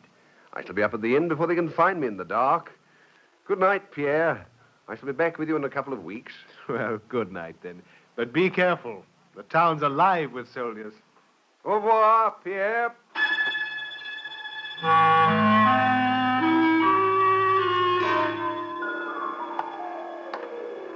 It was a moonless night, and the streets were darker than a dungeon. They wound their way among the sleeping houses, many of them so narrow that I could touch both walls at once. I had only a general sense of direction to go by. I knew that my inn lay somewhere beside the church, and that the way to it was uphill.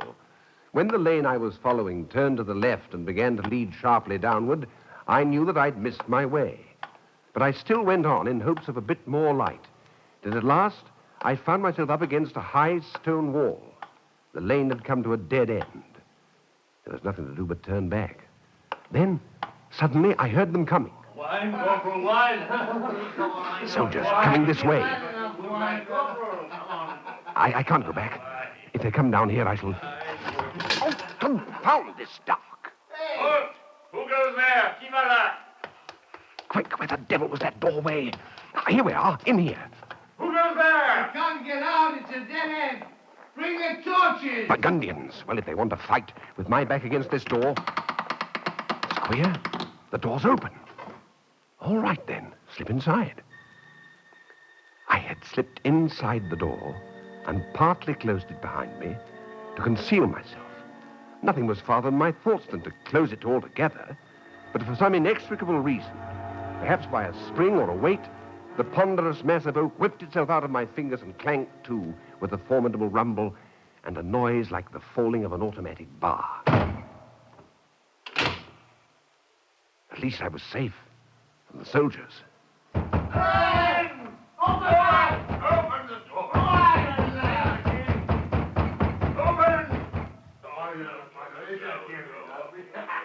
Yes, I'd escaped the soldiers.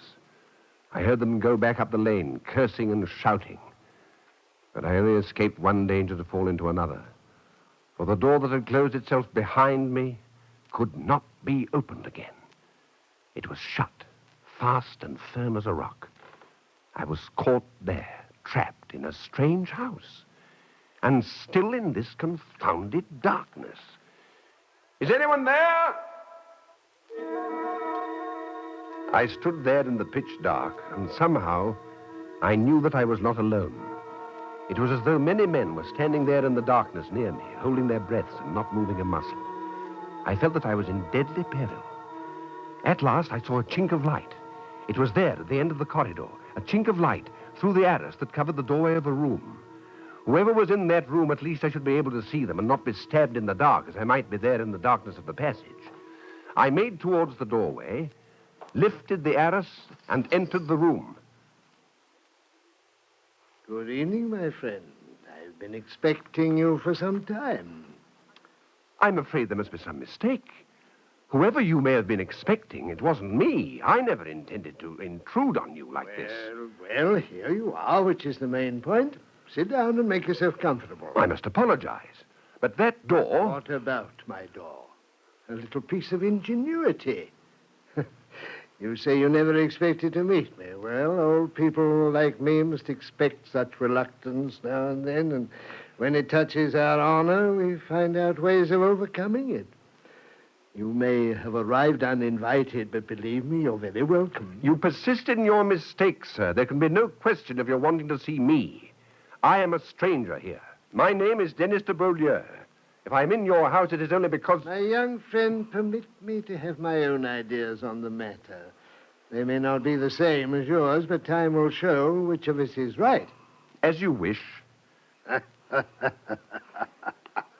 Sir, you're insulting me. If you're out of your mind, I've better things to do than stand here being laughed at by a lunatic. My conscience is clear, but you refuse to listen to explanations. You're trying to make a fool of me, but I don't propose to let you. If you won't open your door and let me leave, I'll hack it down with my sword. My dear nephew, sit down. Nephew, you lie in your throat. Sit down, you rogue. Do you think I've nothing but a door to keep you here? If you don't want to be bound hand and foot, sit where you are and God be with you. Do you mean I'm a prisoner? I'm stating facts. You can put your own construction on them. Do you suppose that when I arranged that little contrivance that let you into my house, I stopped short at that? I advise you to regard yourself as a young buck, freely conversing with an old gentleman. I might have expected better of you, sir.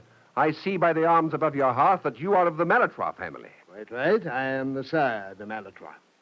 And when it is a question of my honor... I have done nothing to impugn it. I have my own opinion about that. Come in, Father, come in. Is she in a better frame of mind? She's more resigned, monsieur. Resigned? Lord help her, the girl's hard to please.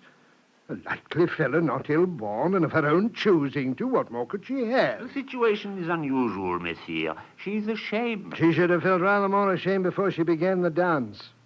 It was none of my choosing, but since she has begun it, she can carry it to an end. Monsieur de Beaulieu, may I present you to my niece? She has been waiting for your arrival, I may say, with even greater impatience than I have. Will you come this way, please? As you wish, She's sir. waiting for you in my private chapel, and as you will see, she is fittingly dressed for you, as a bride. Blanche, I have brought a friend to see you, my little girl. Turn round and give him your hand. It's good to be devout, but it is also necessary to be polite. Uncle, that isn't the man. He isn't the one. Of course not. I expected as much.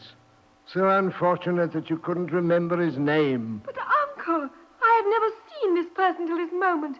Never set eyes on him. I never wish to see him again. Sir, if you are a gentleman, you will bear me out. Have you ever seen me before this? To speak for myself, I have not had the pleasure. This is the first time I have ever seen your niece, monsieur. I'm sorry to hear it, but it's never too late to begin. So I will give him 2 hours to make up for lost time before we proceed with the ceremony. Uncle, you can't be in earnest. I swear I will stab myself rather than be forced on that man. You are dishonoring your family. I am dishonoring it. Uncle, have pity. There isn't a woman in the world who wouldn't prefer death to a marriage like this. Don't you believe me? Is it possible that you still think that that you still think he is the man? Quite frankly, I do. But let me explain to you once and for all, Blanche de Malfroid. When you took it into your head to dishonor your family... Uncle! Dishonor the family and the name I've borne in peace and war for more than 60 years, you forfeited not only the right to question what I do, but even the right of looking me in the face. Please. If your father had been alive, he would have spat on you and turned you out of doors, as you very well know. And you can be thankful that you have only me to deal with, mademoiselle. It is my duty to get you married without delay, and out of pure goodwill, I have tried to find your gallant for you. Personally, I still believe I've succeeded. You haven't. Sir, tell him that you are not the one. Monsieur, I've told you already, you're making a terrible mistake. Very well, then, that's as may be. But I say this before all the heavenly angels. If this is not the man Blanche de Malfroid, I care not a jackstraw. Monsieur, are you completely mad? I tell you. Sirrah. As for you, Blanche, I advise you to be polite to your young friend. For you can take my word for it. the next bridegroom may be less appetizing. Come, Father. Here. And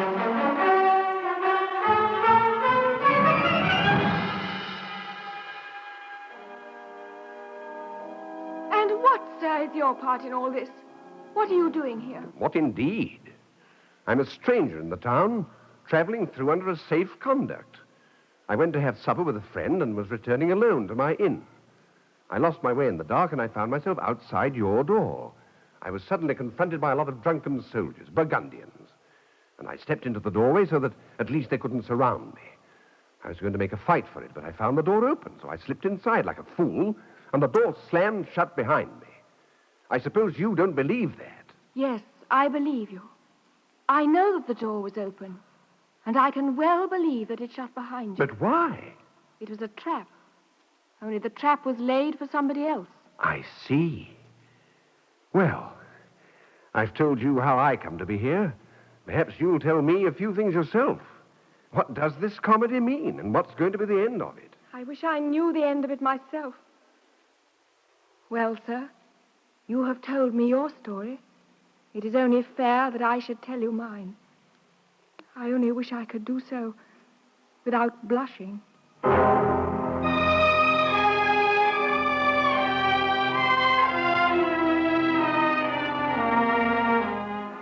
If you would rather not tell me, mademoiselle, I've no desire to pry into your secrets. I'm only concerned with my own affairs. I seem to have become a part of them, sir. My name is Blanche de Malatroit. My father and mother died when I was a child, and I've lived all my life with my uncle here. I have been very unhappy. I can well believe it. 3 months ago, a young captain began to stand near me every day in church. I could see that I pleased him, and I was glad that someone should love me. I should be ashamed of it, but when he slipped a letter into my hand, I took it home and read it. It was very wrong of me. I should be the last to blame you, mademoiselle. Since then, he has written me many letters. He was so anxious to speak to me, poor fellow, that he begged me to leave the door open some evening so that he might talk to me on the stair. I begin to understand. How my uncle came to suspect, I don't know, but it is hard to keep anything from him. This morning, as we came from Mass, my uncle took my hand in his and forced it open and read my little note, walking by my side all the while. When he had finished, he gave it back to me with great politeness. It asked me once again to leave the door open. And this has been the ruin of us all. So it was your uncle who left the door open? Yes. He kept me strictly in my room till the evening, then ordered me to dress as you see me, like a bride. I had refused to tell him the young captain's name, so he was determined to lay a trap for him. I was terrified, even when I found out what my uncle intended. For why should this young man wish to take me on such shameful terms? Perhaps he has only been trifling with me, or I might have made myself cheap in his eyes. I can well suppose that he might have despised me. I am sure that you must do so as well. On the contrary, mademoiselle. Now, you have taken me into your confidence. I will try and deserve it. Where is your uncle now? I think he is writing in his room. Then will you take me to him? I think I can answer him. Come.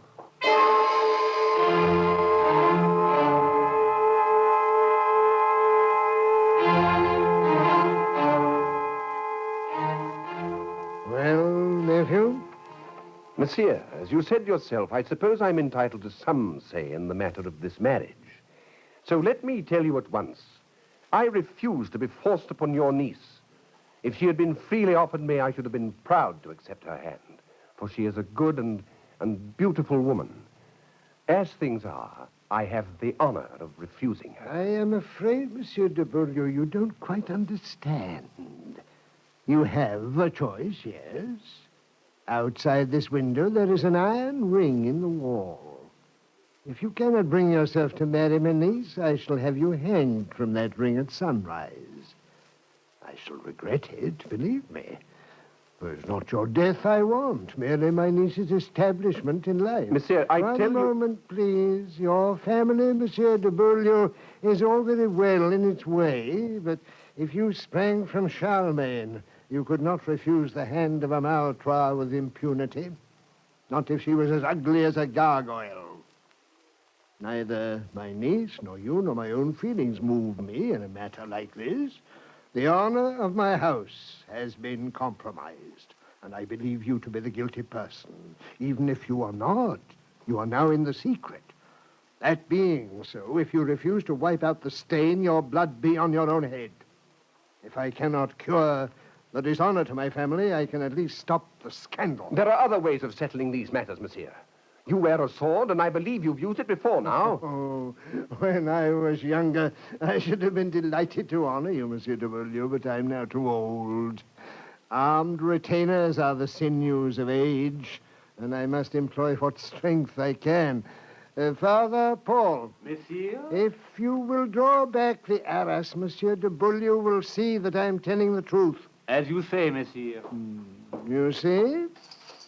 The corridor is crowded with men, and they are fully armed. So I see. Well, you and the ladies seem to prefer this room to the chapel for what is left of your 2 hours. I will gladly resign it to you. Monsieur, I am not afraid of... There is no hurry. If you dislike the thought of hanging, there will be plenty of time later to throw yourself out of the window or be cut to pieces by my men. 2 hours more are not to be despised. A great many things can happen in 2 short hours. Monsieur, I beg of you. You see, my niece has something to say to you. If you will give me your word of honor not to do anything desperate until the 2 hours are up, I will take my men off and leave you both to yourselves. Please, Monsieur de Beaulieu. Very well, monsieur. I give you my word of honor. Thank you. I shall return when the time is up.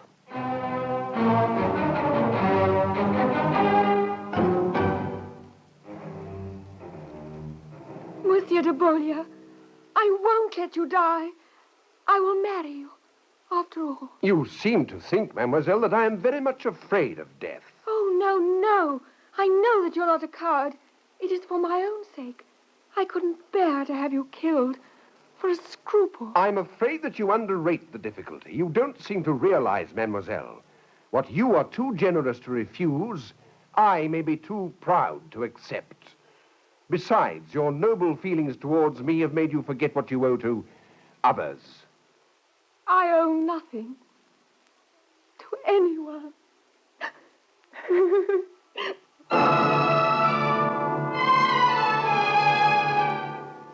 She walked suddenly away and fell rather than sat on her uncle's chair at the other side of the room. I was in the very acme of embarrassment. Seeing a stool, I plumped down upon it for something to do, playing with the guard of my rapier and wishing myself dead 1,000 times over. My eyes wandered round the room. There were wide spaces between the furniture, and the light fell baldly and cheerlessly over all. The dark outside air looked in coldly through the windows. The regular sobs of Blanche de Maltroit measured out the time like the ticking of a clock, to remind me that my last 2 hours were running out and death was on the march. Can I do nothing to help you, monsieur? Mademoiselle, if I've said anything to offend you, believe me, it was for your sake, not for mine. No, I'm sorry, mademoiselle. I wish there was something that I could do to help you. There can't be a man in all France who wouldn't gladly die to help you. I know that you can be brave and generous. I want you to know that I am grateful for that. But is there no way that I can help you? Now or afterwards? Of course there is. Let me sit beside you as if I were a friend, instead of just an intruder who's got mixed up in your troubles. Try and forget how embarrassing all this is to both of us. Let me enjoy these last moments with you, and you'll be giving me the greatest possible pleasure. You are very gallant, monsieur. But somehow it hurts me more than ever. Come and sit beside me, if you like. And if you can find anything to say to me, Well, at least you will find a friendly listener. But, Monsieur de Beaulieu, how can I look you in the face? Listen, I haven't very much longer to live, mademoiselle, so try not to make those last few moments unhappy. They will be unhappy if you make me feel that I can't do anything to help you, not even by giving my life.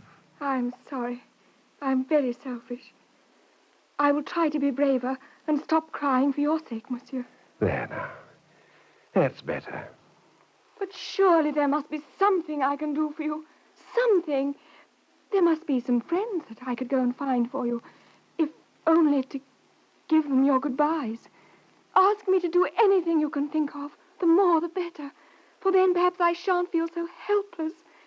Put it in my power to do something for you more than weep. Please, it isn't as bad as all that. Truly it isn't. My mother has married again and has another family to think about. My brother Guichard will inherit my fortune. I'll be surprised if that doesn't amply console him for my death. You are cynical, monsieur, or bitter. No, not really. I'm trying to be philosophical. When a man's in a fair way and sees all life opening up in front of him, he seems to himself to cut a very important figure in the world. His horse whinnies at him, the trumpets blow, and the girls look out of the window as he rides into town before his company. He receives many assurances of trust and regard, sometimes in a letter, sometimes face to face with persons of great consequence falling on his neck. It must be wonderful and exciting being a man. Oh, it's not surprising if his head is turned for a time. But once he's dead, if he was as brave as Hercules or as wise as Solomon, he'd soon be forgotten. Not always. I've only a few friends just now, and once I'm dead, I shall have none. You are forgetting me, monsieur. You're a kind girl, mademoiselle, but you exaggerate what I'm doing for you. No, you mistake me if you think I am so easily touched by my own concerns. I shall remember you, because you are the noblest man I've ever met, and because you have a spirit that would have made even a peasant famous throughout the land. And yet here I am, dying in a mousetrap, with no more noise about it than my own squeaking. No, you mustn't think meanly of yourself. You, my champion, anyone who gives his life for another, as you are doing, will be met in heaven by all the heralds and angels of God. You have no cause to belittle yourself. Neither have you. Do you really think that I am beautiful? Very beautiful. Oh, I'm glad. Do you think there are many men in France who have been asked in marriage by a beautiful girl and who have refused her to her face? I know that you men would half despise such a triumph, but believe me, women know more of what is precious in love. There's nothing should set a person higher in his own esteem, and women prize nothing more dearly. Oh, you're kind, mademoiselle, but you can't make me forget that I was asked in pity, not for love. I am not so sure of that. Monsieur de Beaulieu, I know how you must despise me, and I feel that you are right to do so. I am too poor a creature to occupy a thought of your mind, even though you are going to die for me this morning. But when I asked you to marry me, it was because I respected and admired Mademoiselle, you. Please, don't. Yes, and loved you with my whole soul, from the very moment that you took my part against my uncle. If you could have seen yourself as I saw you, and just how noble you looked, you wouldn't despise me. You'd pity me. But how can I? Wait. Although I have laid aside all reserve and told you that, remember that I know your feelings towards me already. Believe me, I am not going to weary you with importunities into marrying me. I have some pride of my own, and I swear that if you are now to go back on your word, I would no more marry you than I would marry my uncle's groom. It's a small love that shies at a little pride.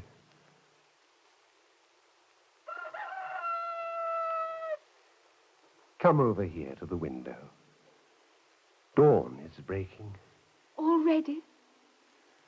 Well, the night has been long enough. Oh, what shall we say to my uncle when he returns? What you will. Oh. Blanche,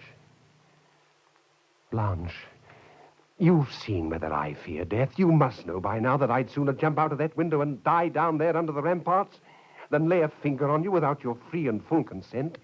But if you care for me at all, don't let me lose my life in a misapprehension. For I love you better than the whole world. And though I'll die for you gladly, it would be like all the joys of paradise to live and spend my life in loving you. After all you've heard about me? I've heard nothing. The captain's name was Florimond de Chandivert. I did not hear it.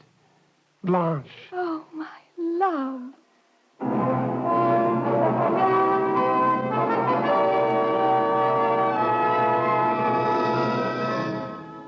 So, I see you've overcome your aversion, Monsieur de Beaulieu. Monsieur.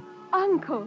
Good morning, niece. Good morning, Uncle. And good morning to you, too, nephew. Good morning, Uncle.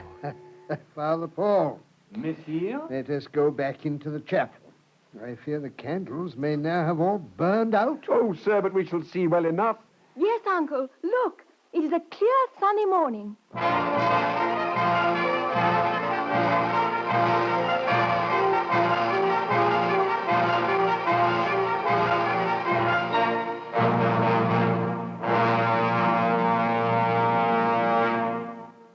This is Laurence Olivier again.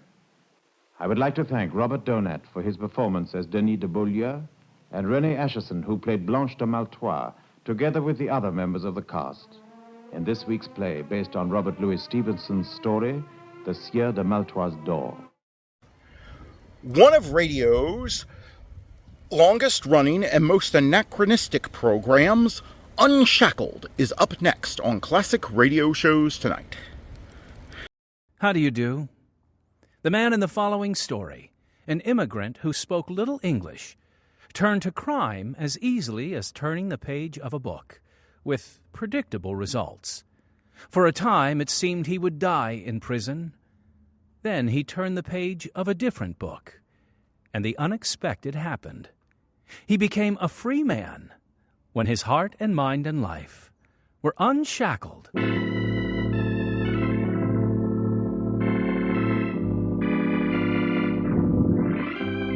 Unshackled, Testimonies of Life in a Dying World, brings you true stories dramatized and produced in Chicago by Pacific Garden Mission. It isn't just homeless people who feel powerless in today's turbulent times, but they feel the blows more than most. Pacific Garden Mission keeps the light burning in the old lighthouse day and night, welcoming those on the verge of despair. Thanks to caring friends who send financial gifts, the mission provides a cushion of support that includes a place to sleep, showers and fresh clothing, and nourishing meals. Even medical and dental treatment are given in the mission clinic without charge to resident guests. All this is good, but doesn't change lives until mission pastors and counselors share the good news of God's love, the way out of their predicament. He giveth power to the faint, and to them that have no might he increaseth strength. Now for broadcast around the earth, here is program number 3304 in the series Unshackled, the program that makes you face yourself and think.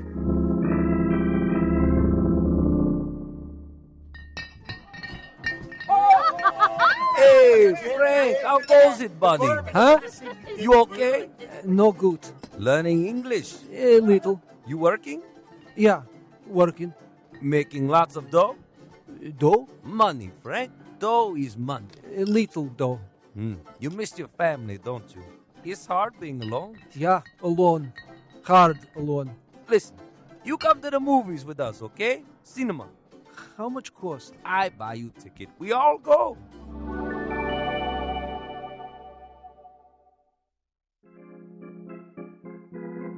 Why he have gun, Peter? Huh? It's a stick-up, Frank. Can't you see? Stick up? Janis Nash. Shh. He's robbing the guy. Now shut up and watch. So many money. Yeah, so much money, but it's not real. He have gun, get money. Shut up. Train. Be quiet and watch the picture. Why he wave a train? He's going to rob the train and the passengers. Rob train? Steal. Everybody knows that. See how they climb up and point their guns? Easy pickings. Yeah. Oh, yeah. It's so much money. Oh, boy. Much dough. The young man in our story came from Eastern Europe to the United States, where his lack of English kept him impoverished. This is the story of how he became wealthy. The true testimony of Frank Novak from the classic files of Unshackled. By the time I met Frank, he spoke good English, but with an accent. He told how he attended that movie with friends, and he barely understood the action. How afterward they returned to their favorite tavern, toasting in their own languages. Nazdar. Sevilla. Peter, is true? About the movie? The robbery? Sure. What's so funny? If true, if I get money with gun, why should I carry ice? Frank had no experience on which to base his insight into crime and no one to hold him accountable. As a boy, stealing had gotten him into trouble, but he was no longer a boy. Now he was 20 and had left his family behind. In this new country, the movie demonstrated that he could steal without fear. There is a way that seemeth right unto a man, but the end thereof are the ways of death. Frank's new insight led him to a man who taught him the basics. Look, Frank, close the cylinder like this, and Roscoe's ready to use. Roscoe? Forget it. This gun is double action, so you better leave the hammer down. That way you're not likely to hurt somebody. Yeah, yourself, maybe. I no want to hurt somebody. That's good, because the law calls it manslaughter, or even murder. No hurt no one. Just get the dough. You got it, kid. The rest is up to you. Frank had much to learn, but he was willing, and criminals in his neighborhood used him. He became a fairly skilled burglar, then he tried armed robbery. His first holdup of a man with a week's pay was completely successful. But when Frank locked the door of his room and sat down to count the money, his conscience ambushed him. Every time he was scared too. He should have known. So was I. Frank Novak, you are a dirty guy.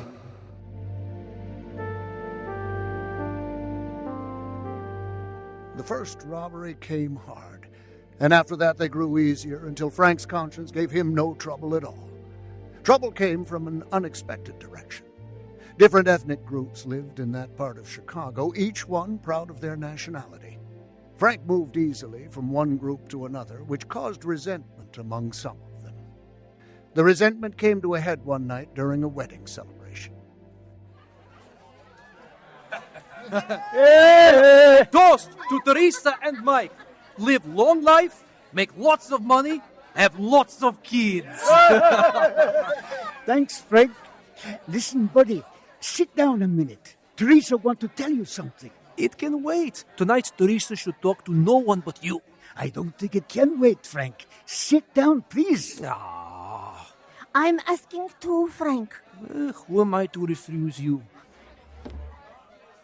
What is so important you must tell me on wedding night? Frank, have you noticed the guys over in the corner of the room? They always have sour face. Tonight is different. I heard something. What you hear? I can't tell you, but you shouldn't go home tonight. I take care of myself.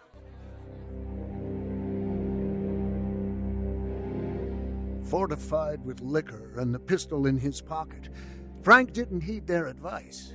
His way home took him through the railroad yards. It was a moonless night, and the path was dark. Suddenly, sticks and rocks were hurled at him, and then he heard the angry voices of his enemies. Hey, come on, there! Stop or I'll shoot! Oh, yeah. Now, get him! I'll shoot!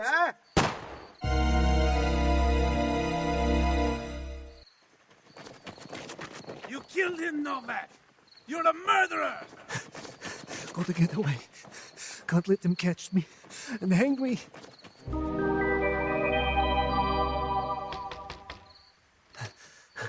Frank, what's wrong? No questions, Pete. I need money. As much as you can give me. They're after me. Who? No questions. Yes, sure, but I don't have much. Whatever it is, give it to me. Okay, I'll get it. I pay you back as soon as I can. Like any fugitive, Frank traveled in fear. Few weeks after the shooting, he reached Detroit and met a man who took him to Sharon, Pennsylvania.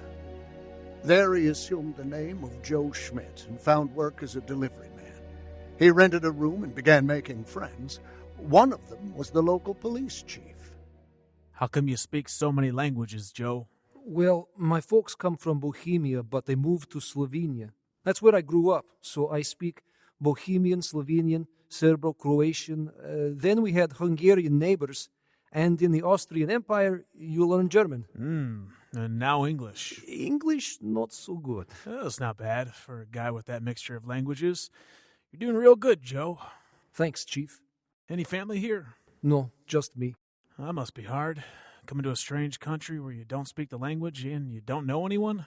How did you find work? It wasn't easy. My friends helped me learn English, Chief. Don't call me Chief, Joe. Name's Bill. Okay, Bill. Policeman Bill.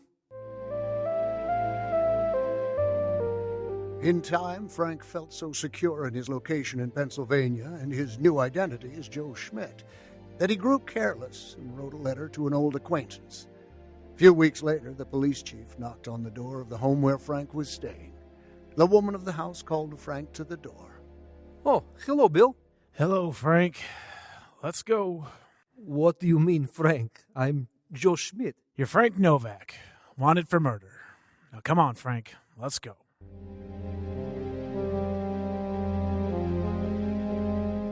At Frank's trial for murder, he claimed self-defense on that dark night on the path overlooking the railroad yards.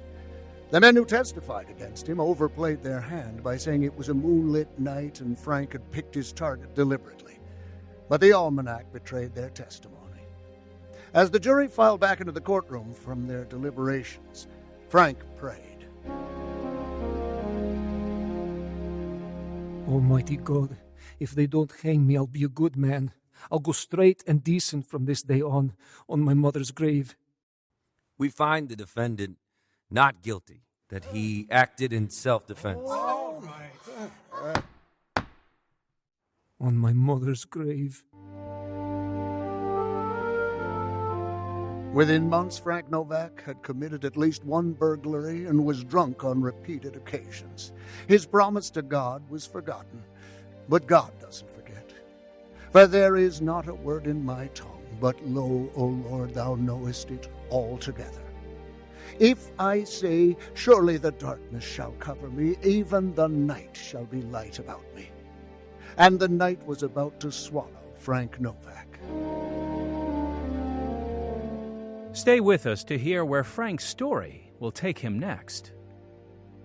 Now, though, here's Pacific Garden Mission's president, Phil Kwiatkowski. Thanks, Timothy.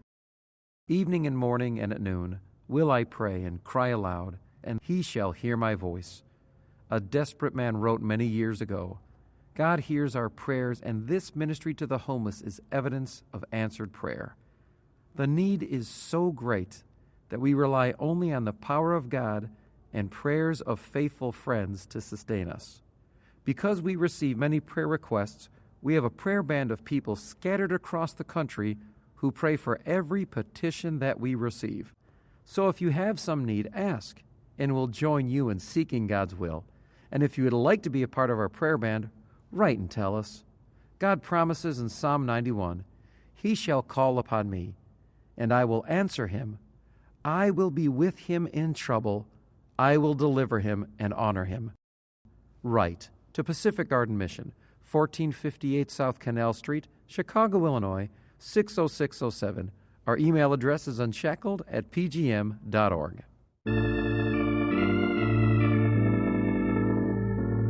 Frank Novak made his way to the Pacific Northwest, worked at several types of employment, and engaged in petty crime. He stayed drunk most of the time. His problem with liquor is revealed by something that happened when he visited Canada. There he bought a gallon jug of whiskey. Returning to the United States by train, they went through customs. You'd better declare that jug of whiskey. Declare it? I declare it very drinkable. Yeah, very funny. You'll have to pay a very fat tax on any alcohol you take into the country. What if I drink it up? My friend, they don't charge any alcohol tax on what's in your stomach. But I don't think you or anybody else can drink 3 quarts of whiskey before this train crosses the border. I'm afraid you're right. So I'll just stay here until I drink it all. Frank came into real trouble with the law while he was working in a lumber camp. He noticed an establishment on the edge of town that he thought was a cleaner's because a woman was always sitting in the window. Another lumberjack laughed and set him straight, saying the woman would take him to the cleaner's all right. Frank figured Monday morning would be a good time to rob the place, and the next Monday, the madam of the establishment found herself looking down the barrel of a gun. Oh, honey, you don't have to force your way into this house. The door's always open. Don't try to be funny. Give me all the dough. All of it. What is so funny? Oh, honey, do you think you're the first John that ever thought of this kind of a caper? What do you mean? Money doesn't stay on the premises for more than a few hours. Well, you're welcome to what's here, but it ain't much. You gotta have more than that. No, honey, I do not gotta. The real money is long gone, and in a safe place. One of the men in the camp had seen enough of Frank's movements to figure things out, and he talked when the police came around. Frank left the camp and went to Spokane, where he did some drinking. But a few days later, while he was staring at the pictures displayed on a storefront, a policeman walked up beside him, and that was that. The sentence was 20 years for armed robbery. Frank was held in jail for a short time before he was transferred to the state penitentiary. And during that brief stay, he had some visitors. Good morning, young man. My name is Brazel, and this is Mrs. Brazel. And the little girl's our daughter. What's your name? Frank. Glad to know you, Frank. We're going to hold a little worship service here in the corner. I have my guitar, and our daughter will sing. And we want to pray for you. Before we start, I want to give you this. What's this? A Bible? Yes, sir. The Word of God. In it, you'll find everything a man needs to know in order to live at peace with God and with himself. You'll discover that God loves you so much that no matter what you may have done, there's a door you can pass through into the forgiving presence of God. The name of that door is Jesus. When he gave his life on the cross, he gave it for you. When the tomb was opened, it opened for you. When he went to be with the Father, he blazed a path for you. Believe on the Lord Jesus Christ, and thou shalt be saved. Jesus Christ came into the world to save sinners. Boys, is there anyone here who will give his heart to Jesus? If there is, will you hold up your hand? Bless you, son. And Frank, bless you. Surely God cannot want my heart the way it is, so corrupt and dirty. But maybe I can clean myself up in prison. Maybe I can be a new man. When Frank went on to prison, the New Testament went with him.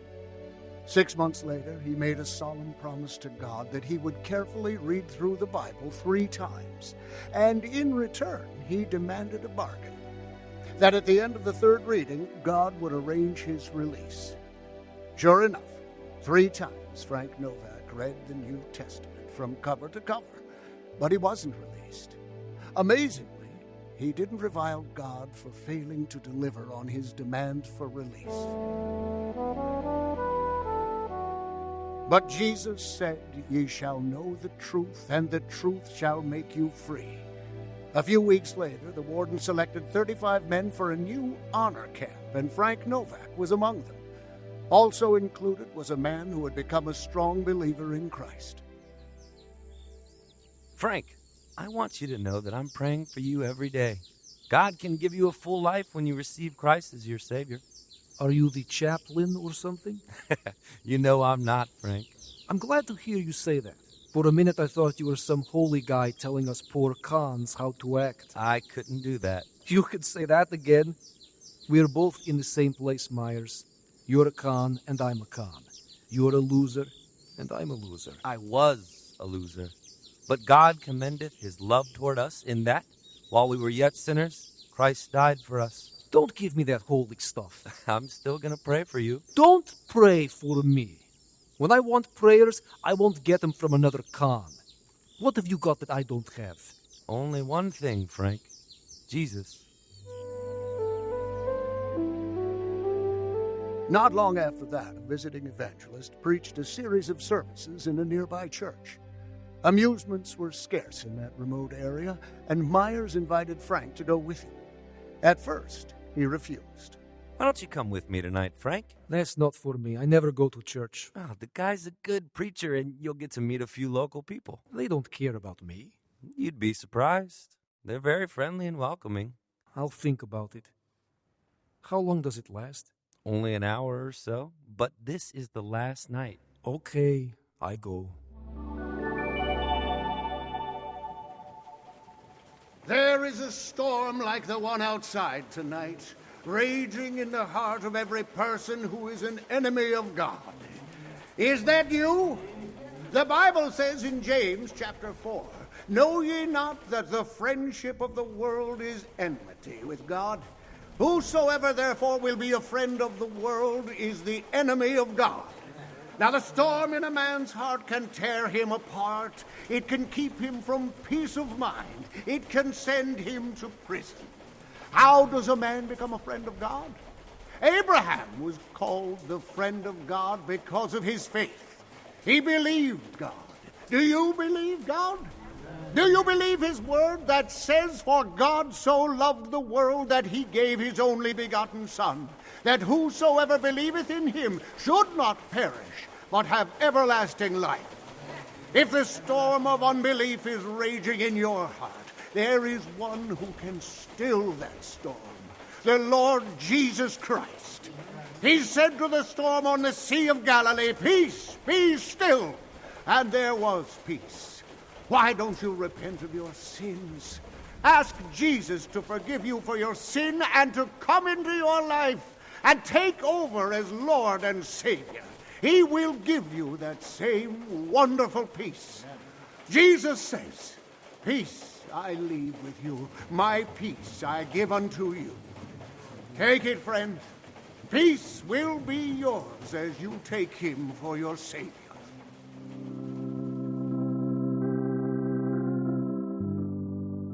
Frank, let's put an end to the storm. Leave me alone. If he gave a wrong guy like me peace, he can do it for you. Cry out to him, Frank. God. God in heaven, can you do something for me? Can you take away my sin?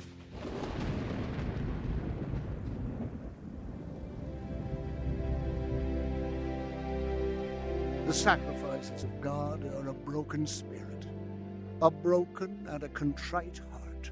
O God, thou wilt not despise. That was a turning point in Frank Novak's life. Not long after that, Frank was released from prison, and he started a plumbing business. He shared the gospel with many and gave his testimony in various churches. When I tell God I am going to read through the Bible 3 times, I read everything. every comma, every quotation mark. I even read the imprint on the outside of the cover. I read everything. 3 times I do this, and I learn enough to know that I must not complain when God does not release me. Who am I to complain? Does the clay pot say to the potter, "You make a mistake"? No, He is God Almighty. He makes us to know Him, and I am knowing Him. And He raiseth up the poor out of the dust, and lifteth the needy out of the dunghill. My life was dunghill when I came to Jesus. Reading the Bible, I see that God is sovereign. Receiving Jesus, I see now that God is love. Jesus set me free, and like the prophet Isaiah, I can say, "The Spirit of the Lord God is upon me, because the Lord hath anointed me to preach good tidings unto the meek. He hath sent me to bind up the brokenhearted, to proclaim liberty to the captives, and the opening of the prison to them that are bound." Brother Novak? Call me Frank. Well, you have quite a testimony. It is Jesus who has given me a testimony. It's amazing to me that you believed what you saw in that movie, that robbing people with guns was the way to get rich. I didn't understand. There's a lot of argument these days about the influence of violent programs on young people. You're an example of how violence can influence them. I tell others as a warning to follow Jesus, not me. Frank, would you like to go with me to the state prison to speak to the men? Will they let me in? We'll get permission. Your testimony would be very effective in reaching men for Christ. Proverbs chapter 6 describes me before my salvation, always thinking up evil schemes, drunken, lying, stealing. I didn't care who I hurt. Sin hardens your heart. God warns us, therefore shall his calamity come suddenly. Suddenly shall he be broken without remedy. And that describes me too, broken without remedy. I wanted a pardon. Don't you? God gives us a pardon through the cross of Jesus. You must come to the cross to get your eternal pardon. Only God has a remedy for sin. The blood of his Son, Jesus Christ, that washes away our sin once and for all. When you believe he died in your place, he gives you a new heart. The Bible promises, therefore, if any man be in Christ, he is a new creature. Old things are passed away. Behold, all things are become new. For 15 years, Frank Novak and I served together, going into local jails and prisons. He dealt with men in all conditions, including many on death row. We also preached at rescue missions and local churches. In time, the governor gave him a full state pardon. Frank remained true to the Lord and was much respected in the community until he went to be with the Lord who saved him and gave him an eternal pardon. The Bible declares in Acts chapter 2 that whosoever shall call on the name of the Lord shall be saved. Neither is there salvation in any other, for there is none other name under heaven given among men, whereby we must be saved. The Lord Jesus Christ is the name above all names. Do you know him as Savior? Jesus said, I am the way, the truth, and the life. No man cometh unto the Father but by me. He said, Come unto me, all ye that labor and are heavy laden, and I will give you rest. You can have forgiveness and the gift of eternal life by praying with us now. Dear God, I confess that I have sinned against you, and I repent of my sins. Please, save me, Lord. I believe you sent Jesus to die for my sins. I believe he rose from the dead and lives forevermore. Come into my heart and life, Lord Jesus, and help me live for you. In your name I pray. Amen. The Bible promises that as many as received him, to them gave he power to become the sons of God, even to them that believe on his name. Let us know you prayed, and we'll send you some literature to help guide you in this spiritual endeavor. The address is Pacific Garden Mission, 1458 South Canal Street, Chicago, Illinois, 60607. The telephone number in Chicago, 312-492-9410. Our email address is unshackled@pgm.org.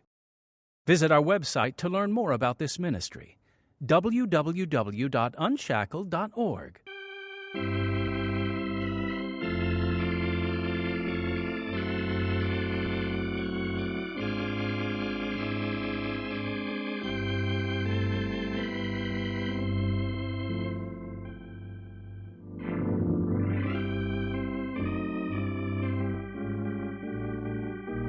This is program number 3304. Unshackled is produced by Pacific Garden Mission to show through true stories that if your life is empty, it can be filled to overflowing. Please write today. Your letter means a great deal to us. The address? Pacific Garden Mission, 1458 South Canal Street, Chicago, Illinois, 60607. You may call Pacific Garden Mission in Chicago and talk with someone who cares. 312-492-9410. Someone is waiting for your call. 312-492-9410.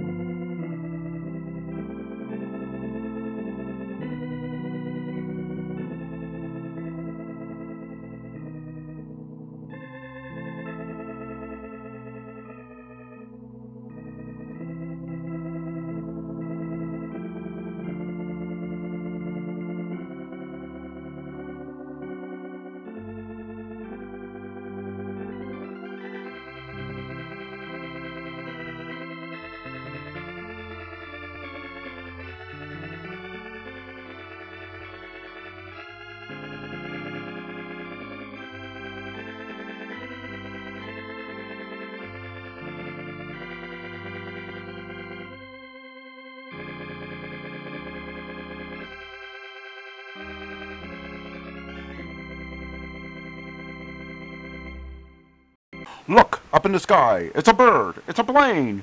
It's the adventures of Superman on nightly old-time radio shows. Coming up next. Presenting the transcription feature, Superman. Up in the sky. Look. It's a bird. It's a plane. It's Superman.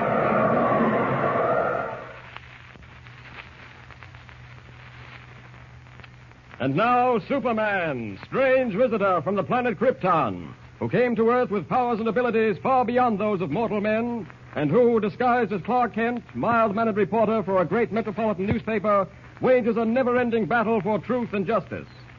When we last saw Kent, he and Jimmy Olsen were being held at gunpoint in the cabin of a foreign agent aboard a ship loaded with nitrate bound from Panama to the United States. With them are two English passengers, Dr. Michael Barrington and his daughter June. The ship is to be sunk at midnight, and as time passes, Kent realizes that in order to save the lives of all on board, he will have to assume the role of Superman, even though it means revealing his double identity. Then suddenly a ray of hope gleams. Young Pug Flanagan, forgotten in the excitement, has gone to the captain with a report that Kent and Jimmy are missing, and that something strange is going on aboard the ship. But the foreign agent, leaving his henchman Hans to guard our friends, has followed Pug to the captain's quarters disguised as an elderly lady. Listen. What's that? Someone is knocking at the door. Good evening, Captain. Buenas noches, senor. Oh, there you are. Oh, me? Yes. We have been looking for you. We are having a little party in my cabin. Mr. Kent is there and Jimmy. Well, I'll be.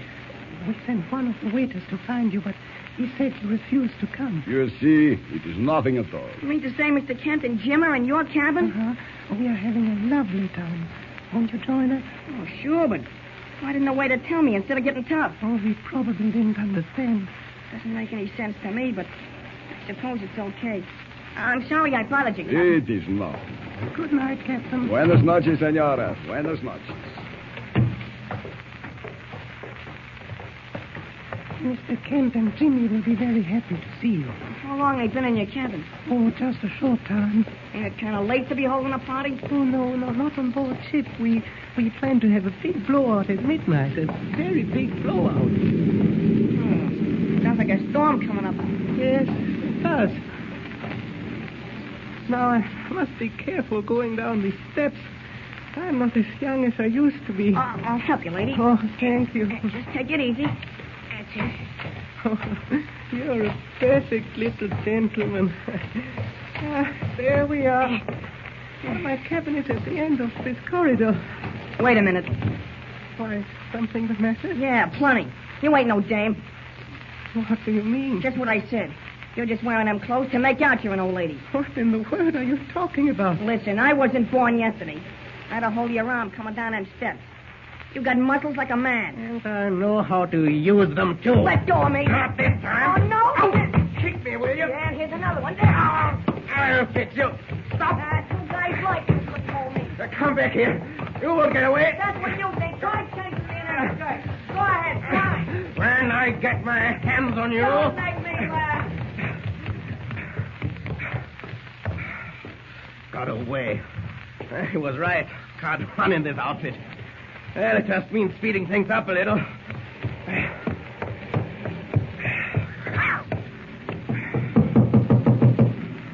Hands, open. You found him? Close the door. Well, I found him, but he got away. Oh, boy. You won't be so happy in a short while. Go up on deck, Hans. Keep a sharp lookout. We won't wait until midnight. I will make contact immediately and tell them to come ahead.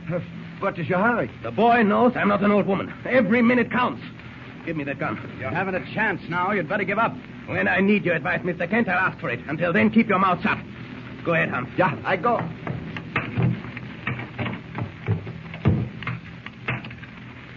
Now I want to warn each one of you that from this moment on, I'm a desperate man.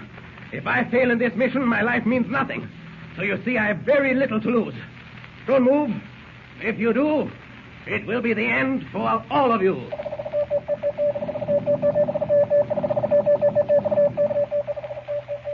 But even as the message that will hurry the doom of the ship and all on board crackles through the air, Hug Flanagan, having made good his escape, realizes that the situation calls for quick action. Unwilling to trust even the captain, he has equipped himself with a length of rope and is determined once and for all to find out whether Kent and Jimmy Olsen are being held prisoners in the cabin of the bogus old woman. Clutching his coil of rope, he slips silently to the deck above the cabin, reaches the rail, and leans far over. That's the porthole right below. I can see it lit up. All I gotta do is tie the rope to the railing, shinny down, and take a look. I wish this tub wasn't bouncing around the way it is. Oh, I better hurry. That storm's gonna hit us soon. Here. There, she's tied enough. Can't take a chance of her slipping. Because if she does, I'm a dead pigeon. Okay, Flanagan, over you go. Wow, almost lost my balance that time. Gotta be careful. Maybe I better tie the end of the rope around my middle, just in case. Yeah, that's better. Now to shinny down to that porthole.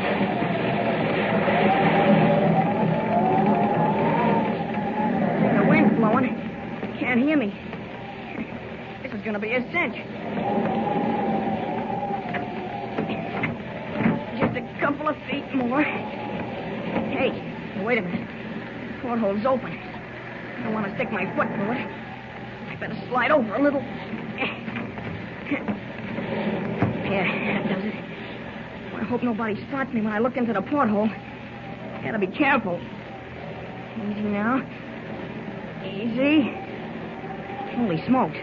There's Mr. Kent and Jimmy and that white-haired guy and his daughter lying up against the wall. And that phony dame's got them covered with a gun. What'll I do? I can only burst the light and give Kent a chance to sock him in the dark. Yeah, but how am I going to do it? I know. A rubber band and a nail. It's just as good as a bean shooter. It'll be tough shooting if I'm hanging on to this rope. But I think I can do it. Up you go, Flanagan.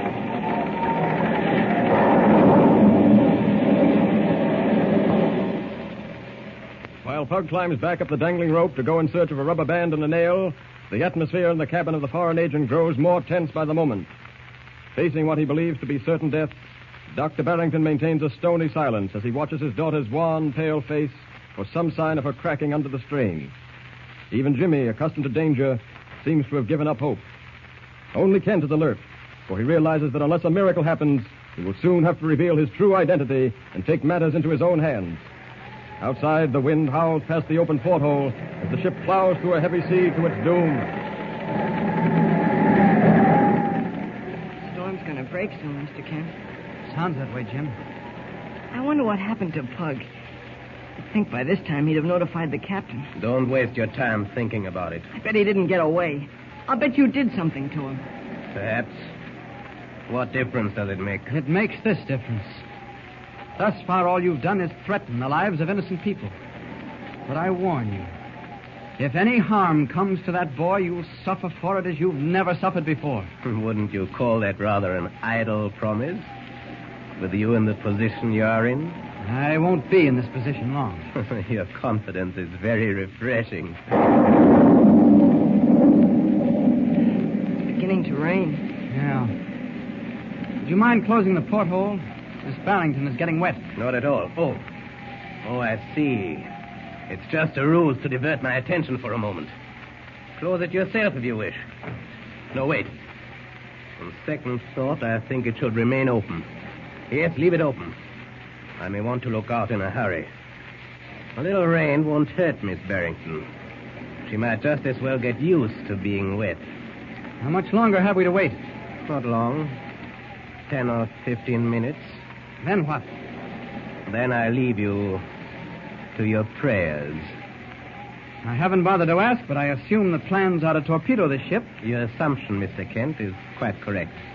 Don't you think it would be the decent human thing to do to permit passengers and crew to get away in lifeboats? Unfortunately, that is not possible. There must be no survivors to tell how the ship went to the bottom. That you can well understand. I can understand only one thing. That men like you don't deserve to be called human beings. You seem to forget one thing. I gave you ample opportunity to avoid being a part of this. I warned you once before we sailed and once after. What more could I do? What about Dr. Barrington and his daughter? They are enemies. It's no use, Mr. Kent. It's no use talking to him. Poor Pug. I'm sure something happened to him, or otherwise he'd have brought help. Easy, Jim. Only 10 more minutes. Stay right where you are, Mr. Kent. Don't move. Now listen, I don't know your name and I don't care to know it. But I'm giving you one more chance to act like a human being. What you do with this ship is none of my business, but what you do with the people on board is my business. I'm warning you, Kent. Don't try anything. Look, someone's at the porthole. Down on the floor. Get down. Orange tongues of flame stab the sudden darkness of the cabin, darkness that enables Clark Kent to become Superman and hurl himself bodily at the armed agent. But in a momentary lull in the storm, the sound of shots reaches the ears of Hans, standing at the ship's rail. Alarmed, he runs along the deck, only to stop short when he reaches the spot where a rope has been tied to the railing. What is this? A rope dangling over the side. Someone climbing up it. It's a good thing I brought the flashlight with me. So, it is that skinny kid. The one who got away from me. You, boy. What? Don't bother climbing any higher. I'm going to cut the rope. No. And when I do, you will drop into the sea. Please. Too late, my boy. There it goes.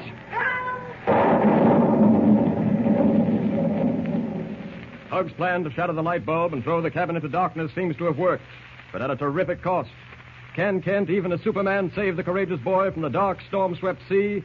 Don't forget to tune in next time for the thrilling conclusion of this story with Superman. And remember, tune in the next thrilling installment of the transcription feature, Superman. Up in the sky. Look, it's a bird. It's a plane. It's Superman.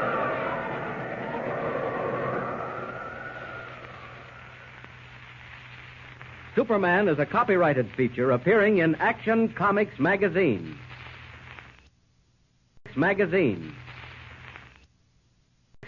The 1940s classic horror anthology series, The Weird Circle, is up next on Classic Radio Shows tonight.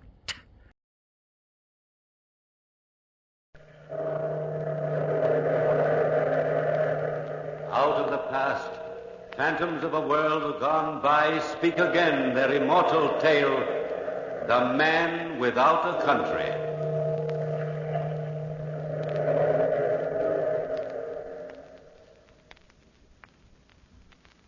Philip Nolan, officer in the pay of the United States Army. I've so many memories of Philip Nolan. I think I was the only friend he ever had. I think I was the only man who really knew him during his whole incredible lifetime. I knew what he suffered when his boy's dream turned into a living nightmare.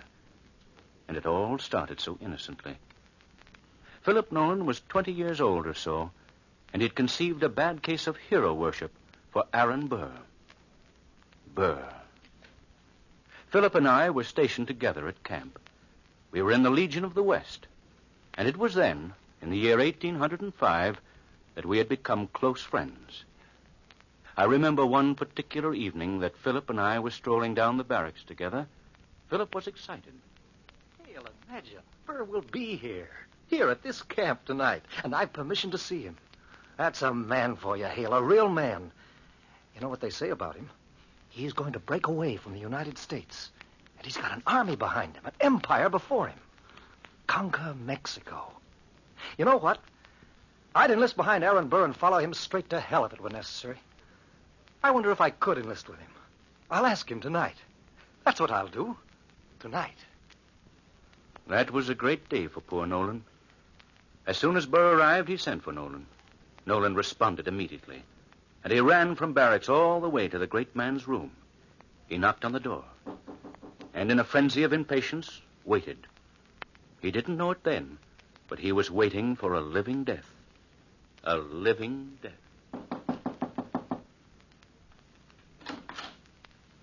Mr. Nolan. Well, sir, it's been a long time since I've seen you. Mr. Burr, I've written you repeatedly, time and time again.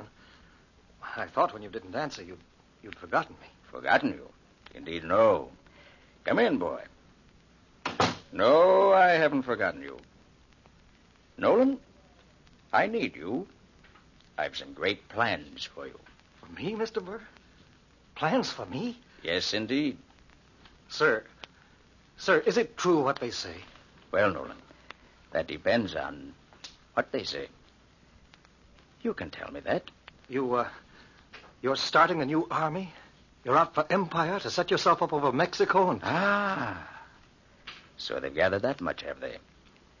Well, Nolan, don't spread that rumor around. But between you and me... You and me? Oh, Mr. Burr, Sir... Nolan, you're a good man. How'd you like to take me out in your skiff and show me the canebrake or a cottonwood tree? I've always been interested in the terrain in these parts. Interested? Or, is this terrain part of your plan, too, Mr. Burr? Well, we'll talk about that in your skiff. Time enough out there, Nolan. Yes, there was time enough to talk about a lot of things in the skiff. By the time that sail was over, poor Nolan was enlisted in Aaron Burr's scheme, body and soul. What that scheme was, I never knew, nor does anybody else. But that's not important now. It fell through, and every man of that group was arrested. Nolan was tried for treason. The big fellows, the ringleaders, escaped, but not Nolan. Nolan was taken before a military court.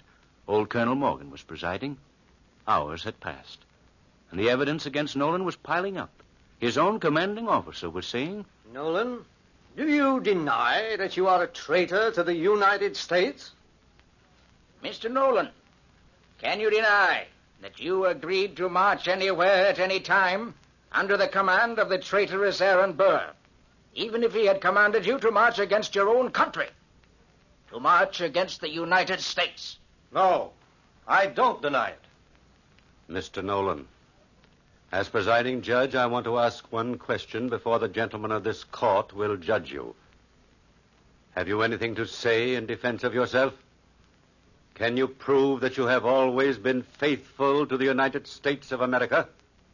Damn the United States! I wish I may never hear of the United States again! Yes, Nolan said, "Damn the United States." He had no way of realizing the consequences. I'm not trying to justify Nolan. I'm just saying that the United States wasn't a reality to him. The only thing he cared about was Burr, Aaron Burr. So he said, "Damn the United States." Old Colonel Morgan called the court into his private chamber and returned in 15 minutes with a face white as a sheet. He just stood and stared at Nolan. And then, with his voice quaking, Philip Nolan, hear the sentence. The court has decided, subject to the approval of the President, Mr. Jefferson, that you never hear the name of the United States again.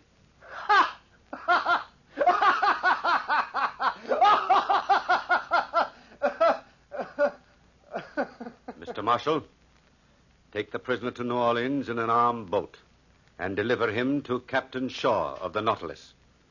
See that no one mentions the name of the United States to the prisoner. Make my respects to Captain Shaw and request him to carry out my orders. He will receive written orders from Washington to explain this in detail. The court is adjourned. I don't care, Colonel Morgan. I tell you, I don't care. I'd say the same thing over and over again. Damn the United States. Damn the United States. Nolan was taken to New Orleans and placed on board the Nautilus. The ship set out for sea and traveled from New Orleans to the North American coast. It was at dock there that Captain Shaw received intelligence of the proceedings by mail. On board ship that evening, they were docked in the harbor. Captain Shaw explained it to Nolan. Nolan was still the swaggering youngster then, as the old captain related. Well, Mr. Nolan, the word has come through from your former country's capital.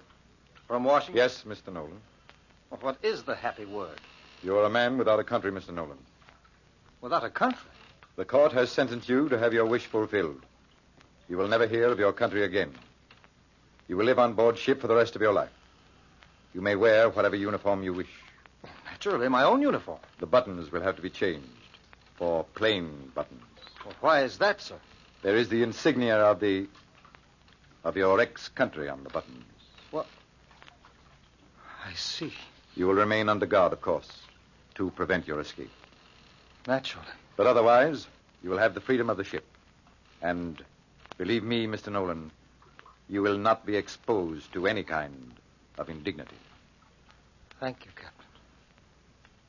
Thank you very much. And so it was that the man without a country sailed the 7 seas. He never stayed on one boat for more than a year. He went from ship to ship. And it was 10 years later that he was again shipping out on the Nautilus. He was shipping out of England this time, and I'd been sent over from America to England for special research. I was to come back on board the Nautilus myself. And so, of course, the very first day at sea, I was called into the captain's cabin. Oh, hello, Lieutenant Hale. Won't you come in? Thank you, Captain Shaw. Sit down, sir. Thank you. I called you into my cabin to talk to you about Philip Nolan. You no doubt know he's on board with us this trip. Yes, I've been told. He's an old friend of yours, I believe. Well, yes, we were in the Western Legion together. You know the story. Are they still maintaining silence, Captain? I'm afraid so. And as long as you're on board my boat, I must ask you to please never mention the United States to Nolan. No news of home, no talk about old times, no word of his family, and especially no word of the United States. Well, of course, sir. Whatever you say. And, Mr. Hale, be prepared for a shock when you see Nolan. He's changed. He's changed a lot more than you realize.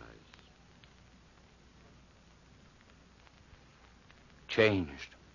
Yes, the captain warned me, but I wasn't prepared for what I saw. Nolan was an old man. An old man at 32. He was standing with a guard at the railing of the Nautilus when I approached him. He wheeled around and stared at me for a moment. Hale! Hale, old boy. It's good to see you. I didn't know. I'd no idea. Philip, hello. It's been a long time. Oh, it's all right, guard. You can leave me alone with Hale. I won't escape. But, sir... I'll take full responsibility for him. Of course, sir. I'll report to the captain. Hale, look at me. I'm still your old friend, am I not? Of course, Philip. Where have you been? What have you done since I last saw you? I traveled around. Been in England. England? What happened after you left the Western Legion? Well, You what? But tell me, Hale. I've read a lot of good books. Books? That's just great. You too, Hale. I can't help it, Philip. Have you any idea what I'm going through? From boat to boat, always being shifted. Always under guard. Every book I read is carefully edited. Whole passages are torn out of it. I never eat dinner at one table. I'm shifted around all the time. Nobody can stand my company night after night. I've so little to talk about. And I'm so hungry for home. So hungry for news of home, my family, my country. I want to touch the ground, the land. I want to know what happened to Texas. What did they do to Aaron Burr? Hale, 10 years of this. 10 years. I was just a boy.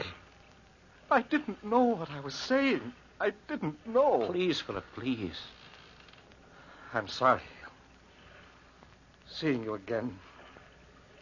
And you're the only person who knows I feel this way.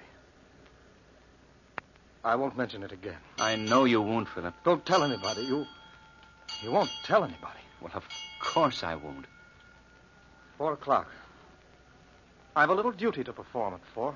Well, what's that, Philip? I read to them, the sailors. They like it. The only thing I'm allowed to do for them.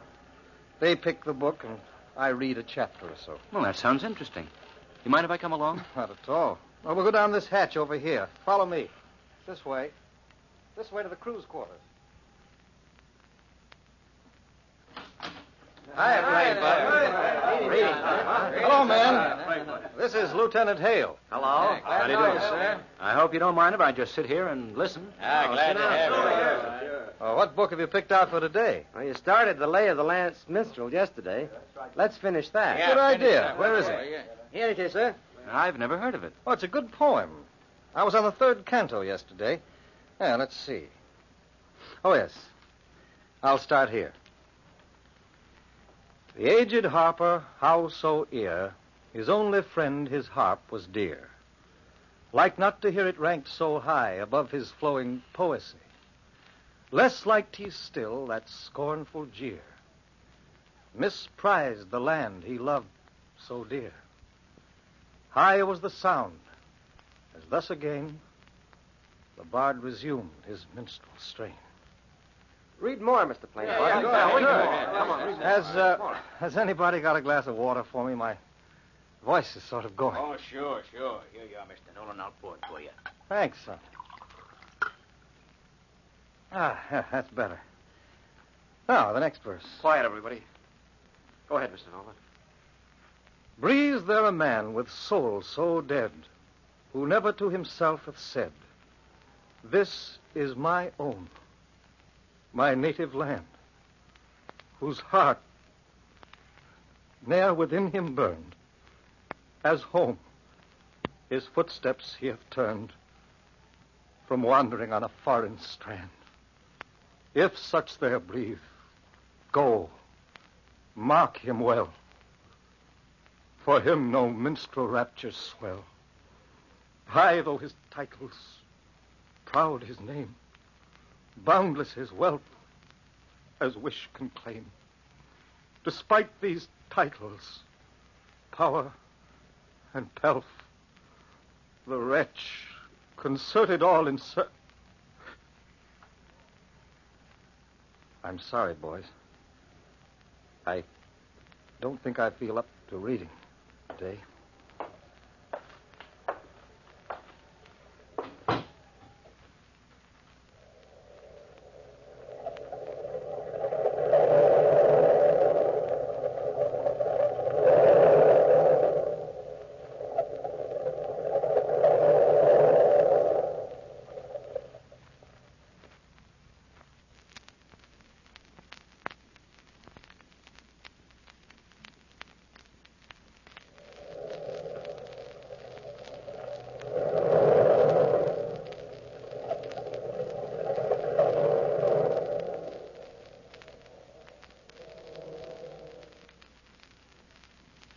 Yes, that's the way it was on board ship. Little things like that poem were always occurring, and poor Nolan tried to take it all like a man. He stayed below in his cabin for 2 days after that, and I didn't want to intrude myself on his misery, so I spent my time talking to the captain and the crew. It was late the second afternoon. Captain Shaw, myself, and Lieutenant Vaughn were standing at the rail, and of course the conversation turned to Nolan. Vaughn was saying, Funny thing about Nolan. He never allows anybody to come into his cabin. I wonder why. That's his business. I don't think we should intrude, Lieutenant. Well, sir, it was just curiosity. Hear what the men say about that cabin. And what do they say? Oh, some think it's full of voodoo tricks or some such nonsense. You know, Captain, if I were you, I'd order him to leave his cabin door open. Since I'm the captain, Mr. Vaughn, that decision is in my hands. Ship sighted off port. Slaver. Pardon me, gentlemen. Ship sighted off port. Slaver. Lieutenant Vaughn. Yes, sir. To your post, sir. We'll be pulling alongside this ship to board her. Yes, of course, sir. Ship sighted off port. Slaver. Ship sighted off port. The ship suddenly came to life. We had overhauled a dirty little schooner which had slaves on board. We fired 2 shots across her bow, and the little ship struck her colors. A boat and officer were sent to board her. There was considerable commotion on the slaver, and we waited patiently. Nolan came on deck and was standing at the rail talking to the captain when Lieutenant Vaughn returned to report to the captain. Captain, sir, I can't understand them. Every man on board speaks some strange patois, though some of them can speak Portuguese. Portuguese, eh? Nobody on board here speaks Portuguese. I do, sir. I've learned to do many things in the 10 years of spare time I've had. You, Nolan, eh? Well, would you oblige by acting as interpreter? Of course, sir. As well as I can. Thank you. Mr. Vaughn. Yes, sir. Have your men remove the handcuffs and the ankle irons from those men enslaved in that boat. Very well, sir. Come along, then, Nolan. Lower a second lifeboat, bosun. This way, Mr. Nolan. The boat was lowered, and we rowed over to the slaver. We stalled in the waters for half an hour, giving Vaughn plenty of time to quell any manner of resistance. By the time we boarded the boat, the 3-man crew was in chains, and the slaves, freed from their handcuffs and ankle irons, were swarming over the deck, wildly jubilant, shouting. But the deck was dirty, and the stench from the ship was strong, and the 3-man crew, chained to the mainmast, was shouting dire oaths at us as we boarded the side. Gracias a Dios. Sorte. Estaremos en casa dentro de poco Mr. tiempo. Nolan, ask those men which is their captain. Yes, sir. Quem é su capitão? Aquele ali. He's the tall man with the red hair, sir. Ask him if he knew that he was violating the law of the United... Ask him if he knew that he was violating the law, Mr. Nolan. Sabia que estava violando a leis dos Estados Unidos da América. No say nada. He says he knows nothing, sir. Nothing, eh? The rotten scoundrel. Look at the filth of this deck. Look at the way he had the slaves handcuffed. He knew what he was doing, all right. He was dealing in human flesh. Tell the slaves, Nolan, they're free. Quietos todos. O Capitão Shaw do barco Nautilus. Que lhes diga que estão todos livres. And you can also tell them that their captain will be hanged as soon as I can find enough rope to hang him with. O Capitão Shaw diz que a tripulação será punida. Tell them I'll take them to Cape Palmas. O Capitão Shaw diz que vocês serão levados ao Cabo das Palmas. What are they saying? I can't tell. They're all shouting at once. Wait till I single one of them out. Você! Sing você! Venha cá, silencio todos! Que dizem estes homens? Não queremos ir ao Cabo das Palmas. Queremos ir para casa, ver a nossa gente, voltar as nossas mulheres e filhos. Cabo das Palmas está muito longe de casa. Meus companheiros estão doentes. Ia no meu barco à procura de doutor. Estes diabos me capturaram. Nolan. Meu povo morrerá se não... What's this all about? Me levaram contra minha They don't want vontade. to go. Quero ir para casa, para me olhar. They want to go home to their country, to their children and to their wives. Oh. First man wants his kinfolk. And the second man, he says his people are sick. Very sick, and that he left his home to get a doctor, and that these devils kidnapped him. He wants to go home. Home, Captain. Every man wants to go home. Yes, of course, Nolan. Tell them yes. Tell them that they can go to the Mountain of the Moon if they want to.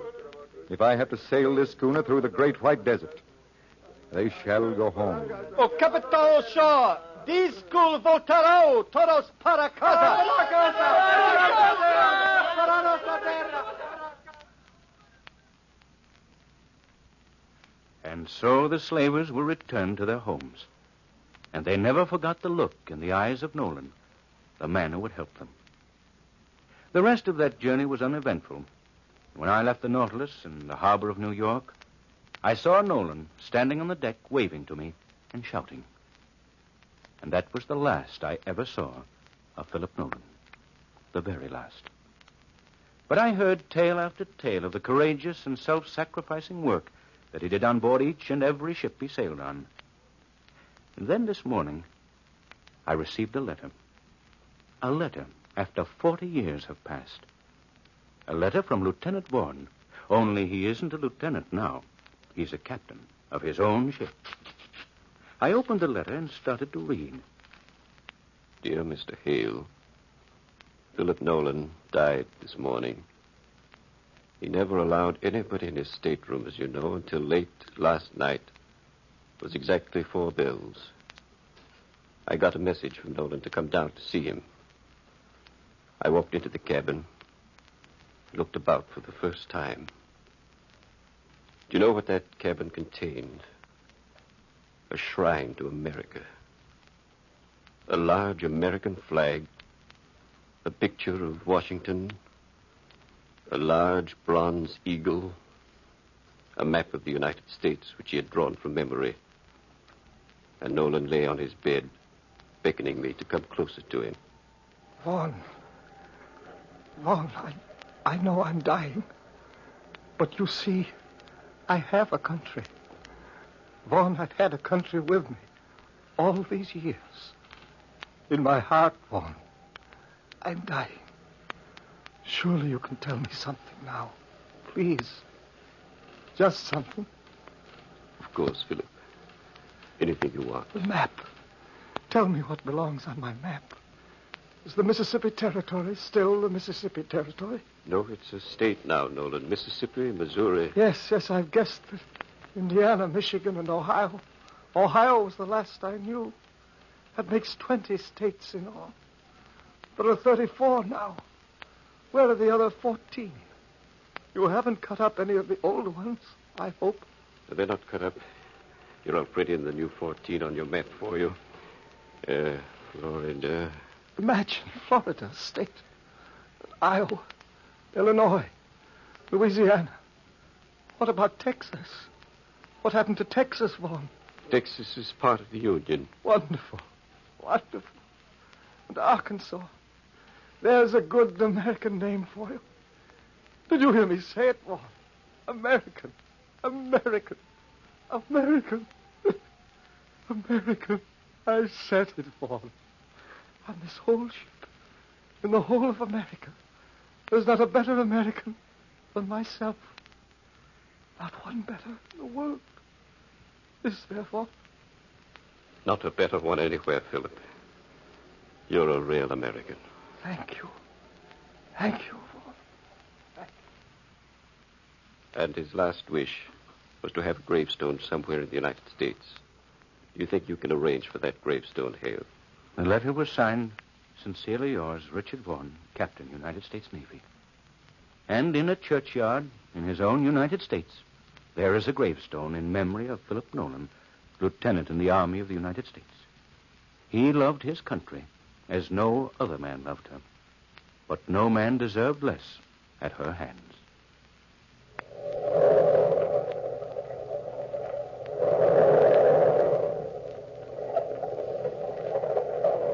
From the time-worn pages of the past, we have brought to you the story, The Man Without a Country. Bellkeeper, toll the bell.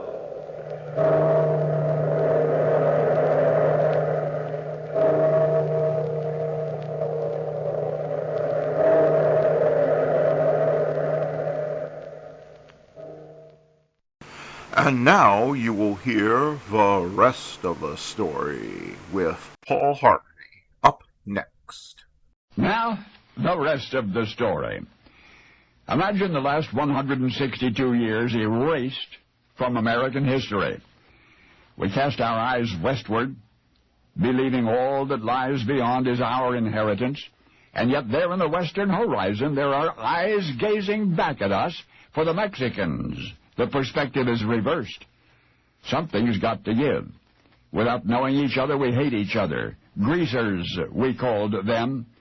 Oh, boys, we're going to fight. Yo-ho, yo-ho. We'll take the greasers now in hand and drive them into the Rio Grande, way down in Mexico. For generations to come, the cowboys would recall our deeds and our epithets in song. And, of course, the Mexicans are not so fond of us either. Their name for our kind is gringo. We think we know where the term greaser came from. It seems the English traders who sold tallow to the Spaniards used this descriptive name for their customers. Tallow was animal fat, used to make candles and soap, you see. Tallow was grease. The term gringo is something else again. Etymologists have pointed out that the word is remarkably similar to another Spanish word, griego, and that means Greek or Grecian. These same scholars also suggest that griego was once more loosely defined as anyone from a foreign country. But the problem other scholars have with this explanation is the sheer difference between the words gringo and griego. If the Spanish-speaking Mexicans had wished to call us grigos, it is often argued, then why in the world did they not call us grigos? But there's another explanation for the word gringo. In 1846, war between the United States and Mexico is remembered as this nation's most highly profitable military conflict. By winning that war, we won what's now the entire state of California, and the entire state of Nevada, and the entire state of Utah, and most of Arizona, much of New Mexico, and a fair-sized chunk of Wyoming and Colorado. And that's not all. The victory also confirmed the annexation of Texas, which we had claimed the decade previous, and thus did one war put 1,193,061 additional square miles on the map of the United States. Since the Texas revolt against the Mexican government in 1836, Mexican soldiers have been clashing with us by day and pondering us by night, watching our distant campfire light and listening to the echoes of our songs. And one song we sang more than any other. It had practically become an anthem among the defenders of the Alamo. Over and over the lyrics lifted on evening breezes. Over and over the Mexicans heard, green grow the lilacs, all sparkling with dew. I'm lonely, my darling, since parting with you. And by our next meeting I hope to prove true and change the green lilacs to the red, white, and blue. Green grow the lilacs. The word which offended the Mexicans more than any other was two innocent words. Green, grow, became gringo. And now you know the rest of the story. Hi, this is Chris. Welcome to Adventures in Odyssey.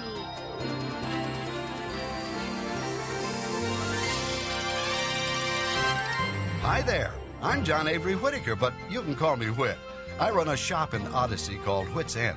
It's a place of discovery, imagination, and excitement. But don't take my word for it. You can find out for yourself on today's Adventures in Odyssey. Chad, thank goodness I found you. Julie's in trouble. Oh, there he is. That's that teenage heartthrob guy.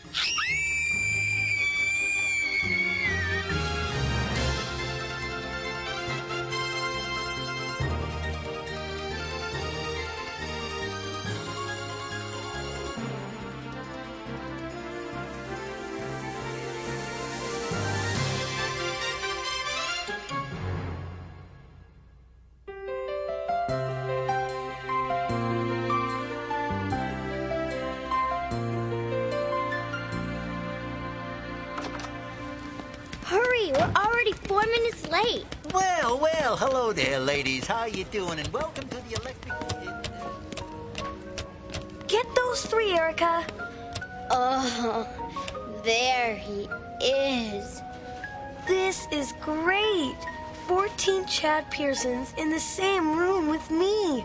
I've had dreams like this. Chad, thank goodness I found you. Julie's in trouble. What kind of trouble? She's being held hostage by 27 Middle East terrorists. They're in the top of a hotel.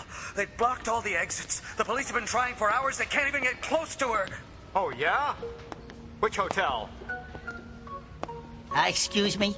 Excuse me, ladies, but do you plan on purchasing all 14 of these television sets? Shh! Hey, a little respect for your elders here. I'm trying to run a business here. Don't you have TV sets at home? If we go home, we'll miss too much. Too much of what? Chad Pearson. Chad Pearson? Chad... Hey, wait a minute. I've seen that guy before. He's only on practically every magazine cover in the country. Yeah, that's it. That's that teenage heartthrob guy. So girls really like him, huh? Probably every girl in Odyssey. Do you mind? Chad's talking. Every girl in Odyssey. Shh. Every girl in Odyssey sounds like a business opportunity if I ever heard one. Listen, you girls watch as long as you want. As long as your little hearts want. Give me those keys.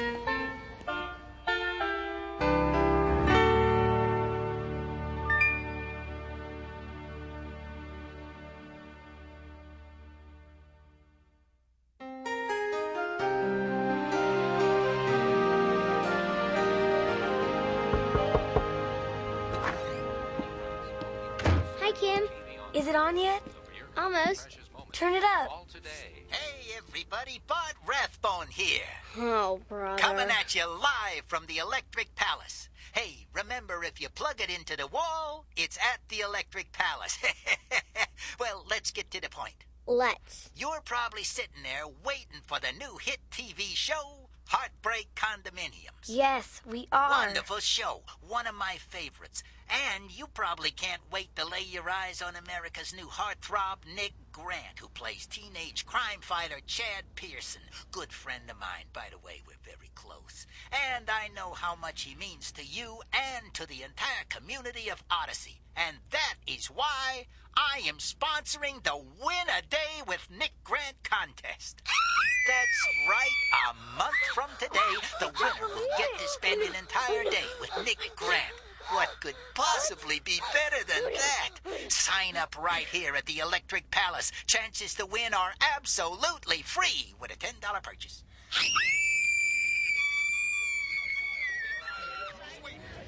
I was here. Ladies, one at a time, please. Now, who was the first one here? Me! And now, everyone will get their chance. Erica, I think you were the first. What do you got there? Here, 4 packs of batteries. They're for my dad for his birthday. Well, how nice. When's your dad's birthday? I don't know. Sometime this year. Okay, that'll be $8.62. $8.62? That's not enough for a ticket, right? Not quite. It has to be at least $10. Oh, here. How much are these thingies? These fuses? They're 25 cents apiece. Give me 15.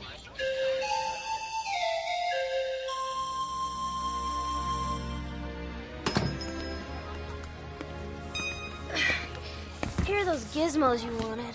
Oh, the electrical wires? Oh, thank you, Connie. What's wrong? Well, with all due respect, Whit, next time you need something from Rathbone's Palace, send Eugene, will you? Why? The place was a madhouse. Really? Rathbone's sponsoring a new contest. Win a day with some teen celebrity from a soap opera on TV. I don't know. The girls are going crazy. I remember seeing something about that. You don't know who the celebrity is? No idea. They all look alike to me anyway. Guess they're announcing the winner tomorrow. Leave it to Bart to figure out a way to exploit the crushes of Odyssey's girls. It's ridiculous. Bart or the girls? Well, Bart's always ridiculous. But the way these girls act, all because of some TV star. Didn't you ever have crushes when you were younger? Me? No way. Really? Well, There was that show with Detective Mike Hamcharmer. Oh, uh-huh. And that singer Rick Springload. I see. Oh, and then there was, I got the idea, Connie. You were obviously too mature to have any serious crushes. Right.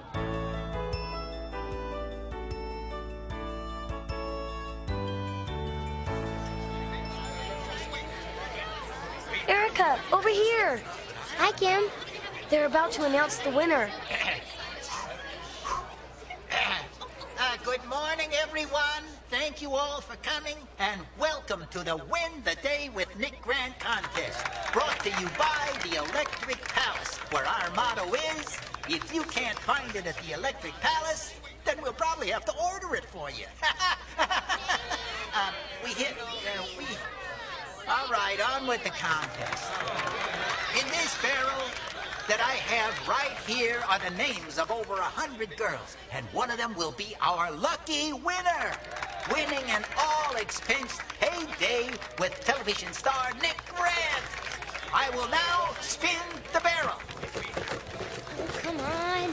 Come on. Oh, come Please, on. me. Let it be me. I now reach my hand into the barrel and withdraw the winning name.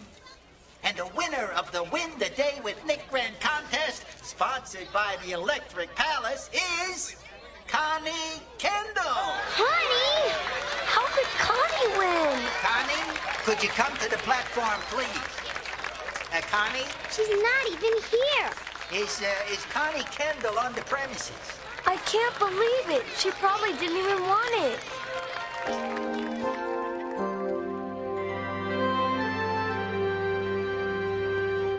I won what? A day with Nick Grant. Well, congratulations, Connie. Thanks, Whit. I can't believe this. Tell me again, this guy's name is Nick what? She doesn't even know who he is. Nick Grant, the guy who plays Chad Pearson on Heartbreak Condominiums. I've never seen it. She's never seen it. Oh, wait a minute, Connie. You didn't even know you entered the contest? No, she didn't know. Did you buy anything at the Electric Palace this week? No, Oh, wait a minute. When I got those supplies for you, Whit, a couple days ago. How much did they cost? $11, I think.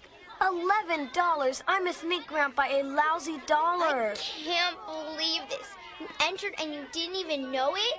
Hold on. I was running the errand for Whit, so he should be the winner. Oh, I don't think Nick Grant will appreciate that. Aren't you even excited about it? Well, you say this guy's a soap opera star? Yeah. Well, how old is he? 17. He'll be 18 in May. It might be fun, Connie, a day with a big celebrity. Might be fun. Oh.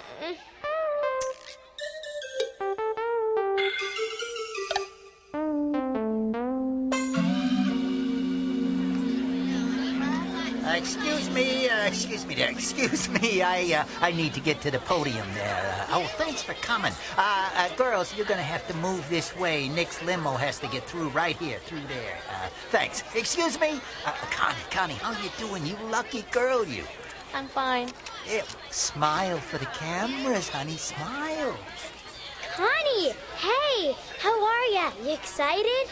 Yeah, I guess. I can't believe he's actually gonna be here. Yeah. Yeah. Could I ask you a favor? Sure.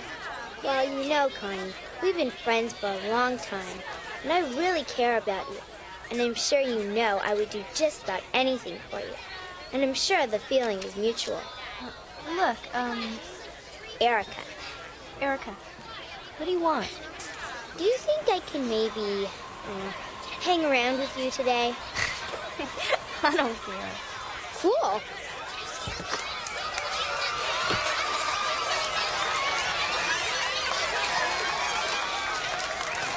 Ladies and gentlemen, I present Nick Grant.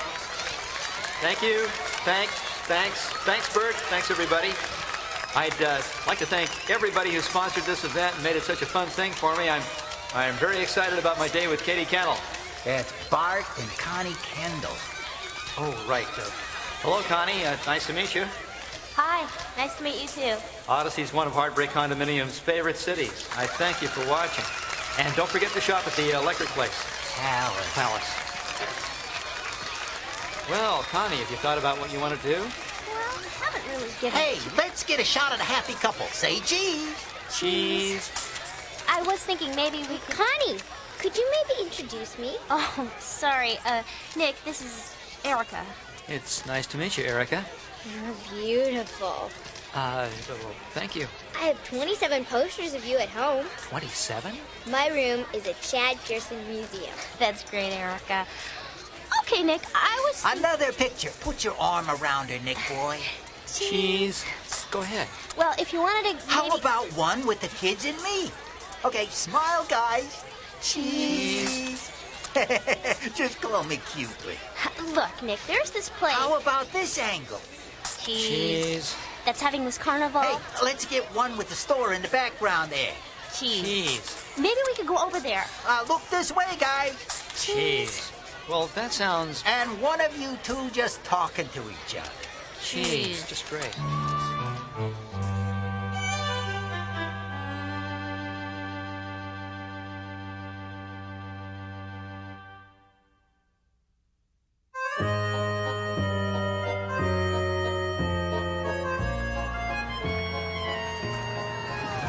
So you want to go on the stomach twirl? No, not really. I don't like going upside down. I love the stomach twirl. Are you hungry? No, not yet. I could go for something, if you want something, of course. Excuse me, Connie. Oh, hi, Dale. Nick, this is Dale Jacobs with the Odyssey Times. Oh, yeah. Hi. So, how would you say your day is going so far? Well, I don't know yet. We haven't done anything. Generally speaking, though, how's it going? Generally, I don't know. Can you check back with me in 6 hours and I'll let you know then? Excuse me, Jacobs, but I can feel that question. What are you doing here, Bart? Just seeing how those two kids are doing. You wanted to say something, Bart? Yes, I did. You know, I always pride myself on really understanding... So, how do you like the show? The show? My show. Oh, yeah, your show. Well... Did you like last week's? Well, actually, I didn't see it. Oh. I saw it. You were terrific. Oh, look, Nick, I sort of have a confession to make. What? I don't watch your show. What? You mean you've never seen it? Oh, well, yeah, once. I watched it a couple weeks ago just to see who you were. To see who I was? You see, I kind of won this contest by mistake. I watch your show, Nick. Excuse me, but who are you? What are you doing hanging around us? I'm Erica. Great, Erica. Now, would you mind just going away and leaving us alone? What? You don't have to be rude to her. I'm not being rude. He can be rude if he wants, Connie.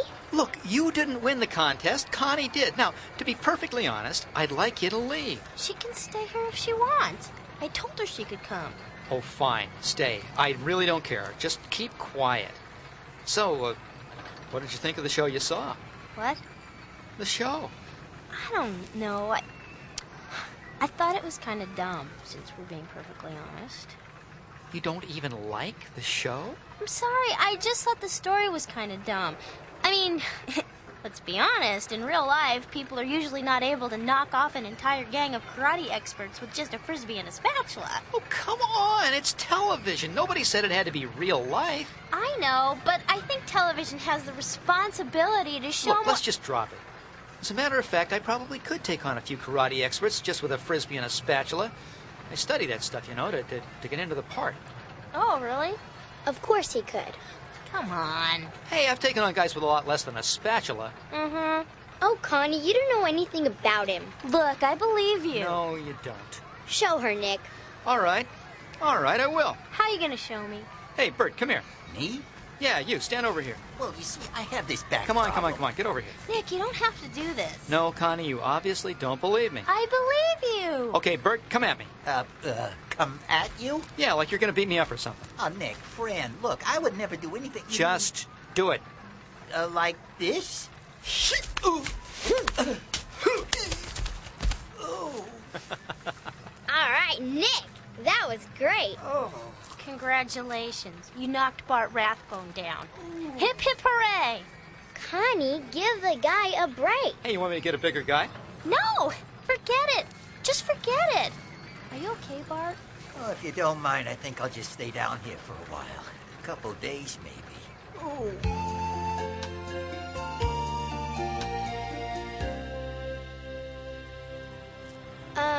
Nick, Connie? Yeah, Erica? Don't be upset, but my parents said I have to be home in time for dinner. Aw, it's okay. But, don't do anything until I come back, okay? I don't want to miss anything. Well, we'll do our best. Bye. So, speaking of dinner, you want something? Sure. How about Wits End? That place you've been talking about? Sounds great. Thank you for my stuffed bear. You're welcome. Took me a while, but I got it for you. Well, the dart game's always been a tough one for me, too. You didn't have to do that. Oh, it's nothing. No, I wish you stopped when I told you to. You lost a lot of money at that place. Hey, no problem. I got plenty more where that came from. Yeah, but you could have bought this thing for half the money you spent. $40 throwing darts for a... What? Why are you looking at me like that? What is it with you? What exactly do you want from me? Do you just want to leave? Am I spoiling your night or something? You want to go home and paint your nails? Maybe that'll be a little bit more fun for you. You know, I've been trying to show you a good time, and you won't even give me a second look. Am I that boring? Just how hard do I have to work to impress you anyway? That's what I mean. Stop. Stop? What? Trying to impress me. Stop trying to be Chad Pearson around me and just be yourself, okay? Give yourself a break. You're not on TV. Be myself? But this is my... self. Here, this is the place. Oh, no. Why don't we go to that booth near the wall?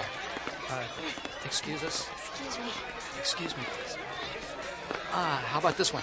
This is fine. Let's get one and a couple at dinner. Say cheese. Cheese. What are you in the mood for? Well, Whit makes a pretty good pizza. That sounds good. Big smile up here. Cheese. Hi, Connie. Hi. And you must be Nick Grant. Yes, sir. Nice to meet you. Well, I'm sorry about the commotion, but I can't seem to get everyone to leave. Oh, that's okay. I'm getting used to it. Would you like some ice cream, or did you come in for some dinner? We'd like a medium pizza. What do you want on it? Smile. Cheese. All righty. It'll be about 15 minutes. Hey, you two, look this way. Cheese. You know, maybe this isn't the best place to have dinner. What do you mean? I like your pizza. I mean, maybe you should try to sneak out. Go somewhere away from this crowd. Hey, that's a great idea. How? Well, it's an old trick, but excuse yourselves to go to the restroom and climb out the back window. We can meet at the park. Perfect. Have a nice time. Thanks, Whit. I'll be right back. I need to go to the restroom and wash up a bit. No cameras, please.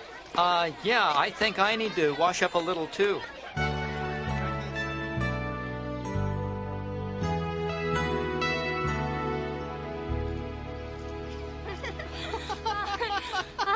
I think we lost him. They're going to expect us to come out of there the cleanest people in the world. Oh, it's so good to be away from them. It sure is. Oh, I feel so sorry for you. Having to deal with that all the time. Oh, I've gotten used to it. I would go crazy. Well, I figure it can't last all that much longer. Pretty soon somebody else will show up and I'll be a nobody again. I want to thank you. For what? You're the first person in a long time to treat me like a person. Well, I've treated you terribly. Well, that's just it. To you, I was just a normal guy. I kind of miss being a normal guy, you know? I bet you do. There you are. I've been looking all over for you. Oh, no. Who are all these people? These are my friends. Erica? Nick. I know time's running out and everything, so I was wondering if you could show us some of the tricks you do on the show. Tricks? Like when you ride your motorcycle. I didn't bring it with me. How about my bike? It's sort of the same. Well, sorta.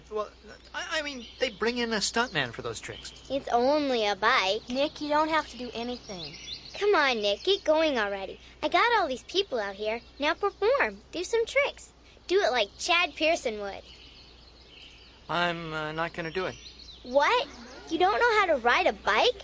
You're Chad Pearson. You have to. Look, I can ride a bike. But I ride it like normal people ride it, not faster than a speeding bullet or up over buildings in a single bound. I'm not Chad Pearson. you understand? I'm just me. Show's over, okay? I'll see you later. What do you mean? Where are you going? I've seen you ride, Nick. You're great. Nick, come back. You guys wait here.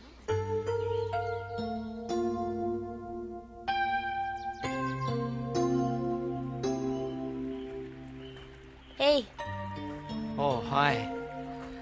I came on a little strong, didn't I? No. I think what you did was great. I haven't been more impressed by you all day long. What? Well, why? Because it was the first time all day that you've been honest about yourself. You decided to stop being Chad Pearson and start being Nick Grant. You know, that's not even my real name. Really? Really. My real name's Albert Leach. My agent thought I should get a name that was more cool. Sometimes I feel like I'm not even a real person anymore. Everything's so fake about my life. I have to live as if every move I make will be in the newspaper the next day. I couldn't handle that. It's really hard. That's why today was so special, Connie. You made me feel like I didn't have to perform. Well, you shouldn't have to. You're a human being. Every human being has a right to be himself. Oh, no. Here come the reporters. Listen, you go on. Go and just be by yourself for a while, okay? I'll deal with these guys. Really? You don't mind? No. Now hurry, go on. Listen, write me a letter, okay? Maybe you could even come to visit me in Hollywood sometime. Sure, I'd love that. It was really great meeting you. Same here. Bye, Connie. Goodbye, Albert. Oh, look, there's Connie. Connie, oh, where's Nick? He's gone. Gone? Well, that's okay. You can still talk to the reporters. Tell them how much you enjoyed your day. Go on. I had a great time. Well, you can do better than that. Tell them how thrilled you were to spend the whole day with Chad Pearson. Chad Pearson? He's nothing. I like Nick Grant much better.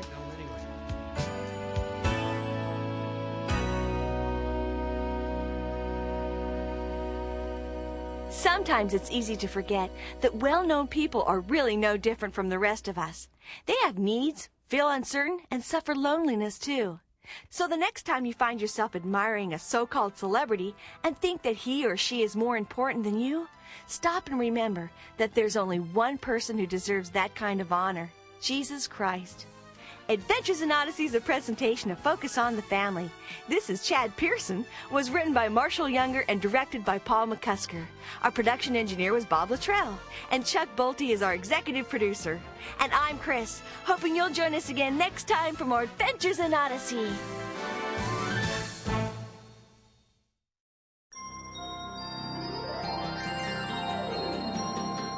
Hi, this is Chris. Welcome to Adventures in Odyssey. Oh, hi there. I'm John Avery Whittaker, but you can call me Whit. We were just getting ready for a time of wonder, excitement, and discovery. You care to join us? You never know what'll happen next when you have an adventure in Odyssey. These are my buildings. He's just letting them burn. The Lord gives. Collision course! Collision? And takes away. What's it called? You really don't know? It is well with my soul.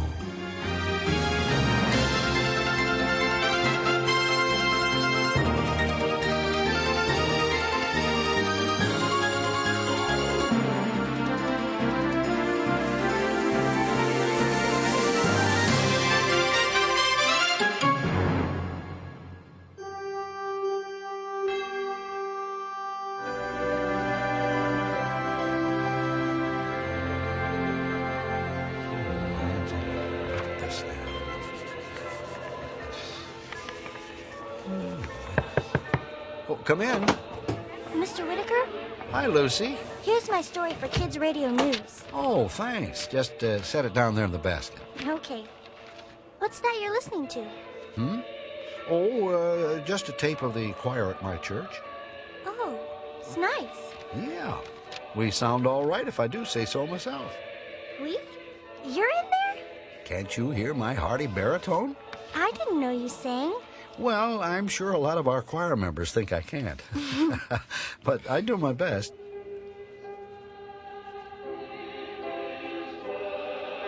That's pretty. Oh, I've heard this song before. What's it called? You really don't know? No. Well, it's called It Is Well With My Soul by a man named Horatio G. Spafford. It's a very famous hymn.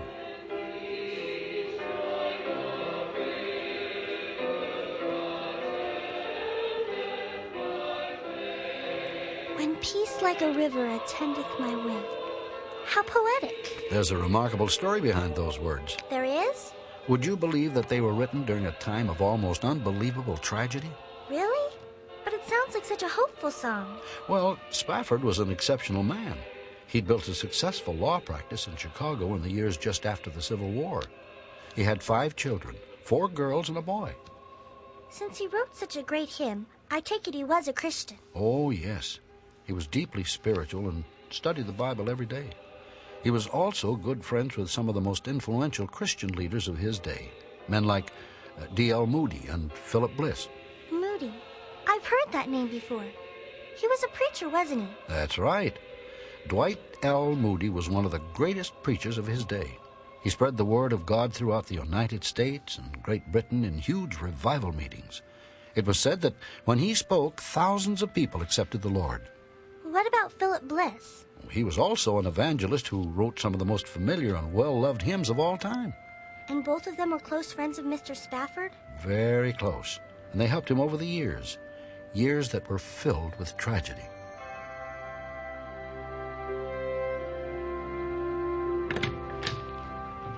Dr. Rawlings. How is our son? Well, he's very sick, Mrs. Spafford. Well, it's just a severe cold, isn't it? I'm afraid it's much more than that. He's developed pneumonia.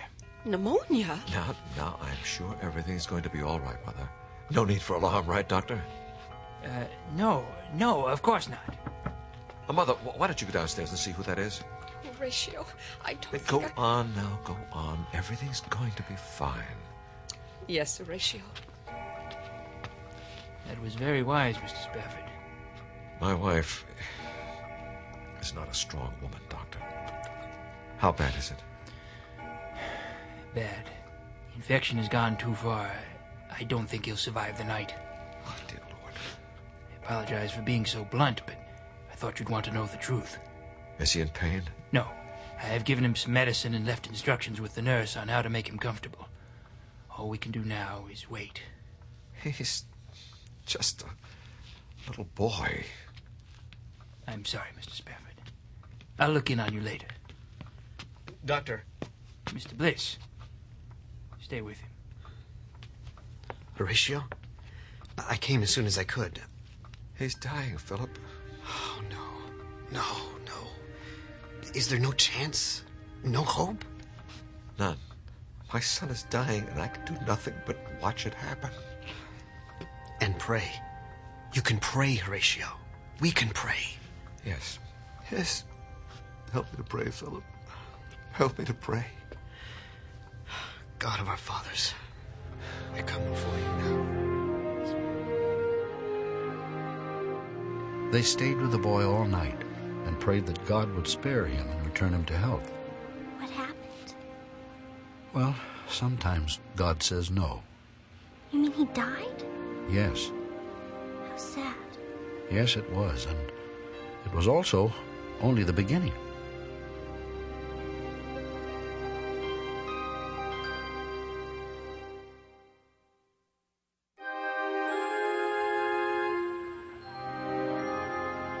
What else happened to Horatio Spafford? Well, as I said, he had built a very successful law practice, medical jurisprudence. That means he was a lawyer for doctors, right? That's right. And it was work that made him very wealthy. He had invested his money and property all along Lake Michigan. Everything from here to the pier, and then the 6 buildings beyond. Well, this is a very heavy investment, Horatio. What do you plan to do with all of it? I want to convert part of it to housing, and I've set aside the property next to the church for Moody's new YMCA center. Ah, I thought our preacher friend had something to do with this. He doesn't know. Really? I wanted it to be a surprise. When are you going to tell him? When he returns from Britain. It should give me time to clear up the building code problems. Building codes? I didn't know we had any. It's something new. The city wants to make certain its structures are safe. That's understandable. Yes, except that the city can't decide on what codes it wants. And until it does, I can't begin any renovation or construction. I tell you, Philip, dealing with bureaucracy is no picnic. Yes, it must be very difficult to have all that money. All right. You've made your point. And I am grateful to God for his blessings. Well, I'm glad to hear it. I was beginning to think that money was the worst curse ever to befall mankind. Who's to say it isn't? You've got a point there. Of course, the Lord gives and takes away. Of course. Sometimes the memory of my son washes over me like a flood. You must give yourself more time, Horatio. It's only been 4 months. Yes, but it is very difficult. One good thing from this is that I'm much more thankful for my daughters. How is your wife? Holding up much better than I. She's shown remarkable strength. Much more than I thought she had. I owe you a great debt for all your help during these months, Philip. No, Horatio. No debt. You'd have done the same for me. It's part of who we are as children of God. Sometimes God seems very far away. Then perhaps what you need is to busy yourself with the work of the Lord. Get closer to it. How? By getting away. Away? You're speaking in riddles, Philip. You know that Moody is in Great Britain on a grand evangelical campaign? I'm sure he would love to have you and your family join him. Oh, that does sound wonderful. But I really can't go, not at this time. Why? These buildings, business matters detain me. Business? I know that isn't the best of reasons, but it is unavoidable. Well, at least think about it. It will do you good. Of that I have no doubt. Come, let's get something to eat. Don't tell me. Something happened to the property, didn't it? Have you ever heard the tale of Mrs. O'Leary's cow who kicked over the lantern in the barn and started the Great Chicago Fire? Yeah, I remember that story, but I thought it was just a legend. Well, whether the story is true or not, there was a huge fire along the shoreline of Lake Michigan around that time. And Horatio Spafford's property was right in the middle of it. Bring that wagon out here. Keep that pump going. Another building is started up across the street, Chief. We don't have any more wagons. Get a bucket brigade started. Sir, I'm Horatio Spafford. Well, you're going to have to stand clear, Mr. Spofford. But these are my buildings. He's just letting them burn. Well, I'm sorry, Mr. Spofford, but there's nothing I can do about it. We don't have enough men or equipment to put them out. Excuse me. Keep that water coming. Come on, you men, move. Oh, dear God. Dear God, no. No.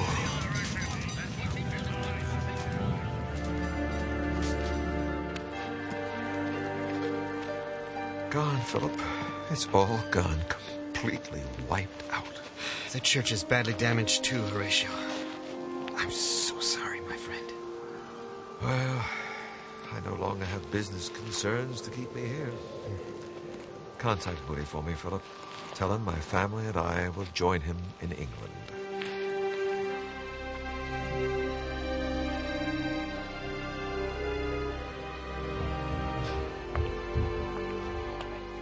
Girls! Tanetta? Maggie? Yes, Mother.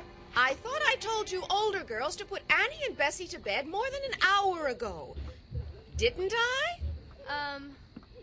Yes, ma'am. Then why are they still up? You know how hard it is to keep track of them, Mother. Well, I know two girls who are going to be in a lot of trouble if they don't do as they're told. Now, I want you to put Annie and Bessie back to bed and then bring me down your things. We're leaving in the morning. We don't have time for foolishness. Yes, Mother. Trouble? What's all the yelling about? I think our girls are suffering from a case of pre-trip jitters, excitement, and forgetfulness. Just the girls, eh? Yes, why? Well, dear, I know we wanted to rest and recreate on this trip, but considering that it'll be nearly winter when we arrive, don't you think it'll be a bit cold for bathing suits? Oh, give me those. I didn't pack them. They were already in there.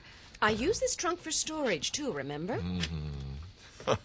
Oh, Horatio, it is so good to see you smile again. And you, my love. We've had our share of tragedy. It is time that joy returned to this house. Here are Annie and Bessie's clothes, Mother. Oh, just put them over there on the trunk. Are the little ones in bed? Yes, ma'am. Good. Now, where are yours and Maggie's things? Right here. Oh, goodness, let me take some of that. Thank you for leaving me all the heavy stuff, Tanetta. I thought you could use the exercise. Well, why don't you get a little exercise and help your mother pack these trunks? Yes, Father. Ha. Both of you? Yes, Father. Mother, how long will we be on the ship? 6 days. That's a long time. Will we have things to do? Plenty of things. What about in England? Will there be things to do there, too? Oh, yes, especially in London. Oh, it's a grand place. There's so many things to see. Buckingham Palace, Parliament, the Tower of London. Oh, no, my dear. You won't be bored in England. Now, who could that be? I'll get it. No. I'll get it. You both continue with what you're doing. Mr. Horatio G. Spafford? Yes? My name is Kramer, and I work for the Chicago Zoning Commission. Yes, Mr. Kramer. How can I help you? Well, I'm afraid there's a problem with your property along Lake Michigan. Horatio? Oh, this is my wife. Darling, this is Mr. Kramer from the Chicago Zoning Commission. Mr. Kramer. Mrs. Spafford, we were just discussing your husband's buildings by the waterfront. I no longer have any buildings down by the waterfront, Mr. Kramer. The fire destroyed them all. Yeah, I know, sir. That's the problem. I don't understand. The city is having some difficulties with the cleanup of the Lake Michigan property. As you know, the shoreline is in a rather confused condition, to say the least. There's some discrepancies about who owned what. But I've already filed one set of papers with the commission explaining the extent of my holdings. I know that, sir, but now they need to see proof of ownership. Deeds, titles, blueprints, if any. Oh, very well. I'll pull everything I have together tonight. We're not in that big of a rush, Mr. Spafford. Just bring them with you the day after tomorrow. The day after tomorrow? Well, that's when the meeting is set. Oh, then it will be quite impossible for me to attend. We're leaving for Europe in the morning. That, of course, is your choice, Mr. Spafford. But the commission cannot guarantee that you will retain ownership of your property if you are not at the meeting. So I attend or lose everything? As I said, that is your choice. Good day, Mr. Spafford. Mrs. Spafford. What are you going to do, Horatio? I suppose I shall have to attend. I understand. I'll tell the girls to stop packing. Why? Because we're canceling our trip. We're doing no such thing. But Horatio... I want you and the girls to go on ahead. I'll follow in a few days. Are you sure? Of course. Now, come on. We still have a great deal of packing to do.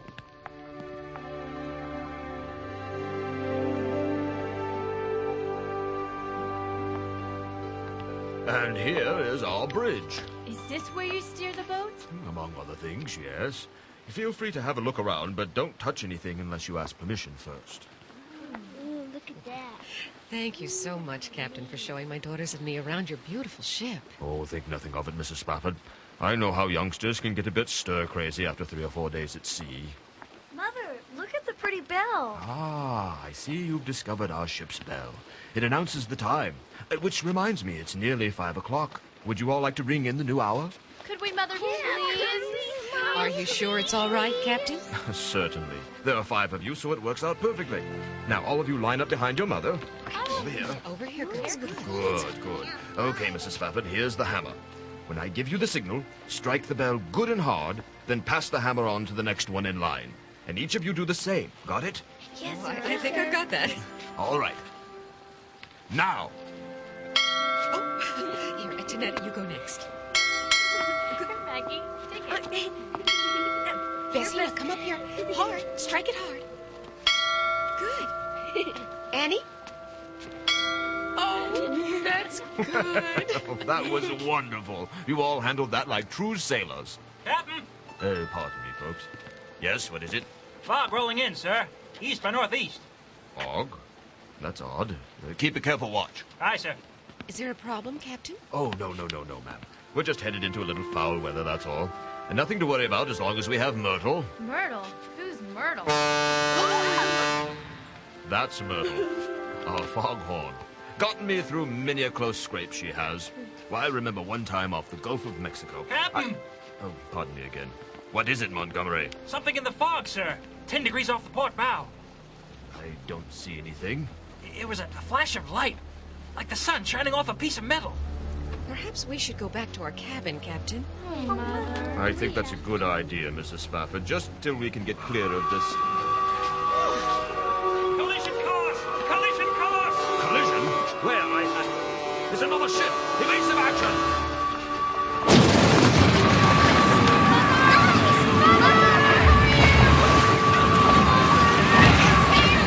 She's taking on water! We're sinking! This is the captain! Abandon ship! Abandon ship! Abandon!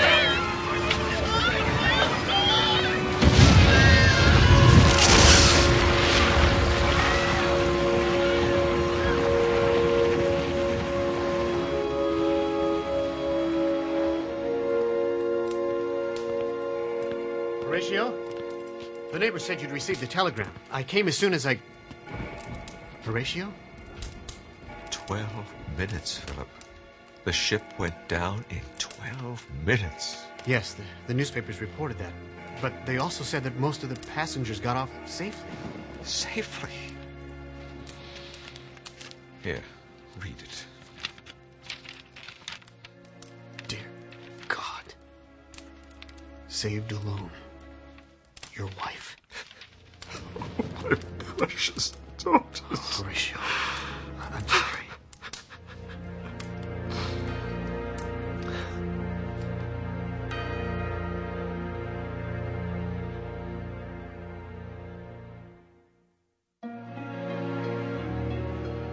So all 4 of the Spafford girls were lost? Yes. What did Mr. Spafford do? He sailed on the next available ship to join his wife in Great Britain. And it was during that voyage that he received the inspiration for his greatest work and testimony. Mr. Spafford? Mr. Spafford? Yes, Steward? You asked me to inform you when we were near the site where the Ville de Havre went down. Thank you, Steward. Yes, sir. Of course, it's nearly impossible to know the exact spot because of the shifting currents, but this is it, as near as we can tell. Thank you. Spafford went up to the deck of the ship to see the spot where his daughters had drowned and to talk with God. It's so peaceful now, Lord, like a gentle river. Even when the sea billows roll, they won't reveal the sorrow in them. Oh, dear God. My heart is so heavy. I don't think I can bear this more. My children, my precious children.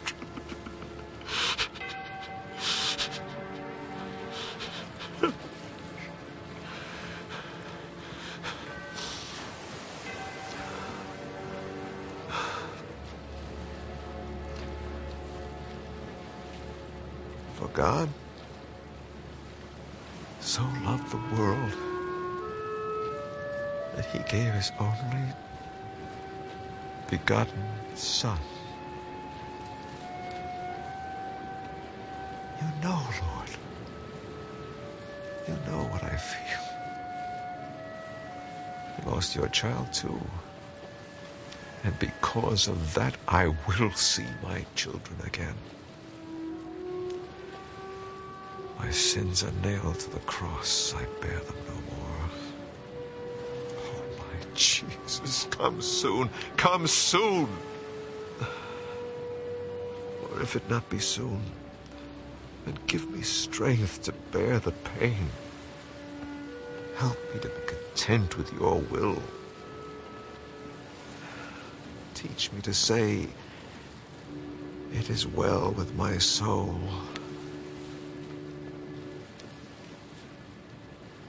It is well with my soul.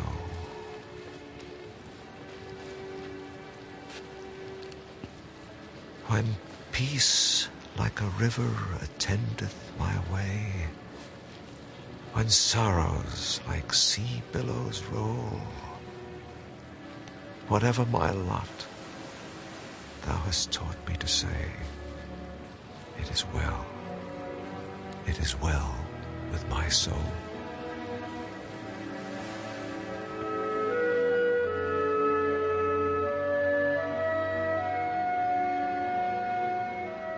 He faced so much tragedy and can still write such words of hope and faith. Well, as I said, he was an incredible man. What happened after that? Well, Horatio cabled the words back to Philip Bliss. By the time Spafford and his wife returned home, Philip had composed a tune to the poem. The result is one of the best-loved hymns of all time.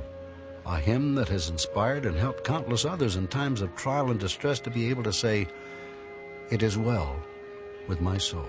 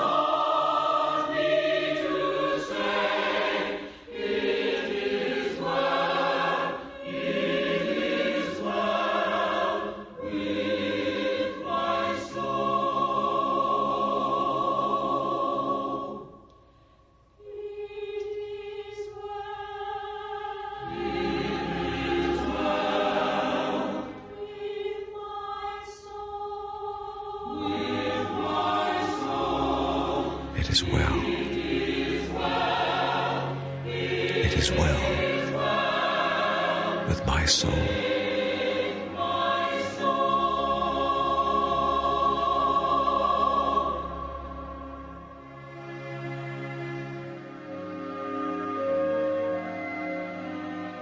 God is our strength, a very present help in times of trouble. Psalm 46, verse 1. Horatio G. Spafford understood this verse very well, and because of it and his incredible faith in the hope of Jesus Christ, he could withstand these tragedies. If you're ever feeling down or depressed, read this psalm and listen to the song in today's adventure. They'll help you say, "It is well." Adventures in Odyssey is a presentation of Focus on the Family. It Is Well was written and directed by Phil Lawler. Our production engineer was Dave Arnold, and our executive producer, Chuck Bolte. And I'm Chris, hoping you'll join us again next time for more Adventures in Odyssey.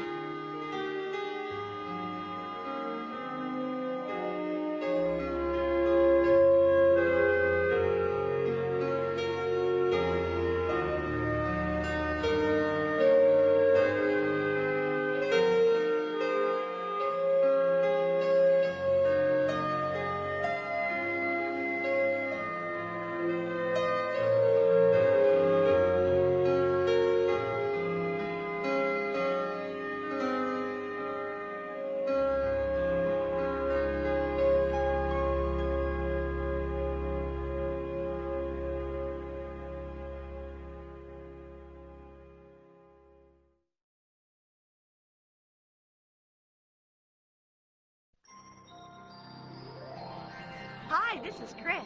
Keep an eye on your clocks, because today we have a real-time adventure in Odyssey. Oh, hi there. I'm John Avery Whittaker, but you can call me Whit. We were just getting ready for a time of wonder, excitement, and discovery. You care to join us? You never know what'll happen next when you have an adventure in Odyssey. Whoa! Crap! I'm so glad we're all agreed. Ugh, can't stand to listen to him. Well, I don't doubt that. I hate to break this up, but we're still in here.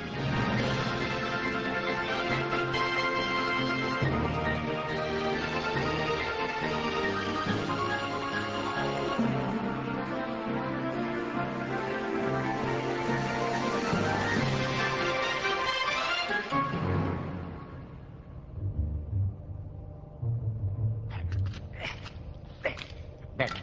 Yeah, Lou? Hand me the duct tape. You know, someone once threw a roll of this at me, and I duct tape. Clever.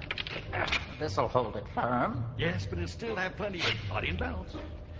Crying Brian Dern cost us our jobs, destroyed our livelihood, choked the very sustenance of our beings.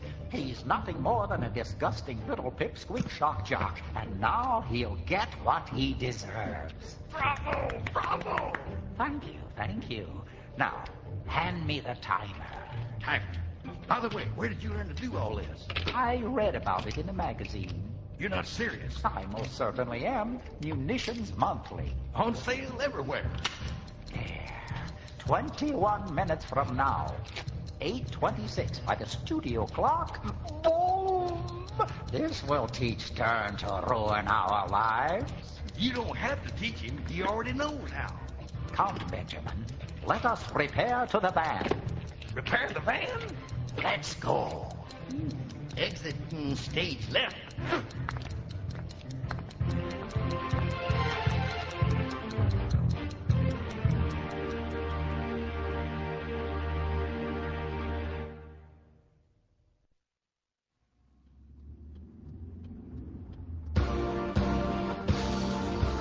Hello, Odyssey. It's 8:07. This is the Crying Brian Dern Show here on KODY. And I don't know about you, but I think religion is going too far in this country. Ooh, I can't stand to listen to him. The Scheimholz building is at the end of the block, Connie. Yeah, I still don't know why you're doing this. Well, that's where KODY radio is. No, I mean this debate with Brian Dern, Christianity versus atheism. You don't like the topics? I think the topics are fine. It's Brian Dern I don't like. Oh. I wish you wouldn't do this. Well, why? He'll try to rip you apart. Well, I'm not afraid of him. He's just doing it as a publicity stunt. Well, I don't doubt that. But he's made some outrageous comments about the church and God. Comments I just can't let go unchallenged. Well, I don't trust him. Be careful, okay? I'll make it my highest priority. Downtown looks pretty crowded today. Yeah, I'm gonna have a tough time finding a place to park. I may have to drop you off in front. Hey, look! There's Dern! Haha, so it is. Wait a minute. All these Christians want is money. How can he be out here and on the radio at the same time? Well, pull up and I'll find out. Whitaker, nice to see you. Mr. Dern, How can you be out here and on the radio at the same time, huh? What are you trying to pull, Dern? Connie. It's all right, Whitaker. I guess you've never heard of audio tape before. Audio tape. Well, yeah, I know it seems like magic, but if you just listen to the beginning of the program, you'd know it's a tape of the best of the Crying Brian Dern Show. Oh, well, I guess that makes sense. Well, I'm so happy. Well, I'd love to stand here and give you another lesson in Basic Radio 101, but I have a show to do with your boss. Shall we, Mr. Whitaker? Park the car, Connie, will you? I'll be in as soon as I find a space. Try the one between your ears, honey. Come on, Whitaker, time's wasting. Try the one between your ears, honey. Love to stand here and give you another lesson in Basic Radio 101. I have a show to do with your boss. And now, live from the lobby of the Scheimholz building in downtown Odyssey, we join the Crying Brian Dern Show. In progress. What? This idiot elevator takes forever. Well, it's an old building. Dern's wired himself with a microphone. 3rd floor. Okay. I knew Dern couldn't be trusted. He's trying to trick Whit. I've got to warn him. I think you'd show up. Why not? Mainly because what you believe is so embarrassing. Embarrassing? Oh, I don't know what you mean. What, you've never heard the word before? Well, yes, I've just never heard it. Boy, that's rich. I love this guy, Dern. Yeah, look, should you be doing this while the elevator's running? Hey, I don't tell you how to be a security guard. You don't tell me how to be an electrician. It's just a pipe replacement. But we're in the shaft, and the car is on its way up. We're not in the shaft. We're in the access to the shaft. That's why they put it here.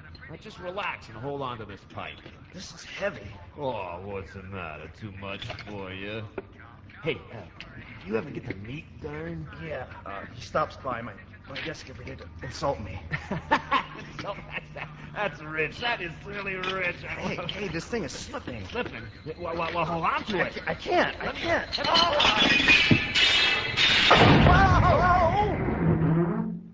Dern, are you all right? Yeah, I think so. What in the world was that? Well, something happened to the elevator. It stopped. Stopped? No, don't panic. Don't panic. I don't see a service phone. Yeah, in this old building? Are you kidding? Hello? Hello down there. Can you hear me? Listen. Hello down there. Can you hear me? Yes, this is John Whitaker. Who's there? It's Wilson, building security. Are you all right? Yeah, this is Brian Dern. We're fine. We're just fine. Now get me out of here. That's what we're trying to do, Mr. Dern. What's happened? A pipe fell down the elevator shaft and stopped you somehow. It looks like you're stuck between the second and third floors. Stuck?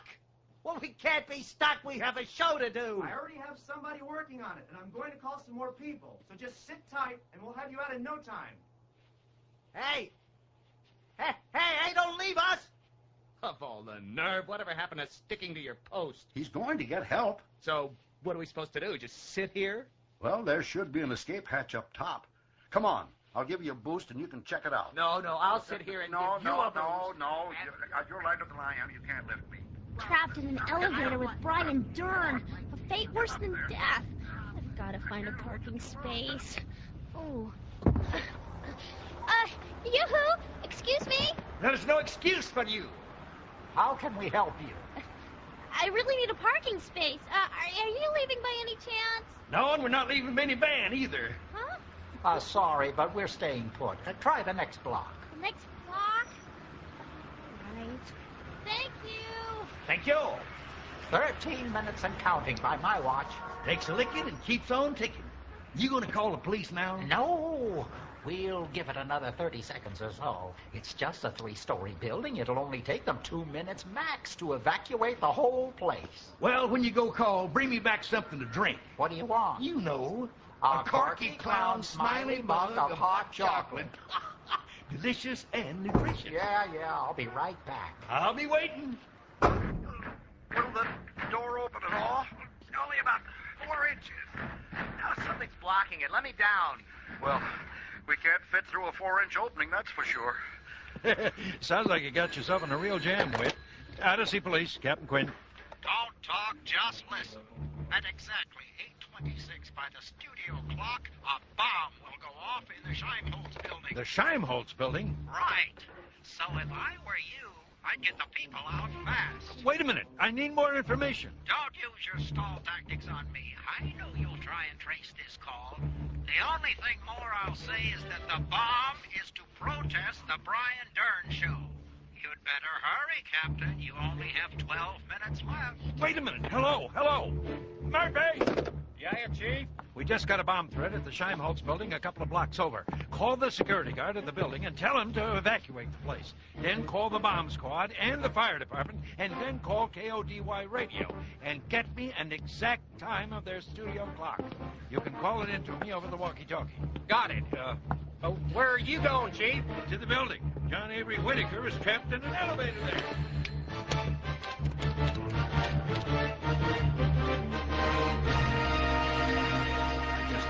There's no way out of here. What happened to your faith? You're not panicking, are you? No, I think you have that market pretty well cornered. I was not panicked. I admit I was concerned at first, but hey, they'll come for us. Well, let's hope so. Oh, I know. God can do everything. Well, why don't you ask him to get us out of here? As a matter of fact, I already have. Well, he isn't doing a very good job. We're still here. The Lord works in mysterious ways. Yeah, it looks to me like he's not working at all. Dern, I want to ask you something. I'm all ears. You make a lot of wisecracks and smart remarks and insults. Are you serious about your atheism, or is it all just for show? Well, I can ask you the same question. Well, I'm very serious about my beliefs. Then so am I. But what I can't believe is that anyone can be serious about religion. There are an awful lot of people out there who are. You mean a lot of awful people. That's what scares me. Scares you? Yeah, that's right. See, people like you are dangerous, Whitaker. You're a threat to rational thinking. If you had your way, we'd all still be living in the Dark Ages. Dern, What's that? Sounds like an alarm. Alarm? What do you mean, alarm? You've never heard the word before? Yeah, but why is it sounding? Well, the first reason that comes to mind is a fire. Fire? Oh, boy. Guys, are you there? Dern, why are you talking into your coat collar? Guys, hey, don't forget we're in here, guys. Who are you talking to? The guys at the board. What? You're wearing a remote mic? Is this going out over the radio live? Yeah. Connie was right. You can't be trusted. Look, is that really important right now? No, keep talking. It may be our only way of getting out of here. Yeah, you might have to explain it. At the board. Hello? Hello? You can't get down here and help us. Everybody remain calm. Proceed in an orderly fashion to the exit as far away from the building as possible. Everybody remain calm. Captain Quinn, Odyssey Place. I'm glad to see you, sir. How's it going? The building is almost empty, but there are 2 people trapped in the elevator. Yes, I know. Has the power to the elevator been turned off? Yes, sir, and I have maintenance people on the way. All right. We may have to wait on that. The bomb is set to go off in 9 minutes. Where's the elevator access shaft? There are 2 of them, on the roof and in the basement, but they're closer to the roof. Good, good. There's the fire department. Direct them to the access shaft when they come in. I'm going up. Yes, sir. 9 minutes left. I'd say the police got my message loud and clear, wouldn't you, Benjamin? Indeed I would, Louis. Indeed I would. Too bad this van doesn't have a radio. I'd love to hear what Dern has to say right about now. Better yet, I'd love to see his ugly face right about now. Oh, now what's this? It's that girl again. She's parked right in front of us. Hey, you, miss. What? You can't park there. Yeah, you're blocking us in. Look, I'm sorry, but I've got to get inside. My boss is trapped in an elevator with Brian Dern. Trapped? That's not funny! I just heard them say there's a fire in the building! Fire? Fire? Fire? Fire? It's not a fire, you know that. But what if it is, Lou? Benny! What if the timer shorted out or something? Benny, will you be quiet? Don't I know you guys from somewhere? No. Look, you want the space? You got it. Just move your car. Yeah, sure. Oh, way to go, Benny. Why didn't you just give her our signed confession while you're at it? We didn't have a pen.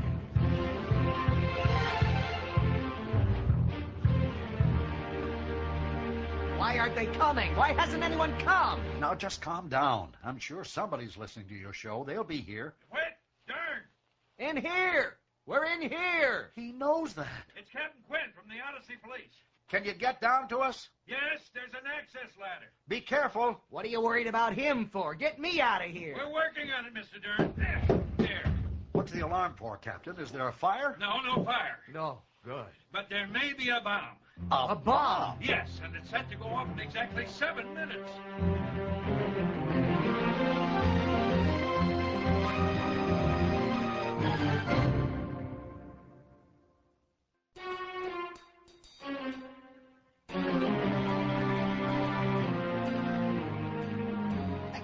Bomb? Yes, and according to the bomber, it'll go off at exactly 8:26 by the studio clock. Wait a minute. My watch is set by the studio clock. That means we have less than 5 minutes. Are you sure this isn't a hoax? You want to take that chance? Murphy, Captain Williams, come in, over. When, Air? Find anything yet, Murphy? Over. No, sir, but we got people combing the building looking for anything suspicious, over. Good. Keep me posted. Out. One thing you should know, Mr. Dern, is that the fellow who planted that bomb did it to protest your program. Oh. Well, it's nice to know I'm popular. Captain, is everybody in the building safe? Yes, they've all been evacuated by now. Who cares about them? Get me out of here! I'd like nothing better, but there's a large metal pipe that's blocking the trapdoor here. Well, that must be the pipe that the security guard told us about. Will you forget the analysis and get me out of here? There's only 4 minutes left. Why don't you guys try pushing on the door from your side while I pull on the pipe from mine? Yeah, we've already tried that. Oh, you have a better suggestion? Now, come on. I'll give you a boost. Alley-oop. Ready? On 3. 1, 2, 3. All right, again. It's no good. Captain Quinn. Yes, down here. It's the fireman. Great! Get me out of here! They're trying. Now, be still. Captain Quinn, I'm Fire Chief Grady. What's the situation on your end? The building is empty and secure, power to the elevator's off, and we've cut the gas and fuel lines. We still need main electrical to look for the bomb. Good. I hate to break this up, gentlemen, but we're still in here! Quiet, Dern. Grady, Captain Quinn said there's a pipe blocking the door. Yeah, here. Looks like it's also wedged in the pulley rigging for the cable line. I'm so glad we're all agreed. We tried moving it, but it won't budge. Johnson, send down the sledgehammer. The elevator rope is too thick to hammer through, but we'll see if we can knock this pipe loose and back the elevator down to the second floor. Wait a minute. If you move the pipe, the elevator won't free fall, will it? No, the cables are still in good shape. Here's the hammer, Chief. Good. Call back to the station to have them send over the metal power saw. We're going to need it. Right. And make it fast. There's only 2.5 minutes left. Quinn, maybe you and Grady and everybody else up there should just get out of here, huh? Whitaker, are you nuts? Forget it. But if we're stuck in here, we're stuck in here. There's no sense in you guys getting hurt for no reason, too. Until we have confirmation that there's no bomb, we're not leaving. Now, back away from the door. All clear. All right, let's try it. Okay, let's try to move it. All right. Oh, well, it's no use. It's stuck in there. Johnson, where's that power saw? It's on the way, Chief, but there's a big traffic jam blocking their way. It'll be at least another 5 minutes. We don't have 5 minutes. Let's try the sledgehammer again. All right. Quinn, over. Hold it. This is Quinn. Over. We found it. It's in the bottom of the elevator shaft. Over. What? We've got exactly 90 seconds. Can the bomb squad take it out? Over. No, not in time. It's wired around the elevator base. Over.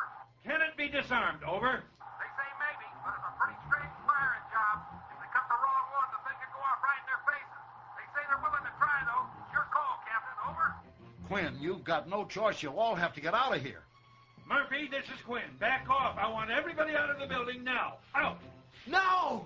Johnson, Toby, toss down your coats. Yes, sir. Yes, sir. Here, give these to me. Good. Now take off. All right, guys, move out. Wait. Darn. Here. Take these coats. Got 'em. Okay, put 'em on, then huddle together. That'll at least provide you with some protection. And here's my walkie-talkie. There you go. I'll be in touch. Right. Now go. Wait, No, go, Captain. All right, well, good luck. No. No, you have to stay. You have to stay. Brian, hold still. Please, stay. Get me out of here. In the name of God, get me out of here. Please. Come on, Brian, come on. Put on this coat. Come on, that's it. There. Please, God, I don't want to die. Come over here. Come on, now, huddle down. Lord God, we need your protection. Hear us as we call your name. 10 seconds. 10 lousy seconds. Your will be done, Lord. Please, God. 5, 4, 3, 2. Help us, Jesus. 1.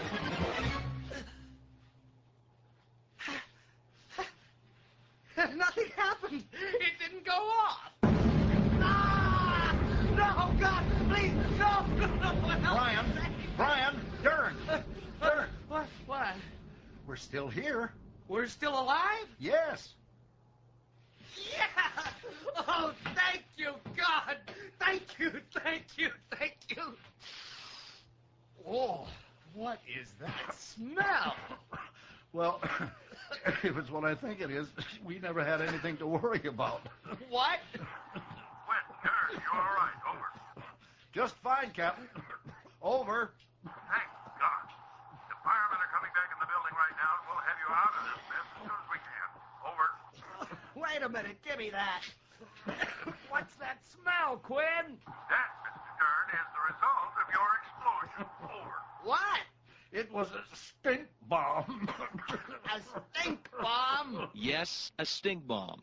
Odyssey police are holding 2 suspects in the bombing of radio station KODY downtown today, thanks to a voice description from a local high school student. Lou Dodsworth and Benny Marks are 2 disc jockeys formerly employed by KODY, whose show, Lou and Benny's Morning Zoo, was replaced by Dern's earlier this year. Local student Connie Kendall said she recognized their voices as they were sitting in a van a block away from the station. Oh, yeah, I used to listen to them all the time. They were acting really strange. And Benny, the funny one, said something about the timer shorting out. Well, I thought it was kind of weird. And when I heard about the bomb, I told the police about it. That's all. Odyssey police arrested the suspects as they sat at a Happy Dunker donut shop. Meanwhile, the much ballyhooed debate on KODY between shock jock Brian Dern and local businessman John Whitaker on Christianity versus atheism was rendered academic today after atheist Dern called on God to save him while trapped in an elevator during the bomb threat. Dern, who repeatedly begged and thanked God for his life, had this to say. It was just a figure of speech, all of it. It didn't mean anything. Now, leave me alone. I got a show to do. But the hundreds of listeners who tuned into the live broadcast disagreed. Perhaps Brian Dern will explain on further upcoming broadcasts. And that's the news. Good night.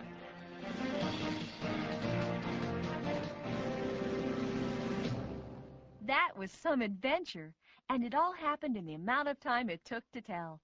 You know, the Bible has a lot to say about time, and why we should make the most of every moment. In Luke chapter 12, verses 16 through 21, Jesus tells a parable about a rich farmer who had a great harvest one year. As he looked around at all of his many possessions, he thought, I have so much, I don't know what I'm going to do with it all. Then he got an idea. He'd pull down all of his old barns and build newer, bigger ones, and put his rich harvest in them. Then he'd say to himself, you have goods laid up for yourself for many years. Take it easy. Eat, drink, and be merry. But God said to him, you foolish man, this very night you will be asked for your soul. Then who will own all that you have prepared? Does this mean we shouldn't have nice things? Oh, not at all. Jesus is simply saying that we shouldn't count on them for our happiness, because we can never know what the future holds, not even what will happen 1 minute from now. That's why it's so important for all of us to be right with God, to think about Him as much as we can, and to always try to live the way He wants us to live.